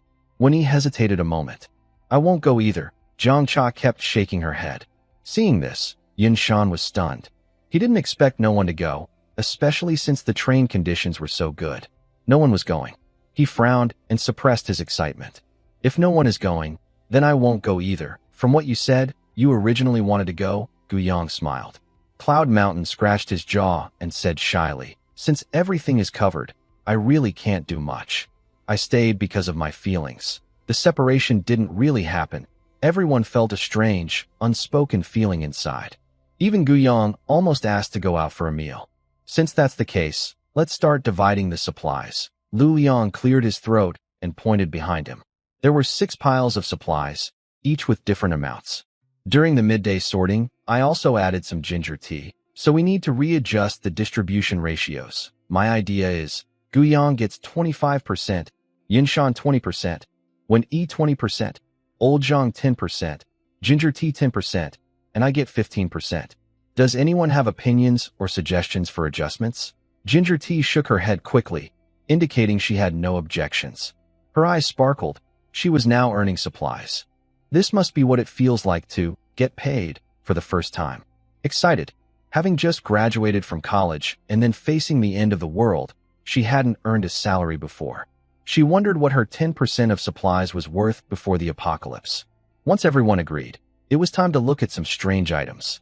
Gu Yang, Wen Yi, and Cloud Mountain took out their strange items and placed them on the ground.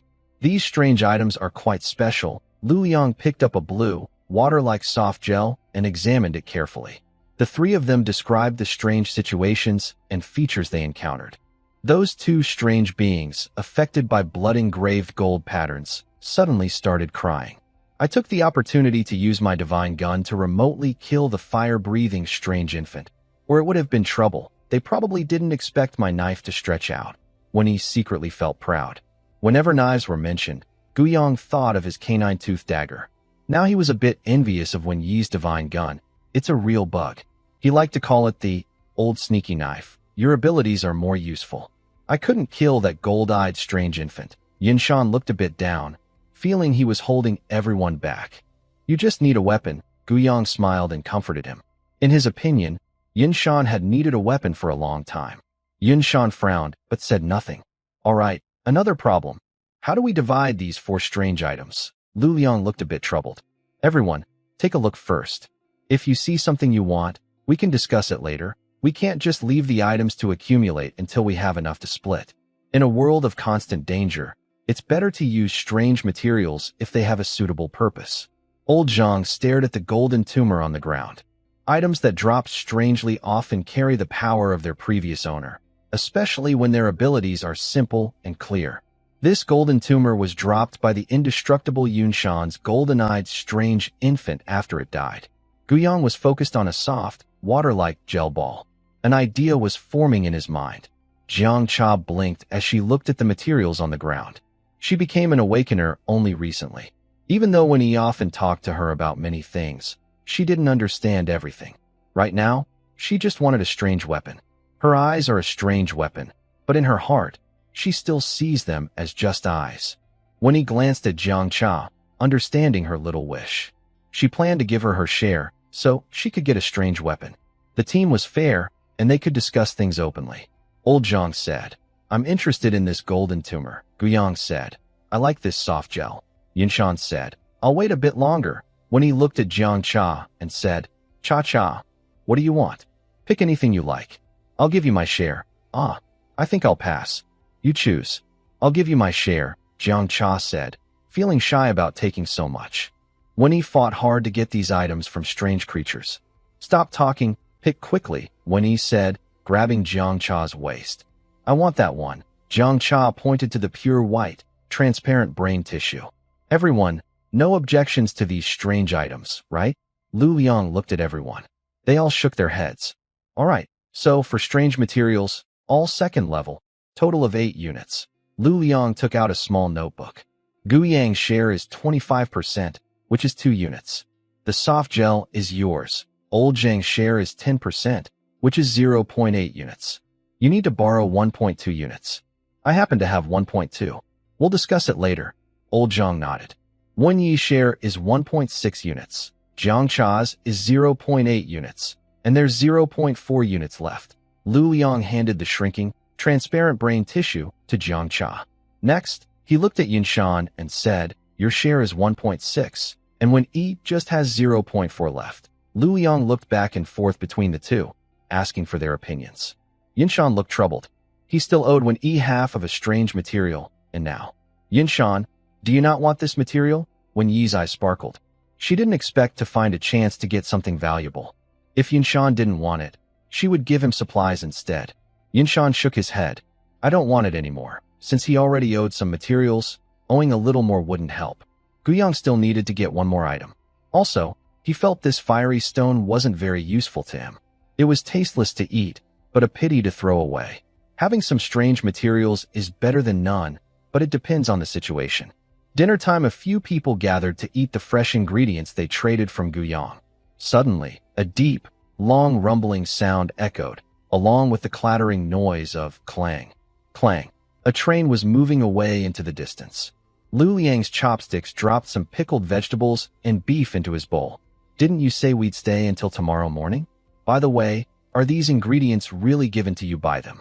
Or did you borrow them? Otherwise, why would the other side suddenly leave? It must be that Guyang did something bad on the train. You're overthinking. Who knows why they left? Anyway, you're not joining them. So if they leave, they leave. These ingredients are definitely given, not borrowed, Guyang said casually. What borrowed? Is Guyang that kind of person? After the train left, many people stayed behind. There were cries and complaints, and some looked hopeless. It's over. There are so many strange creatures below, all because of the opposing convoy. If we hadn't met them, would we have no place to stay? They shouldn't just leave us like this. Exactly, go find them. A large group of people was heading angrily in this direction. Lu Liang, Captain, start your show quickly. Don't let these people disturb our meal, Guyang said with a smile. Exactly, exactly, Yinshan agreed repeatedly, eyes fixed on the dishes on the table. He kept reaching for food with his chopsticks, maintaining a rhythm of 2 bites of rice and 1 of vegetables. Eat slowly, Lu Liang said, feeling like his teeth were about to break. He looked around but didn't see Li Li's figure. Maybe she was dead inside. She was never easy to deal with. Whenever he needed her, she was missing. How about I give you some supplies as a reward, and you go talk to them? Lu Liang asked Guyang.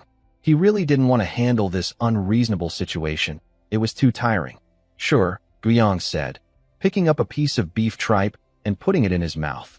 With a gentle flick of his left finger, a steel needle floated out inside the car.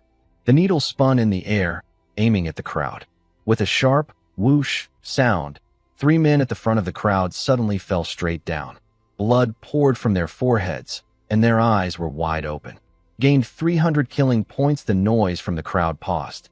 It was just those 3 who cursed the most. Oh, and don't forget the supplies, Guyang said. Then he started dealing with the aftermath, using his mind to lift the 3 bodies and float them away. Lu Liang suppressed his pity and kept telling himself that he only asked Guyang to talk a few words, not to kill. Soon, his discomfort eased. Taking a few deep breaths, Lu Liang picked up his chopsticks again. That whole big plate of beef was finished by you, Lu Liang said, watching Yinshan take the last piece of beef. Captain, your cooked beef is really delicious. I love beef the most, Yinshan said with a smile. There was nothing to be shy about. People who feel shy about eating never get full. For gatherings, using the same ingredients, at least half of it always went into his stomach. If he loved gatherings, he would gather more often. Do you even remember I cooked it? Lu Liang said carefully. Yinshan didn't reply. He picked up his plate of beef and went to get a plate of rice. The beef was finished, but there was still pickled vegetables inside, which were quite tasty. Captain, I still have a lot in my bowl. You can take some, Jiang Cha said, holding out her bowl to Lu Liang.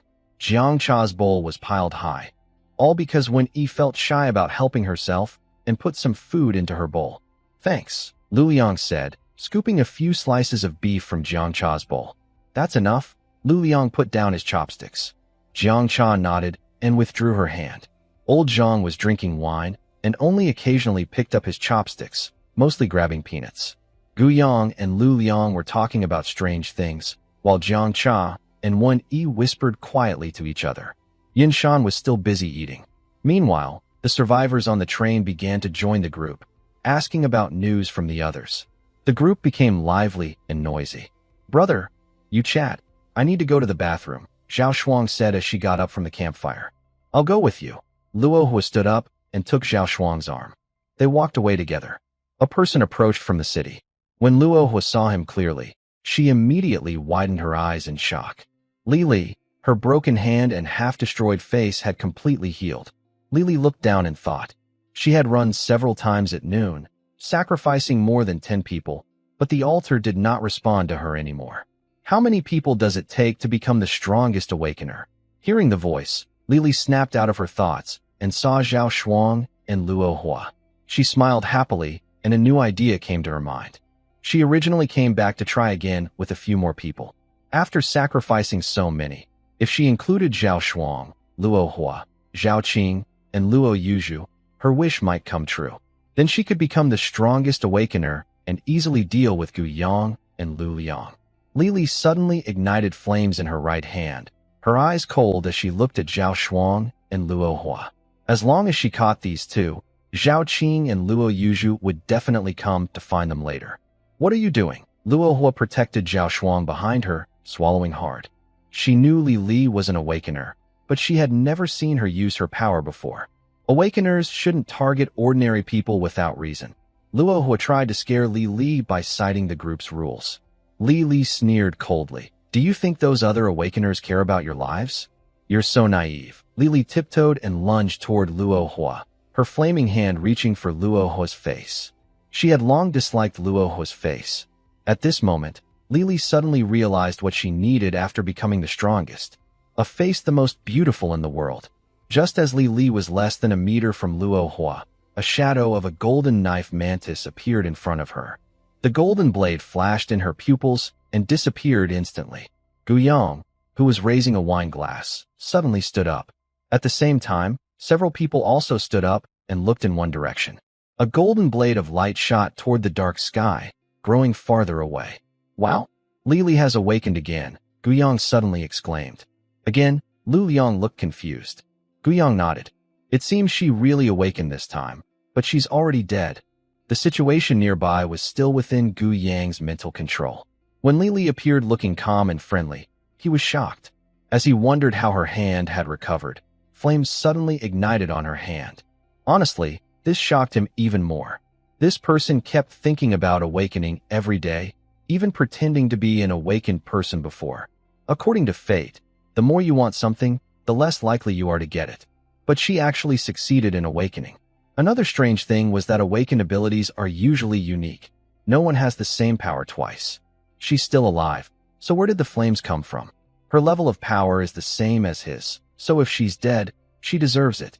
When did she awaken? Zhao Qing asked nervously.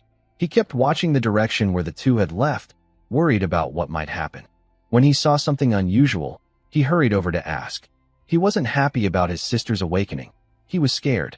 Li was the leader of the car team, and now she was killed by his sister. Things were getting complicated. As for the people from the racing team who didn't see what happened, he didn't trust them. He saw everything himself. How could those awakened people not have seen? Zhao Shuang also knew she had caused trouble. She sat on the curb, head down, not speaking. She never thought about killing Li. She just didn't expect Li to be so weak. She didn't know how strong her own awakening ability was. She hadn't used her power since her arm was injured. Talk to the people in the team. Li is dead now. Xiao Shuang is also an awakened person, and she's stronger than Li Li. Plus, Li Li started the fight herself. She got what she deserved, Luo Yuzhu said seriously. What if? Zhao Qing frowned. He was worried the team might want to settle this matter. Suddenly, loud footsteps sounded behind them. If I were you, I'd run away long ago. I wouldn't trust human kindness or mercy. Gu Yang's teasing voice came from behind. 6 awakened people approached Zhao Qing and the others at the same time. Zhao Shuang stood up with a cold face, blocking Zhao Qing in front of her. Her pupils reflected a golden sword mantis like a mirror. Gu Yang looked into Zhao Shuang's eyes with surprise. Just when he thought these two might be in trouble, another awakened person suddenly appeared and quickly defeated Li Li. Don't scare the young girl, Lu Liang said irritably, with a gentle smile on his face. Don't be nervous. What ability did you awaken? Mirror eyes. The ability is copying, Zhao Shuang replied coldly, still cautious. Louder, please, Lu Liang urged.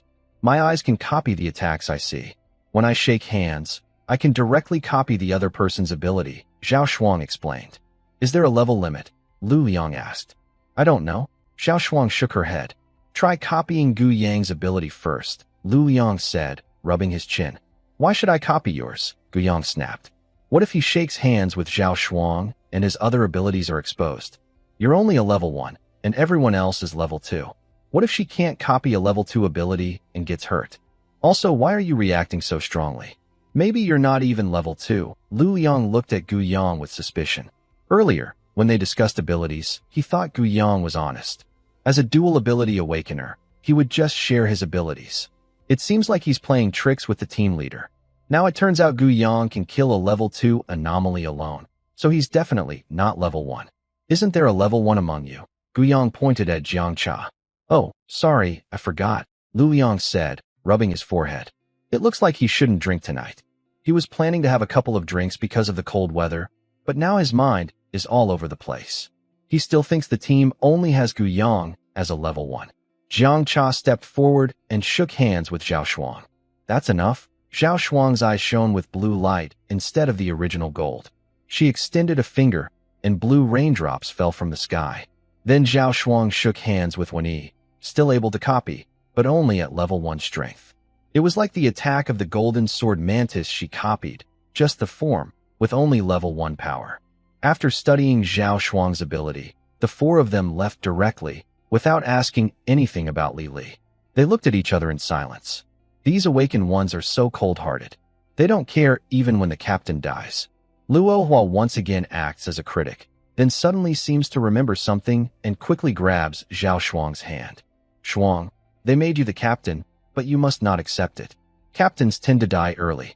Although he survived for a while, it doesn't change the fact that he has died before. Are you saying they should kill us all and line us up here?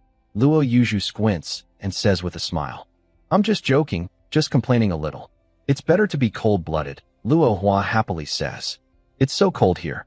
Let's go back and warm up by the fire. Luo Hua rubs her shoulders. The 4 of them walk toward the convoy. When they reach the fire, they add some wood to the nearly extinguished bonfire, and it blazes up again.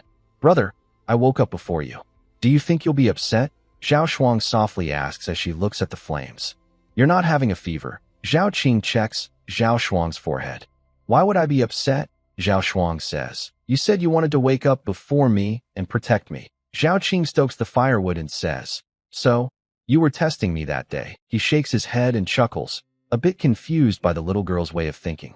I'm happy that you woke up before me. From now on, I won't have to worry about your safety. By the way, when did you wake up? Zhao Qing puts down his stick and looks at Zhao Shuang. Luo Yuzhu also looks over curiously. Zhao Shuang replies, It was very early, by the river near the mist. Zhao Qing nods. No wonder his usually obedient sister wanted to gather supplies.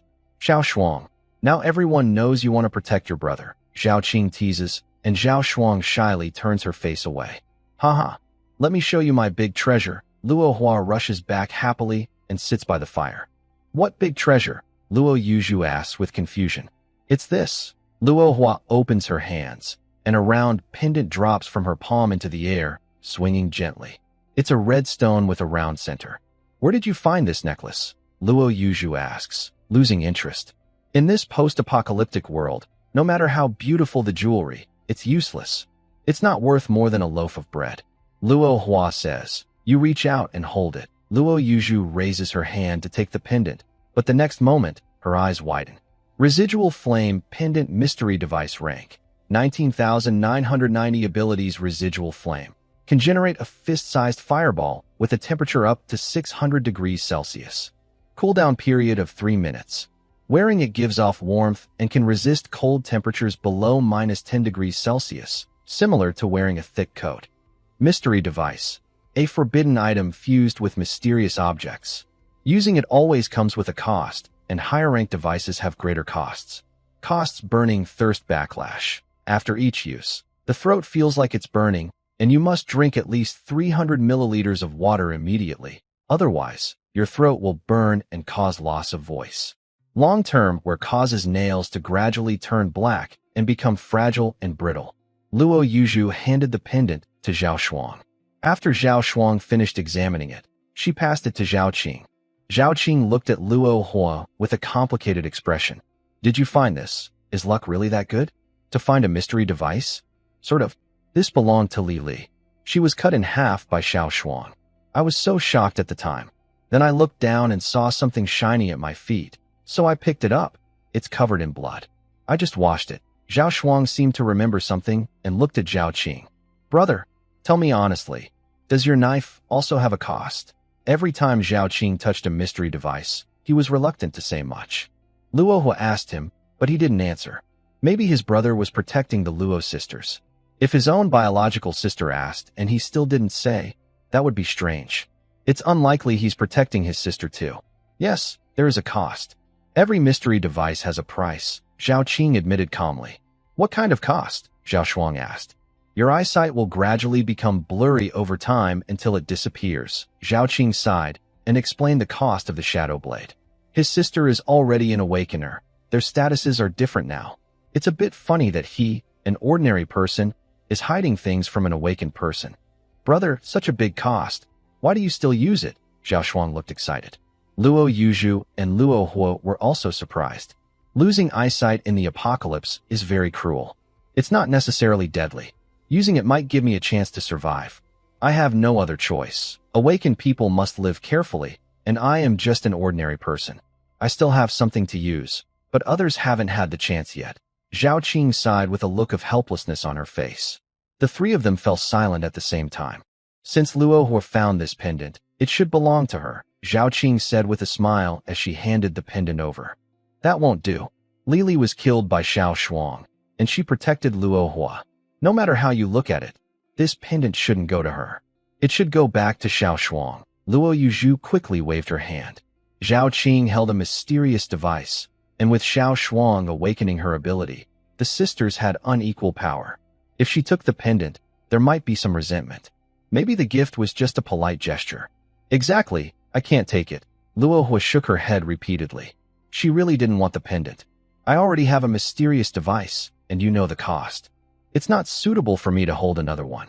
Zhao Shuang has awakened her ability and can protect herself, Zhao Qing said with a smile as she pushed the pendant forward again. Luo Yuzhu looked into Zhao Qing's eyes, then reached out and took the pendant, handing it to Luo Hua. Since that's the case, this pendant belongs to you. I don't want it. Here, you can have it. Luo Hua pushed the pendant back. My nails look so nice. It would be a shame if they got damaged. Your reason is really weak, Luo Yuzhu said calmly. Her tone was flat, but inside she felt warm. She knew Luo Hua wasn't really worried about her nails, but wanted to have the power to protect herself. Although her sister was fierce, she still cared a lot about her. Just wear it. I'll help you. Luo Hua took the pendant from Luo Yuzhu's hand, brushed her long hair aside to reveal her fair neck, and put the pendant on. Meanwhile, in Guyang's car, Guyang held a blue soft gel in his left hand and a bottle of mineral water in his right. He was thinking of merging the mineral water with the blue soft gel, unsure if it would turn out the way he imagined. Just as Guyang was about to merge them, he suddenly remembered something. The water in the bottle was just ordinary water. What if he used something unusual instead? Thinking of this, Guyang unscrewed the bottle cap, drank all the water inside, and then got out of the car with the bottle. I took some supplies from the car and headed toward Wen Yi's vehicle to find Jiang Cha. hoping to exchange for a bottle of blue rain. All set, Jiang Cha handed a filled mineral water bottle to Gu Yang. No need for supplies. It's just a small matter. Jiang Cha repeatedly waved her hand, refusing the supplies, and in the end, Gu Yang didn't take any of his supplies either. Honestly, Jiang Cha is a breath of fresh air in the convoy. She's not greedy, and she gives away such amazing water for free. If others had this water, they would probably be thinking mischievously about it. After returning to his car, Gu Yang immediately began to fuse. There are still plenty of killing points available.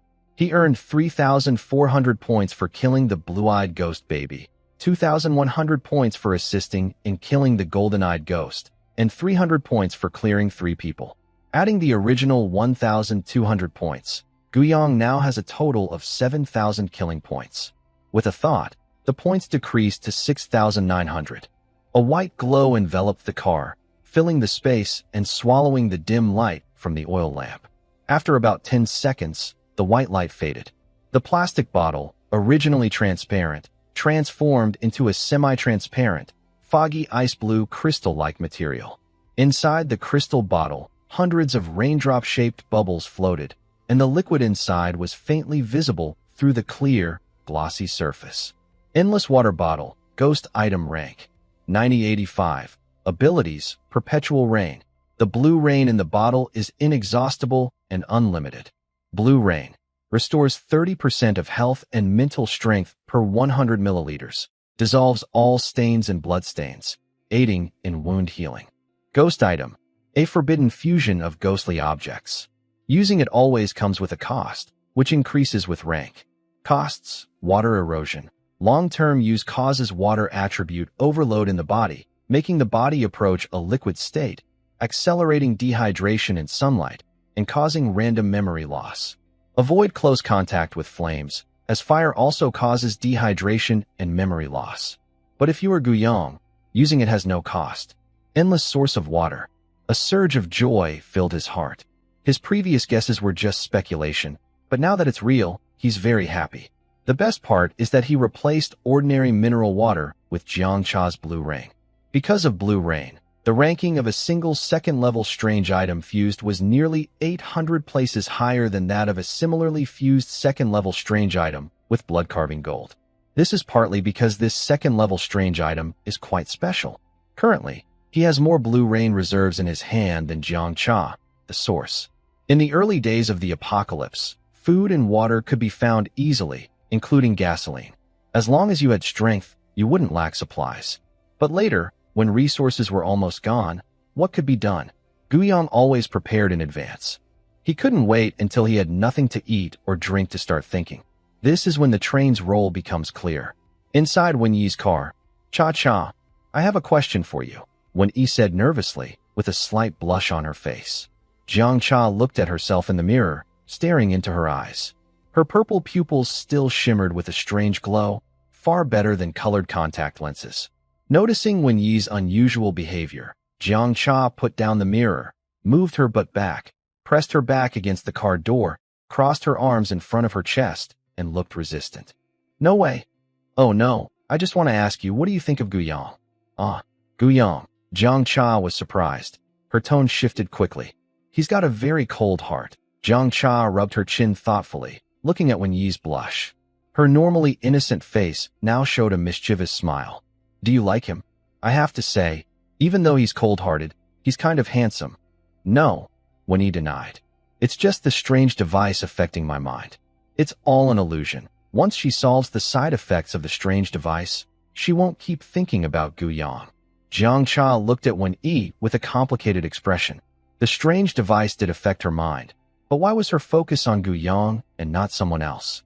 Their ideas, as recent graduates, were still old-fashioned. The belief that they would be together forever hadn't been washed away by the apocalypse.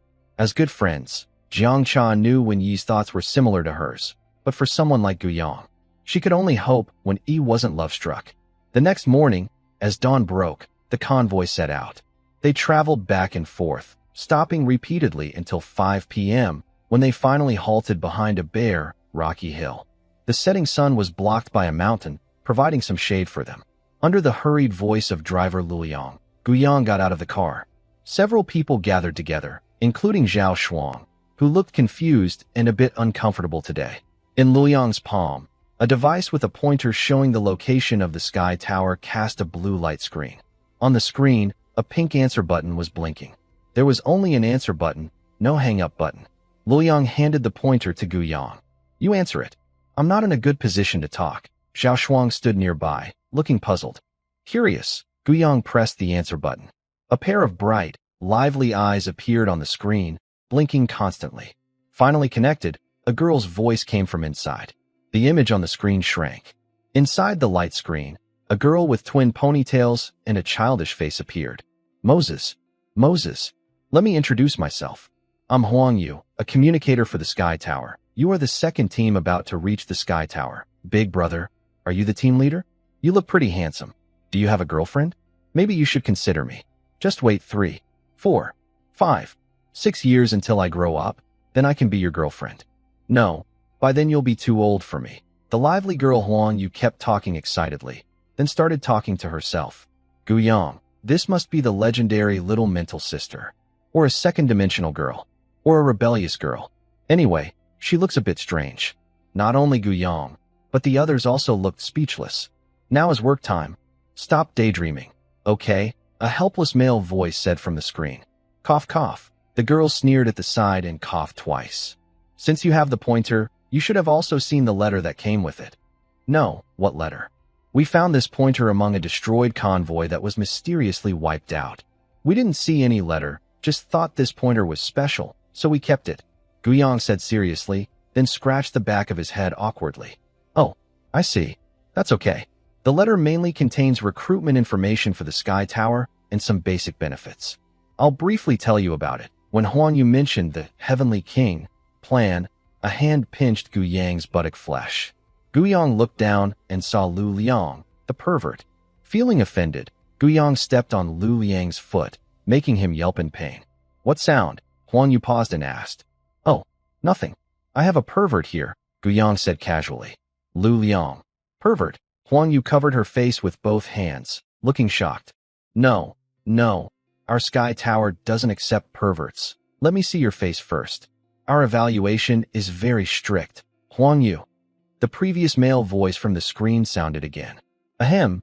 Basically, it's what I just said. Huang Yu's rebellious expression turned serious again. Do you want to join? If you do, I will mark your current position with a pointer. We want to join, Lu Liang, standing next to Guyang, quickly said. Huang Yu nodded. I need to hang up now, or I won't have enough energy to send the location. See you at the Sky Tower, little brother. After saying that, Huang Yu made a heart sign, and the screen went dark. Under the lens of the pointer, a strong blue light wrapped around it. After a moment, the light faded. The red that the pointer was pointing to disappeared, replaced by a blue light flickering on and off. It turned out to be a fake location. Guyang, hold the pointer and fly up to check. A normal human's eyes from a high, open mountaintop can see about 200 kilometers, but only large buildings are visible. If it's an awakened person's eyes, seeing over 1,000 kilometers is no problem. Buildings like the Sky Tower, which can hold thousands of people, should be visible. Guyang floated in the sky, looking in the direction of the pointer. In the distance, the blazing sun hung high, the air shimmered and twisted, and a tall, brick-red building shot straight into the sky. The top of the tower was hidden in a dazzling angelic glow, with a golden angel silhouette with 2 pairs of golden wings, arms crossed over the chest. Faint particles of light spilled down along the tower. Spectacular. How is it? Can you see? Lu Liang's voice came from below. Guyang heard this and started to fall downward. I can see it. I guess it's about 300 or 400 kilometers away, Guyang roughly judged. Lu Liang nodded, with a gentle smile forming 2 soft arcs on his face, and a faint sparkle shone behind his eyelids. You're so happy. Weren't you planning to explore the end of the world? Guyang crossed his arms and said with a smile. Yes, I want to explore the end of the world, but one way is to find a way to reach the Heavenly King. Now that there's a chance to go up, I definitely want to go. And you? Lu Liang looked at Guyang. I'm going to see for myself, but I don't plan to reach the Heavenly King. He has a luminous oil lamp and can fly. As long as the Heavenly King is still there, there's no reason he can't go up anytime. Gu Yang and Lu Liang's words made everyone fall silent. The train didn't cause the group to break apart, but now the appearance of the Sky Tower has pushed everyone to the edge of splitting up. A faint feeling of sadness swept over the group. Zhao Xuan was a bit confused again. Isn't she cold-blooded? The captain died, and she didn't even look. Now, what is this sad atmosphere about? It seems the team's situation isn't what they thought. But it doesn't seem like there's time to investigate now. She also plans to join the Sky Tower with her brother and others. Once they reach the Heavenly King, they can live like they did before the end of the world. Lu Liang cast a divination, and there was no strange pursuit behind him. So, they decided to stay here for the night. After dinner, everyone rarely gathered to chat. Gu Yang lay in the car, eyes fixed on the luminous oil lamp. He began to plan his future path. Suddenly, Gu Yang raised his eyebrows. Someone was approaching. It was Wen-yi. What does she want? Knock, knock, knock. The car door was knocked. Gu Yang opened the door. Under the moonlight, Wen-yi was wearing a loose hoodie, with shorts underneath, revealing a pair of fair, long legs. Gu Yang was stunned. This was the first time he saw Wen-yi wear such revealing pants. During the hot daytime, she wore long pants. So white. That was Gu Yang's first impression. He was about to ask why she came late at night when he felt a soft touch approaching him. Wen-yi hurriedly got into the car and pushed Gu Yang inside, then closed the door. Inside the car, Wen-yi kicked off her red sneakers, pressed Gu Yang down, and quickly pulled the hem of her hoodie with both hands, tossing it aside. She untied her hair with one hand. Her smooth, long black hair flowed freely, resting on her full chest. Gu Yang was surprised and didn't have time to admire her hair. She was fair-skinned, vibrant, and deep-looking. Inside Lu Liang's tent, he was playing with a listening radio. After several tests, he found that it always caught sounds from near to far. So he used it late at night, since he could sleep any time during the day. He wasn't like Gu Yang, who had a driver. He had no worries about eating hard food. The radio crackled. Then a strange sound came through. This had become normal for him. He had heard it many times. He felt a bit helpless. Hearing strange sounds early in the morning was one thing, but it was late at night now, and he was still messing around. Lu Liang was about to turn off the radio, but if he turned it off and on again, the radio would pick up sounds from a different source. His finger paused. He felt that the sound was a bit familiar. Gu Yang, and another voice. When he heard the next sound clearly, his mind was shocked. It changed his view of things. He thought Gu Yang was too repressed and was just looking for a survivor to release stress. After all, the convoy had a few nice young women, so it was normal for Gu Yang to be like that. He never expected that the other person was Wen-yi. The strange sounds grew bolder. Lu Liang quickly turned the radio off and turned it back on. It was explosive, really explosive. Amid the crackling sounds of the radio, Lu Liang's thoughts drifted. When did these two get together? It didn't seem right. He didn't notice any prelude. Suddenly, Lu Liang remembered something his ex-girlfriend once said. You're not careful at all. He didn't agree with that. He considered himself very careful. Could it be that he really wasn't careful? The next morning, the inside of the carriage was a mess. The two were embracing.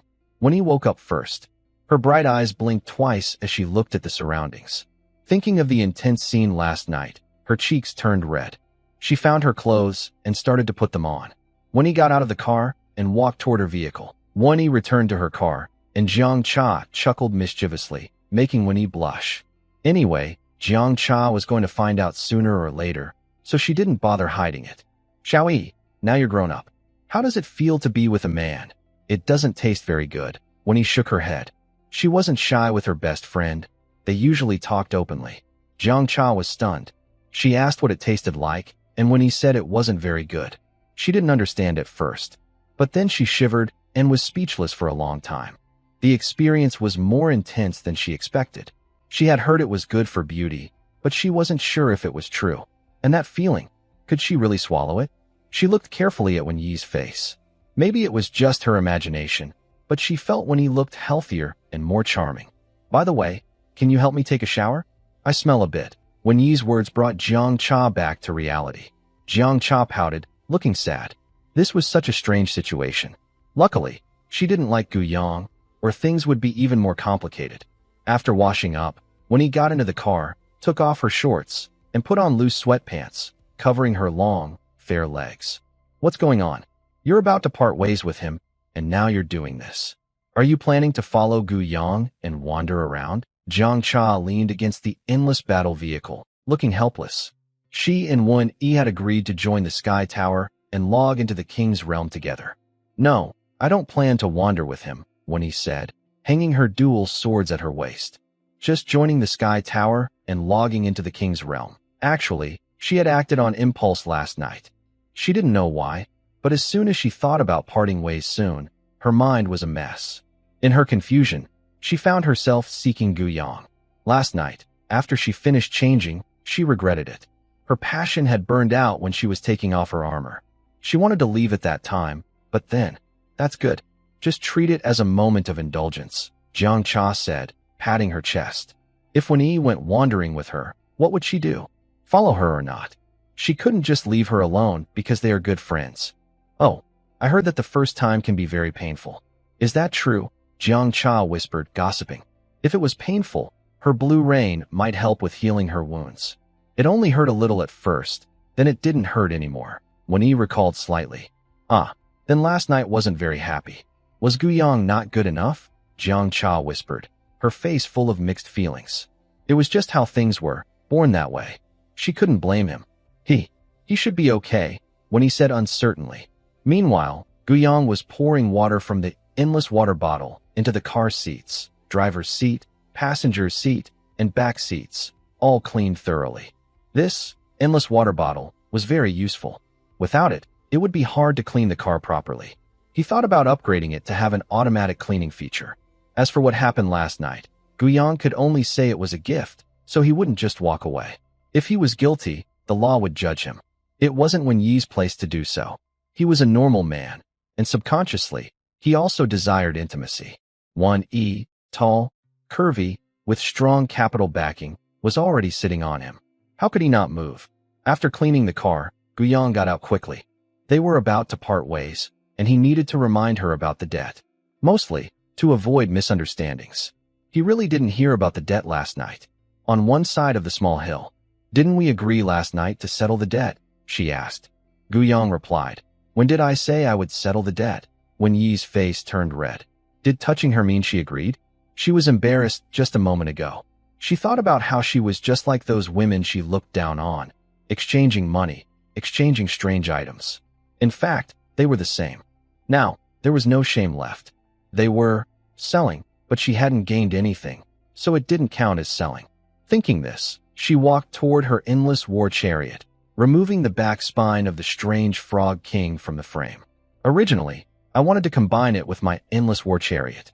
The biggest danger now is that the chariot's body is not stable, just an ordinary frame. If it collapses during a collision, that would be a big problem. However, I had put it aside because I didn't have any strange items as a reward. After thinking for a moment, I took down the fire stone from the chariot. As I looked at the fire stone in my hand, my body suddenly shivered. I was actually worried that Gu Yang wandering alone in the wasteland might be unsafe, so I decided to give him the fire stone as well. Wen Yi quickly shook her head, thinking, what am I thinking? Repaying debts is just right. The strange object disturbed her peace of mind. Wen Yi handed 2 second-tier strange items to Gu Yang. There are 2 first-tier items left. I don't have any strange items myself, so I will use supplies to trade. Also, she paused, then ran back to the endless war chariot, rummaging inside. After a moment, Wen Yi returned and handed something to him. This is extra for you, just as a gift for last night. After giving the item to Gu Yang, Wen Yi felt much better. Selling turned into buying. Though the words only differ in pronunciation, the feeling was completely different. All her pent-up frustration disappeared. She never thought that after the apocalypse, she would also start playing with the model brother. When he left with a light step, Gu Yang looked at the hot pot with pickled fish in his hand, feeling a surge of humiliation. What does pickled fish mean? Gu Yang and his group stopped about 100 meters away from the Sky Tower, asked to stay back. Everyone got out of the vehicle and looked up. The tower was much larger and more impressive than they had imagined. Starting from the bottom, every 50 meters there was a wide, outward-leaning circular platform. It looked to be about 40 to 50 meters wide. There are a total of 21 such circular platforms. On these platforms, you could see sparse green plants, clearly for farming, but they didn't seem to be growing very well. Old Zhang, this suits you. Your specialty fits perfectly, Guyang said with a smile as he approached the old man. Since old Zhang's power is plants, he would definitely be honored as a respected figure in the Sky Tower. Old Zhang smiled and said nothing, but a glint appeared in his cloudy eyes. Look to the right. Isn't that the building we saw before? The group looked in the direction Jiang Cha pointed. It was indeed the floating building they encountered last time. This skyscraper, 52 stories tall, now looked like a toy compared to the Sky Tower. The Sky Tower is not only tall, but also has a diameter that seems to exceed a kilometer. It's almost like a giant city. Such a tall building must be the work of an awakened person. Just the 21 circular platforms on the outer ring are taller than the world's tallest tower before the apocalypse, and this is only a small part of the Sky Tower. At that moment, the tower's gates slowly opened. 2 men and 2 women stepped out. Among them was a girl with twin ponytails, bouncing happily. She was the Sky Tower communicator, Huang Yu, whom they saw in the video. Huang Yu stood behind a calm-looking middle-aged woman, waving cheerfully. Guyang pursed his lips, showing a gentle smile. Drive forward, a burly man shouted loudly. His deep, steady voice came toward Guyang. The group got into the vehicle and drove forward, heading all the way to the foot of the Sky Tower. Are all 7 of you awakened? The calm middle-aged woman asked with some surprise, then smiled politely. Sorry for the rudeness. Hello, let me introduce myself. My name is Wang Wei. Hello, I am the team leader. My name is Lu Liang, said Lu Liang, stepping forward to talk with Wang Wei. After a moment, Wang Wei looked over the group and asked, Are all of you planning to join the Sky Tower? I won't join, but can I come in and take a look? Guyang asked. Wang Wei nodded. Of course, but we don't offer free accommodation to those who don't join. You need to provide some supplies as a fee for staying here. Food is also not provided. Naturally, Guyang agreed. Just as Guyang thought he was the only one not joining, old Zhang stepped forward. I'm not joining either. Guyang, Lu Liang, Wen Yi, and Yunshan all looked surprised, knowing old Zhang's personality well. The Sky Tower is so good, with plenty of land for planting. It's practically tailored for him. No one expected him to refuse. Guyang rubbed his chin, worried that this old man might want to follow him. That would be troublesome. There's no way he would bring him along. What about the others? Wang Wei looked at the remaining people. Besides Guyang and old Zhang, everyone else chose to join. Wang Wei nodded with satisfaction. This team of 7 Awakeners is the largest outside of the official and Sky Tower groups. Even though 2 didn't join, there are still 5 members. Our Sky Tower has no strict rules, except one. Everyone is like brothers and sisters, and we must be honest with each other. So, I will test you by choosing 2 people from among the 5. You 2 will need to answer a few questions, but I won't ask anything too private. Please introduce yourselves. My name is Wang Wei. My awakening ability is lying, so it's best not to try to deceive me. I can tell if you're lying. If you lie, even if you're an awakener, we won't accept you. The Sky Tower doesn't need insincere awakeners. When Yi, Yunshan, Jiang Cha, and Zhao Shuang all nodded without hesitation. Lu Liang hesitated for a moment, but also nodded. Since she said she wouldn't ask anything too private, they felt okay. And they might not be chosen anyway. While Lu Liang was thinking this, Wang Wei pointed at her and Zhao Shuang. First, Wang Wei took Zhao Shuang into a room. After a moment, Wang Wei came out with Zhao Shuang, and then took Lu Liang in, not giving them a chance to speak. She asked you what? Luo Ruo asked curiously. Luo Yuzhu gently pulled Luo Jiao aside, feeling speechless. Her sister's curious nature was endless. She just asked how I broke my hand and about the team's rules. Then we talked a little. I guess she was trying to learn about the team's character. If the team's rules and behavior are harsh, they wouldn't want us even if we didn't lie, Zhao Shuang guessed. A few minutes later, Wang Wei and Lu Liang came out of the room, smiling. Welcome to join us. The team entered the Sky Tower in a grand procession. On both sides of the tower, parking spaces surrounded it completely, and the air grew cooler. Guyang and Old Man Zhang each paid 3 days' worth of supplies. Ordinary survivors didn't need to pay supplies, but had to work. Big brother, why don't you join us? It's really good here, Huang Yu, who had been following Wang Wei, asked eagerly. Guyang looked serious. The world is so big, I want to see it. But it's very dangerous outside, Huang Yu said worriedly. Despite only having met him twice, she acted familiar. Her worries were real. Kids are simple. Guyang smiled slightly.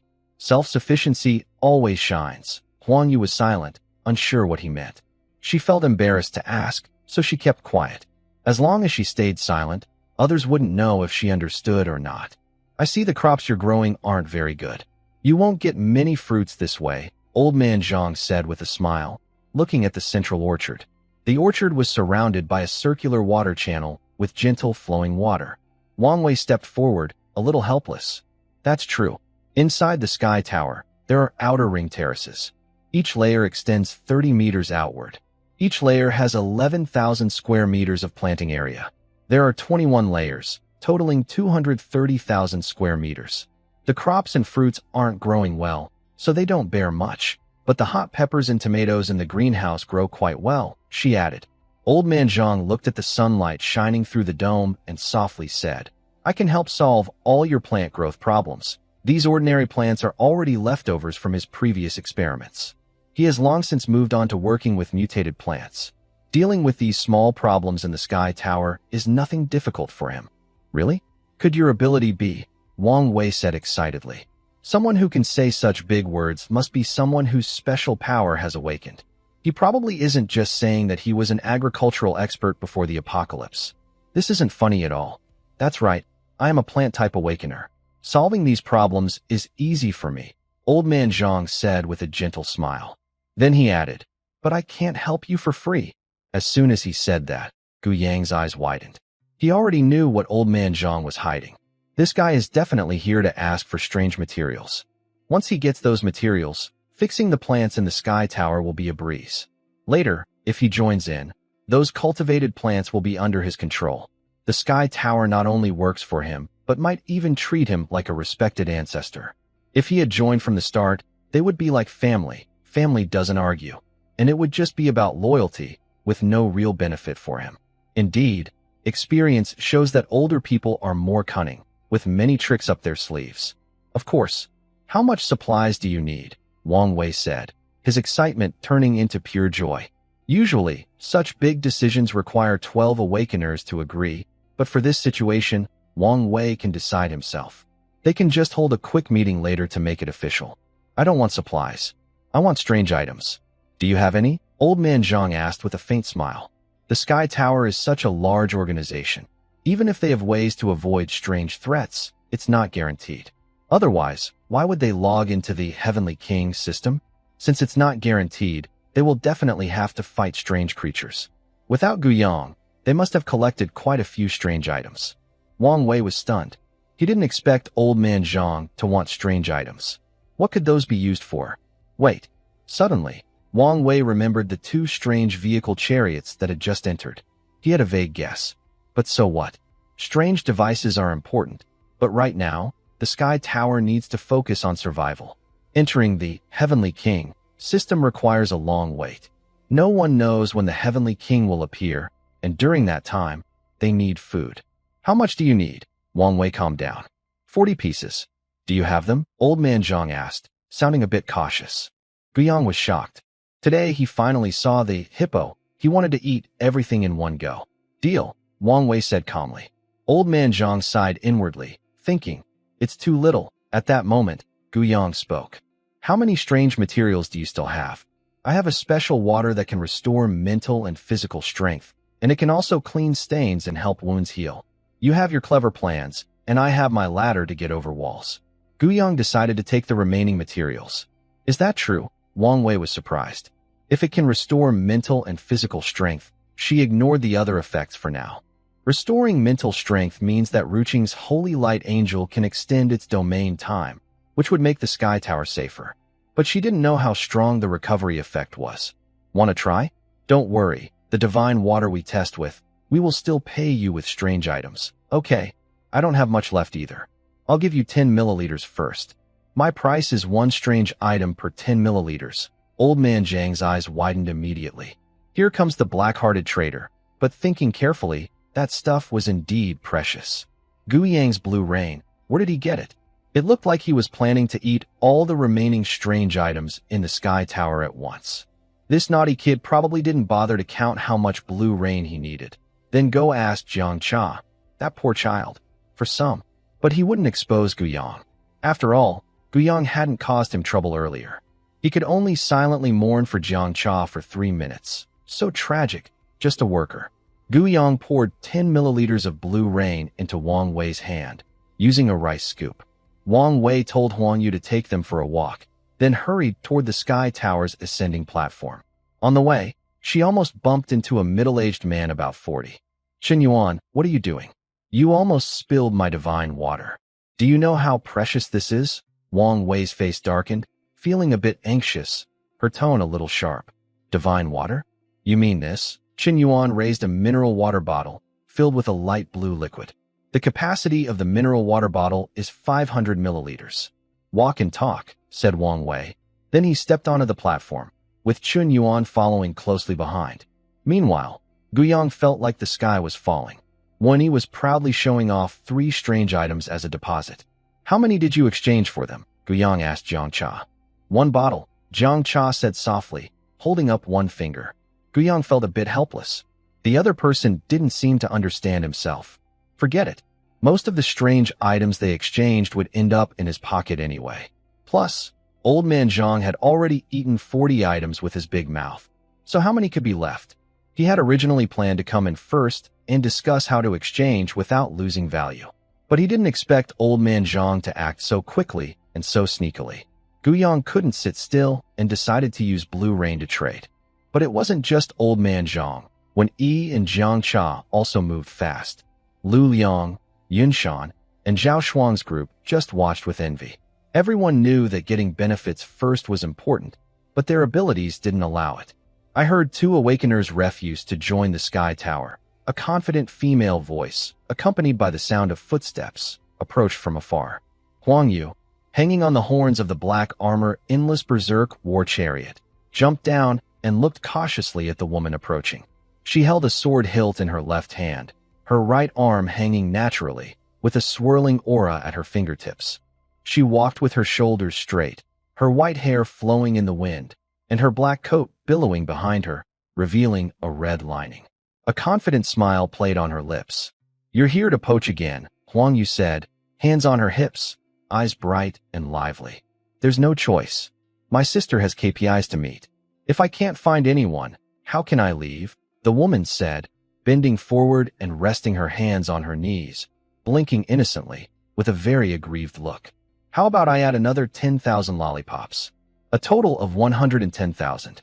Would that be okay for you and your sister to go back? No, I'm already an adult. Lollipops are just one of my many hobbies, Huang Yu said proudly, crossing her arms. Hee, the woman forced a strange smile. Then go away now. After saying that, the woman snapped her fingers. A tornado rose beneath Huang Yu's feet, lifting him up and carrying him toward the top of the Tower of Heaven. Bad woman, you wait for me. I will come back for you. Huang Yu's screams grew fainter until they were no longer heard. The woman curled her lips and said, Kids who can't be tricked with 11,000 lollipops are the most annoying. She slightly turned to look at Guyang and the others. Hello, let me introduce myself. My name is Su Hanliang, from the official Energy City. I am the deputy leader of Team 7, a level 4 awakened. Su Hanliang then pointed at the man behind her. The man wore a leather combat suit, had short red hair, and held a long sword in his left hand.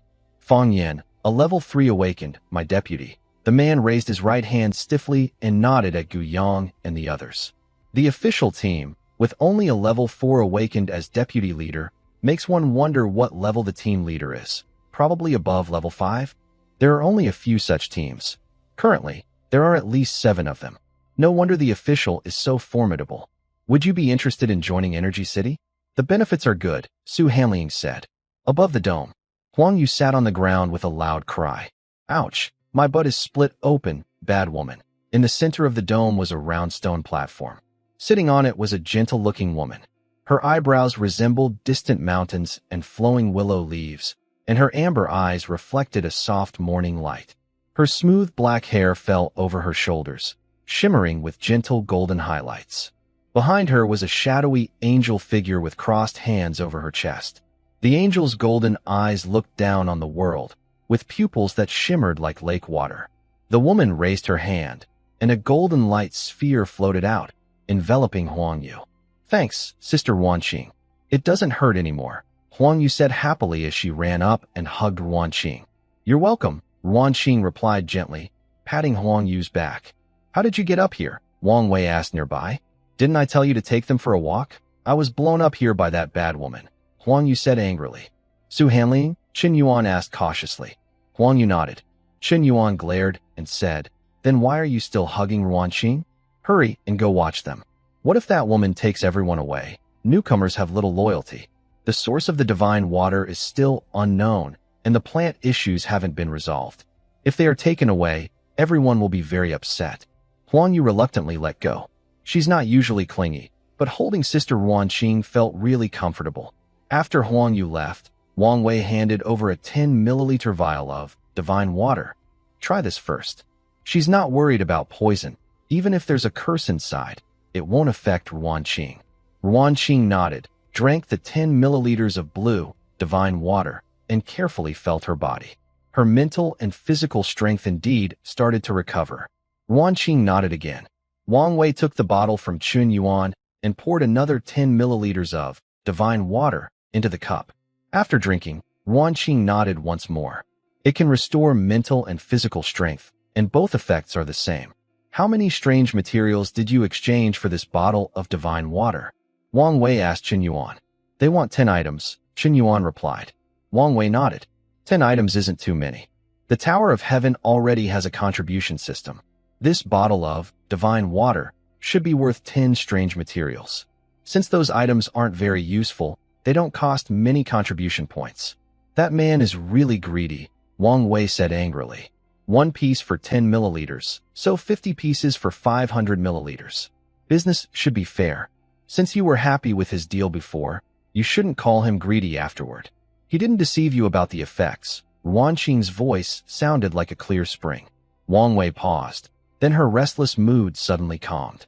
She nodded with a complicated expression. I'm going to a meeting, Wang Wei said, then headed toward the stairs. The conference room of the Tower of Heaven is just below the dome. Qin Yuan also left with Wang Wei. After the meeting, he needed to rest. When the angel's light time arrived, he had to go down and guard the gate. Below the tower, Gu Yang and the others, arranged by Huang Yu, moved into their respective rooms. Is the Tower of Heaven safe? Won't some strange creature bite my neck while I sleep? Gu Yang started to ask about the tower's safety. The main reasons for entering the Tower of Heaven are to rest, since they've been migrating for over half a year without a proper place to settle, and to relax a little in the past couple of days. Another reason is definitely to gather information. Gu Yang looked around. The room had a stone bed, a stone table, and a wardrobe, all made of stone. Don't worry, it's safe. Huang Yu patted his flat chest. Sister Ruan Qing can maintain the angelic holy light for 6 hours. There's also a 1,000-mile eye watching from above. As long as something's wrong, Sister Ruan Qing will open her holy light, and the strange creatures will leave from a far distance. If there aren't many strange creatures, they will just come over directly, and Sister Ruan Qing can rest. 6 awakened people will guard her, setting many traps. Before the strange creatures reach the tower, half of them will die. Some will attack wildly at 1 or 2 levels. But with Fangji watching, the strange creatures usually don't get close enough to the Tower of Heaven. By the way, 2 days ago, 5 more awakened people joined us. Plus the 5 from your team today, we don't need to worry about safety anymore. While Huang Yu spoke, Gu Yang explored the bathroom. There was a stone toilet and a wash basin. Before the end of the world, it was quite simple, but now, Gu Yang could only call it luxurious. All basic living facilities were available. 1 or 2 levels, Gu Yang came out of the bathroom. The highest level of strange creatures you've encountered is 2. Gu Yang felt a bit uncomfortable and started to doubt himself. Not really. I once saw a 3-level strange creature, Huang Yu said thoughtfully. But don't worry. As long as it's not 4 levels, it won't pose a threat to the Tower of Heaven. Gu Yang and Huang Yu talked for over 2 hours.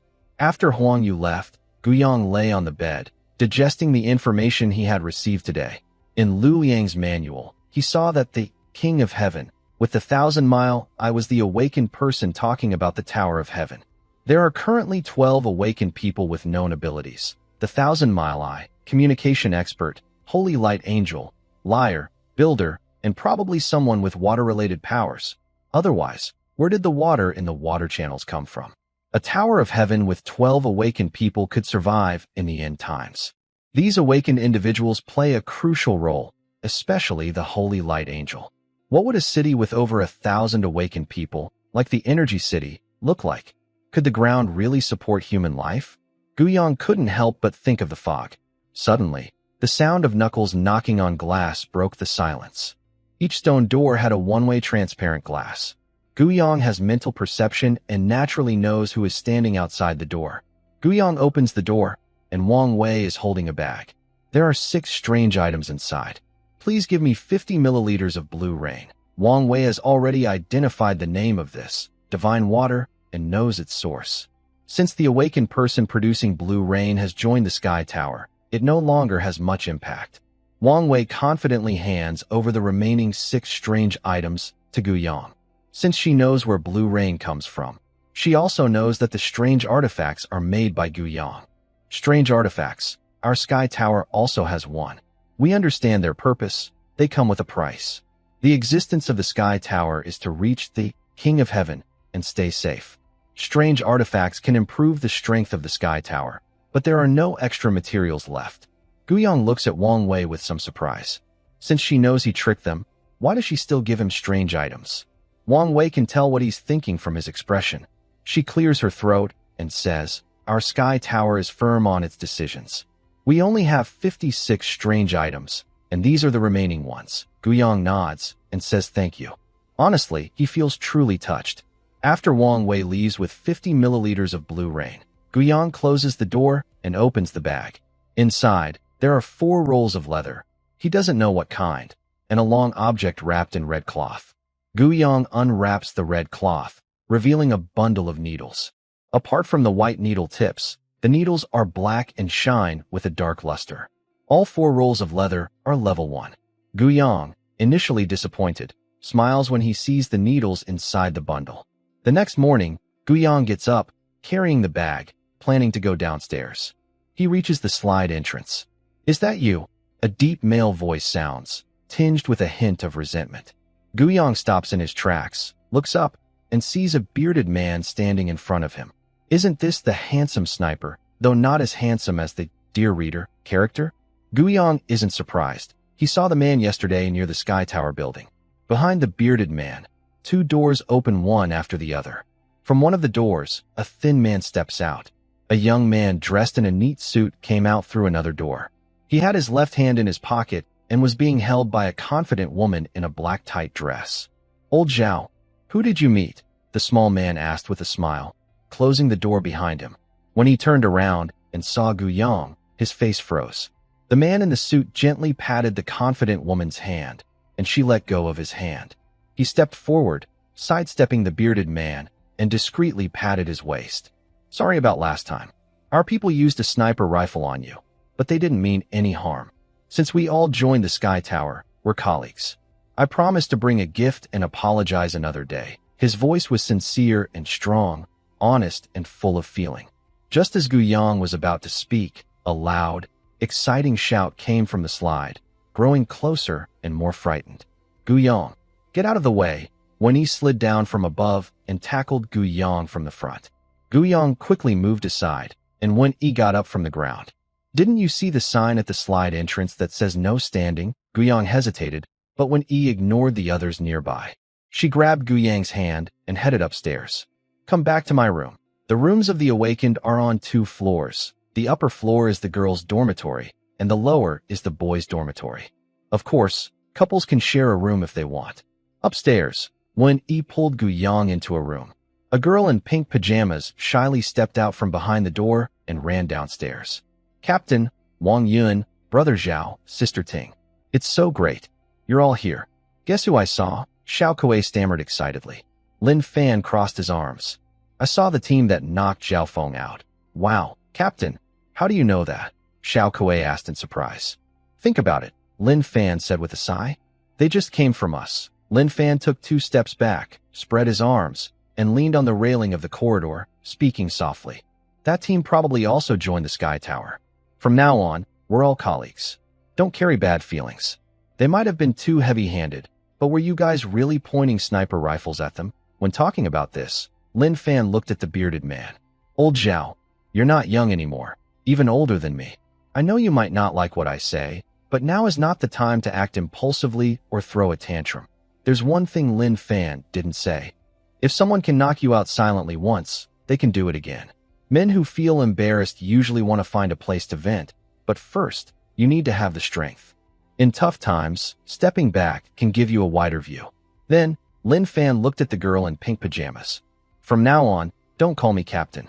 What if others think we're forming a small clique? Got it. I just can't change that right away, Xiao Kuei said with a shy smile. Then her face showed worry again. Captain, we've let it go, so they probably have too. They won't hit me, right? You know I'm not good at fighting. She lives alone upstairs and feels quite scared. It probably won't happen. Don't worry, Lin Fan said, his tone uncertain at first, but then firm. Ah. Xiao Kuei pursed her lips and looked at the plump older sister. Ting Jia, why don't you come stay here for a few days? I'm still a bit scared. Chen Ting shook her head. No, I can't leave Lin Fan for a day. Xiao Kuei, upstairs.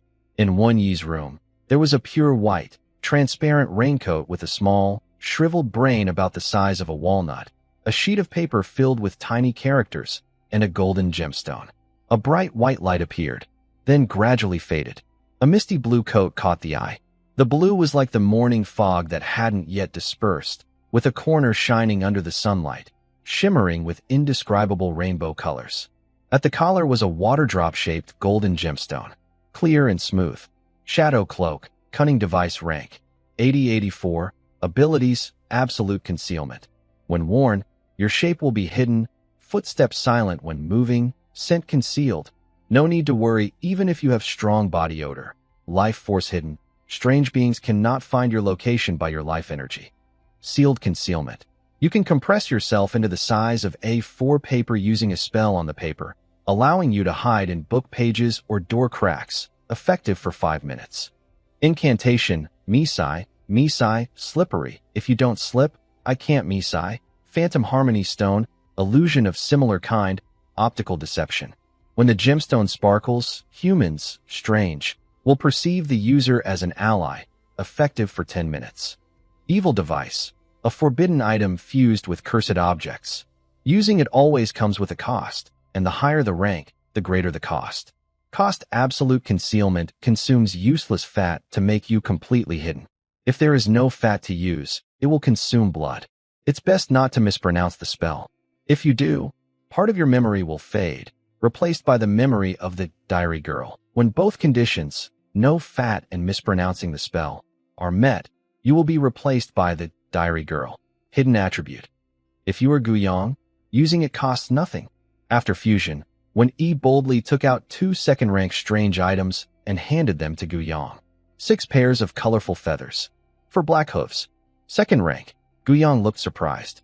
Originally, 2 first-rank items could solve the problem, but when Yi gave 2 second-rank items, which slightly changed Gu Yang's view of her. Usually, besides Jiang Cha, they all like to trick each other. Her sudden generosity made him a bit suspicious, feeling there might be a hidden motive. Wen Yi raised an eyebrow, glanced at Jiang Cha, and softly said with a slightly unnatural expression, "The rest can be for that. Tonight, come find me. I'll let Cha-Cha sleep in your room." Guyang raised an eyebrow, looking as if he expected this. Indeed, no lunch is free. Hard work pays off. But women shouldn't be spoiled. Even if she pays, she can't do whatever she wants. The rich woman's control technique says so. Wen Yi's current expression clearly shows she's a nouveau riche. No, a wealthy lady. Thinking of this, Guyang cleared his throat, deliberately coughed twice, then looked serious and said, "You're being very disrespectful to me." Wen Yi thought for a moment, then said, "Then I'll come find you." "All right." Guyang nodded, then left the room with a light step. After Guyang left, Jiang Cha put down her cloak and asked Wen Yi, "Which parts of your body have more fat?" Wen Yi took a step forward and poked gently. "Why?" Jiang Cha muttered playfully with a pout. "There's too much useless fat here," Wen Yi said, honestly feeling that this area was too big and not good. But Guyang seemed to like it. Thinking of this, Wen Yi's face suddenly turned a little red. Can't we start with other parts first?" Jiang Cha looked at her own body and then at Wen Yi's, her lips pouting like an old duck. The difference was already big. Why did some people's side effects become worse, while others became smaller? The ones that grew bigger, she didn't want. The ones she wanted to stay small, but it seemed like fate was playing tricks on her. Guyang walked down the stairs happily and happened to meet old Zhang, who was sighing. Old Zhang, what are you busy with? Guyang asked with a smile.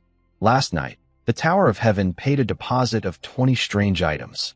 The remaining 20 will be paid after all the outer ring terraces, mushroom gardens, and orchards are checked and accepted. Before the apocalypse, I used that set, but after, it wore me out. I was thinking once I get the 40 strange items, I could just do a little now and then join, taking my time with the rest. Last night, the strange items delivered included 19 first-level items and only 1 second-level item. Old Zhang sighed again, then seemed to remember something and spoke again. Oh, right, I was going to find you tonight. Guyang asked, tonight. What do you want to see me about? Fusion of strange materials. If you suddenly leave one day, the strange items I have will be useless, Old Zhang explained. This was why Old Zhang was working so hard. He was afraid Guyang might leave unexpectedly one day. He worked so hard to gather the materials just to leave them as decorations in the room. I won't leave for now. Don't look for me tonight. My abilities haven't fully recovered, Guyang said confidently. Old Zhang's mouth twitched. When he first joined the team, he said he needed to recover. After all this time, he still said he needed to recover. It was so obvious he was just making excuses, and Old Zhang didn't even bother to come up with a reason anymore. But since Guyang wasn't leaving, Old Zhang wasn't in a rush either. How long do you think you'll be gone? Old Zhang asked. Guyang thought for a moment. Probably not in a week, Old Zhang grinned. That's good. I'll slow down a bit and rest. I need to lie down on the bed for a while to rest my old back.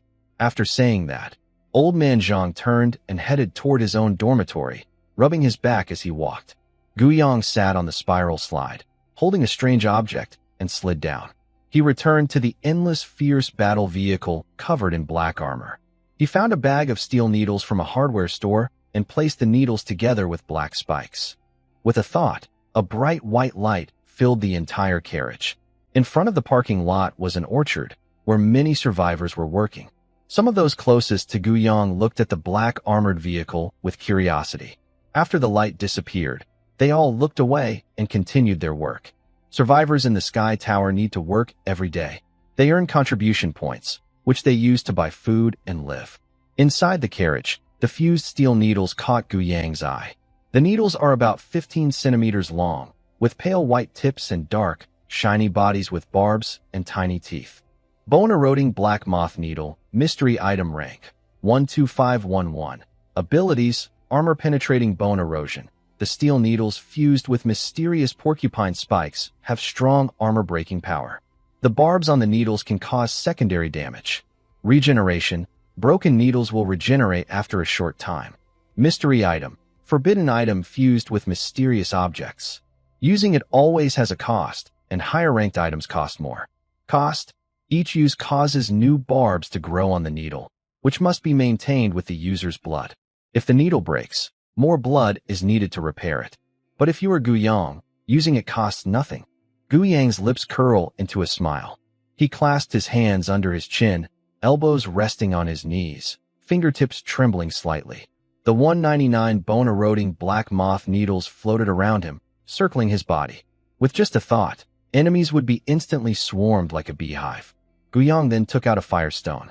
He placed the firestone, colorful feathers, for black hooves, and 4 wolf skins on the shelf, along with the backbones of the mysterious Frog King.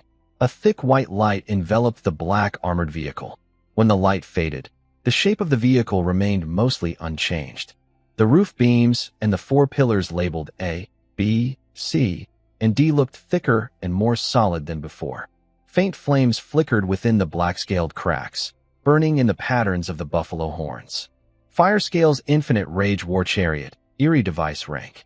8532. Abilities, the roof beams and pillars A, B, C, D become extremely hard, greatly improving the overall stability of the vehicle. When the buffalo charges, the vehicle will ignite with flames, making the chariot more fierce. It can break through obstacles and burn them with fire.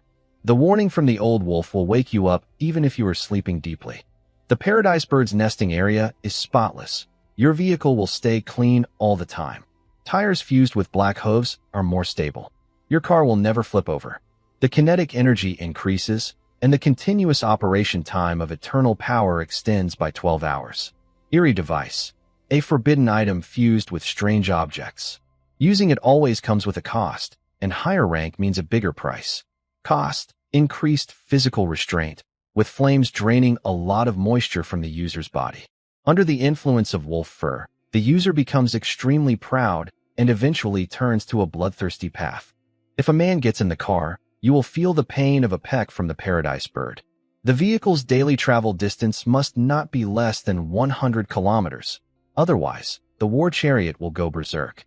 But if you are Guyang, using it is without cost. As information flooded in, a bright smile appeared on Guyang's face. The car now has an automatic cleaning function, so he no longer needs to wash it himself. What made Guyang happiest was, he didn't expect that, besides the logical connection of eerie devices, the combination of strange objects could also work. The fusion with wolf fur offset the cost of dependence on seat. The backbones of the eerie frog king provided stability, and with the stable properties of the horse hooves, the vehicle gained a never flip feature. Additionally, the horse hooves also reduced the cost of eternal power, extending the heart's operation time from 48 hours to 60 hours, consuming less energy and making fatigue less likely. The effects of these strange objects stacked and complemented each other. It's quite interesting. Guyang stroked his chin. Although he wasn't worried about the costs, he knew that knowing or not knowing made a big difference. This recent boost has given him more security for his upcoming life in the wasteland. Guyang opened the door and got into the car, observing the interior changes. The most obvious change was that the whole inside was covered with wolf fur, making it soft and comfortable to step on, with automatic cleaning features. Guyang glanced over and saw Su Hanliang standing outside the door on the other side, smiling. The sound of knuckles knocking on the glass came with Su Hanliang's voice. "Can I come up and sit?" Then Su Hanliang opened the car door and looked at Guyang with a gentle smile. "Sit in your room if you want," Guyang said casually, resting his hands behind his head. Guyang immediately knew why she was here. She was probably trying to steal him away again. Yesterday, she had been sticking close to them like glue all day, but none of them wanted to join her. Everyone in the team was smart. They knew the ground was hard to survive on, so why would they join a city of energy? Plus, the Sky Tower was right here, offering safety. Why go far away? All right, then come with me. How can I sit alone? Su Hanliang's voice was tempting. Guyang opened one eye and looked at her. Su Hanliang blinked, her eyes full of cleverness. That's too fake. Guyang shook his head. Whether it was real or not, he wasn't someone who trusted easily. He only knew her well enough because of Wen-yi. Wen-yi really wanted to be with him, but the woman in front of him was not the same. "If you come with me to the energy city, it might be real," Su Hanliang said directly, stepping into the car. She placed her sword aside, crossed her legs, and sat down. The black coat's hem slipped from her thighs wrapped in black stockings. Her slender, white fingers brushed over the black stockings, and her red lips parted slightly. "How about it? Think about it." "No, I'm not interested. The world is big. I want to go explore," Guyang replied. Su Hanliang crossed her arms. "Your abilities should be used to help humanity." "I haven't contributed?" Guyang opened his eyes. He had done good things before. He wasn't lying. During the resource collection at the cinema, with the king of mysterious mice and the strange vines, if he hadn't been there, everyone except the awakened would have died. Near the mist, hadn't he helped out? Even just as a side effect, he had contributed to keeping the fire of humanity alive. Su Hanliang's tone paused. Guyang's contributions were unclear to her, but from his attitude and gaze, he must have done quite a lot. Guyang's team brought in many survivors, all looking clean and in good spirits. "Sorry I spoke wrongly. I think your contribution could be even greater," Guyang replied. No, you're wrong again.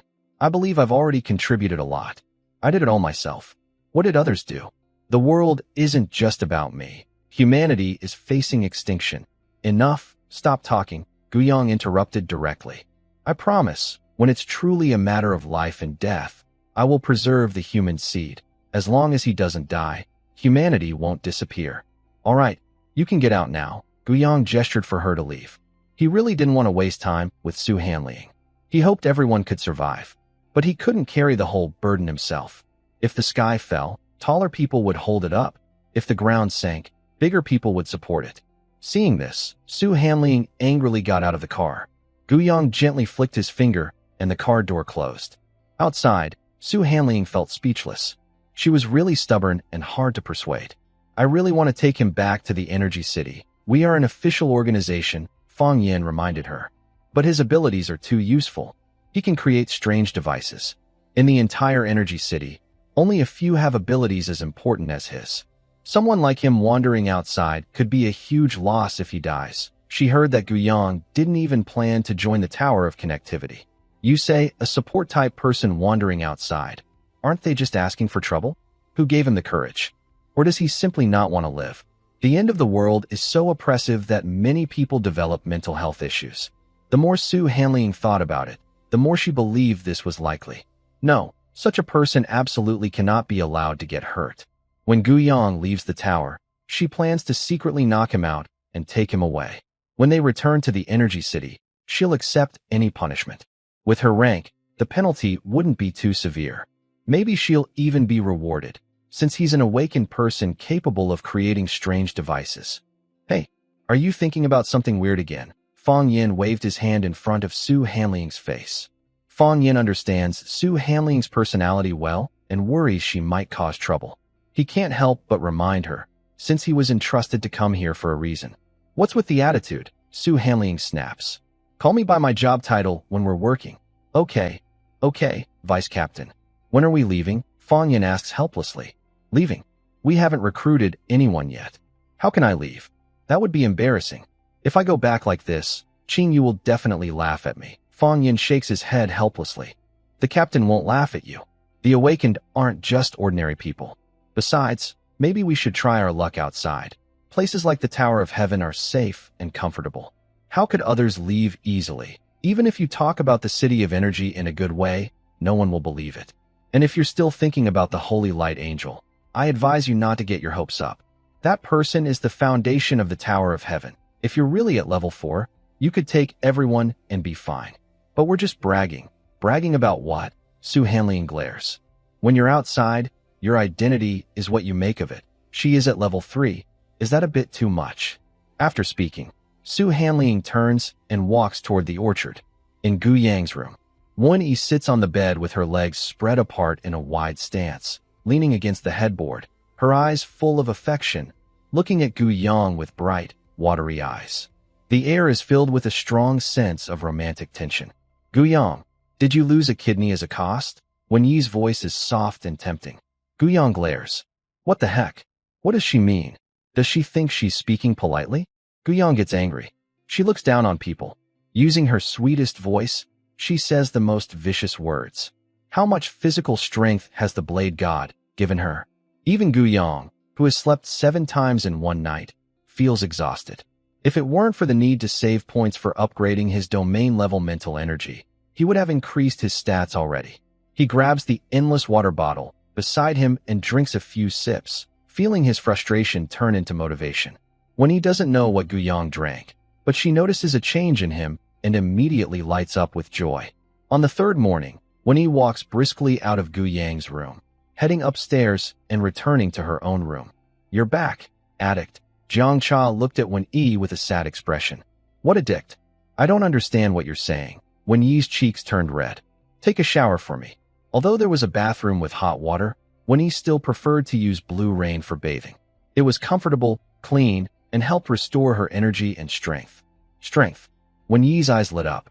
Tonight, she planned to bring a bottle to Gu Yang. What Wen-Yi didn't realize was that Gu Yang had already started taking drugs long ago. Blue Rain was poured over Wen-Yi's head, making her damp hair fluff up, and the sticky feeling on her skin and clothes disappeared. Do you really like him? You won't leave with him, right? Jiang Cha asked worriedly. Girl, don't worry. I haven't fallen for him. I have my own rhythm. The reason I do this so often is because I'm experimenting, trying to push desire to the limit, repeatedly experiencing it, to see if I can break the cycle. Don't think that just because I keep circling around Gu Yang, I'm enchanted by him. It's because I want to do it myself, Wen-Yi said seriously. Is that so? You mean raising the level of the cycle? Jiang Cha looked surprised. Pretty much, when he hugged Jiang Cha. We are true love. How could I be enchanted by a man? At the top of the tower, Zhao Shuang's right hand had recovered under Wan Qing's angelic light, and she had also copied Wan Qing's ability. Zhao Shuang sat cross-legged on a stone platform, golden sparkles flickering between her long eyelashes. Behind her, a golden angel shadow spread its wings, crossing its arms over its chest. Tiny light particles poured down along the tower. About 3 or 4 meters below the top, Feng Zhi, Wan Qing, Wang Wei, and Huang Yu gathered together. Feng Zhi crossed his arms and frowned deeply. Why didn't you leave this time? There are 7 strange creatures lurking in the east, 10 in the northeast. Feng Zhi awkwardly shifted his steps. 17 in the south. In the past, whenever the angelic light appeared, the strange creatures would go looking for other targets with life energy. Let's wait a bit longer, Wan Qing said softly. After 2 hours, the angel shadow at the top of the tower began to tremble. Zhao Shuang is only at the first level, and the replicated angel's holy light is also only at the first level, lasting just 2 hours. I'll go up and replace her, Wan Qing said, picking up a bottle nearby and drinking the blue rain inside. The blue rain was pre-portioned by Wang Wei. Based on Wan Qing's feeling, each 100 milliliters restores about 30% of mental and physical energy. One bottle contains 335 milliliters, enough for Wan Qing to reach peak condition.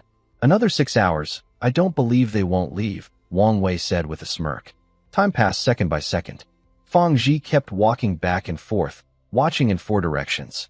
No, another strange wave is coming. What's going on? Feng Zhi's sweat beads appeared on his forehead. He had never seen this before. Huang Yu, call Lu Liang, Wang Wei said with a serious face. Okay, Huang Yu nodded.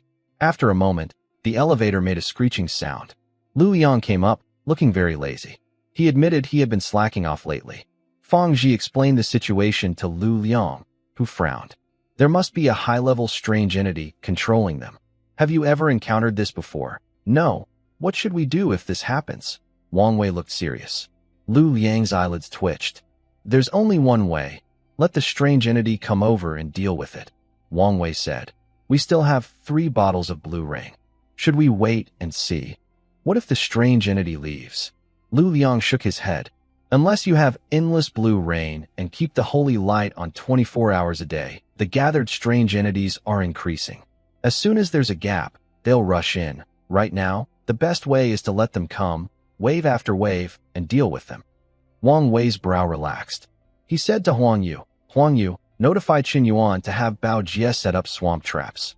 After Bao Jie finishes, tell Wan Qing to put away the angel's holy light and gather all the awakeners of the Sky Tower. I understand. Huang Yu nodded seriously and began to notify each one as Wang Wei instructed. Let's go to the foot of the tower, Wang Wei said to Lu Liang. At the foot of the tower, the stone door of the Sky Tower slowly opened. A barefoot man walks toward the door, stopping and starting repeatedly. Each time he pauses, the ground seems to shake like jiggling jelly. 8 of the 12 awakened individuals in the Sky Tower have gathered so far. Lin Fan, Chen Ting, Xiao Kuei, and Wang Yun stand behind the Sky Tower awakens on one side. The bearded man has set up a sniper rifle on the second floor. On the other side are Wen Yi and Yun Shan. In the orchard at the center, many survivors are working. Their eyes are full of curiosity, but they show no fear. After the barefoot man returns, Qin Yuan steps forward. They exchange a few words. Then Qin Ming turns to look at a muscular middle-aged man, shirtless, wearing a black glove on his right hand. He is about 40 years old, roughly the same age as Qin Yuan. Old Xiao, it's up to you, Qin Yuan says. The awakens in the Sky Tower disperse. The man called Old Xiao slightly spreads his legs, takes a deep breath, and as he inhales, his body turns bright red. White steam rises from him. Qin Yuan looks away and scans Lin Fan and the others. The people behind you haven't fought in the Sky Tower before. I need to give some warnings. First, during the fight, you can't leave the tower. My ability is security. With me here, strange creatures can only enter through the door, which is trapped with a swamp set by Bao Jie. Second, Xiao Zhiyong's ability is King Fist. When he swings his fist, he will make a sound to warn. Anyone standing directly in front of him must step back immediately. This punch can instantly kill second-level strange creatures. It's not a joke. Qin Yuan's face becomes more serious. That's about it. Keep an eye out and help each other when needed. Guyang, sitting quietly on the fire-scaled endless berserk war chariot, watches calmly. Qin Yuan's confident smile never fades. He's not worried about strange creatures attacking, but his eyelids keep twitching and he doesn't know why. Maybe he's overthinking. There are more than 20 awakened people here. Soon, Lu Liang and Wang Wei also come down. Then Zhao Shuang arrives. Zhao Shuang looks pale. Seeing this, Zhao Qing, Luo Ruo, and Luo Yuzhu quickly go over. What's wrong? Your face is so pale, Zhao Qing asks with concern. It's nothing, just a bit overexerted. Zhao Shuang looked at the dirt on their feet. Didn't I say you don't need to come and work? My contribution points can support you. That's too embarrassing. It's better to support ourselves. Even Luo Huai, who has a thick skin, wouldn't do something like sleeping and waiting to be fed. Besides, there's no phone or internet here, so it's pretty boring. Yesterday, she was thinking about making a deck of cards. Inside the Tower of Babel, she only worked 6 hours a day, so she had plenty of free time. There's nothing to be embarrassed about. I earned 2 hours of contribution points, and you three need to work for half a month. Zhao Shuang paused. All three of you work together. Qing Zhao, Luo Huai, Luo Yuzhu. Stop working. I can support you. How many points do you have? Wang Wei's front projected a blue light screen. After connecting, Huang Yu's serious face appeared on the screen. Miss Wei, the angel's holy light has been lifted. Wang Wei nodded and ended the call. She nodded slightly at Lu Liang and then headed toward Lin Fan. Lin Fan, there are people watching from above.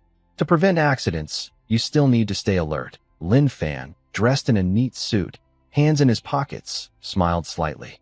Of course, without Wang Wei telling him, he had been on alert all along. His ability is Sentinel, which can sense danger within a 10-kilometer radius. After Wang Wei left, Lu Liang suddenly appeared with a stack of cards in his hand, shuffling and drawing cards. Lu Liang drew 5 cards in a row. The cards were arranged in a V shape, with the bottom card being 1, the second and fourth cards from the left being 2 and 4, and the third and fifth cards from the right being 3 and 5. Lu Liang drew the second card. It instantly caught fire and turned to ash. He frowned, then picked up the fifth card. Nothing happened to it. You're going to die. Old Man Zhang's voice suddenly sounded from behind, startling Lu Liang. He was so focused just now that he didn't notice anyone approaching. This made Lu Liang realize a problem. His negligence was getting worse. Can you understand this? Lu Liang asked, a bit surprised. After seeing it many times, you naturally understand, Old Man Zhang said, shaking his head and chuckling. This V-shaped card deck is the one Lu Liang uses most often. He almost does a reading every day to check his current situation and luck. The more he uses it, the more he understands. Whose are the 3 and 5? Guyang's, right? Old Zhang said with a smile. That's right, Lu Liang replied.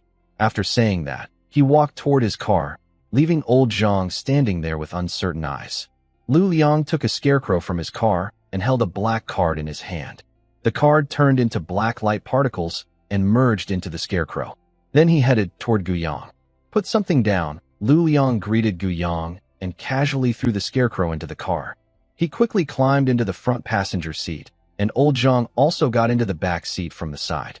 Don't speak yet, Lu Liang said softly. He then created a stack of cards again, drew one with a scarecrow picture on it, and put the card into his chest pocket, fastening his button. Each of his shirts has a small pocket at the chest.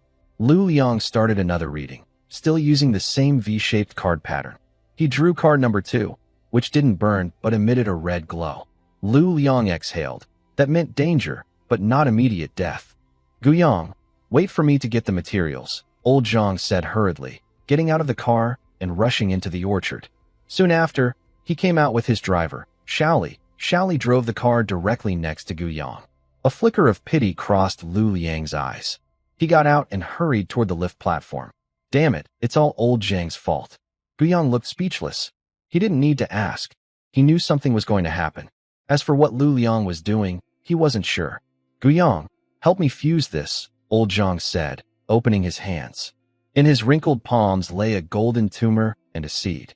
The seed had 2 rings of patterns, one green, one black. Guyang remembered this seed. It was the same plant seed that had no information last time. "This is your reward," Old Zhang said, pulling out a roll of wolf hide. Guyang took it without hesitation. More wolf hide. Next time, he might need to raise the price. Guyang's thoughts shifted, and his kill points balance changed from 6,700 to 6,600. A white glow enveloped the seed, and after a moment, the light faded.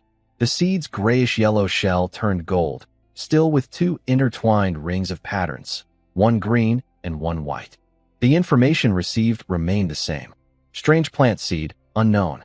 It seems we will only know what this seed is after Old Man Zhang plants it. It looks like it's time to carry out his plan since the first-level strange material isn't useful anymore.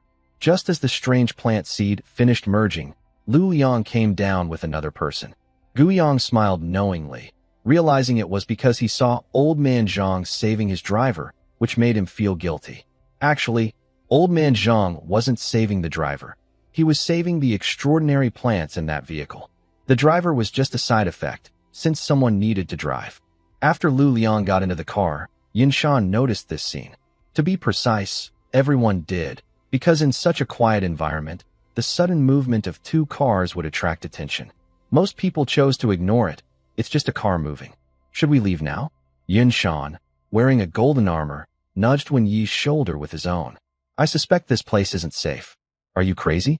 They're not combat-type awakeners. If they hide in the back, no one will notice. We're combat types too, and we're just sitting in the car.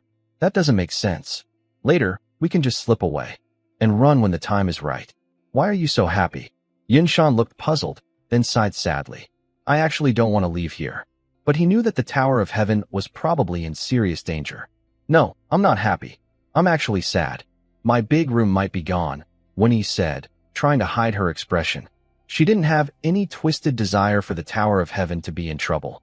Based on her guess, Lu Liang and Old Man Zhang both looked like they were preparing to run, so the tower is likely dangerous.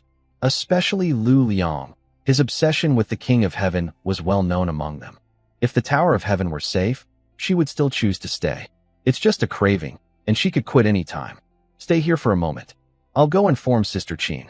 Her vehicle was a mysterious device and was about to be taken away. Wen Yi had just returned when Lin Fan's voice sounded. They are here. Next, Huang Yu's video call appeared in Wang Wei's view. Everyone quickly became alert after relaxing for a moment. Wang Wei answered the video call, reporting on the strange phenomena from 3 directions and their distance to the Sky Tower.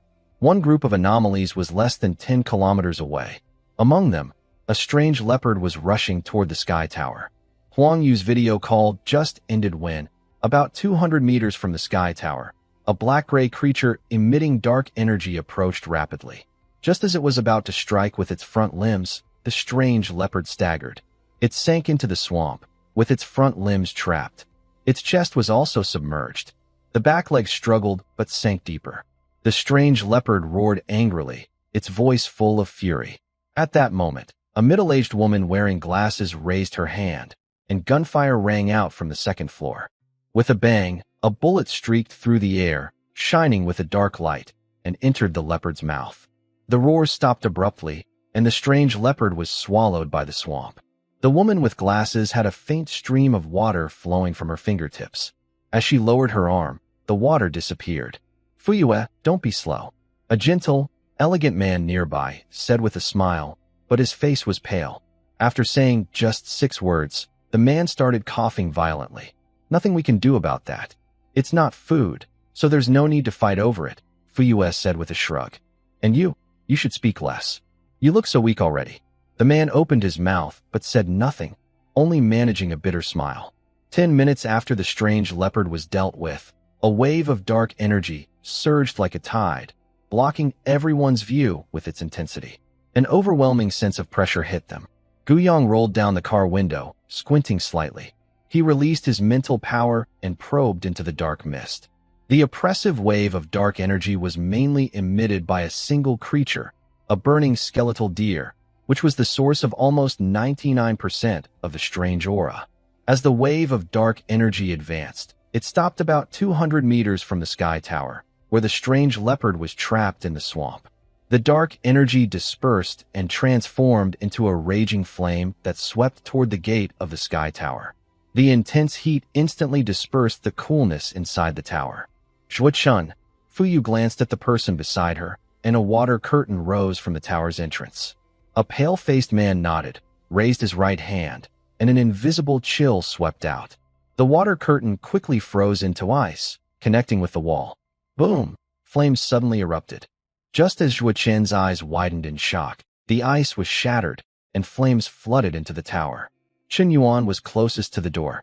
The flames flickered in his pupils, and his normally calm face was filled with horror. Wind burial. Just when Chen Yuan thought he was doomed, a gust of wind rose in front of him, destroying all the flames rushing into the tower. Chen Yuan staggered a few steps, his face full of shock. Wang Wei, waking from her surprise, stepped forward to support him. Old Chen, her face still showed shock. She was close to Chen Yuan. If he had been swallowed by the flames, she would have been next. Behind them, the sound of footsteps rustling and the clink of a knife being drawn echoed. Wang Wei turned to see Su Hanliang approaching with a long sword, followed by Fang Yan. Wang Wei nodded in thanks to Su Hanliang. Su Hanliang nodded slightly, her expression serious. She took a pair of glasses with a mechanical look from her coat pocket. As she put on the glasses, blue numbers started flashing on the transparent lenses, making a beep-beep sound, ticking second by second. The beeping grew faster and faster, and the numbers on the lenses turned red. Level 4. Everyone looked outside in shock. Leading the group was a skeleton deer burning with flames, with bright red fiery eyes flickering in its skull. It moved gracefully toward the tower gate, slow but steady, with 5 strange followers behind it. The swamp trap on the ground had disappeared, leaving scorched, scarred earth. Wang Wei's eyes were full of fear. Inside the tower, the highest awakening level was only 2nd stage. With numbers and numbers of people, they could only handle 3rd stage. This 4th stage creature was probably not easy to deal with. Fortunately, Su Hanliang was here. Seeing the situation, she was willing to help. She was at the 4th stage, and with more than 20 other awakeners inside the tower, they should be able to fight. Su Hanliang appeared calm on the outside, but her heart was pounding. A 4th level strange creature is only something a team leader can handle. What can she do against it? Since things had come to this point, she could only rely on the number of people and bravely face it. She couldn't just run away and leave these people behind. Fuyue, Wan Qing, Wang Wei looked at the two of them. They exchanged a quick glance, then both extended their right hands toward the door. Countless ice spikes sliced through the air. Fuyue and Wan Qing didn't aim their ice spikes directly at the strange creature. Instead, they struck around it, causing huge ice spikes to rise from the ground and trap the 6 strange creatures. At the same time, a woman dressed in a linen shirt, with long hair covering one eye, stepped forward. She extended her right arm, palm facing downward. Above the 6 strange creatures, a ghostly character, Zhen, appeared. Except for the fiery skeleton deer at the front, the other 5 strange creatures showed much less ominous energy, their aura noticeably weaker. Meanwhile, Xiao Zhiyong, who had been gathering power, finished charging. His whole body was glowing red, and there was no one standing in front of him. Fist of the King, a mighty, solid fist shadow, full of destructive power, roared out. Wherever it passed, rocks shattered and flew everywhere. Guiyang, sitting in the car, watched calmly. Now he understood what the Sky Tower relied on to stand.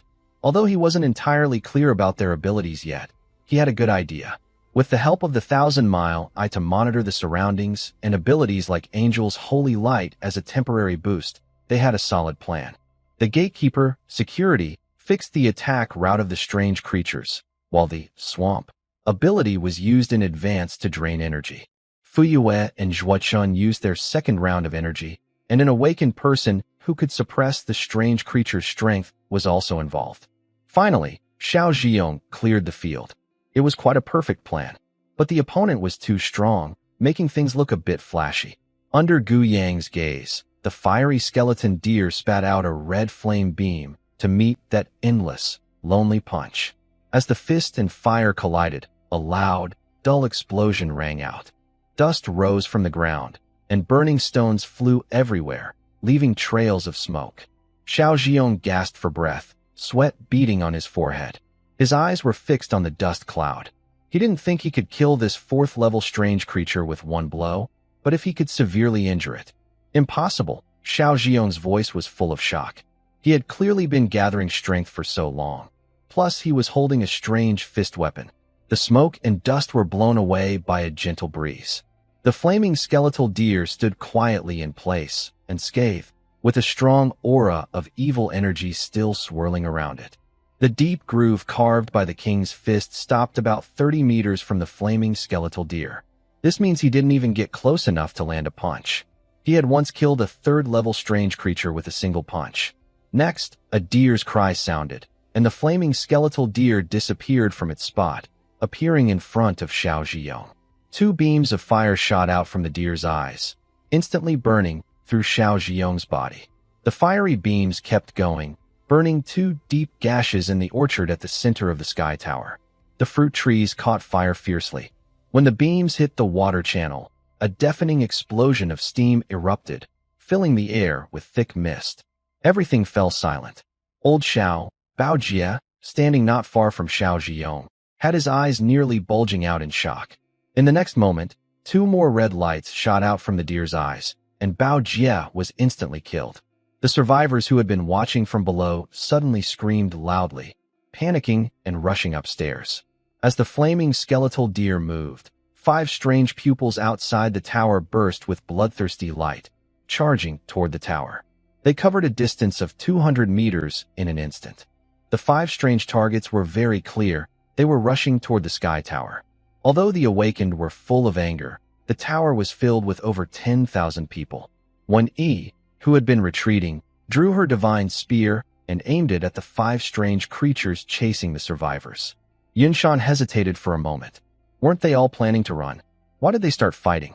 Yunshan looked at Gu Yang's car, but hadn't moved yet. He clenched his teeth and charged forward. Because he was a person of loyalty, a giant 10 meters tall fell from above, instantly crushing a strange lion underfoot. The strange lion had no time to struggle before Yunshan's continuous fist struck. The first floor of the sky tower suddenly fell into chaos, with strange roars coming from outside the tower. The remaining 27 strange creatures from the other 2 directions also arrived. Su Hanliang was blasted away by the flaming skeletal deer. One of the creatures holding a knife had its hand charred black, and the black stockings on its legs were torn and burned. Why is there such a big difference? Is a 4th rank so weak? Guyang softly spoke from inside the car. The inside of the car was dimly lit by a kerosene lamp, giving a warm, safe glow. Outside was chaotic, but inside the car, it was peaceful and calm. Clack! You should get out. Old man Zhang in the back seat stared wide-eyed, looking like he thought Guyang was crazy. It's too dangerous outside. Guyang's hand paused on the car door. He looked back at old man Zhang calmly. Why should I avoid danger? Then, Guyang opened the door with his left hand, holding an endless water bottle in his right. As he closed the door, he put on his silver ruined suit, hanging the water bottle at his waist. Just as he turned around, a strange cat lunged at him. Blue light burst from Guyang's pupils, and the strange cat exploded midair.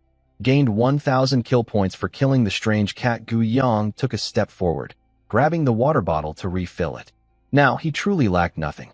Behind him, the car door automatically opened, and a pair of cat-like eyes flew into the car.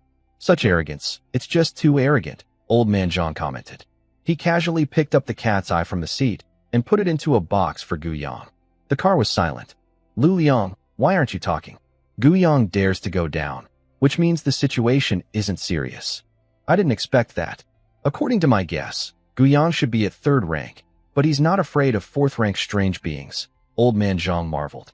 Being safely inside the car while others dealt with strange creatures outside was truly a good feeling. Old Zhang, get ready to act. I think this isn't the real danger, Lu Liang said seriously, looking out the window, holding a poison plague gun. If Guyang hadn't gone outside earlier, Lu Liang wouldn't be so worried. But since Guyang went out, it meant the danger wasn't real. Even a 4th rank strange being wasn't dangerous. So what was truly dangerous? Lu Liang thought carefully. He realized he'd been unlucky all along, but at least he had survived 3 days of peace. Old man Zhang squinted and opened the window. His left hand reached outside, and a seed fell from his palm. The seed rolled into a crack between the stones, merged with the soil, and disappeared. He hadn't expected to use it so soon. Killed the strange tiger and earned 3,000 points. Gu Yang put the endless water bottle back on his waist. He crushed an ice arrow with his right hand and coldly looked in one direction. "Sorry about this," said Fuyu apologetically, her face full of shock. She originally wanted to help Gu Yang, but before she could shoot the ice arrow, the second-level strange creature was instantly killed. Gu Yang said nothing and walked straight toward the flaming skeletal deer. "Gather your spirit," Zhuochun reminded her. Fuyu snapped out of her shock, nodded, and continued shooting water arrows. Zhuochun helped freeze the arrows. On the side of the flaming skeletal deer, Su Hanling relied on her abilities to fly into the air to dodge. When the deer turned to attack others, she took the chance to draw aggro. She was the strongest here, so she had to try to hold it until others finished dealing with the strange creature and could come help her. Out of the corner of her eye, she saw Gu Yang approaching, dressed in fierce armor, looking like a demon god. Su Hanling was startled. "Run away quickly. You're just an assistant." "Oh, ah." Her eyes widened in shock.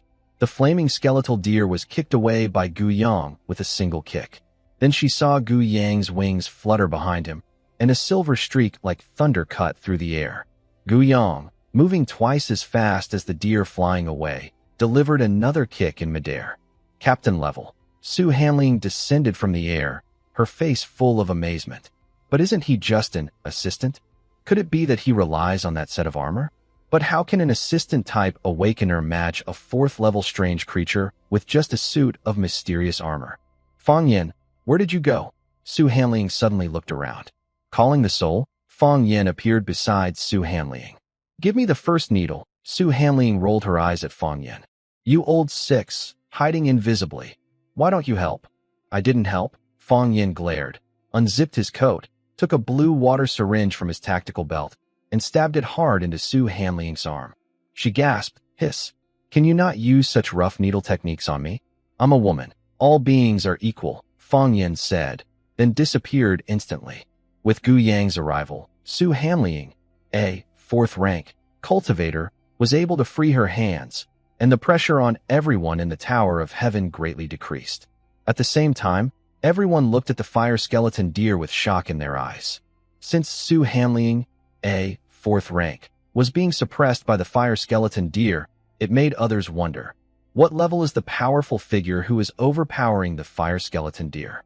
When Yi and Yunshan were fighting about 10 strange creatures, Yunshan was blocking damage with powerful moves, while when Yi was waiting for the right moment to act. Suddenly, when Yi glanced to the side, "Yunshan, hold on for a moment. I'll go help Gu Yang first, then come back to help you." Then when Yi turned and left quickly. "Wow." Yunshan was stunned and cursed in surprise.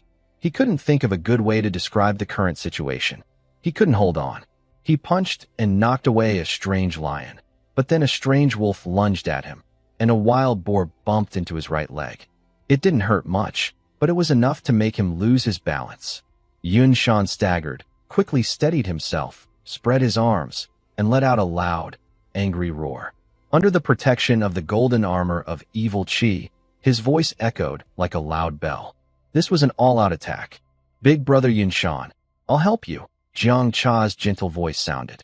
At the same time, blue rain began to fall over Yunshan's head. Yunshan felt deeply moved. Honestly, he had never felt so touched even when staying in the Tower of Heaven with food and shelter.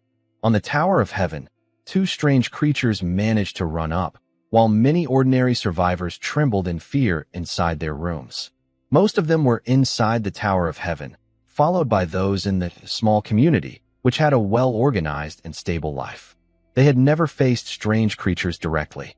At this moment, in a room, Zhao Shuang, Zhao Qing, Luo Hua, and Luo Yuzhu huddled together. Earlier, they took advantage of the chaos to run upstairs. "Yuzhu, I'll attack that strange gorilla later. You handle the strange wolf. We'll take this chance to escape," Luo Yuzhu nodded. This was the only option now. The stone door wouldn't last much longer, and they were really unlucky. So many rooms had been targeted just by chance. The stone door was shattered. In Zhao Shuang's pupils, a faint golden light flashed. A golden sword cut into the strange gorilla's chest, and with great force, it smashed through the protective barrier behind it, falling straight down. If Zhao Shuang's body hadn't been exhausted, this strike could have seriously injured the strange gorilla. Zhao Shuang's originally pale face turned even whiter, and her eyes looked vacant and unstable. Zhao Qing quickly supported her. Suddenly, a strange wolf rushed in. Luo Yuzhu held a fireball ready to throw. The fireball hit the strange wolf's waist. The wolf lost balance in midair and crashed onto a nearby stone cabinet. Zhao Qing's expression turned serious. She stepped forward, holding a shadow/knife, stabbing into the wolf's throat. After several strikes, the wolf lost its breath and turned into black-gray particles that dispersed. Zhao Qing put the wolf's fang into her pocket, grabbed the wolf's hide, and helped Zhao Shuang to her feet. "Let's go." Luo Huai and Luo Yuzhu nodded. The four of them sat on a spiral ramp and slid downward. Luo Yuzhu reached into her clothes and touched her pendant. She felt it was burning hot. At the top of the sky tower, Ruanqing sat cross-legged on a stone platform. Behind her, an angelic shadow opened its wings, and tiny specks of light fell. Fangji looked down with a serious face, surrounded by more strange creatures. He could only temporarily activate the angel domain. If they could solve the problem below, they might have a chance to breathe. But if they couldn't, the sky tower might really be lost. "Fangji, we will be fine, right?" Huang Yu said sadly. Usually, the sky tower easily dealt with strange creatures, never being invaded before. "We'll be fine," Fangji smiled. "If you're scared, come closer to me," Ruanqing's gentle voice said. Below the tower, Zhao Qing led the way. Luo Huai supported Zhao Shuang along the tower wall, hiding their figures with a vehicle. Luo Yuzhu stayed behind to cover their retreat. "Big sister, shall we go?" Luo Huai asked. She was taking care of Zhao Shuang, but still kept some attention on Luo Yuzhu. Luo Yuzhu suddenly stopped, lowering her head. Luo Huai called out, but Luo Yuzhu didn't respond. Sensing something was wrong, Luo Huai stepped forward. "Don't come any closer." Luo Yuzhu's voice was full of pain and trembling. A face covered with red, vein-like marks was lifted into the air. Luo Yuzhu floated upward, and the red pendant on her neck floated up to align with her forehead. A stream of blood-like energy drifted from Luo Yuzhu's forehead. An indescribable pain swept through her body, and she let out a loud, piercing scream. Her once full skin quickly shriveled visibly. "Big sister," Luo Huai's eyes widened with fear. "Run! Quickly! Run!" Luo Yuzhu's voice was full of pain. The blood-colored pendant kept consuming her body. A single tear fell from her shriveled eye corner. She was now very glad that the pendant was on her, not her sister's. Luo Huai bit her lip and rushed toward Luo Yuzhu. "Stop!" Zhao Shuang tried to hold Luo Huai back, but she was too weak now. She staggered and fell to the ground. At a critical moment, Zhao Qing grabbed one of Luo Huai's arms. "Don't be impulsive." Zhao Qing's tone was heavy. "Let go of me. I need to save my sister," Luo Huai shouted desperately, struggling and tears streaming down her face. Zhao Shuang was on the ground. The golden glow in her eyes appeared for a moment and then vanished. She tightly clenched a withered leaf in her right hand. If she didn't try to earn some contribution points now, breaking the pendant might save Luo Yuzhu. Not far from the four of them, Lin Fan suddenly looked back at Luo Yuzhu's position. A terrible sense of danger swept over him. He turned around and glanced at Ting and Wang Yun. Neither of them could spare a hand. With a grim expression, he gripped a fire axe and rushed straight toward Luo Yuzhu. Ting spat out 2 bubbles toward the nearby strange wolf. The bubbles collided and made a loud bang. A gust of wind swept out, blowing Ting's black hair. She ran toward Lin Fan, her messy hair covering one of her eyes. "Lin Fan, what are you rushing around for, you idiot?" Ting's voice was full of anger. "God, are you two trying to kill me?" Wang Yun, small in stature, cursed under his breath. He raised a sand shield to block the 3 strange creatures rushing toward him and ran away. Damn, their defensive formation was broken. Xiao Kuei, hiding under the car, blinked her eyes and crawled along the underside of the vehicle, moving from one car to another. Lin Fan's shiny leather shoes stomped on the ground. Step by step, until the 3rd step, he leapt forward with great force, swinging his axe toward Luo Yuzhu, his tie fluttering behind him.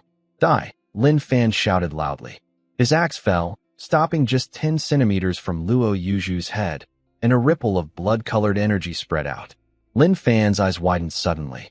A strong force hit him, causing him to spin twice in midair. His fireman's axe spun and then fell down.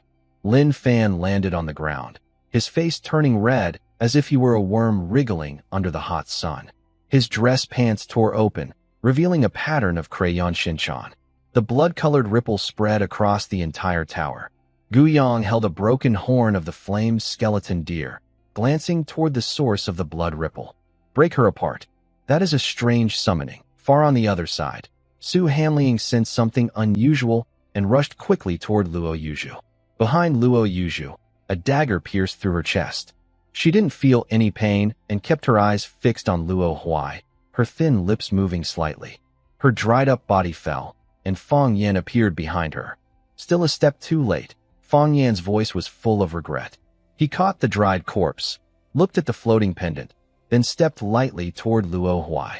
He placed the body on the ground. Sorry, even if I didn't stab her, she would still die. The blood contract is already sealed. Luo Huai looked at Luo Yuju's body, her eyes red and her breath quick. She trembled as she held Luo Yuju close. Big sister, I can't take care of myself. Get up. Luo Huai's voice was soft, like a dream, tears silently falling and landing on Luo Yuju's shriveled skin. There was no response at all. The blood-colored pattern spread out from the pendant, radiating outward with a gathering force. An invisible pressure swept over everything.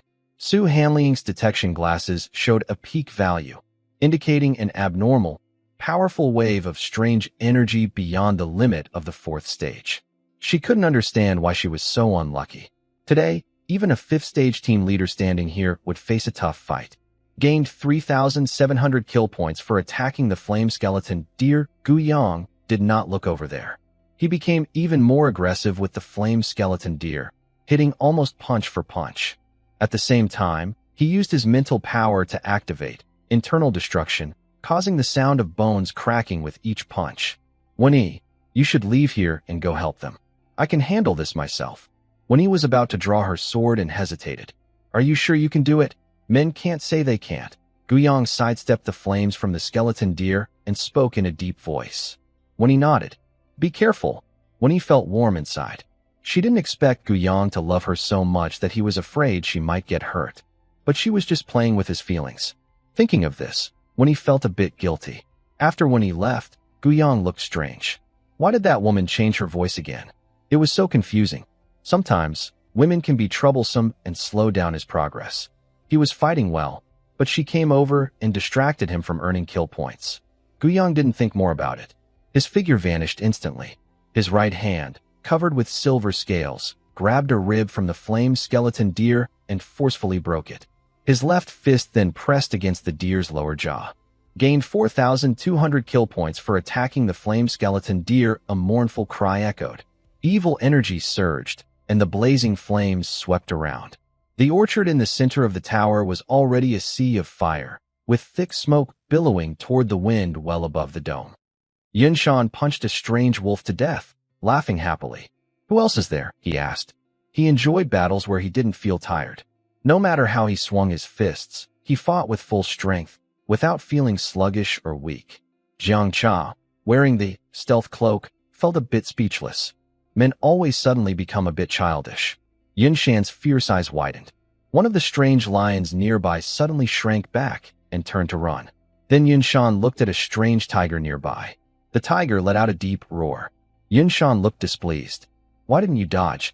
Everyone else dodged, but you didn't. Yunshan snorted white steam from his nostrils, and his knuckles made creaking sounds. Veins bulged on Yunshan's forehead like dragons. His right arm raised high, creating a gust of wind. Then he slammed a fierce punch down. His face was twisted with rage. A fierce, bald-headed man. Can you handle this punch? As the fist fell, Yunshan's villainous voice followed. Bang! At that moment, the ground trembled. As for the tiger, it was not dead, it leapt away. Yunshan's eyes gradually turned red, as if about to shoot out flames. His cheeks puffed up, making a gurgling sound. Divine gun. A bright green blade suddenly pierced through the strange tiger's chest and emerged from its back. Gray-black particles scattered, leaving behind a strip of tiger fur and 2 sets of teeth. The strange tiger died. Yunshan glared fiercely at Wen-yi. This was his prey. Wen-yi, Guyang cared so much about himself, didn't want him to get hurt. He didn't expect to come help Yunshan and get scolded instead. Guyang's care. Yunshan's mistreatment. Wen-yi looked at the divine gun. It was toxic, but after thinking, it seemed manageable. She put it back into her sword sheath, drew out the blood-carved gold, and her pupils swirled with red mist. She gently stabbed at Yunshan's heel. The blade pierced through his golden boot. Yunshan gasped in surprise.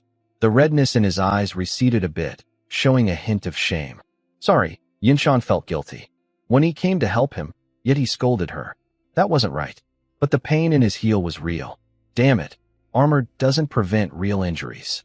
Yunshan's clarity only lasted a moment. In an instant, the red in his eyes flooded again.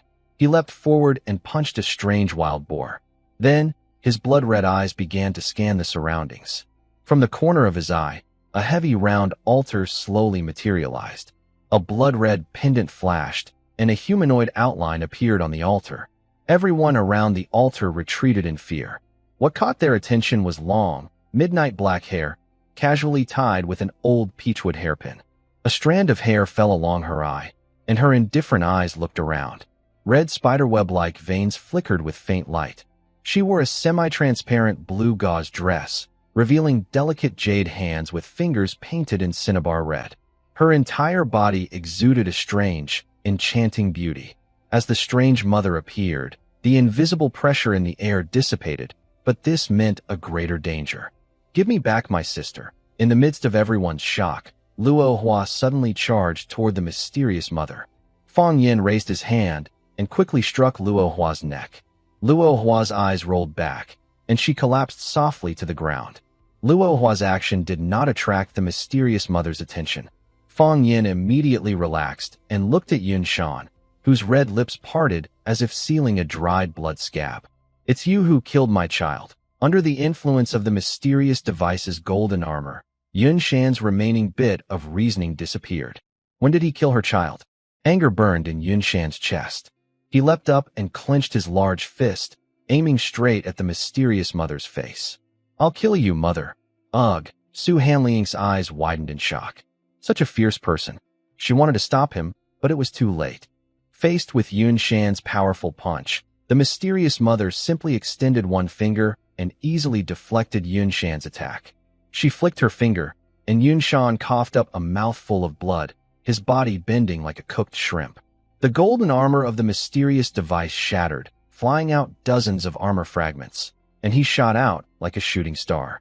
He was embedded firmly in the stone wall. Facing the cold, corpse-like aura emanating from the armor, the mysterious mother only gently brushed her sleeve, and the corpse aura dispersed. Next, the female mysterious figure frowned, searching for Wen-yi, but she was nowhere to be seen. After a moment, her brow relaxed, realizing she was still inside the tower. While the mysterious mother was pondering, a Zhen character appeared above her head. In an instant, the character shattered. A woman in a linen shirt spat out a mouthful of blood. Yuanya, Wang Wei exclaimed in surprise. How dare you be so reckless? The mysterious mother's red lips parted slightly. She reached out and grabbed Yuanya. Use you as a sacrifice to bring my 3 children back. After saying this, Yuanya struggled in her hand. Her body quickly withered, and with a look of despair, she turned into a dry corpse and fell from the black altar. 3 mysterious infants slowly appeared on the altar, one with red pupils, one with orange, and one with purple. They let out cries of, ah, ah. If Yunshan were awake, he would probably admit that he had indeed killed her children. Good. These people are all yours. The mysterious mother gently stroked the faces of the infants, a faint smile appearing on her cold face. Wang Wei looked at Yuanya's withered body beneath the altar, her eyes nearly bursting with rage. Overwhelmed by extreme fear, she couldn't make a sound, her body trembling like chaff in the wind. The light in her eyes gradually dimmed. A 5th-level anomaly, something she had never even heard of before, suddenly appeared before her. It had been less than 7 months since the apocalypse began, and most awakened people were still at level 2. Yet, a fifth-level anomaly had appeared. Is there any hope for humanity? Now's our chance. Let's go. Fang Yin grabbed Su Hanling's shoulder, and the two disappeared instantly. The eerie mother glanced down, her blood-red markings flickering with a strange, fiery glow. None of you can leave. Her cold voice sounded like the opening of hell, and chilling screams echoed around. The air suddenly turned cold. Thick, evil energy quickly filled the tower, swallowing all light. On the walls, countless sinister faces twisted and writhed, howling and struggling. Thick, gray-black liquid dripped down. The entrance to the sky tower was sealed shut with sticky goo. Damn it, Lin Fan cursed, just a step away from escaping. He scrambled to his feet and started running. He didn't expect to be blocked just as he was about to get out. Open it. Wang Yun crouched down, pressing her palm to the ground. A giant sand snake opened its mouth and bit into the goo. The slow-moving goo suddenly erupted, and a huge mouth 10 times larger than the snake appeared, swallowing it in an instant. It also devoured the 2 bubbles Chun Ting had blown out. Chun Ting frowned. Her explosive bubbles failed for the first time. Behind her, Xiao Kuei's small face twisted in fear, turning pale. Pull back, Lin Fan said firmly. The ceiling's wind well and stone door were sealed shut. The protective sky tower had become a cage trapping everyone inside. He now deeply regretted joining in. He was floating peacefully in the sky, so why did he have to get involved with others? He found a pointer on the road, thinking it was a lucky chance, but it turned out to be the pointer of the burial ground. The entire sky tower had turned into hell. More terrifyingly, everyone noticed their strength was decreasing. All right, now it's safe.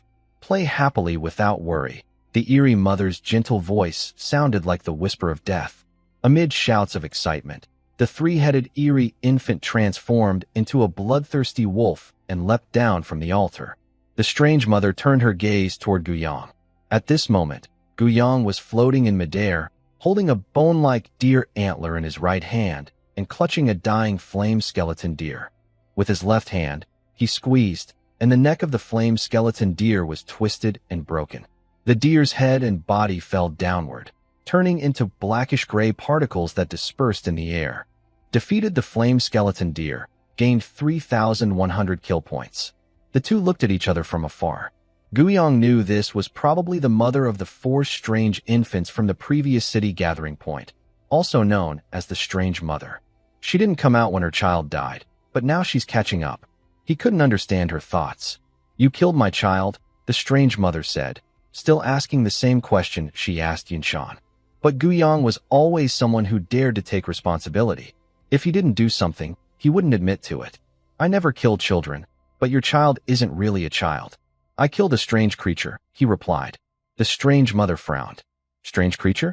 Is that what you humans call us? I don't like that name. It's also a disrespect to the mighty power of the Blood Moon Lord. Humans have also received the blessings of the Blood Moon Lord. Blessings? Guyang thought for a moment. It probably meant awakening abilities, but his own abilities were clearly earned through his own effort. Sweat and hard work, not blessings. Guyang had never received any blessings. You're probably a 5th-level strange creature. Guyang changed the subject. Suddenly, the Strange Mother lightly stepped forward with her right foot, and her figure vanished instantly. A ripple of energy spread out where Guyang was standing. I told you, I don't like that name, her indifferent voice sounded. At the same time, a loud bang came from the ground. Guyang was knocked to the ground. Under the force, he slid over 100 meters, carving a deep trench in the earth. Dust and strange energy billowed around. Next moment, before the dust settled, a silver streak pierced through the dust and appeared beside the Strange Mother. It kicked directly at her lower abdomen. Are you teaching me how to do things? Guyang's voice was angry. Damn it, being ambushed. Guyang hated being attacked from behind more than anything. The Strange Mother slid 10 meters through the air and stopped her movement. The next moment, Guyang frowned. No kill points appeared, which meant he was unharmed. He didn't expect to get much, maybe 100 or 2. The mysterious mother disappeared like a ghost, leaving only an echoing, ethereal sound. Behind Guyang, the mysterious mother revealed herself. Her right hand, clawed, reached toward Guyang's back. She wanted to see what kind of heart this man had. A fearless heart, she thought, should look like this. Guyang's lips curled into a smile. His toes spun quickly in the air, his waist twisted like a tightened bowstring, and his right arm pulled back. In the next moment, the air was instantly ignited, and blue flames drove away the darkness. Fire Fist. A deep, calm voice echoed inside the tower. The blue flames roared at 3,000 degrees Celsius, tearing through the air with fiery wind. The dark energy behind him surged back, and a huge fiery fist shot out, breaking free from his arm. Wherever it went, dark energy vanished. The fiery fist pierced through the dormitory, smashing through the tower wall without losing momentum. Sunlight poured into the dark tower like a ray of hope. Not afraid of mental power? I also understand a little about fire. Guiyang grabbed the endless water bottle at his waist, tilted his head, and drank loudly. A prompt sounded in his ear. Gained 100 killing points. Gained 100 killing points. Gained 100 killing points. Dealt damage to the mysterious mother and gained 1,100 killing points. Based on the killing points, the damage wasn't much, but it didn't matter. Today, even if the mysterious mother called the Blood Moon Lord, he wouldn't be able to kill him. Damn. 3 ability awakeners. Inside the endless fiery battle vehicle, Lu Liang's eyes widened in disbelief. The old man Zhang in the back seat was holding a handful of seeds, which kept slipping through his fingers. They fell onto a soft wolf fur carpet. Old Zhang snapped out of his shock. He bent down to pick up the seeds, but they were gone. He didn't believe it and frantically searched through the gaps in his fingers, but found nothing. Not only that, the sunflower seed shells in the box on the nearby seat had also disappeared. Old Zhang, it's time to act. Lu Liang spoke softly. He had been trying to figure out what the turning point was. To his surprise, it was Guiyang, this old guy. Lu Liang knew Guiyang was powerful, but based on his fight with the flaming skeleton deer, Guiyang was already at his limit. He definitely couldn't defeat the mysterious mother. Who would have thought? Old Six. Damn it. There probably aren't any hidden tricks left now. If there are still secrets, I might as well just sweep through the end of the world. I understand. Old man Zhang spoke in a deep voice. He didn't bother about the seeds anymore. They were just ordinary vine seeds, and he had plenty of those. Luckily, he didn't put his precious seed in the car earlier. What a broken car, and now, stealing things, Old man Zhang muttered silently. Old man Zhang walked to the front of the car and saw that Lu Liang hadn't gotten out. Are you coming? Lu Liang raised his poison weapon. I'm a shooter. I can stay in the car. Old man Zhang was surprised. Damn it, playing tricks. He opened the car door and got in. I won't interfere with the operation from inside the car. Not far away, a strange creature with blood-red pupils suddenly looked toward Old man Zhang. A bloodthirsty smile appeared on its face. The blood-eyed creature moved forward with a reckless stride, thick liquid flowing from its fierce mouth parts. It approached the fire-scale infinite berserk war chariot, its blood-red eyes full of surprise. It reached out a hand and grasped below the horns. The heavy fire-scale infinite berserk war chariot was lifted easily like a toy. The blood-eyed creature tilted its head to look under the car. Behind it, a carnivorous flower with golden glow all over, its petals and stem entwined with blue-black patterns, was blooming. The flower's center opened, revealing a bottomless black vortex. A drop of purple-black liquid dripped, making a sizzling, corrosive sound. White smoke rose from the ground. The blood-eyed creature seemed to sense the commotion and turned around. The carnivorous flower's fierce mouth parts instantly swallowed the blood-eyed creature. Inside the mouth parts, a dull sound echoed, like someone striking a large bell forcefully from inside. Just a minor creature, easily handled. Old man Zhang inside the car looked proud. He was wild and reckless. Wasn't old Zhang also fierce? He didn't care about what his surname was. Proud Zhang, bold Zhang. Inside the flower's mouth parts, the dull sound gradually diminished. My child. In the sky, the strange mother let out a piercing scream. Ugh! Lu Liang gasped sharply, quickly crawling from the front passenger seat to the back seat. The front seat was too close to the big flower. The back seat was safer. Can you please keep your flowers away from my face? Lu Liang muttered angrily, then pushed aside old man Zhang's foot. He lay flat on the mat, not caring about his dignity at all. Guiyang should be able to hold back the evil mother, Old man Zhang said uncertainly. Leave some space for me. With the heavy vehicle blocking the way, he didn't believe the evil mother could defeat him with a single palm, even if she was a 5th rank. She should at least be able to attack twice. Above, Guyang aimed his gun, gathering flames that shot continuously at the evil mother. The evil mother wasn't afraid of his mental powers, but was afraid of the flames. Actually, Guyang thought it might not be entirely true. Maybe his mental strength was now equal to the evil mother's, so he couldn't hurt her. Claims of not fearing mental powers are just false. In the moment the evil mother was distracted, Guyang seized his chance. Behind him, Silver Wings trembled, and his right foot ignited with fire, kicking the evil mother's stomach and knocking her away. Gained 200 kill points. Still dare to be distracted while fighting me, Guyang sneered. The evil mother, falling downward, moved closer to the ground. Once I rescue my child, your death will be certain. Her cold voice echoed in the air, but the evil mother had already reached the giant flower, raising her palm to strike it.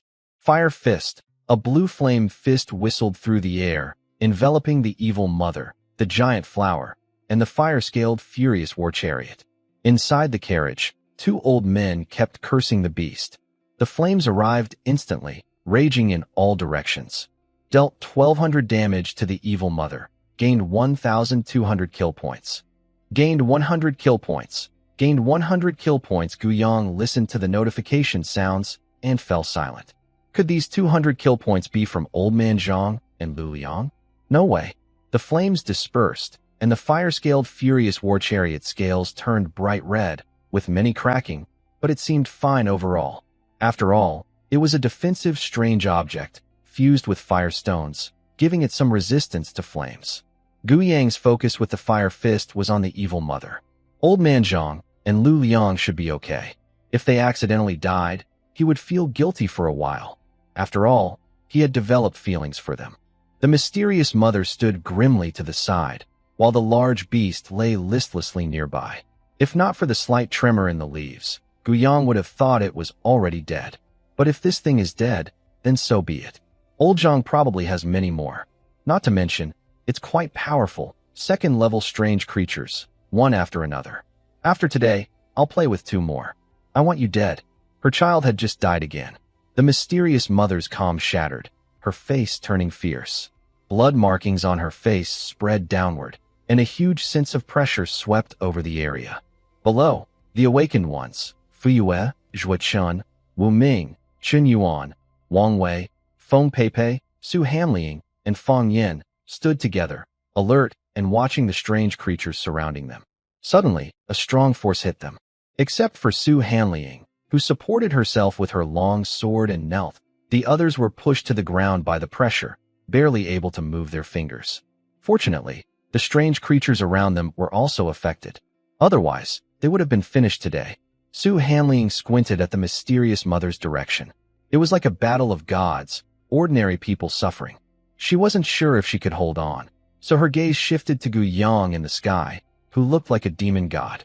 The strange energy surged wildly. As the blood markings on the mysterious mother's face increased, the ground trembled. The sky tower's structure creaked loudly, on the verge of collapsing. Guyang frowned. These strange creatures always hide things. It's really annoying. Humans and strange creatures lack some honesty in their dealings. Upgrade to domain-level mental power LV6 requires 31,000 killing points. Do you want to upgrade? Upgrade. Guyang's killing points had long been enough, which was why he was so reckless. The flame skeleton deer contributed 32,000 points. 2 fire fists, one affected 3 people, the other 2, earned him a total of 500 killing points. Adding this to his original 6,600 points, his total was 39,100. With a thought, Guyang's killing points dropped from 39,100 to 8,100. Guyang, Bloodline Infectious Bloodline, 2nd level, cannot be upgraded. Superpower Awakening Domain Level Mental Power, Concept Change, no longer limited to weight, but to control, unlocking skills, Mind Power Domain. Create a spherical domain with a radius of 50 meters. Inside this domain, mental power is everywhere. Mental power is you. You are mental power. Within this domain, you are like a god. Material decomposition, using high-frequency vibrations of mental power to directly break down the touched material into basic particles. Guyang only felt his skin tingle, then his whole body as if immersed in warm water. An invisible ripple, like faint light in the air, spread out from Gu Yang's center in all directions. There are no words to describe how powerful it was, simply terrifying. After a moment, Gu Yang was surprised. He had shown a flaw, yet the mysterious mother still didn't attack. Usually, she preferred sneak attacks. He looked down and saw the mysterious mother below, full of fear. Gu Yang felt he was too hasty. He should have waited for her to attack before activating his domain. The mysterious mother's eyes narrowed slightly. She thought she was hiding her strength alone, but she didn't expect her opponent to hide his as well. Gu Yang was far from being in the early stage of the 5th rank. He was actually at the peak of the 5th rank. He was already halfway to mastering the rules. He had just broken through to the 5th rank, still in the early stage, and couldn't defeat him now. Revenge would have to wait for a better opportunity. He could only wait for the next chance to avenge his child. The mysterious mother moved quickly and reached the orange-eyed mysterious infant, holding it in her arms. Gu Yang, above, glared. In this situation, her suddenly hugging the child, what did it mean? She wanted to run. Gu Yang's silver wings trembled, and he seized the purple-eyed mysterious infant in his hand a second before the mysterious mother could. "Let go of my child, and I will leave immediately," the mysterious mother said in a deep voice. Her voice echoed throughout the sky tower. Many of the despairing awakened and ordinary survivors, who had already given up hope, showed signs of joy. Although Gu Yang was holding back the mysterious mother, the awakened present were weaker than the strange entities. Over time, they would inevitably die. As long as the mysterious mother left, Gu Yang's 5th rank strength could sweep away the remaining strange beings. They would be safe then. In everyone's hopeful eyes, Gu Yang loosened his grip. "Let go now, he's not coming with you." Inside Gu Yang's domain, the purple-eyed mysterious infant couldn't even move its fingers, its eyes full of fear. Once, he never dared to imagine that a 2nd-rank strange entity was like an ant in front of him, easily crushed. Looking back, this journey had truly been full of hardships. "You're playing me." The mysterious mother's expression was cold. Faced with the strange mother's questioning, Gu Yang took a few quick sips from the endless water bottle hanging at his waist, then spoke calmly. "It's time to test your mother and son's bond. If you dare to run, I will kill him. You don't want to lose your child, do you?" The strange methods were unpredictable, especially from a high-level strange mother. Gu Yang doubted that if she wanted to run, he wouldn't be able to catch her. After all, how she came here was beyond his understanding. He was also holding her child in hopes of a lucky break, thinking maybe there was real emotion involved. "You dare!" As soon as the strange mother finished speaking, the right hand of the purple-eyed strange baby exploded into blackish particles and disappeared. Gained 600 killing points. The strange baby looked pained but couldn't make a sound. "I hate it when others threaten me. Do you not understand the situation?" Gu Yang showed a wicked smile. Then he glanced sideways at the pained, purple-eyed strange baby. All right. Since that's the case, there's nothing more to say." The strange mother's voice was cold and dark. The dead bodies on the tower wall began to writhe violently, and the black sacrificial platform floated to her feet. In everyone's shocked eyes, the strange mother broke off one of her arms. The severed arm fell onto the sacrificial platform, and behind her appeared a blood-red portal. The frame of the portal was made of 2 huge white skeletons, with glowing greenish-black ghost fires burning in their eye sockets. The door was rusted dark bronze, covered with writhing chains, hanging with fierce skulls. Although the blood-red portal emitted no aura at this moment, everyone felt like they were in an icy pit, with many glaring resentfully at Gu Yang above. Even though the strange mother was about to leave, Gu Yang still provoked her. The blood-red portal opened wide, and a large amount of bloody, strange energy surged out. The sound of chains creaking, kaka, echoed. Blood flowed from the open portal, and a huge skeletal hand reached out, grabbing the door frame, trying to push the portal open. Gu Yang frowned, a bad premonition rising. He threw a punch, blue flames erupting in an attempt to shatter the blood-red portal. However, as soon as the flames touched the portal, they sank into it and disappeared. Not only that, he felt the opening of the portal had grown much larger than before. The finger bones of the giant skull hand had already extended 2 joints, likely caused by his attack. Does the portal absorb strength? Gu Yang remained silent. At the same time, he noticed the evil mother's feet were melting away. In the next moment, dozens of chains shot out from the portal, which was emitting thick evil mist, like venomous snakes striking in all directions. The survivors below tried to avoid the chains like avoiding deadly snakes, but ordinary survivors were not so lucky. On the first, second, and third floors, the chains kept extending upward. The sturdy stone door was as fragile as tofu in front of the chains. Pop, pop. The sounds of bodies being pierced echoed repeatedly, with figures being dragged into the portal. Wails of pain sounded nonstop. As the figures were pulled in, the portal grew even larger. A large amount of blood flowed out from it, and the number of chains increased more and more. The air was filled with the sound of crack as chains rubbed against each other, mixed with screams. Guyang refused to give up and kept attacking. From his experience, the portal really did absorb strength. Truly evil. Useless, the evil mother said coldly with a smile. I want you to watch these people die one by one. All because of you. I don't want to hear that, Guyang replied calmly. All these people are killed by you. What does that have to do with me? His tone remained steady. Even if he felt guilty, he knew this blood portal wouldn't close. This wasn't what he wanted to see. He didn't expect the evil mother to have this trick. He originally wanted a fair one-on-one fight. The evil mother was stunned. Guyang's expression and attitude were not what she expected, but it didn't matter. She thought Guyang wouldn't be able to keep up his tough talk for long. Go down and explain to them yourself. The evil mother closed her eyes, and her body melted away even faster. Above, chunks of red bricks and stones fell. The sound of bricks breaking echoed. Guyang looked up. The sky tower was about to collapse. By now, the giant skeletal hand had already extended a wrist, covered in black hair like steel needles, and the pressure was growing stronger. Are you serious? Do you want to die with me? Guyang's voice was filled with disbelief. The sinister mother opened her eyes and softly said, I can't kill you. I'm sorry for my child. I can only sacrifice myself to summon a stronger being to kill you. Guyang was stunned. No, are you crazy? It's just a creepy baby. If it dies, it can be reborn. You're a 5th-level creepy creature risking your life for a 2nd-level one. What's the point? And the sinister mother's appearance was very decisive. If the other side didn't want to kill him, he might feel a little touched. Guyang sighed helplessly. When you can't beat a creepy creature, you call someone. Who should he call? In the next moment, Guyang's figure suddenly disappeared. A giant pillar of blue flames rose from the ground, instantly covering the blood-red portal. Loud explosions sounded one after another. Everyone looked up at the sky. Soon, Guyang burst out from the blue flames, looking serious as he stared at the bone hand that had disappeared.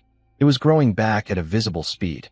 The portal was already wide open, and another bone hand was reaching out from inside.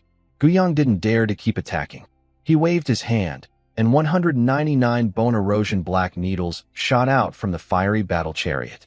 Now he could only try to block all the chains and buy more time. While Guyang was thinking about what to do, tiny specks of light fell from the sky. He looked up. The holy light angel shone with a bright glow like the sun, but it wasn't blinding. The wailing shadow on the tower wall was dissolving instantly as it touched the angel's holy light, unable to even scream before vanishing. After speaking, Guyang turned his gaze to Ruanqing. Is there a way to open this door? I'm not sure. Ruanqing shook his head. After all, he was only at the 2nd level. I'll try my best. Ruanqing put down the scroll and Huang Yu. Then his wings trembled behind him. He flew straight toward the blood-red gate. As he passed, all the black chains shattered, but inside the gate, black chains kept regenerating. Ruanqing frowned. His wings fluttered in midair as he turned to look at Wang Wei and the others. I want to go inside the door, Wang Wei said. No, you can't. You're only at the 2nd level. Going in means certain death. Ruanqing smiled slightly. If I don't go in, all of you will die. The special power of the angel's holy light might help me bypass this door. Then, Ruanqing turned and flew toward the gate. Guyang kept watching the strange mother, who didn't seem to want to stop him. Ruanqing, come back. Wang Wei hurriedly stepped forward, but the injury on his body made him gasp in pain. The moment Ruanqing's body entered the blood-red gate, Guyang disappeared.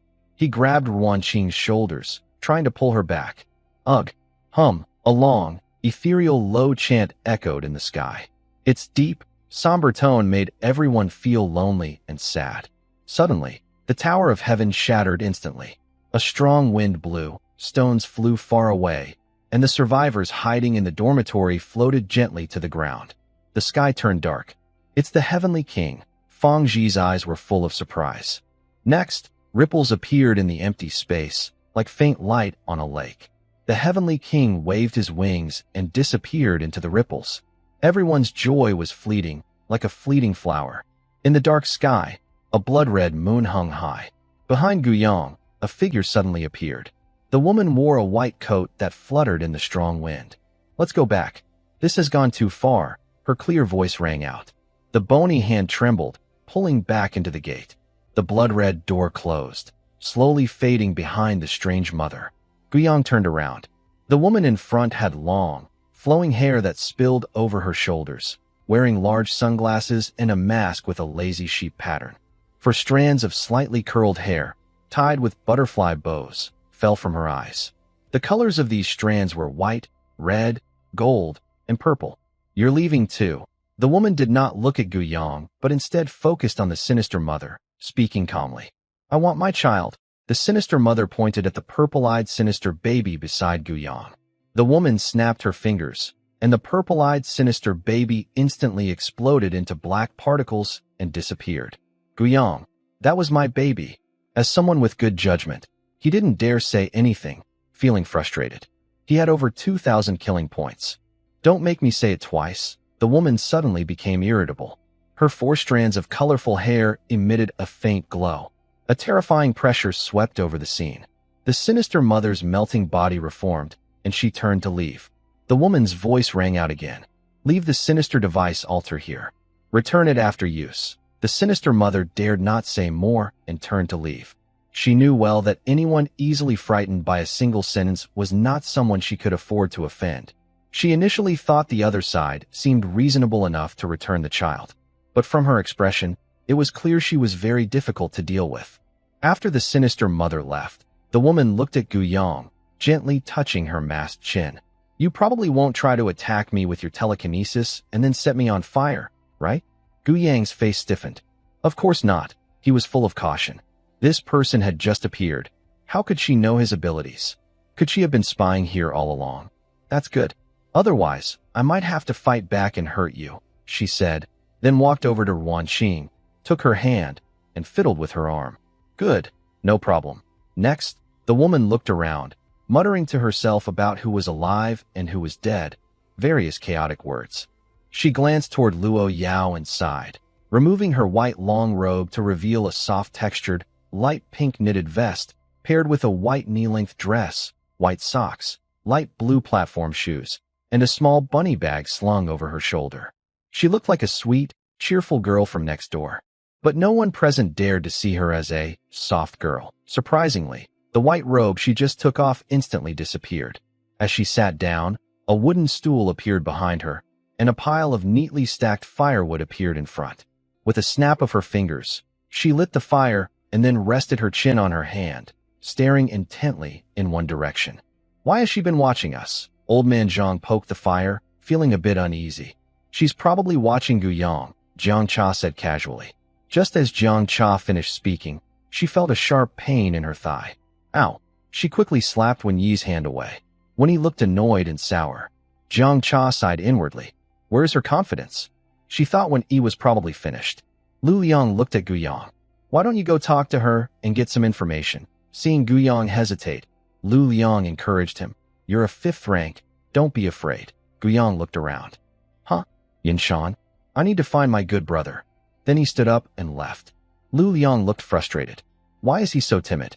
After Guyang left, the woman stood up and carried a small wooden stool toward the 4 of them. When she sat down, the scene became silent except for the crackling fire. "Don't be afraid. I'm not a bad person. If I wanted, I could have killed all of you in the blink of an eye." Old man Zhang, Lu Liang, Wen Yi, Jiang Cha. Who taught her this kind of comforting way? Now they're even more scared. "I come from the future. I can't tell you my real name, but you can call me Star Illusion King," the woman said again. "You come from the future?" All 4 of them stared wide-eyed. "Are we very familiar in the future?" Guyang asked with confusion. How well would they have to know each other to understand his background? I told you. I am your grandmother, and you are my grandson. The connection through fate won't be wrong, the woman said confidently. Guyang narrowed his eyes and looked her over. Although most of her face was hidden behind sunglasses and a mask, he felt she looked younger than him. You're so young. How can you be my grandmother? The lives of awakened ones are not the same as ordinary people. Actually, I am already several hundred years old. The Star Illusion King looked at Gu Yang's doubtful expression and smiled softly. Don't doubt me. I am your grandmother. Why would I lie to you? What's the benefit? Gu Yang was silent. The benefit was huge. If she wanted him to call her grandmother, she was clearly trying to take advantage of him. He felt she was already secretly pleased. Grandmother, Lu Liang called out warmly. Can I ask what my future self will be like? If he could learn some details about the future, calling her grandmother would be worth it. His reputation before the end of the world wasn't important anymore. Old Zhang looked at him with disdain. How could Lu Liang be brave enough to call her that? The girl was obviously much younger than him. Hearing Lu Liang call her grandmother, the woman nodded with satisfaction. I'm happy you call me grandmother, but I can't tell you anything that might interfere with the future. Knowing too much isn't good for you. Lu Liang fell silent. So, calling her grandmother was just a joke. If talking about interfering with the future was forbidden, then maybe doing things that could change the future was allowed. Guyang muttered quietly, speaking casually. The woman's earlier actions probably affected many people's outcomes. Old Zhang secretly gave a thumbs up. As expected of Guyang, he dares to say anything. Simply put, at this moment, there shouldn't be a fifth-level anomaly, and the awakened Saint Light Angel shouldn't die now. My interference is just to balance things. The woman looked up at the blood moon in the sky. There are more things I can't tell you. Guyang was silent. No fifth-level anomaly. He didn't want to think about things he couldn't understand. It wasn't his business. But if the future people reached out, it became his concern. He might not be able to be too arrogant. Did his future self die? I don't know how to reach out and help myself. So, why are you here now? Guyang asked the woman. According to her, this point in history has already been corrected. Then, why is she still here? I'm here to bring someone back to life. When she said this, Guyang fell silent. The others nearby looked at each other in surprise. One key point was clear. A person who had died could still be brought back. But there was no choice. After all, she was very determined. The woman stood up and walked in a certain direction. Guyang and the others followed her. They wondered who she wanted to revive. She bypassed some ruins and headed toward Zhaoqing. Zhaoqing's eyes were red, and he looked very tired as he stood beside a car, with a small campfire burning in front of him. Next to him, a yellow rectangular cloth was spread on the ground, shaped like a person. Zhao Shuang and Luo Huo were both unconscious on the car. The woman opened the front passenger door and looked at Luo Huo, who was fainted. Her eyes behind her glasses were complicated. She wanted to let Luo Huo sleep a little longer, but time was running out. She took a small golden vial from her backpack and unscrewed it, pouring the liquid onto Luo Huo's head. The golden liquid entered her body. Luo Huo's eyelids fluttered, and she mumbled, "Sister," as she opened her eyes, her gaze hollow. "You can still live, sister," a calm voice said to Luo Huo. Zhaoqing looked shocked. Luo Huo's eyes, once empty, now showed some life. Really? At that moment, her gaze shifted to the strange woman in front of her. She didn't care who she was. She just wanted her sister to live. Yes, but listen carefully to what I'm about to say. Luo Huo nodded suddenly, tears flickering in her eyes. Your sister can live, but you have to trade your life for hers. Are you willing? When she said this, Zhaoqing's face froze, and Gu Yang and the others looked serious. Is she serious, or testing them? If she's serious, then what's the point of revival? Strictly speaking, it's a life-for-life exchange. As long as my sister can live, I'm willing to trade, Luo Huo replied after a moment of hesitation. Her hesitation wasn't because she didn't want to, but because she felt reluctant to part with her sister after her revival. If she had accepted the pendant earlier, her sister wouldn't have died. If I tell you that you will awaken in the future and become a powerful awakener, would you be willing to trade your life to save your sister? Future? Luo Huo didn't understand why that word appeared. Isn't the future just a guess? I come from the future. Everything I say is true, not just a guess, the woman explained. I'm willing, Luo Huo said without hesitation this time. Whether the future is real or not, and how strong she might become, Depends on her sister being alive. Now that her sister is gone, what's the use of being powerful? She can't see her sister anymore. On the black altar, Luo Huai knelt beside the shriveled body of Luo Yuju. The woman was checking her. She was stabbed. Could that affect anything? Luo Huai asked anxiously. Of course it could, but I can fix it. Before that, you should think carefully. If you're even a little unwilling, this resurrection will fail. I've thought it through, Luo Huai said seriously. The woman nodded. She used her thumb to draw a line across her fingernail. Then a drop of blood shining with 4 colors fell onto Luo Yuju's shriveled body. The once dry corpse suddenly filled out. The knife wound on her chest slowly healed. Luo Huai looked ecstatic. Her initial doubt disappeared completely, replaced by joy. Guiyang watched with eager eyes. Like eating divine meat. Will her body stay the same after I die? Luo Huai suddenly asked. If she remained shriveled, she hoped Zhao Qing would bury her early, so her sister wouldn't be sad to see her like that. Resurrection through sacrifice leaves nothing behind, the woman said calmly. Are you ready? I'm about to start. That's good. That's good. Luo Huai took a deep breath, then exhaled. Even though she wasn't afraid before, near death, she finally felt scared. The woman raised her hand, and dozens of strange objects flew out from the ruins, landing on the altar. Guiyang's eyes widened. He opened his mouth, but didn't say anything. All the things he had killed were already stored away, but a large part of these materials still fell into his hands. It's no lie to say he felt heartache. Old Zhang, with his wrinkled hand pressed against his chest, looked very sad. The items taken from the ruins might include his 20 unpaid bills. It's heartbreaking because those are all his hard-earned money. The orchard and the circular terraces are already ruined. It's true that farming never makes money. The money was taken by the big boss. A blood-red light rose from the altar, swallowing Luo Huai's body. When she opened her eyes again, she found herself on a vast plain. Dandelions happily danced in the air. Ahead, there was a huge cherry blossom tree swaying gently. Pink petals floated down, and the sweet scent of cherry blossoms filled the air. Under the tree, a person leaned against it, holding a bunch of bright red roses in their right hand, gently smelling their fragrance. Luo Huai walked onto the soft grass nearby. You're here, a familiar voice said. Luo Huai was surprised. Wasn't that her own voice? She hurried forward, facing the figure under the cherry blossom tree. The person leaning against the tree stood up.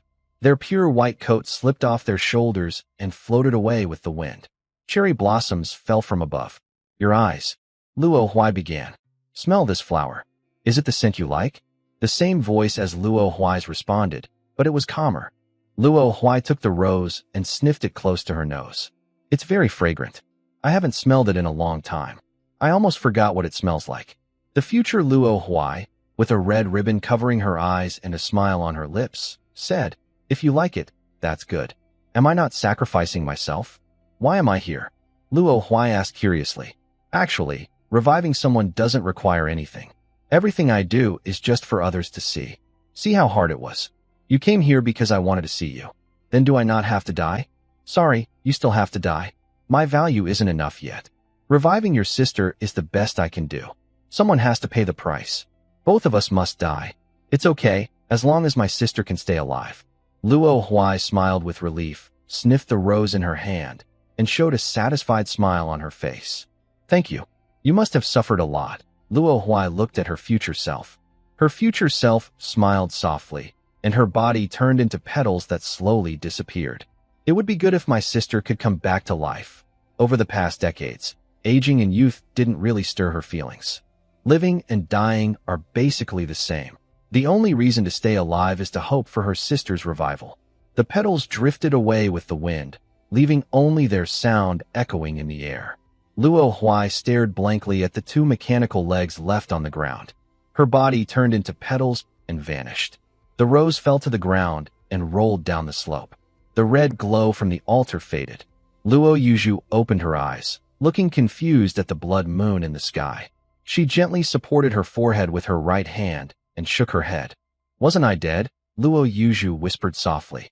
All done. Mission accomplished, said the King of Illusions, turning around. I should go now. He walked over to 1E and embraced her. After about 10 seconds, he released her. In 1Yi's confused state, He placed a pendant around her neck. A special scent of tobacco aroma, made just for you. His gentle voice sounded in her ear as the king of illusions dissolved like bubbles. Why does she like the smell of tobacco you like? Jiang Cha looked surprised. When he thought for a moment and suddenly understood, this was her grandmother's approval. Could it be that in the future, she left Guyang? Guyang drinks every day and gets drunk. Her grandmother couldn't stand it and wanted to bribe her with gifts. When he frowned, this won't do. She should return the gift to her grandmother if she gets the chance. You can't force feelings. Guyang's mouth twitched as he said it was his grandmother. Giving gifts to strangers when she leaves. What about himself? He said it was Wen Yi's grandmother, more or less. Hey, your grandmother left, and she didn't give you anything. Guyang nudged Lu Liang's shoulder. Lu Liang had just called her grandmother with such sincerity. Old Zhang watched with a gentle smile. Lu Liang's face turned red, and he turned around angrily and left. After Lu Liang left, everyone else also departed one after another. Zhao Qing and Luo Yuzhu shared what had happened. By then, Luo Yuzhu was crying uncontrollably. Zhao Qing, standing nearby, looked uncomfortable. He took out a letter from his chest, the envelope still folded by Luo Huai. This is from Luo Huai. I want you to give it to you. Zhao Qing handed the letter to Luo Yuzhu, and then turned to get into the car, leaving Luo Yuzhu alone. The envelope had familiar, elegant handwriting. Luo Huai was not good at studying since childhood, but her handwriting was quite nice. Dear sister, when you see this letter, I will know I have become. Tears streamed down Luo Yuzhu's face, wetting the envelope. The ink on the letter blurred. She quickly wiped away her tears, gentle as if holding a precious treasure. She took the letter out of the envelope. Seeing the words is like seeing the person. Sister, I probably never said thank you to you before. Our parents left early, and you raised me alone, shielding me from storms. When I grew up, I couldn't be your support and only caused you trouble. Are you waiting for me to say thank you? Well, I can't say it. I'm too proud. I can't bring myself to say it. I have to go now to work hard on my career. You know I'm not very smart, so my progress might be slow. Don't come looking for me too early. I haven't succeeded yet. Sister, thank you. If there's a next life, I want to be your little sister again. Smiling face, sister. Sister. Ajia. Oh, Ajia is the best. Luo Huai's voice echoed in Luo Yuzhu's mind. Woo-woo. Bastard. Idiot. I promised mom and dad to take good care of you. How am I supposed to explain to them if you do this? Luo Yuzhu's throat was painfully tight, as if every breath was forcing back tears. In the end, only a few hurried sounds remained. An indescribable stabbing pain struck her deep in her throat. After their parents left, she struggled to get by with Luo Huai. Life was slowly getting better, but she hated the end times, hated everything about it. They were living well, so why? Before King Huanxian left, with this large Buddha statue present, everyone could rest assured that no strange disturbances would occur. They could relax, especially after a fierce battle. Everyone was very tired. After the Star Illusion King left, everyone started to get busy and prepare to leave, since this was the end of the world. The Tower of Heaven had completely collapsed under pressure, but the small residential buildings outside the tower were still usable. Wu Ming had already begun repairing them. As long as there was enough soil and stones, his building skills would soon fix the buildings. Currently, there was no shortage of soil and stones on the ground. Wang Wei's broken arm had healed, and she was walking toward Gu Yang and his group along with Su Hanliang. Are you still planning to go with us? We're thinking of building a new Tower of Heaven somewhere else, like on a mountain peak or a cliff. With Xiao Kuei's floating ability, we can change the tower's structure to make it very safe. It won't happen again, Wang Wei asked cautiously. This incident had seriously damaged the reputation of the Tower of Heaven. The Tower of Heaven is unsafe. Actually, Wang Wei was a bit confused. With someone like Gu Yang, a powerful 5th-rank expert, why was their team disbanding and joining the Tower of Heaven? But she was very eager to have these awakened individuals, as they were all very strong fighters. Right now, the Tower of Heaven was missing combat-type awakened people. They had lost 3 fighting experts and needed to replace them quickly. The Tower of Heaven is unsafe, but the City of Energy is definitely safe.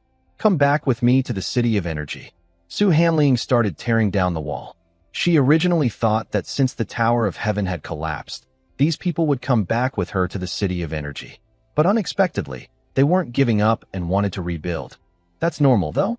The Tower of Heaven's defenses weren't really affected. She really envied the Holy Light Angel. Wang Wei glanced at Su Hanliang, pursed her lips, and said nothing. After all, she was a fourth-rank expert. But even so, her fourth rank seemed quite weak. When facing the flaming skeleton deer, she was completely overwhelmed. But among peers, she couldn't beat the strange ones. A seed of doubt was planted. Even if they weren't fourth rank, they were still very powerful. You couldn't afford to offend them. They had official status. Talk if you want, I'm leaving. I'm not interested, Guyang said calmly, then prepared to stand up and leave. Su Hanliang rushed over and grabbed Guyang's shoulder. Big boss, don't be in such a hurry. Listen to me. Come back with me to the City of Energy. With your strength, you're definitely a leader-level person. In the City of Energy, you're a top figure. Just listen to the command, not the propaganda. Do whatever you want, take whatever you need.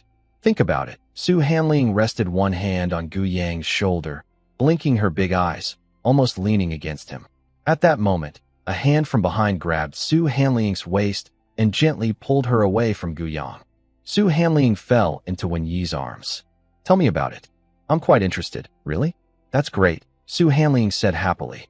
Behind them, Fang Yen reached out and tried to grab her several times, but Su Hanliang impatiently pushed his hands away. Fang Yen fell silent. Can't you tell something's wrong? Wang Wei, seeing this, shook her head helplessly, glanced at Yun Shan lying nearby, and headed toward Lu Liang's car. I love you like a mouse loves rice. No matter how many storms come, I will stay with you. I miss you, think about you. Before she got too close, a familiar song suddenly started playing. Wang Wei paused, listened to the whole song, then turned and left. She felt it was not right to disturb them now. On one hand, Wang Wei thought Lu Liang probably wouldn't leave with them. Lu Liang looked at the blood tears that had lit up a third of his face and sighed. He had tried many love songs, but this one was the most effective. The worst part was, he couldn't remember the lyrics, so the effect wasn't as good as it could be. While Lu Liang was thinking, the blood tears started to fade. He quickly began singing again. He really couldn't stop now. He had to sing until he fully recovered. Judging by the progress, it might take a full hour. He thought about asking tomorrow if anyone knew the full lyrics. He felt he could probably shorten the time. Meanwhile, Guyang left toward his fiery scaled battle vehicle. Seeing a human-shaped plastic mannequin lying on the roadside, Guyang stroked his chin, thought for a moment, and picked up the mannequin.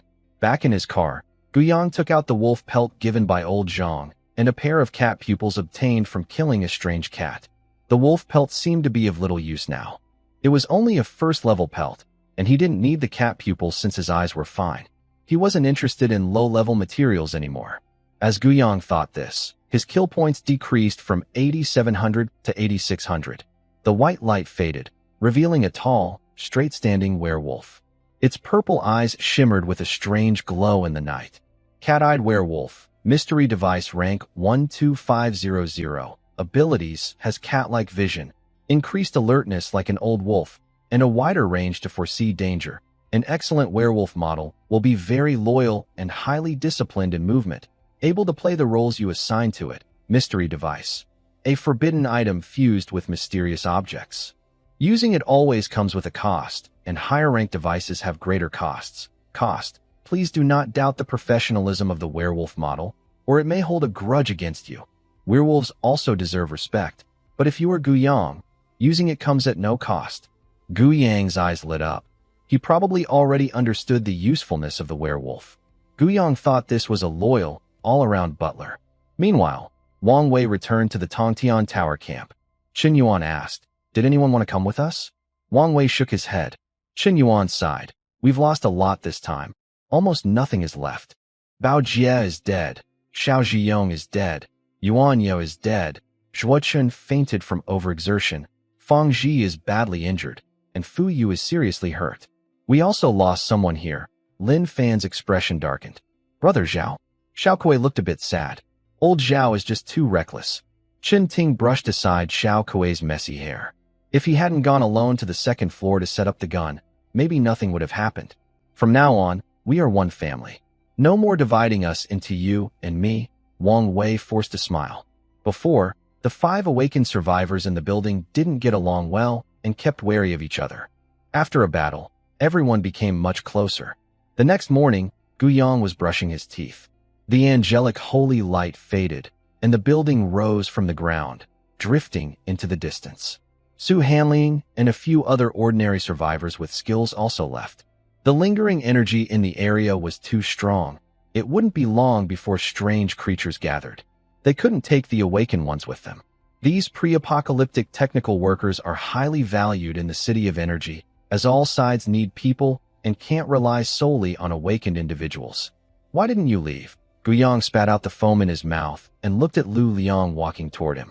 Hasn't Lu Liang always wanted to reach the Heavenly King? The Tower of Heaven still exists. As they said, if they find a dangerous place and rebuild, it will be safer than now. Of course, they must avoid another strange creature like the Mother of Illusions, a 5th-level monster. Why do caring people get hurt by those who are cold? Giving your heart to love only leaves you battered, breaking your wings. Lu Liang looked sad and hummed a song. Enough, stop singing and speak normally, Guyang said, tired of hearing it last night. Lu Liang had no real skill. He sang for over 3 hours, and Guyang's ears were numb. I mean, you're so ruthless. Do you really want to lose the captain? Guyang rolled his eyes and continued brushing his teeth. Lu Liang cleared his throat twice. I studied some things. Let's listen together. Xiao Cheng cooked porridge. Come to my place for breakfast later. Xiao Cheng is Lu Liang's driver. Guyang looked at Lu Liang's back with some suspicion. The iron rooster had plucked its feathers. Guyang entered the tent and froze. Everyone was there. Yin Shan was lying on the ground. Around the table sat old Zhang, Wen Yi, Jiang Cha, Lu Liang, and Zhao Shuang. Zhao Shuang's young face was full of deep thought. Earlier that morning, Zhao Shuang was still unconscious. Zhao Qing was worried and found Jiang Cha. Jiang Cha used Blue Rain to wake Zhao Shuang. As soon as Zhao Shuang woke up, she saw her worried brother and sister Yuju, who had apparently died. The Tower of Heaven, which once soared into the sky, had disappeared. Instead, there were piles of ruins everywhere. Guyang sat down and started eating porridge. Lu Liang put down his empty bowl and cleared his throat. I've studied some things. Eat first, I'll tell you. First, before meeting Guyang, we mostly avoided strange creatures. We only fought back when there was no other choice. Back then, strange materials weren't useful, and fighting them directly wasn't necessary. Later, we started killing strange creatures, and their strength kept growing, eventually surpassing all of us. Lu Liang looked at Guyang and continued. At that time, I thought we were just unlucky. Later, when Guyang easily defeated the flame skeleton deer, I sensed something unusual. The strangeness far exceeded what we experienced, except for Guyang himself. Later, combined with what the woman from the future said about correcting history and changing the timeline, making it impossible for a 5th-level awakener to appear and involving future people interfering in the present to break the balance. I have some guesses. First, about balance. I think it relates to the strange phenomena and humanity's balance. The woman's actions to correct things clearly aim to help humans. So, is it possible that the strange beings are also trying to correct humans? The target of their correction is Guyang. From a game perspective, it's like the difficulty of a dungeon reset depends on Guyang's level, without considering us little players. Guyang put down his bowl, his eyes narrowing slightly. For a while, he even doubted whether he was dirty. Lu Liang's words made sense, but if the strange beings wanted to kill him, he would fight back. Even if they didn't want to kill him, he still wanted to eliminate them. After all, he needed killing points and strange materials. Thinking of this, Guyang suddenly remembered the woman talking about an unknown force invading. Could she be referring to his system? He pondered this, while Lu Liang continued speaking.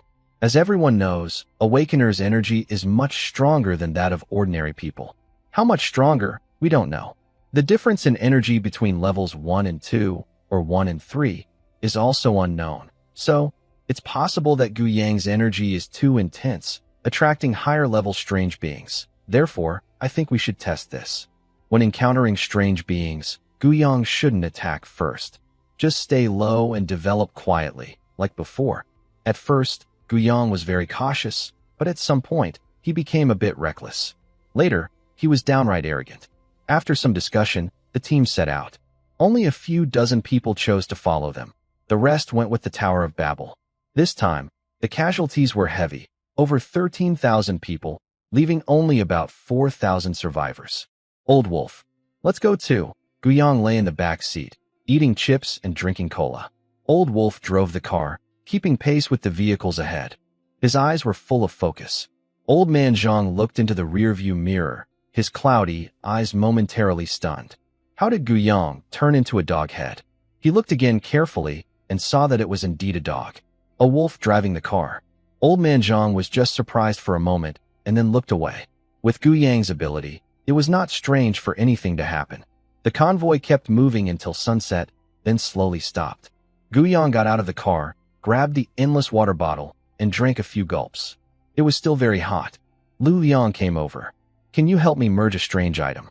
By the way, is that Blackstone still there? Lu Liang smiled and rubbed his hands together. Seeing Lu Liang's flattering look, Guyang knew he wasn't hiding anything. It's here. What do you want? Can I get it back? Lu Liang asked in a pleading tone. In the past, he was afraid the cost would be too high and he would be played out. Now, with the Tears of Guard, if it's just a curse or negative effects, they no longer affect him. What he needs now is to copy the full lyrics and learn how to sing them with deep feeling to gain his wife's love. Love can help him break the curse. So now he regrets it and wants to get the stone back. Of course, you can. But you need 100 second-tier strange items. Then you can redeem the black stone. How about that? Guyang said with a smile. Lu Liang pursed his lips. Guyang had changed. He went from cautious to reckless, from mean to super mean. His mouth was like a black hole swallowing everything. Forget it. I won't redeem it. Lu Liang gave up. He had only been testing the waters. What if Guyang didn't want it after all? Now, it was clear he didn't want it. Lu Liang took out the poison plague gun and a pair of snake eyes, handing them to Guyang. This is your reward. Lu Liang took out a coin, which Guyang took and looked at. No, Guyang shook his head. I forgot to tell you, I'm raising the price. From now on, merging with items of a certain level must use items of the same level as payment. For example, if you merge the snake eyes, which are second tier, you must use second tier strange items as payment. If the same item as before is used as a carrier, then each additional item costs half a similar item, also of the same level. Your coin is only first tier. Lu Liang was stunned, then shamelessly smiled and said, maybe we can start counting from next time. Darn it. Lu Liang cursed silently. Rare high-level strange materials are hard to find, but there are plenty of low-level ones. With Guyang raising the price, the market for low-level strange materials might collapse. Under Guyang's indifferent attitude, Lu Liang left. There was nothing he could do. Guyang had the ability, and he had the right to set the price. Honestly, Lu Liang thought it wasn't too expensive, even though he didn't know exactly how much Guyang's ability consumed. But combining high-level strange materials definitely costs more than low-level ones. Lu Liang sighed. He could gather materials again later. Anyway, Guyang was here, and he couldn't run away. He still had 8,600 killing points and planned to upgrade the flame to the next level. Upgrading to Master Level Flame LV5 costs 5,400 killing points. Proceed with the upgrade? Yes, upgrade. With a thought, Guyang's killing points dropped to 3,200. Flame LV5, Master Level. Temperature, can produce blue flames up to 5,000 degrees Celsius. Ability, can create a flame clone identical to himself. Touching it causes an explosion. Guyang, Bloodline, Second Order Infectious Blood. Upgrading to Third Order Infectious Blood requires 15,000 killing points. Superpower Awakening, Domain Level Mental Power LV6. Concept change. No longer limited to weight but to control, skills, mental impact, mental barrier, mental perception, mental flight, mental restraint, internal destruction, mental domain, material decomposition.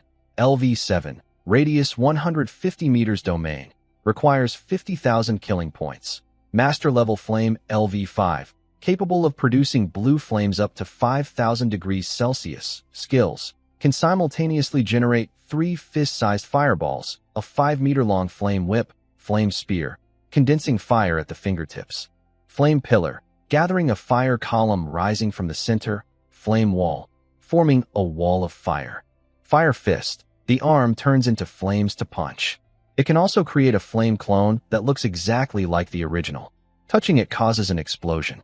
Level 6 Domain Level Fire requires 31,000 killing points, a transformed golden flame that is no longer limited by temperature. It creates a fire domain with a radius of 50 meters. Inside this domain, flames are everywhere. The flames are you, and you are the flames. Within this domain, you are like a fire god. After reaching level 5, the infection blood shows a new upgrade prompt, similar to when mental power reached level 5. Will the third stage of infection blood give rise to a new ability? But what exactly is this infection blood? As thoughts turn, Guiyang remembers that initially, his human bloodline was mixed, meaning he was not a purebred. After upgrading, it became infection blood. Is infection a form of evolution? Guiyang temporarily considers it as evolution, since higher bloodline levels seem to greatly improve personal strength. Guiyang still hopes to gain more abilities, more options, more paths. The Evil Mother is an example. Mental power has little effect on her unless his level is very high. Then he could strike directly with a lower dimensional attack. Fortunately, he still knows a bit about the Way of Flames. Thinking about infection blood, Guiyang recalls the blood of the Star Illusion King, which glows with 4 different colors. Just as he plans to cut his finger to compare a drop, a shout is heard. Not good. Brother Yun has grown hair all over. Guiyang looks toward Yun Shan's location following the sound. The speaker is Yun Shan's driver, hired by Lu Liang. The previous driver has already passed away. Yun Shan's driver faces very high risks, since Yun Shan isn't very smart. When he is smart, he doesn't think about his driver. Yun Shan is still unconscious. The cost of his armor is something Guiyang can't comment on. If no one takes care of him, he might be gone. Guiyang is carefree and not worried at all. He doesn't know how to solve the problem. Well, actually, finding a solution is somewhat difficult for him. If it were Guiyang himself, ignoring the cost of immunity, he wouldn't dare to use it. Falling to the ground without anyone to help would be disastrous. Even if he wanted to use it, he would need a breakthrough, like Old Man Zhang's Holy Fruit or Jiang Cha's Blue Rain, which are breakthrough opportunities. Guiyang walks toward Yun Shan's car. Not only he, but several other awakened individuals have also gathered. There is no way around it. The term, long-haired, sounds very attention-grabbing. Let's see what's going on. A few people pulled Yun Shan out of the back seat of the car and laid him flat on the ground for a closer look. They formed a circle around him. Yun Shan's exposed hands and cheeks now had hair growing on them. The hair wasn't very thick yet, but the most noticeable thing was that even his shiny bald head had started to grow hair. Guiyang thought that it would be very difficult for a hair transplant clinic to help Yun Shan, since his hair follicles were almost gone. He's probably evolving, Old Man Zhang said calmly. Guiyang nodded, as that was the only explanation he could think of. It makes sense that the Titan ape would grow hair. Maybe the cost of evolving increases afterward, because the more ape-like he becomes, the less intelligent he is. Evolving, with higher costs. When he instinctively looked down, feeling that something was going wrong, Jiang Cha, standing nearby, looked at Wen-Yi with a jealous expression. As classmates and close friends, she knew what Wen-Yi was about to do just from her posture. No need to say more about her thoughts. Their understanding of each other was quite frightening. I also think that the cost of evolving might increase. Besides those with broken hands or feet or physical disabilities, many awakened ones have very vague costs. Old Man Zhang agreed with Guiyang, his cloudy eyes showing a hint of bitterness. For example, my own cost. Lu Liang's conscience is also a vague concept, he added. Everyone was curious about Old Man Zhang's cost, but since he didn't want to say, they wouldn't ask. At least, the idea that the cost increases seemed quite accurate. Lu Liang nodded silently. Indeed, the cost was very vague. The conscience that can be deceived and the conscience that cannot be deceived are completely different. These are just guesses. We'll know more once he wakes up, Lu Liang said in a low voice. This speculation really affected his mood. In this apocalyptic world, conscience can be deadly. The Holy Light Angel of the Tower of Heaven's Awakened One is a good example. Her cost was a higher version of conscience, her saintly heart. That's why she hesitated not at all to sacrifice herself and enter the blood-red portal. Even the tiniest creature fights to survive. Regarding the cost of a saintly heart, Lu Liang thought of a saying. Heaven and hell, she has no choice but to accept her fate. Only she is the one chosen. At night, under the blood moon, A few people sat around a campfire. Yinshan was still unconscious, lying nearby. Lu Liang took out a map and spread it on the ground. We are now in the Yunnan provinces in the southwest area. We are heading toward the coastal region of the Pearl River Delta. After reaching the Pearl River Delta, we will follow the coastal cities toward East China. The convoy can't just run aimlessly. It needs a clear direction. The official energy city is built near the sea close to East China, bordering Shanghai. Lu Liang took out a badge, which had a pointer in the center. He continued, "This is the energy city pointer given by Su Hanliang. Later, we can pass by and take a look. The main reason for choosing this direction is that Guiyang wants to see the sea. Coastal cities have strong industries and more food supplies, making it a good choice. The sea should be relatively safe. Otherwise, the authorities wouldn't have built the giant city on the water. It shows the authorities are far-sighted, choosing a place that's easy to defend but hard to attack. Looking at the Sky Tower, it seems very impressive, built anywhere, really. But the destruction of the Sky Tower was just an accident." The group discussed together, and nearby, someone let out a breath. Ugh! Yinshan touched his forehead and slowly stood up. He looked around and was suddenly stunned. Where's the cunning mother? And the Sky Tower? Then he felt something was wrong. The texture was fuzzy and furry. Yinshan's face changed drastically.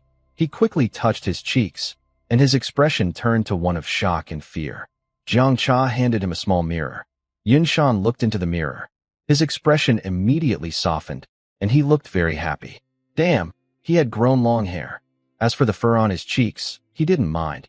He could just shave it later. Guiyang, do you think my hair looks cool? And the fur on my face, is it sexy? Haha, you don't have any fur on your face, so you're not handsome. Yinshan laughed loudly, almost losing his mind. Guiyang, everyone looked at him speechlessly. He accepted it so quickly. I've advanced. Yinshan's happy expression faded. What a pity. I advanced too late. If I had done it earlier, we wouldn't have had to run away. That strange woman was lucky. If I meet her again, I will definitely take revenge. One slap was enough to knock him out, which was really embarrassing. What nonsense are you talking about? Old Zhang said with disdain. Old Zhang, don't doubt me. I'm much stronger now. That's it. I knew it. The cost has increased. Old Zhang sighed, feeling cold inside. People who didn't know might think you've improved 4 or 5 levels at once. Can you stop messing with your hair? Guiyang looked at Yinshan. Used to seeing him bald, Yinshan's current look was really annoying. He looked like a strong, round-faced monkey. Plus, with this golden armor, it was even worse. Honestly, it insulted the image of the great sage in my mind. Why should I cut it back? Yinshan looked confused. He finally grew hair, holding a small mirror to admire it. I want to shave the hair on my face and maybe try some red dye. Don't you think I look like that Super Saiyan 4? How cool is that? Wen-yi, can I borrow your knife? My hair is too hard. I don't think a normal knife can cut it, Yinshan said, touching his facial hair and looking at Wen-yi. It doesn't look anything like that. You actually look more like Nappa, Wen-yi said with a shrug, handing over a blood-engraved gold item. You've actually seen it? Yinshan was surprised. Girls also watch Dragon Ball. That thought flashed through his mind quickly. He then focused on the main point and looked unhappy. How could I look like that bald guy? When he was a bit speechless.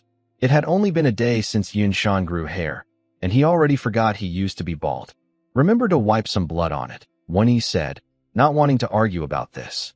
The knife couldn't be borrowed for nothing. Yinshan patted his chest confidently, as if to say, don't worry. As they chatted, the night gradually grew quiet. The campfire's embers flickered. Guiyang returned to the car and took out a strange, palm-sized object that looked like a stomach. This item was obtained from the purple-eyed ghost baby. Although the ghost baby was killed by that future woman, he kept the strange object. Since he didn't get any killing points, this strange item was a compensation for his loss. After hesitating for a moment, Guiyang took out a small cloth bag with a string of beads inside. The gray bag had a Zen character embroidered on it. With a thought, a white glow wrapped around the stomach-shaped object and the bead bag. Guiyang looked excited. If nothing unexpected happened, his worries about not being able to move supplies would soon disappear. The white light faded, revealing a gray cloth bag covered with silver lines. The black Zen character on the bag turned purple. Space bag, eerie device rank, 9748. Abilities, lined inside with the membrane of a purple-eyed eerie infant stomach, the storage space can expand with mental strength. Food stored inside does not spoil. Anti-theft. Only the owner can take items out. If theft occurs, the bag's opening will sprout spiral teeth that bite off the thief's hand. Eerie device. A forbidden item fused with eerie objects. Using it always has a cost, which increases with its rank. Costs. Overloading the bag causes the infant inside to swell and cry sharply. The user must feed it blood to soothe it, or the bag will spray stomach acid, burning the hand. But if you are Guyong, using it has no cost. Guyong weighed the bag in his hand, a happy smile on his face. He hadn't expected a special surprise. Food that doesn't spoil. In the early days of the apocalypse, there were few people and plenty of supplies. But over time, food would rot and spoil. Otherwise, the official granary's reserves could last hundreds of years, but without electricity and supervision, the stored food would quickly mold and decay. Later, without sources of food production, supplies would become scarce. But right now, there were still many supplies. If he casually looted a few large supermarkets, he wouldn't run out of supplies. This solved his last survival difficulty: endless water bottles, a space bag for supplies, and non-spoiling food. It was perfect. He still had two more eerie items, the highest-level eerie objects he had obtained so far. One was dropped by a fourth-rank fire skeleton deer. A pair of antlers and a long, black object, probably a whip. Guyong really didn't know how to use this. Using it to fuse with himself? Impossible. After fusion, would he become a deer? Or a human? Guyong fell into deep thought. Fusing it into his car didn't seem suitable either. Although it's a whip, it's a fourth-rank eerie item, so he needed to think carefully. Using it carelessly would just be a waste. Before the apocalypse, people with weak kidneys bought this to make wine. Should I ask Old Man Zhang for a jar of wine? Although the deer whip is a strange item, it still retains some of its original effects.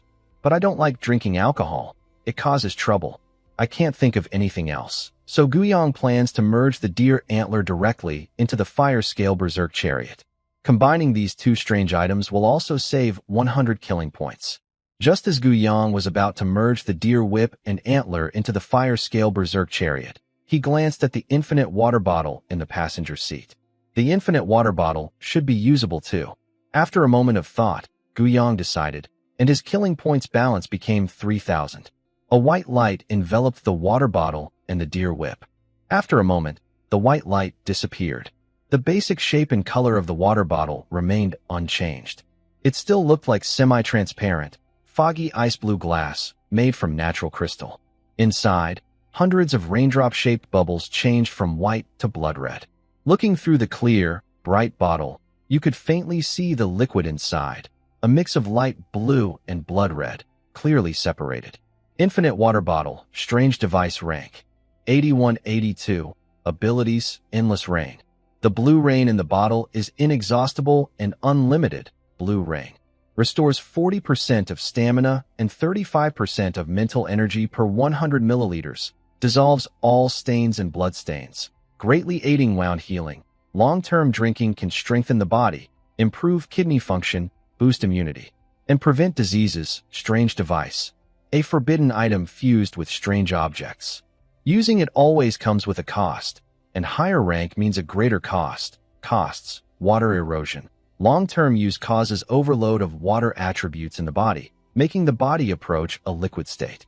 Also, 10 minutes of memory randomly disappear each day. Strong desire. After each use, one must vent their desires within 12 hours. Otherwise, they will suffer a high fever of 43 degrees Celsius for 3 hours. Blue rain is good, but should not be overused, or its effects will keep increasing. But if you are Guyong, using it has no cost. The effects of blue rain have indeed become stronger, as Guyong expected. Each 100 milliliters now restores 10% more stamina and 5% more mental energy. The enhancement is quite significant, but blue rain is limitless, so this improvement seems minor in comparison. However, it is still very useful. If traded, blue rain's value would be higher, allowing for more exchanges. Besides, what was once only helpful for healing wounds now becomes very beneficial after the upgrade. Quickly stopping bleeding after injuries is very important. Not to mention strengthening the body. nourishing the essence and kidneys, boosting immunity, and preventing illnesses, all very useful. Additionally, the compatibility of strange items and the influence of high-level strange items on the cost of lower-level ones have been confirmed again. Because of the fire attribute of the flame skeleton deer, it solves the problem of dehydration caused by sunlight. The randomness of memory loss has changed to a forced 10-minute loss each day. It's unclear whether this makes the effect stronger or weaker. Originally, memory loss was unpredictable. No one knew how much or which parts would be lost. It might be influenced by dehydration under sunlight. Strong desires lead to venting within 12 hours, and a high fever of 43 degrees Celsius lasting 3 hours. These costs are also significant, but Guiyang thinks these costs are small compared to the level and rank of the materials. Yes, these costs are indeed small. Could it be that high-level strange items counteract the effects on lower-level strange materials? Eliminating the cost of lower-level strange materials might also reduce the costs that should appear for the user. Guiyang thinks this is possible, but even if true, it doesn't affect his plans. Strange device. A forbidden item fused with strange objects. Using it always has a cost, which increases with its rank. Even a dead camel is bigger than a horse. No matter how much the cost is offset, it's still a high-level strange material, and the remaining cost can still be deadly. But for Guiyang, it doesn't matter. He only cares about studying. He can't be bothered by costs. Guiyang cuts off his thoughts, holding the antler of the flame skeleton deer as he gets out of the vehicle. The antler is clearly integrated into the car, making full use of it. He consumes another 100 killing points, leaving 2,900 points. The flame-scale berserk war chariot is wrapped in white light, standing out sharply against the quiet, dark night. Many people were awakened by the bright light. Some survivors, annoyed and grumpy about waking up, angrily looked at the source of the light. After seeing clearly, they deflated like broken balloons and went back to sleep. However, many others stayed to watch the scene, their eyes full of curiosity. Some of these were people on the Tower of Heaven and the tall buildings, who had never seen such a sight before. As the bright light faded, the overall appearance of the fire-scaled Furious Chariot remained unchanged. The only new feature was a pair of crescent-shaped horns that reached into the sky. In the night, the thick base of the horns pointed upward, from which grew 7 branches of white, jade-like, antler-like structures. The topmost branch was burning with molten gold-colored flames. Deerfire Furious Chariot, Evil Device Rank, 7999, Abilities, Stone Body. The roof beams, along with columns A, B, C, D, the main beams, and chassis, are indestructible. Regular physical impacts, explosions, and corrosion are very difficult to damage it, greatly increasing the vehicle's overall stability. Flaming Deer Stampede. When the bull charges, flames will gather in front of the horns, forming a fiery, ghostly deer. The ghostly figure will first launch a collision wave, setting the vehicle on fire and making it more aggressive. The chariot will then launch a second charge, smashing through obstacles and burning them away. Dogskin Seat. The seat can automatically adjust temperature, improving sleep quality. It provides a strong sense of security, as if a loyal dog is guarding you. Even if you sleep deeply, the alert of the old wolf will wake you up. Ghost Oil Lamp. When lit, it emits a faint yellow glow that barely illuminates the cockpit. However, the glow can perfectly block all biological sense inside the chariot, including life energy, heat, and mental waves. A paradise bird for mating. Your vehicle will always stay clean and free of dirt or mess. Reverse Scale Fire Prison. Contains flames within pangolin scales, offering unmatched physical defense. It resists piercing, cutting, blunt force, high temperatures, and strong acids. When the scales are attacked, flames burst out from beneath, and broken scales can quickly regenerate. The strange heart replaced the car's engine, providing a continuous, almost endless source of terrifying power. The car no longer needs traditional fuel like gasoline. The tires fused with black hooves are more stable. Your car will never flip over, and the energy efficiency is improved. The duration of the eternal power increases by 12 hours. Forbidden items. These are taboo objects fused with strange things. Using them always comes with a cost, and the higher the rank, the greater the price. Costs. Increased physical restraint, feeling heavier and more oppressive. Flames will drain a lot of moisture from the user's body. Beast spiral. Bull horns trigger rage. Deer horns increase anger. Under the influence of wolf skins, the user becomes extremely proud and may eventually turn into a bloodthirsty creature. Fat of existence. The kerosene consumes the user's anger. When the kerosene runs out, the flames flicker violently. The user has a 50% chance of dying immediately and a 50% chance of becoming a strange creature. If a man gets in the car, you will feel the pain of a bird pecking. Eternal power. The power is eternal, but after the heart runs for 60 hours, it will feel tired. It begins to drain the user's life force as a supplement. The amount drained depends on the speed. The faster the speed, the quicker the tired feeling and the more life force is taken. The car must travel at least 100 kilometers daily, otherwise it will go berserk. But if you are Guyong, you can use it without any cost. After adding some materials midway, the car's basic survival ability is now sufficient. Some costs that Guyong didn't care for, like the sleep-inducing dogskin seats, have disappeared. Adding wolf skins perfectly solved that problem. Horseshoes greatly contribute to the car's stability and engine efficiency. However, deer antlers did not solve the bull horn's temper problem. In fact, they made it worse. Coupled with the wolf's pride, this situation is truly hopeless. To counteract the costs of lower-level strange objects, the first requirement is compatibility. While Guyong was pondering this, when Yi walked over from behind. "What is that next to you?" She wasn't curious about what Guyong was upgrading, but she was quite interested in this wolf creature.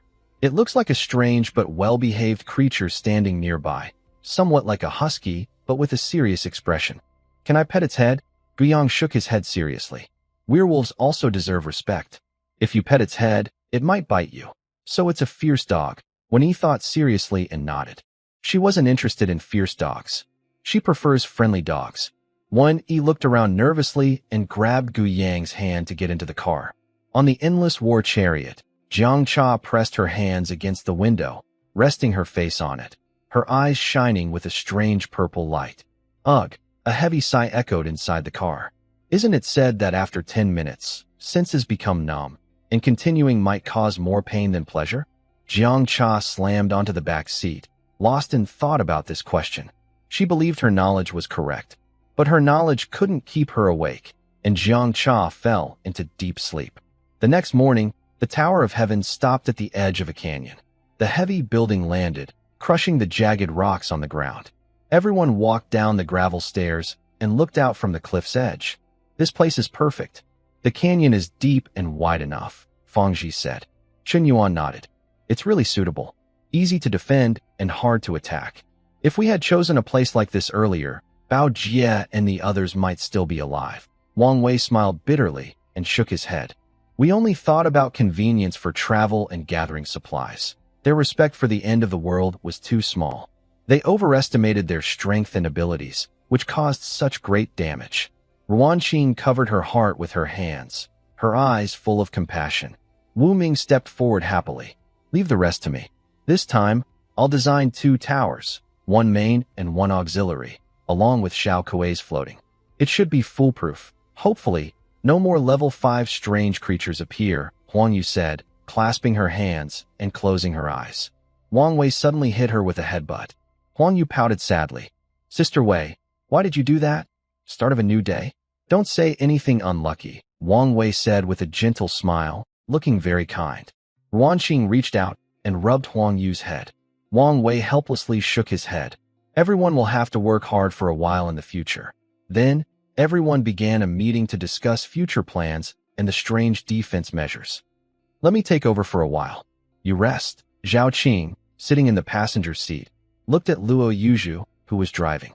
"It's okay, I'm not tired," Luo Yuzhu said with a faint smile, looking at Zhao Qing. Zhao Qing pursed her lips, silently sighing, but she couldn't say anything. In recent days, Luo Yuzhu hardly spoke, only talking when cooking, driving, or organizing supplies. Usually, she stayed silent. Zhao Qing didn't know how to comfort her anymore. If it were her own loved one lost in such a way, she probably wouldn't feel any better either. The end of the world was already depressing. Without a way to release her inner frustration, Zhao Qing worried Luo Yuzhu might get sick from holding it all in. Yuzhu, drink some water. A small, fair arm appeared in Luo Yuzhu's line of sight from the back seat. The cap was unscrewed, revealing more than half a bottle of Blue Rain drink inside. Thank you, Luo Yuzhu said softly, pressing her lips and taking a sip. Before her lips left the bottle, Zhao Shuang's voice rang out again. Finish drinking. Luo Yuzhu paused. I'm not thirsty. Don't waste it. Yuzhu, are we all on the same team? Zhao Shuang asked softly. Luo Yuzhu looked straight ahead, her left hand on the steering wheel, her right hand holding the bottle of Blue Rain, suspended in the air. Zhao Shuang didn't reach for it. She just kept holding the bottle. Of course, Luo Yuzhu replied. Then why do you have to say thank you after taking a sip? Zhao Shuang asked. Luo Yuzhu stopped. She always believed that people should know each other. She had relied on her own hands to get this far and didn't want to take advantage of others. Walls can fall and buildings can collapse. From the beginning, Zhao Qing had helped her once. Later, she had unintentionally saved their brother and sister. Since then, the four of them had formed a bond and stayed together. Later, she carefully collected supplies every time, believing she owed nothing to others. But after Zhao Shuang awakened, she began to feel a bit anxious. She was not as bold as Luo Hua, who didn't think much about anything. Besides Luo Hua, she was very cautious of everyone. Now, for some reason, she rejected their kindness.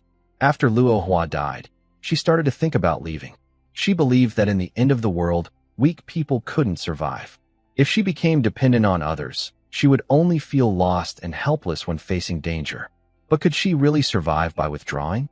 She was a woman, weaker than men, and she hadn't awakened any special abilities. She was anxious, hesitant, and helpless. These feelings were already catching up with her. Yuzhua, you don't need to be so cautious. If you fill your soul with thorns, not only will you hurt others, but you'll also hurt yourself. She and Luo Hua were very close. They often talked about life before the end of the world, sharing some understanding of each other's lives. Luo Hua wanted you to fill your soul's garden with flowers. She told me before that she wanted you to be happy and joyful, but she wasn't capable. When she reached this point, Zhao Shuang stopped talking. Zhao Qing, with her hands behind her head, subtly reached out from her seatbelt and gave a thumbs up. Her sister had grown up. It seemed the old motivational books hadn't been wasted. Actually, after the end of the world, Zhao Shuang also told herself many harsh truths. Zhao Qing usually just responded with a slap on the head. If she weren't her own sister, she might have kept some dignity. Otherwise, you're talking nonsense. That was Zhao Qing's reply. If she added a bit of plant-related humor, it would be even better. Thank you, little Shuang. Luo Yuzhua's eyes shimmered with tears, and a slight smile appeared on her face. I think I've awakened. Zhao Qing. The air inside the car seemed to freeze. Luo Yuzhu raised the bottle filled with Blue Rain again. This time, she didn't just take a sip. Her fair neck and Adam's apple moved quickly as she finished the drink inside the bottle. Zhao Shuang wanted to ask Luo Yuzhu what ability she had awakened, but then something amazing happened. Luo Yuzhu's hair started changing from black to purple at a visible speed, beginning at the roots. It was a dark purple, night purple. If Gu Yang and the others saw this, they would be very surprised. They wouldn't expect Blue Rain to trigger the appearance of an awakening ability. When someone first awakens, their feelings are usually blurry, and the side effects often show within a day. Yuzhu, your hair looks so cool, Zhao Shuang said with bright eyes. Night purple was her favorite color. She had wanted to dye her hair before the apocalypse, but Zhao Qing didn't allow it, saying it was inappropriate, and only the mentally weak dyed their hair. He even threatened to shave her head if she dyed it secretly. A shaved head? No way. Her idea of dyeing her hair was immediately shut down. Hearing Zhao Shuang, Zhao Qing looked up and turned his attention back. Luo Yuzhu seemed stunned. She looked down at her long hair hanging over her shoulders. Her dark eyes looked even deeper, and her face appeared cold and elegant, with a hint of innocence. The sunlight shone on her fair face and her purple hair. Why did your hair change like this? Luo Yuzhu looked confused. It's the side effect, the cost of awakening, Zhao Shuang said with a smile, raising a finger. It's just a change in hair color, not a bad side effect. You'll understand slowly. Luo Yuzhu nodded blankly. Zhao Shuang often told them many things, but not everything. She never mentioned that awakening had side effects. But Zhao Shuang said it wasn't a bad side effect, so she felt relieved. If her sister knew she had awakened, she would probably be very happy. In that moment, fear, hesitation, and confusion disappeared from her chest. She felt much lighter and easier to breathe. Isn't it a bad price? Zhao Qing noticed the details. There is a cost to awakening, even for those with special abilities. But upon reflection, some of the awakened from the Tower of Heaven had injuries. One had a broken leg, and another looked very weak. What is your price? Zhao Qing asked. Don't worry, I can still move well, so my price isn't anything bad, Zhao Shuang said with a smile. It seemed there was nothing unusual. Zhao Qing decided not to ask further, even though he was curious. His sister had grown up, and he needed to give her space and respect. Maybe I should dye my hair later. It's too eye-catching, Luo Yuzhu frowned, looking straight ahead. Everyone else had black hair, but she had purple hair. No matter how you looked at it, it drew attention. Why dye it? Purple hair looks good. You're different now. You've awakened and are changing your identity, Zhao Qing said softly and with a smile. The atmosphere inside the car became lively, with the three chatting casually, breaking the previous tense mood. The heavy worry about the Tower of Heaven crisis and Luo Yao's death, which had weighed on them, started to fade at this moment. Luo Yuzhu looked directly at the setting sun, her mind set on a goal, a direction. The convoy kept moving until the sun disappeared below the horizon, then slowly stopped. Lu Liang's driver, Xiao Cheng, came over, knocked on the window, explained that Lu Liang was calling a meeting, and then left. Perfect. Yuzhu, come with me, he said. After they left holding hands, Zhao Qing looked at the remaining glow of the sunset with a bitter expression. Everyone had awakened now. Is this fate? The more he wanted to awaken, the more the heavens seemed to block him. Is it destiny? But Luo Yuzhu thought about awakening every day too. Zhao Shuang held a nervous Luo Yuzhu as they approached Lu Liang and the others. Her car was at the back of the group of awakened, so she was the last to be informed. The others were already sitting together. Hey, more people, Old Man Zhang chuckled happily. Ordinary people knew they couldn't attend the Awakens meeting, and with her eye-catching purple hair, it was almost certain she was involved. Guyang picked up his teacup and took a sip. Lu Liang smiled warmly again. Our team is really lucky. The Awakeners keep coming one after another. That's great. This person is named Luo Yuzhu. I know him. I saw him when searching for Blue Rain Awakeners before. The two sisters are quite easy to recognize. I was a bit surprised at first. Zhao Shuang had just brought Luo Yuzhu over and was about to speak when Yun Shan casually said, They've awakened, right? Got it. Yun Shan looked very relaxed, as if no explanation was needed. Seeing this, Zhao Shuang sat down with Luo Yuzhu, and the others squeezed to make space. Luo Yuzhu looked at everyone, who seemed a bit nervous. Wen Yi and Jiang Cha both smiled and waved hello to Luo Yuzhu. Lu Liang grinned and said, Don't be nervous. What ability did you awaken? Luo Yuzhu replied, Phantom. I can hide using light and shadows. Let's see a demonstration, Lu Liang suggested. It was hard to understand just by listening. Luo Yuzhu nodded, stood up, and suddenly a faint glow appeared under her feet. Then, a small black hole quietly formed. As the black hole appeared, Luo Yuzhu's body slowly sank and merged with the ground. Her eyes were full of curiosity. This was her first time using this ability. As she sank, the calm black hole around her suddenly grew soft. Flexible black tendrils like seaweed stretched out. The tendrils reached toward the shadows on the ground. In just 2 or 3 seconds, Luo Yuzhu's entire body disappeared beneath the ground, as if she had never been there. Where did she go? Jiang Cha looked blank. Just as Jiang Cha finished speaking, Luo Yuzhu stood up from Zhao Shuang's shadow. Wow! Yin Shan exclaimed in admiration. If he had this ability, he would be invincible. He could stand behind the enemy's shadow and then punch them in the face when they noticed. No matter who it was, he was confident he could defeat them instantly. Since advancing, this feeling has only grown stronger. Could you see her when she slipped into the shadow? When Yi asked Guyang. Guyang nodded. I could see her during the sneak, but when she crouched in one spot without moving, I couldn't see her. Still, I knew where she was. When he nodded, she understood Guyang's meaning. If she didn't move around him and found a hiding spot beforehand, he wouldn't see her. This ability is even better at hiding than invisibility. Can you hide others too? When he looked at Luo Yuzhu, Luo Yuzhu shook her head. No, I can't. When he smiled and said, that's still pretty good. Yinshan looked serious. It's a very strong ability. Lu Liang and Old Zhang also nodded in approval. Luo Yuzhu relaxed a little. She was nervous when Gu Yang said he could see her. She had worked hard to awaken her power. She hoped it wouldn't be a useless ability. Welcome to the team. You're the 8th person to awaken.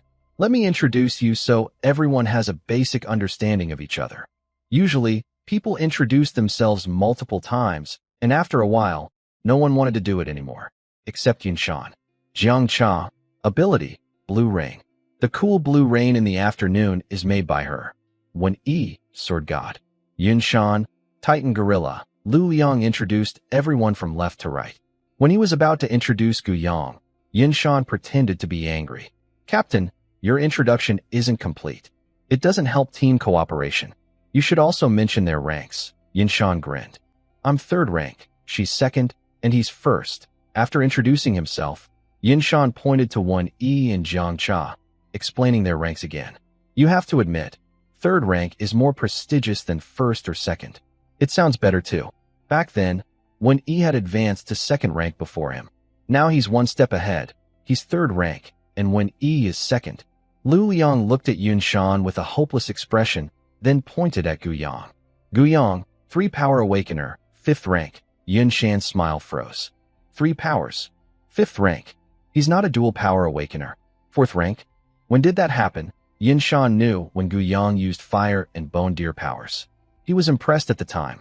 He thought Gu Yang was close to him, just 1 rank away, 1 ability away. But it turns out he was 2 ranks behind, missing 2 different abilities. Does that mean we didn't escape from the Tower of Heaven? Cloud Mountain's face was full of disbelief. Gu Yang was actually on the same level as the cunning mother who had been knocked down with a slap. Actually, he didn't faint at that moment. He was embedded in the wall, trying to pretend to be dead and lie still. But because of the cost of the mysterious golden armor, he fainted immediately. After you fainted, the events that followed.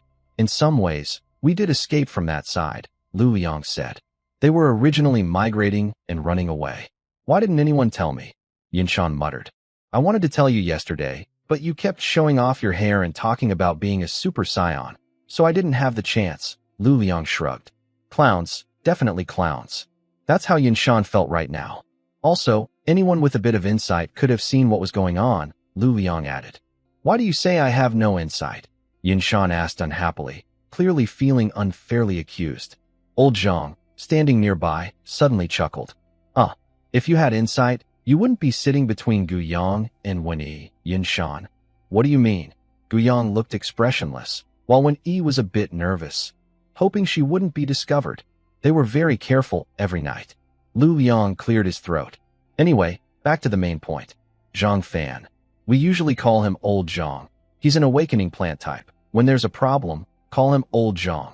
When there's no problem, call him Old Zhang the Elder. A faint sigh sounded. In the team, he hadn't received respect from the elders. No, Jiang Cha called him Grandpa Zhang. What a good kid. No comparison, no hurt. They didn't see him as an elder. My awakening ability is cards. Zhao Shuang's, you should know, is Mirror Eyes. Also, the team has rules. No unjustified bullying of ordinary survivors. Resources found need to be shared because there are support-type awakeners in the team. Lu Liang roughly explained the procedures that needed to be followed. Luo Yuzhu silently processed the information. She was very familiar with the team's rules. After all, everyone knew these rules, both awakeners and ordinary survivors. She discreetly glanced at Gu Yang. 3 abilities awakened, 5th level, almost a cliff-like leap in strength. How did he do it? Next, we will discuss collecting supplies. This meeting is for that purpose. Tomorrow, we will pass through a small town. There is something strange about it, but we will encounter a convoy again. No danger. We need to change the way we distribute supplies. Lu Liang finished speaking briefly and looked at Zhao Shuang and Luo Yuzhu. In the past, distribution was based on work.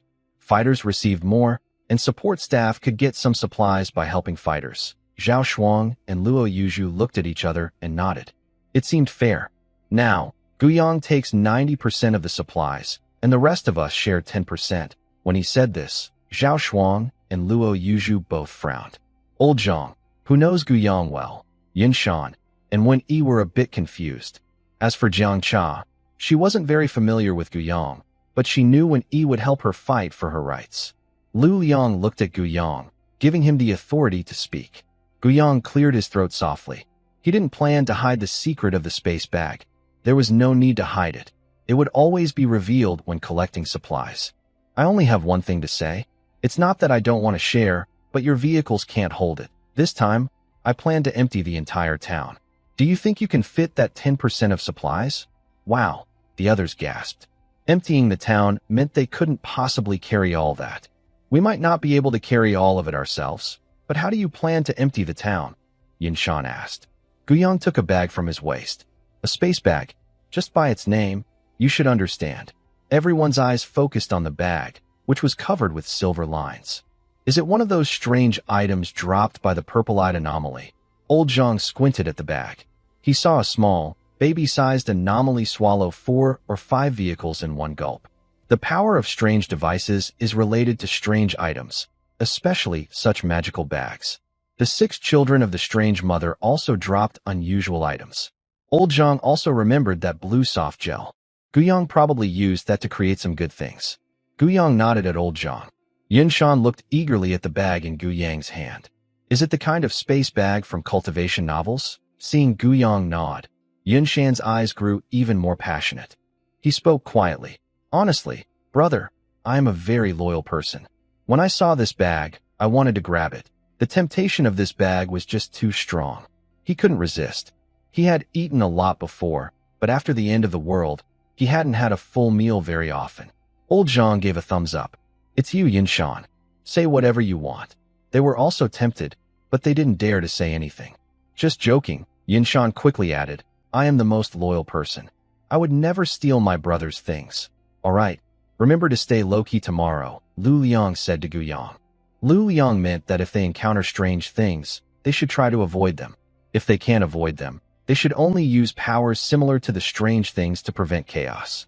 Gu Yang didn't have much opinion on this. Avoiding strange things was impossible. He needed killing points. But he was willing to only use powers of the same level. He still enjoyed pretending to be weak to hide his strength. Anyway, strange things always end up dead in the end. A man's ultimate romance is a fair fight. Gu Yang only drinks water to keep it fair, and his 199 bone-penetrating blackthorn needles are also very fair. Okay, Gu Yang nodded. Then, under the surprised gazes of everyone, Lu Liang asked Xiaoqing to call Zhaoqing over. Xiaoqing ran quickly and soon brought Zhaoqing over. Come, Zhaoqing, sit here. Lu Liang squeezed closer to Old Zhang to make space for Zhaoqing. Zhaoqing sat down beside Lu Liang, feeling a bit surprised. Then Lu Liang's next words made Zhaoqing feel even more awkward. I asked you last time about that feeling. Try to feel it again. Do you feel anything, Zhaoqing? He had spent a long time calming himself on the way here to feel better. Lu Liang's question was like adding salt to his wound. He wouldn't sleep tonight. He would be feeling down for a while. No, he thought. As an ordinary person, he knew he didn't have any special traits. But Zhao Shuang, standing nearby, looked a bit anxious. Captain, does my brother have something special about him? Your brother has many special things, Lu Liang replied. Lu Liang's expression on his face was very serious. What's so special? Zhao Shuang asked, her eyes full of excitement. You're the chosen one, Lu Liang replied. Really? Really? Zhao Shuang and Lu Liang's back and forth made Luo Yuzhu feel speechless. It reminded her of the day at the Senior Activity Center entrance. She was doing part-time work and went home. It started to rain heavily, so she took shelter there. At the same time, an old immortal was also hiding from the rain. She was given the title of the Chosen One, and the old immortal got her money. She and her sister ate instant noodles for 2 days. It was exactly the same. She was still young then, even more excited than Zhao Shuang now. Luo Yuzhu didn't see it, but Zhaoqing next to her looked just as speechless. As everyone knows, there is a type of character in this world, called the protagonist in novels, but in real life, they are called the Destined One. They have 2 main traits, being impressive and lucky. And these 2 traits appeared in our team. Lu Liang became more excited as he spoke. He's impressive, and he's lucky. He pointed to Gu Yang and Zhaoqing. Gu Yang's impressive qualities go without saying, everyone understands. Zhao Qing, I want to call you the vessel of awakening. All 3 people on the team are awakened individuals. Luo Yang also included Luo Yao, because that future woman once said Luo Yao had awakened in the future and was a very powerful awakened person. Vessel of awakening. Zhao Qing couldn't hold back anymore. His mouth twisted, and Luo Yang seemed to be chasing him to kill. He didn't realize how obsessed he was with awakening. After Luo Yang finished speaking, he seemed to remember something and apologized to Luo Yuzhu. Zhao Shuang looked disappointed. She thought there was something special about it. Vessel of awakening. Isn't that just an incubator? Useless. The others listened and suddenly found it very reasonable, especially Yinshan, whose eyes flickered with plans. Faced with everyone's curious looks, Zhao Qing really wanted to die. He was almost scratching his shoes to get them off. He considered himself emotionally intelligent, but he hadn't learned the language of the apocalypse yet, so he couldn't respond at all. Honestly, I suspect you've awakened luck? Lu Liang looked at Zhao Qing seriously. Why don't you pick 2 more survivors to test? Lu Liang thought for a moment, rubbing his chin. Choosing a girl, she needs to be pretty. To control the matchmaker precisely, Luo Hua and Luo Yuzhu are both good-looking. Zhao Shuang is still young, and she looks fine for now. An hour later, Zhao Qing left early, citing the need to sleep. Behind him, Lu Liang's voice was heard. Think carefully. I mean it, don't waste your talent. Guyang was munching sunflower seeds. You know, Tang Seng was less annoying than you, but he found it quite interesting. Lu Liang was good at noticing things. Zhao Qing was indeed lucky. Otherwise, he wouldn't have made it this far. I'm really worried about the car team, Lu Liang sighed, stretching his hands toward the fire. He looked seriously at Guyang. Maybe you should find 2 pretty girls to ride in your car for a while. Who knows? Suddenly, Lu Liang's voice stopped abruptly. He sensed something unusual. A killing intent. Early to bed. Early to rise. Good for health. I'm leaving now.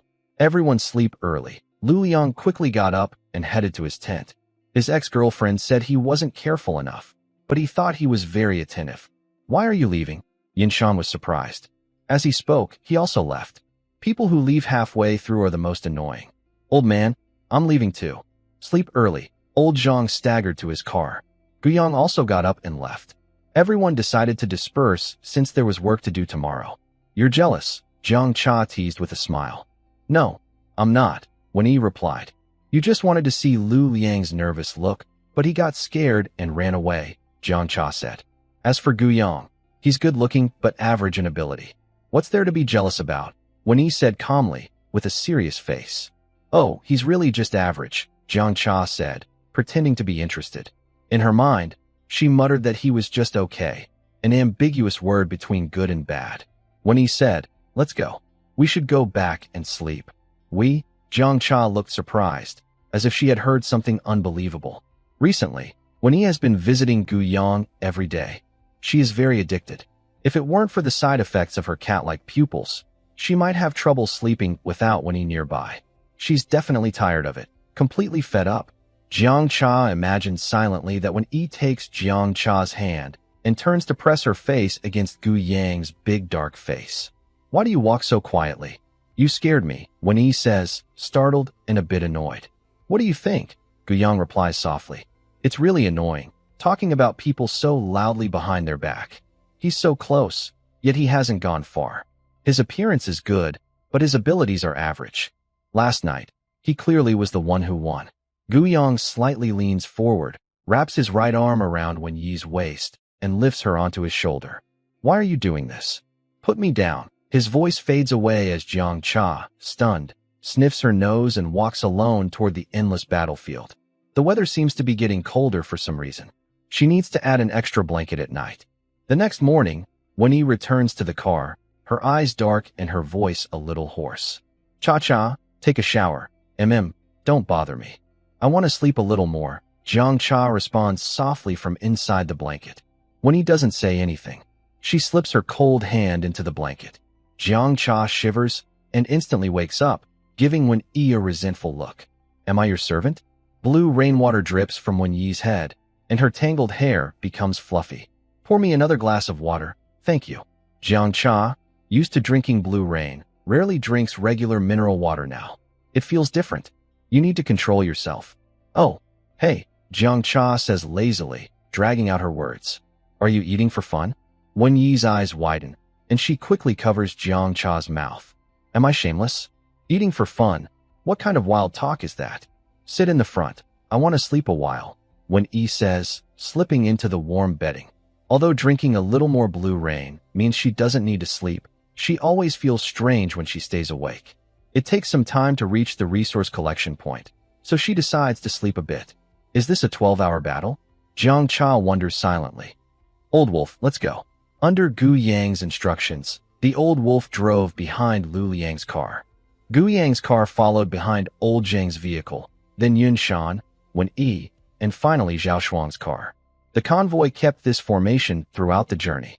Old Zhang said this was safer, but Lu Liang looked angry. The team leader didn't seem to benefit him at all. He had wanted to be Gu Yang's subordinate, but Gu Yang didn't want him. In that moment, he wished he were a woman. The Old Wolf drove the car, while Gu Yang happily covered himself with a blanket. Having a driver was really nice. As for Wen Yi, who liked to talk nonsense, she should be quiet now after being told off. Gu Yang rested his hands behind his head. The inside of the car was very quiet. His thoughts drifted away. If the sky tower hadn't fallen, and he was wandering alone in the end times, what would he feel like? Meanwhile, about 20 kilometers away from Gu Yang's group, a huge steel machine, about 30 meters long and 8 meters high, was moving on the road. The engine roared loudly, like an ancient beast howling. As the steel giant passed, the ground trembled violently. The stones lying quietly on the ground started to jump and shake. At the back of the vehicle, a man with a tattooed arm held a whip in his left hand and swung it forcefully. The whip sliced through the air with a cracking sound and struck a thin man's back. The thin man groaned and fell to the ground, blood already soaking his back. Try stealing again, and next time it won't be just a whip, the tattooed man said. He licked his dry lips and looked at the survivor trembling in the corner, a bloodthirsty smile on his face. We're almost at the next supply point. If you want to survive, search carefully for supplies. As for you, he turned to the man on the ground. If the supplies don't meet my expectations, you know what will happen. After speaking, the tattooed man turned and walked through a simple gypsum door. Inside, there were 3 bunk beds made of iron. One bed was piled high with boxes and clutter, while the other 2 had mattresses with blankets scattered around. The beds were covered in sweat stains that hadn't been cleaned for a long time, turning black in places. The tattooed man passed through another gypsum door, and what came into view was the driver's cabin. Inside, there was a middle-aged bald man wearing glasses, along with 3 other men. One of them had 2 crisscross scars on his right cheek, looking fierce and scary. There was a small, thin man with yellow hair, and another man who looked clean and fair, wearing glasses, with greasy hair pressed flat against his scalp. Hearing the noise, the scarred man turned around and took out a pack of cigarettes from his pocket, giving one to the tattooed man. How's it going? Don't kill anyone, or we won't get supplies. The sound of a lighter clicking was heard. The tattooed man happily exhaled smoke. Don't worry, I won't kill anyone.